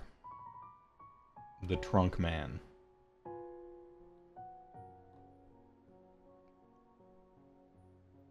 To pick one of the following effects. Add one of the target's attack characteristic or 1 to save rolls. 1 to save rolls is kind of nice. Getting Plague Bearers on a 5-up. Yeah, getting them on a 5-up is kind of nice. With, I don't know if I'm trying to pay for that, but hey, alright.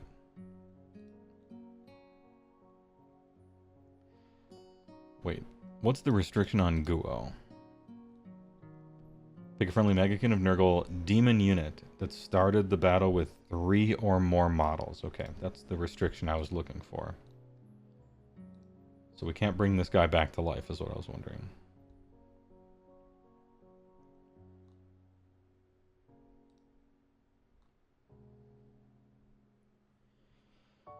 $100. Plague Bearers are 10 for 140. So I get like 2 units of 10 maybe for 280. I don't think I want to make that 380 for one of them to have +1 to save. I think they're just... I like them as cheap chaff. I'm not trying to pay for them to be no longer cheap but still kind of chaff.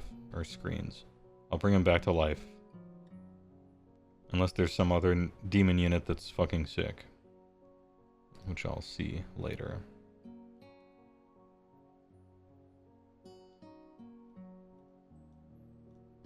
Sloppity Bile Piper, the funny man. Once per turn army, any combat phase. Pick a visible friendly Maggot-kin of Nurgle demon unit. Wholly within 12. Roll a die on a 2-up, pick one of the following effects to apply. Add 1 to wound rolls. Ward rolls cannot be made. Subtract 1 from hit rolls for attacks made by enemy units to target that. That's great. You're in. Bile Piper, you're in. You're hired.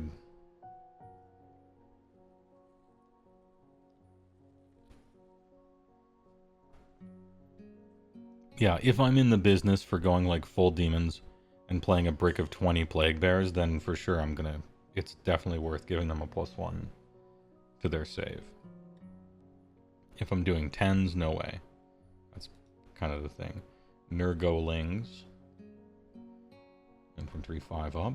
4, 6, 4, 1. Alright. Do you want... How many of these do you get? Is it just this one base? Or is it... I guess I'll look. 3 bases for 110. At this point, you're just kind of putting things on the table that cover an amount of distance. 12 health on a 6-up save. As it pertains to their combat, you just skip it to save time. Yeah, maybe. You take Plague Bearers if you care about anything being alive ever.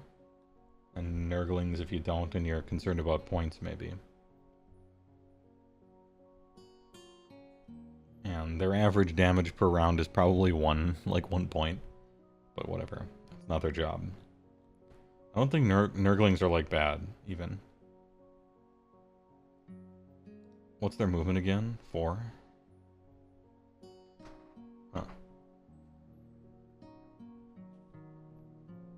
And then these guys we looked at. Plaguey drones. Crit Mortal, you love to see it. Drones come in 3s, if I recall correctly. So 2, 4, 6, 7. Like 1 mortal. And then a bunch of fly limbs. With the proboscis. They still have the ward. They got a champion.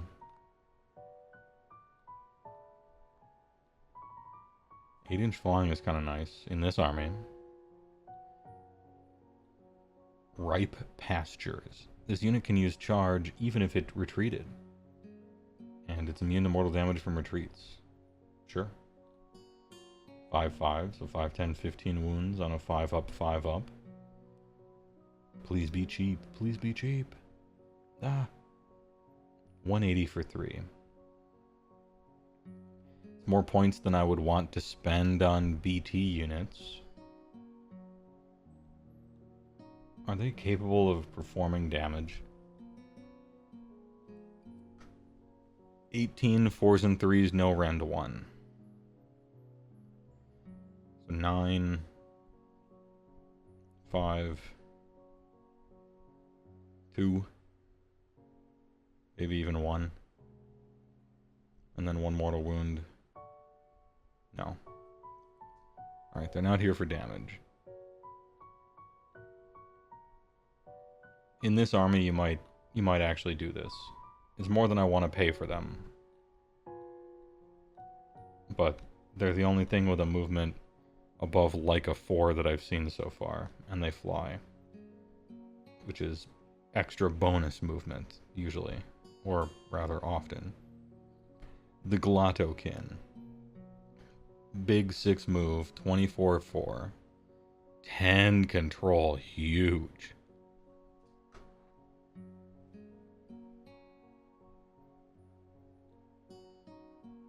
War Master Unique Hero Wizard 1.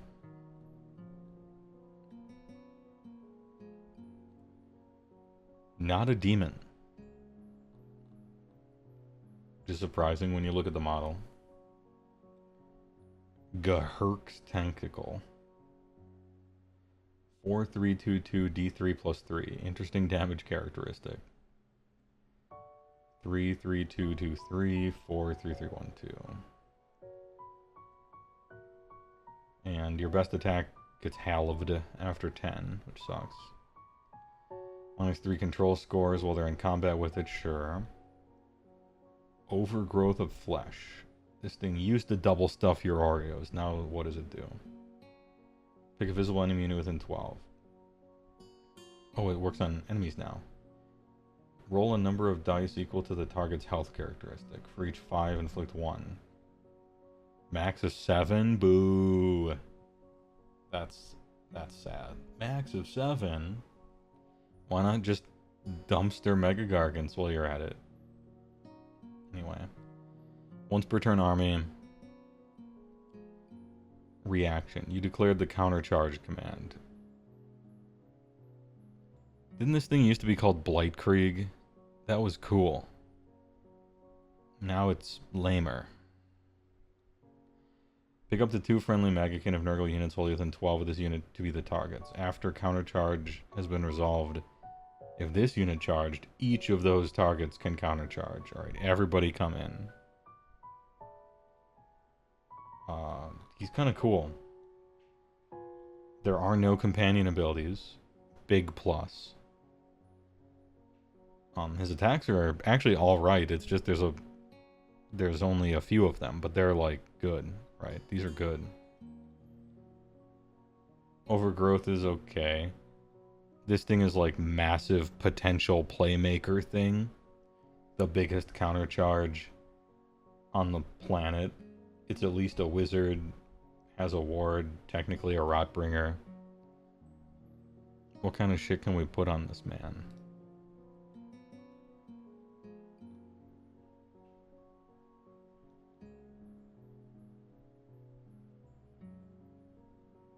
Oh, max of 4, okay.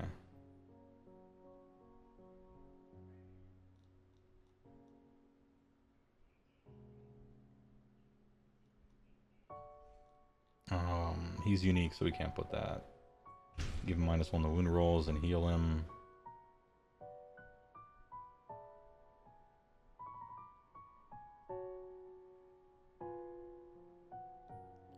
Alright. You can one-shot Chonky Boys. Vector's battle formation is good.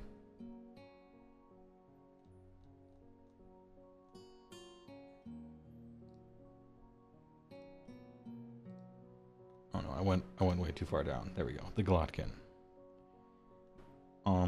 What does he cost? Does he cost a turtle? Is he 1 TU? Or is he less? I don't want to have to pay 1 turtle unit for him. And I won't. It's 550. It's more than a turtle unit. He is fucking huge, though. I don't know. Is this guy good? I don't want to pay this much. Yeah, he's 1.1 TU. And I don't like his spell. He is hella dense, and he can kind of fight, unlike a Guo who basically can't. And you can't give him anything, but you don't really give him anything good anyway. And he can set up some funny, huge plays. I don't know. I'll think about it. 550 is too much, but I'll think about it.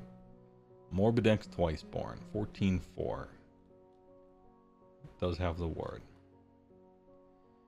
Triple Tongues Slabrous.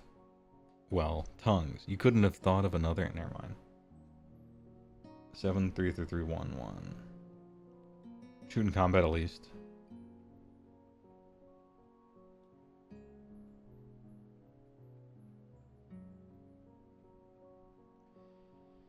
Only friendly Nurglings are wholly within 12. Ignore the first damage point that would be allocated to each of those units each phase. Shit sucks. Add 3 to control scores, though. Oh, Nurglings aren't beasts? They're not beasts. They have control 1, but they don't count as beasts. Neat. Okay.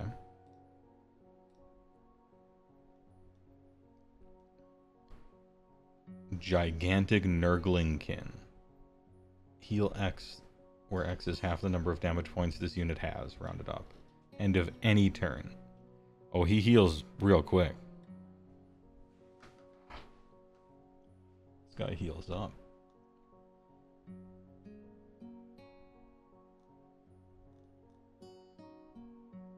Tide of Nurglings.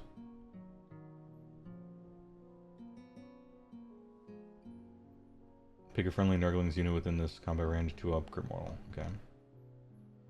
Morbid Dex, Twiceborn. 320.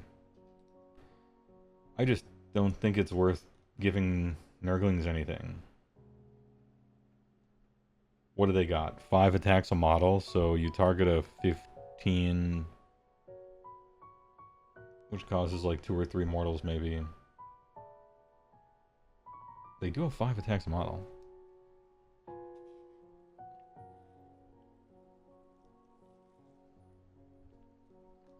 He heals so much if he's allowed to. That makes him interesting to me. And because he has a 5-up ward, it's less likely that he's one-shot. Although he will be. Like, if an actual hammer gets into him, he's simply in the ground.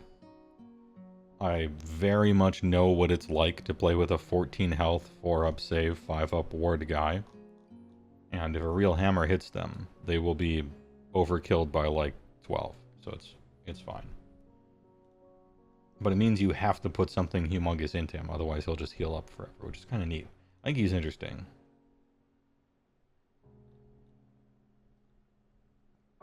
Is there a way to tell the difference between these guys? You simply have to memorize it. It's hard enough to memorize all 3 of their names. Blowab, Rotspawned. So there's Blowab, Rotspawned, Orgots, Damon Spew, and Morbidex Twiceborn. As to which one is which, I couldn't tell you. But I at least remember their 3 names. I got that going for me.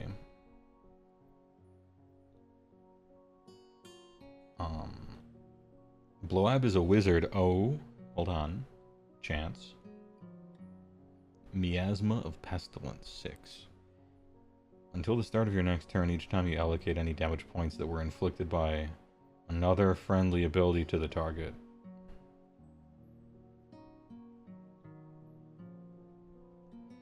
Four up, allocate 1 additional.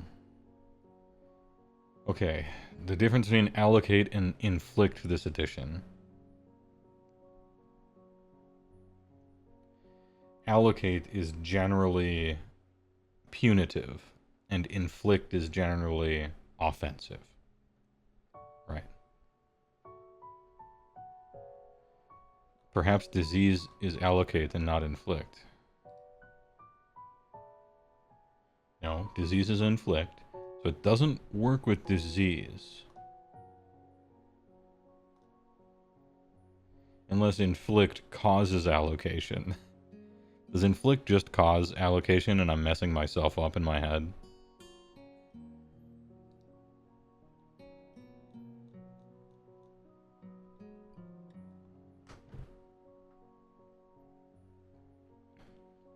It doesn't work with that. But then also yes. Huh?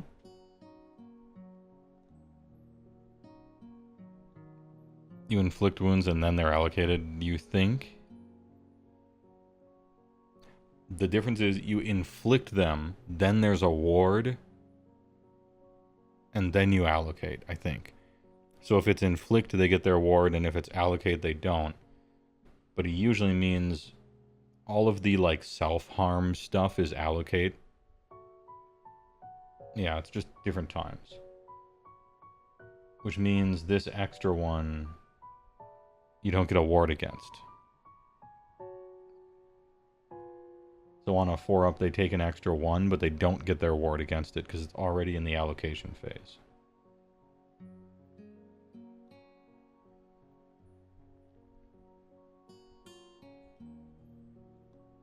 So it does work with disease. Once per turn army. Demon flies. Pick each enemy unit within 7. Nice. 4 up. That's not fun. But it's everybody. And maybe something happens. From the core rules, after resolving the effect of any ability that inflicts damage points, you must allocate the damage points. Yeah, so it's allocation. It was a timing thing. Yeah. He's technically a wizard, but I'm not super all about really anything he's doing.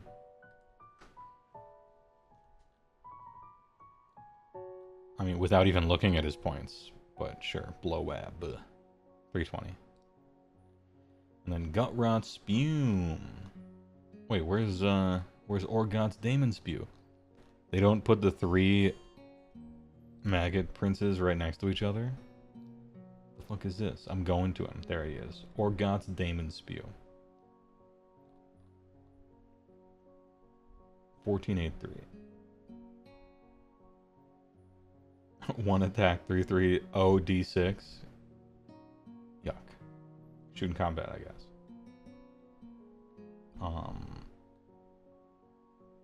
Once per turn army, any combat phase. Pick an enemy unit in combat with this unit to be the target. Roll die 3 up, add 1 to wound rolls for combat attacks made by friendly. Just anyone that target the enemy unit for the rest of the turn, including yourself. Yep, it's good. Sucks that it's a 3 up, but it's just good. Acid Dicor. Each time you make an unmodified save roll of 6, inflict a mortal damage. Okay, it doesn't really happen that much. But it's something. It's a nice passive. Yeah, I think this guy's... He has a buff. It's sad that he's not a wizard, but he has an buff. And he's like kind of speedy, I guess, in this army. The Retaxes. Are they all just the same price? No. He's the most expensive one, because he's the best one. Okay. He has an buff. I don't think I want to play him. But I don't think I want to play any of them. And I guess he's technically the best one, as I look at him.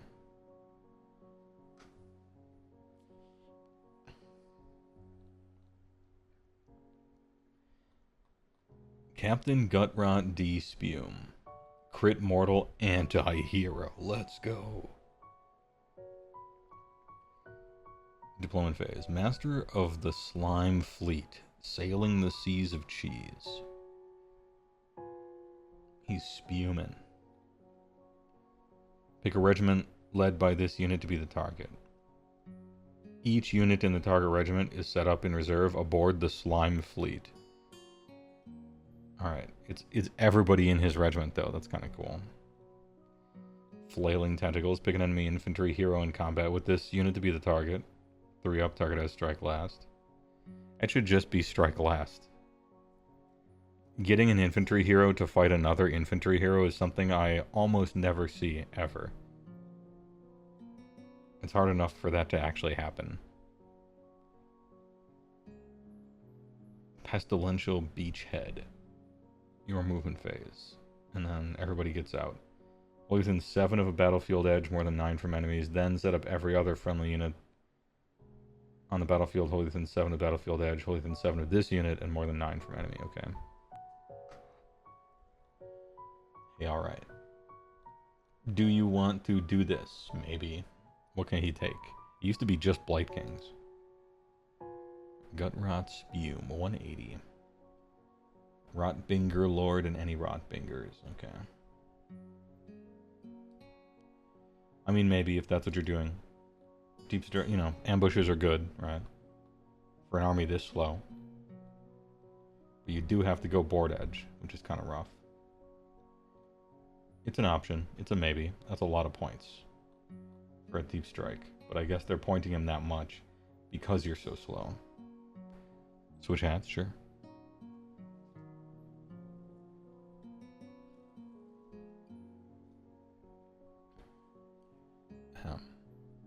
BRB. I gotta find the hat. I only had one hat next to me today. Okay, I actually got a free meme hat out of the deal. Hat changed. Anyway, Gutrot Spume. Cool effect, 180 now. I was kind, but now we have the Plibby hat on, so we have to tell the truth. Lord of Ben Afflictions. Hero Cav Flying Ward 5. This is the guy with every keyword. But no longer has every keyword. He doesn't have demon anymore. Dude, Lord of Afflictions lost the demon keyword? It's actually a massive nerf to this man. That was why he was good.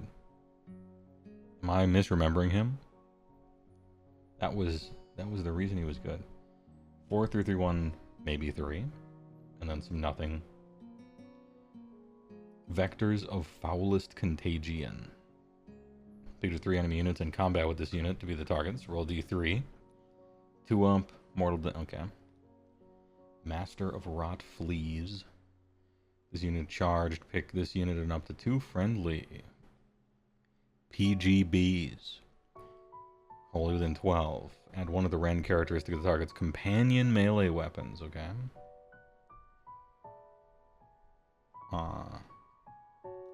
I don't like him anymore. Not a demon. What do you cost? 220.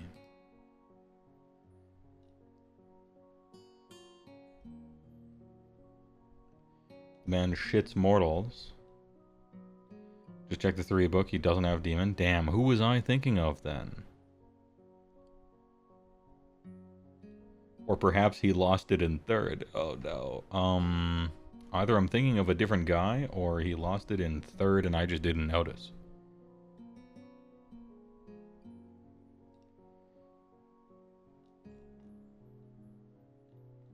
Where are the flymen? I want to see if the flymen are good. Posgoyle Blight Lords.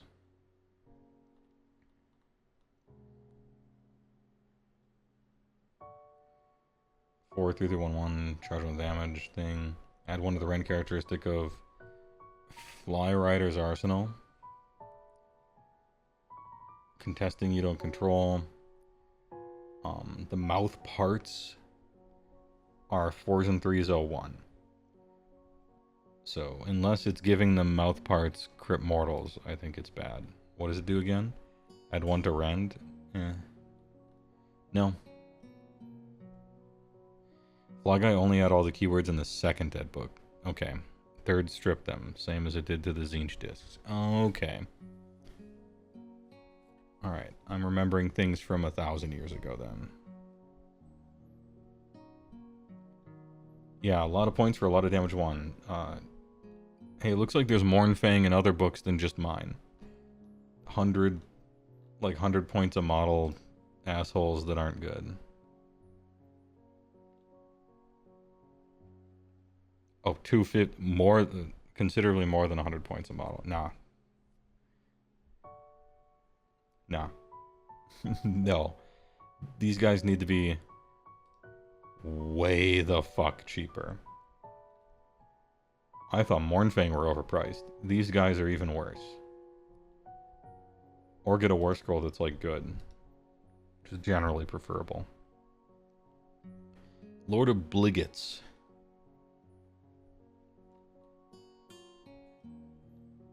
Anti-charge rend. Neat. Pick an enemy unit that did charge, and then you do counter impacts.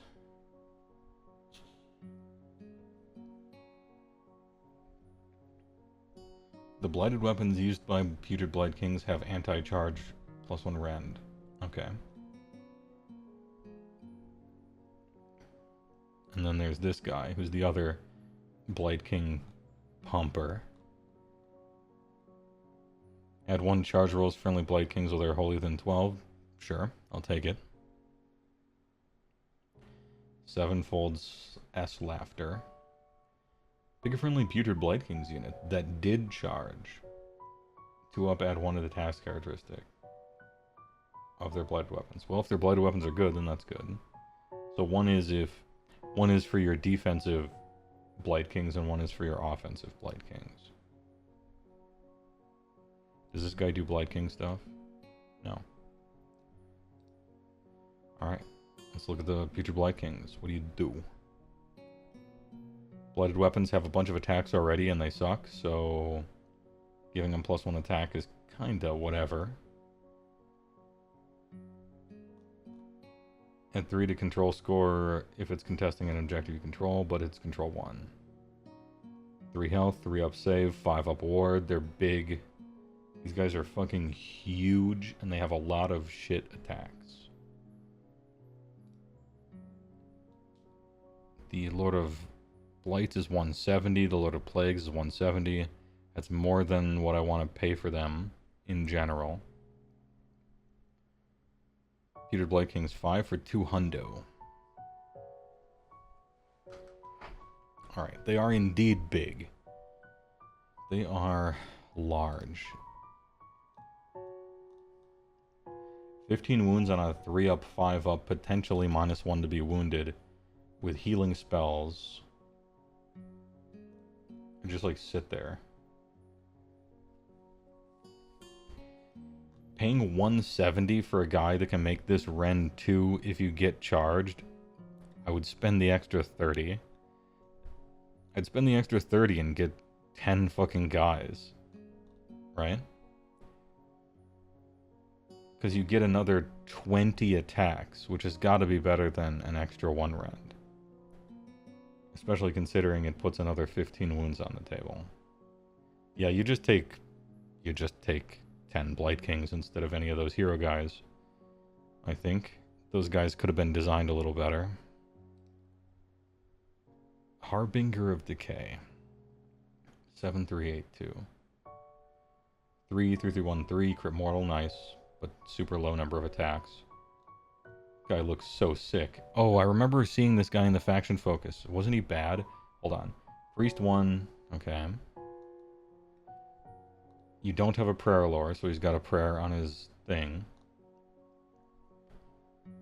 Once per battle army. Enemy hero phase. Pick up to 3 enemy units within 24. Good range.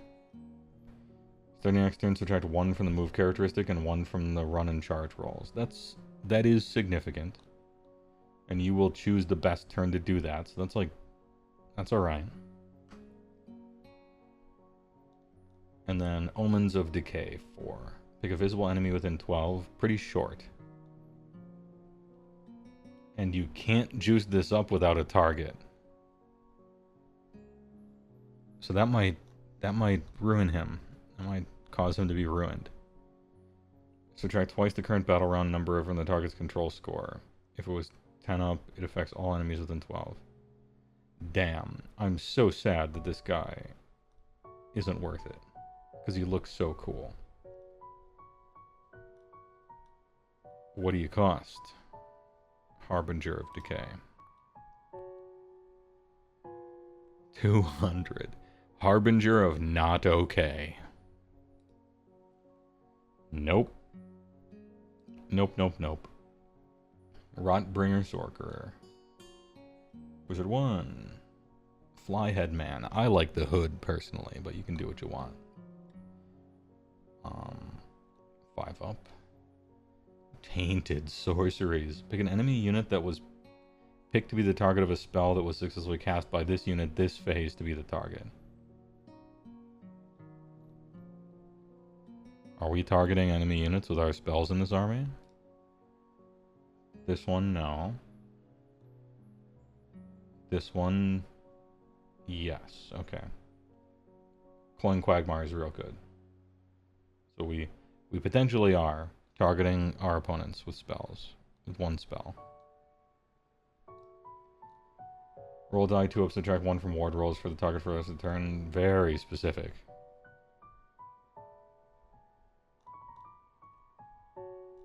I'm trying to get any other wizard in this army. If I'm scouring for a wizard, I want anything but this guy. Maybe you have to play him because I don't see a lot of wizards, but damn, I don't like him. He better cost 100. 120, okay. 120 is maybe the cheapest you can get for a wizard, I guess.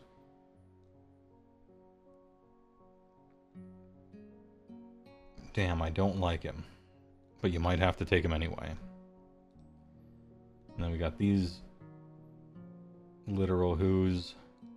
We got these big fucking boys. Rotmeyer Creed. Weird. 161. 12-inch blowpipes, huh? When using the Blessed by the Plaguefather ability, if you choose to infect an enemy unit, you can pick an enemy unit that had any damage allocated to it by this unit's shooting attacks this turn to be the target, even if that unit is not in combat with a friendly. Okay. So their blowguns spread disease. If you manage to do damage, 10 of them, 20 shots within 12, you'll probably do 1 damage. Not much more than that, but I think you will do at least 1. And then they spread disease. 12 is pretty short. They're going to get countercharged or something. They absolutely explode. They're pretty cheap. Maybe these are these your screens? No, I suppose Nurglings are your screens, or maybe Plague Bearers are your screens.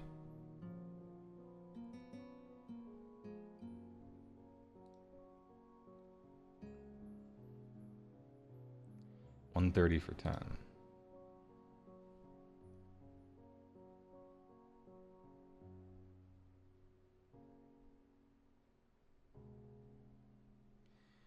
Blessed by the Plaguefather ability. How does this thing read again?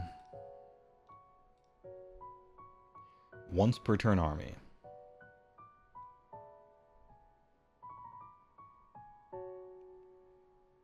Okay. I mean, you're probably going to do this somewhere else, right? It's not like it's in addition to. It's you can choose someone they shot. I don't like them, but if someone was playing them, I would maybe understand why.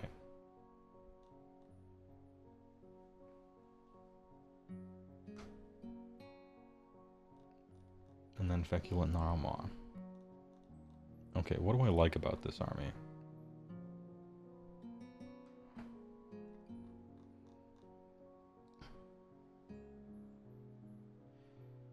Battle traits are okay. Disease is cool, I need to see it in action.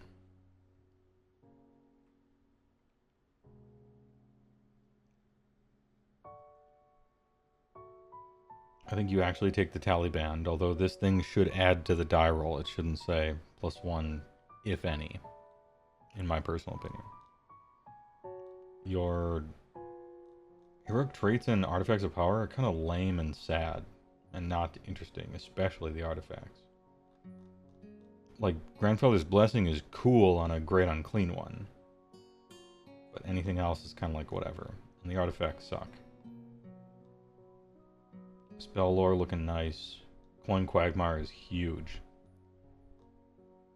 Terrifying army to play against when using off-turn cast on Cloying, I think. Rodicus is funny. I could see playing a Guo. I wish Host of Nurglings had like Crypt Mortal or something on it. That would really tie the room together.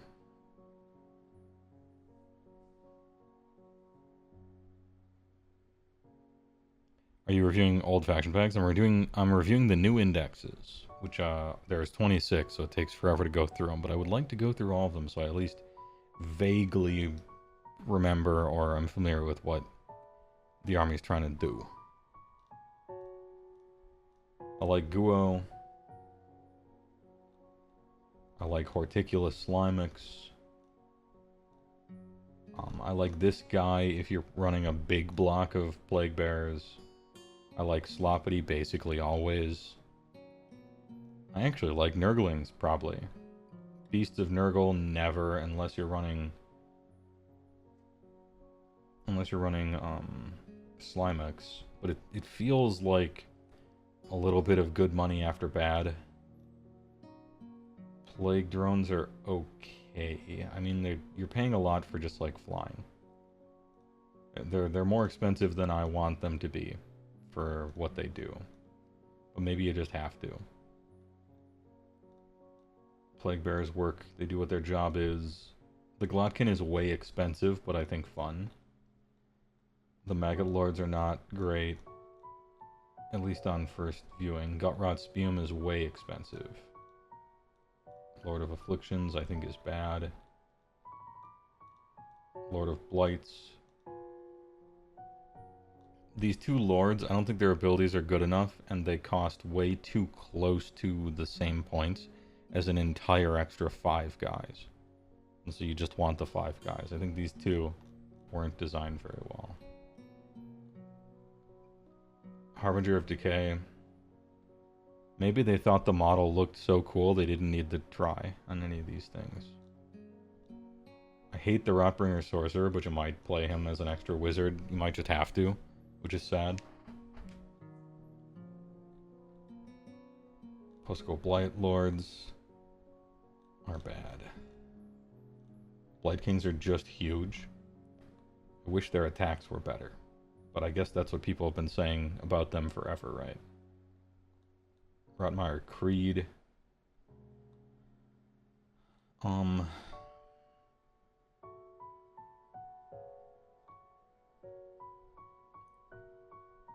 It's like you could potentially put disease on someone a turn earlier, maybe. I don't know if that's good enough. And then Fecula and Narumaz are fine. Alright.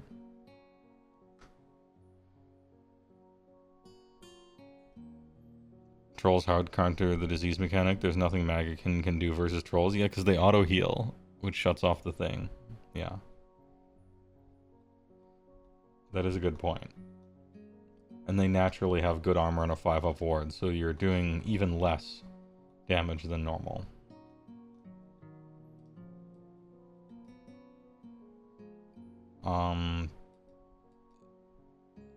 Right away I read them and I was like, nice. Right into the bottom of mixed, but seems good. Right into the bottom mixed, but seems good.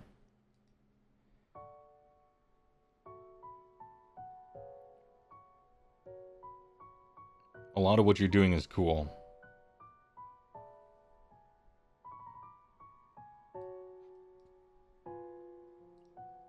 But I'm not like blown away. I'm not like hype, I guess. I'm not like super hype about it.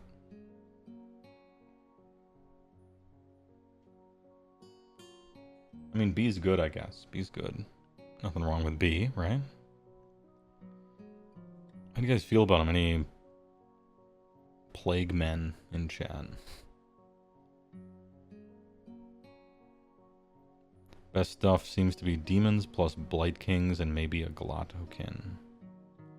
Plague Bears have been surprise MVPs in your games. Oh, I think they would be. Yeah. They're chaff. And chaff is a valuable role. What are they? 10 guys, 6-up, 5-up. That you can bring back to life with a thing that almost can't die. You know? Like, that's kind of nice. Solid chonkers. You can't speak on this because all your games were all with a terrible list. That's fine. It's the testing stage. You're supposed to try out the weird, probably bad stuff to see if it's surprisingly good. You know? I tried a bunch of lists that were like kind of purposefully bad with Beastclaw right away because I wanted to see if the things that looked not great actually were on the table. Because sometimes that's not the case. Nurgle is solid versus everything except Trogs. Yeah, everybody has a hard counter, you know? I played 2 games of Beastclaw versus Khorne, and both Khorne lists had the 6-inch murder run guy. And so for the majority of the game, my opponent was redeploying towards me and then entering combat to shut off all the charges. And then doing enough damage to kill everything. It was what you call a hard counter. I I actually never found a good counter to it, actually. Solid chonk. After a few turns, your opponent realizes all their units are half dead. And diseased. You played 8 mortal flies. Well, you gotta see if they're good, though. Sometimes it doesn't look good, but it actually is. You know? I think you're right. Nothing to get overly hyped about. They can have fun.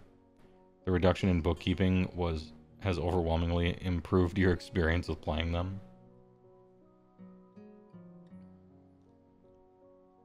Yeah, that has been nice. I think they're really just a few tweaks away. It's not like you need drastic rewrites or anything like that. I think a lot of this stuff is pretty close. It wouldn't take too much, I don't think. Which is kind of nice.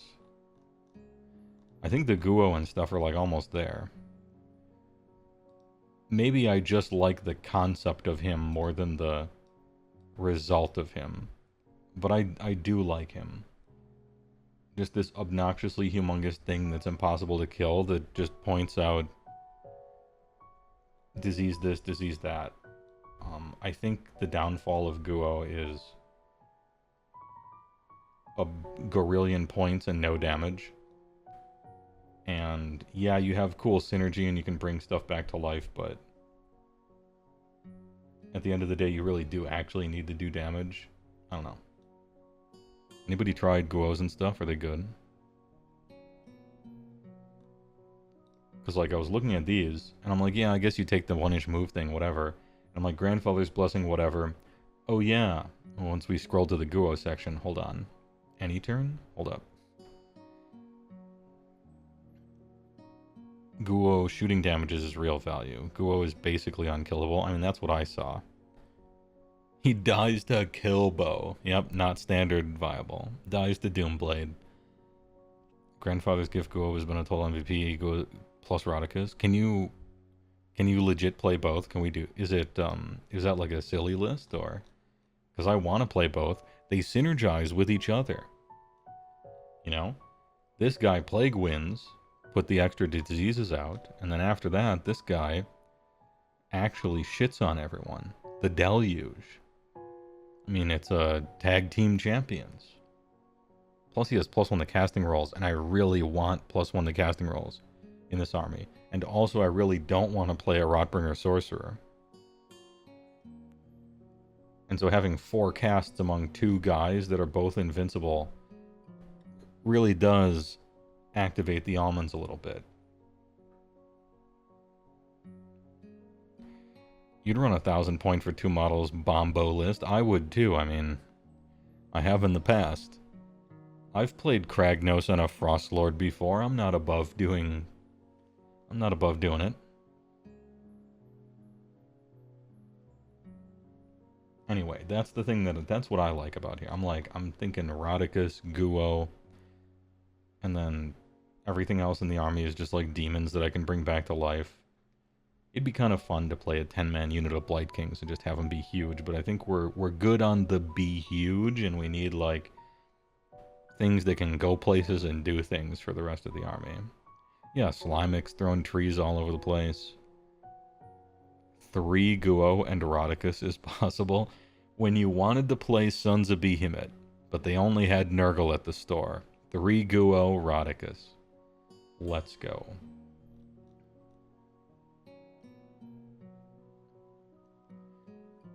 Big synergy and forecasting is big for us, yeah. Anyway, I'm pleasantly surprised by Nurgle. It's in B, which to me is pleasantly surprising. Yeah, alright. Yeah, I suppose just let them, you know, if they die, they die, right? Google brings them back. Speed bump tech. What was the one that I said we were going to do after Nurgle? Did I say we were going to do one after? Did we decide on one? I don't think we did. Oh wait, Nurgle was the extra one. That's right. Well, what shall we do after Nurgle? Stormcast probably, 8-hour stream. Rats. Rats.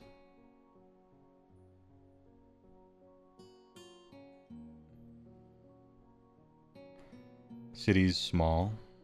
Lizards. Oh yeah, that's right. Hammerbone. Hammerbone 1998. One of the three bad... That's right, we did say one of the three bad ones. The three that didn't look good. Sylvaneth, Haas, Hedonite Slanesh, and Gloomspite Gietz. Redemption Arc, right?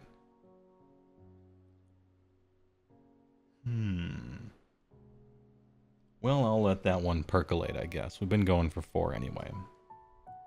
Remind me next time, chat. It's one of those 3. It's one of the 3 for Redemption Arc. And maybe... Actually, maybe we'll just do all 3 of the... And try to... We gotta find at least one redemption, right? So maybe we'll do all 3 of them. The next index stream. And after that, there's probably only gonna be another 3 index streams until we're finally done. Imagine that. Anyway, thanks for watching. I appreciate it. Next time, the Redemption Arc begins. Thursday's stream is Rift's game, of course. TTRPG. Featuring Jupes, CD Yobusta, and Vince Venturella. Please look forward to it. Old school cyber pork. Anyway, Thursday 6 p.m. Rifts. Friday Redemption Arc. Saturday is 11 a.m. We're watching the GW reveal stream. So we got 4 streams this week. Absolutely packed in. Thanks for watching. Thanks for the subs, the bits, and the primes. And I'll see you Thursday for Riffs.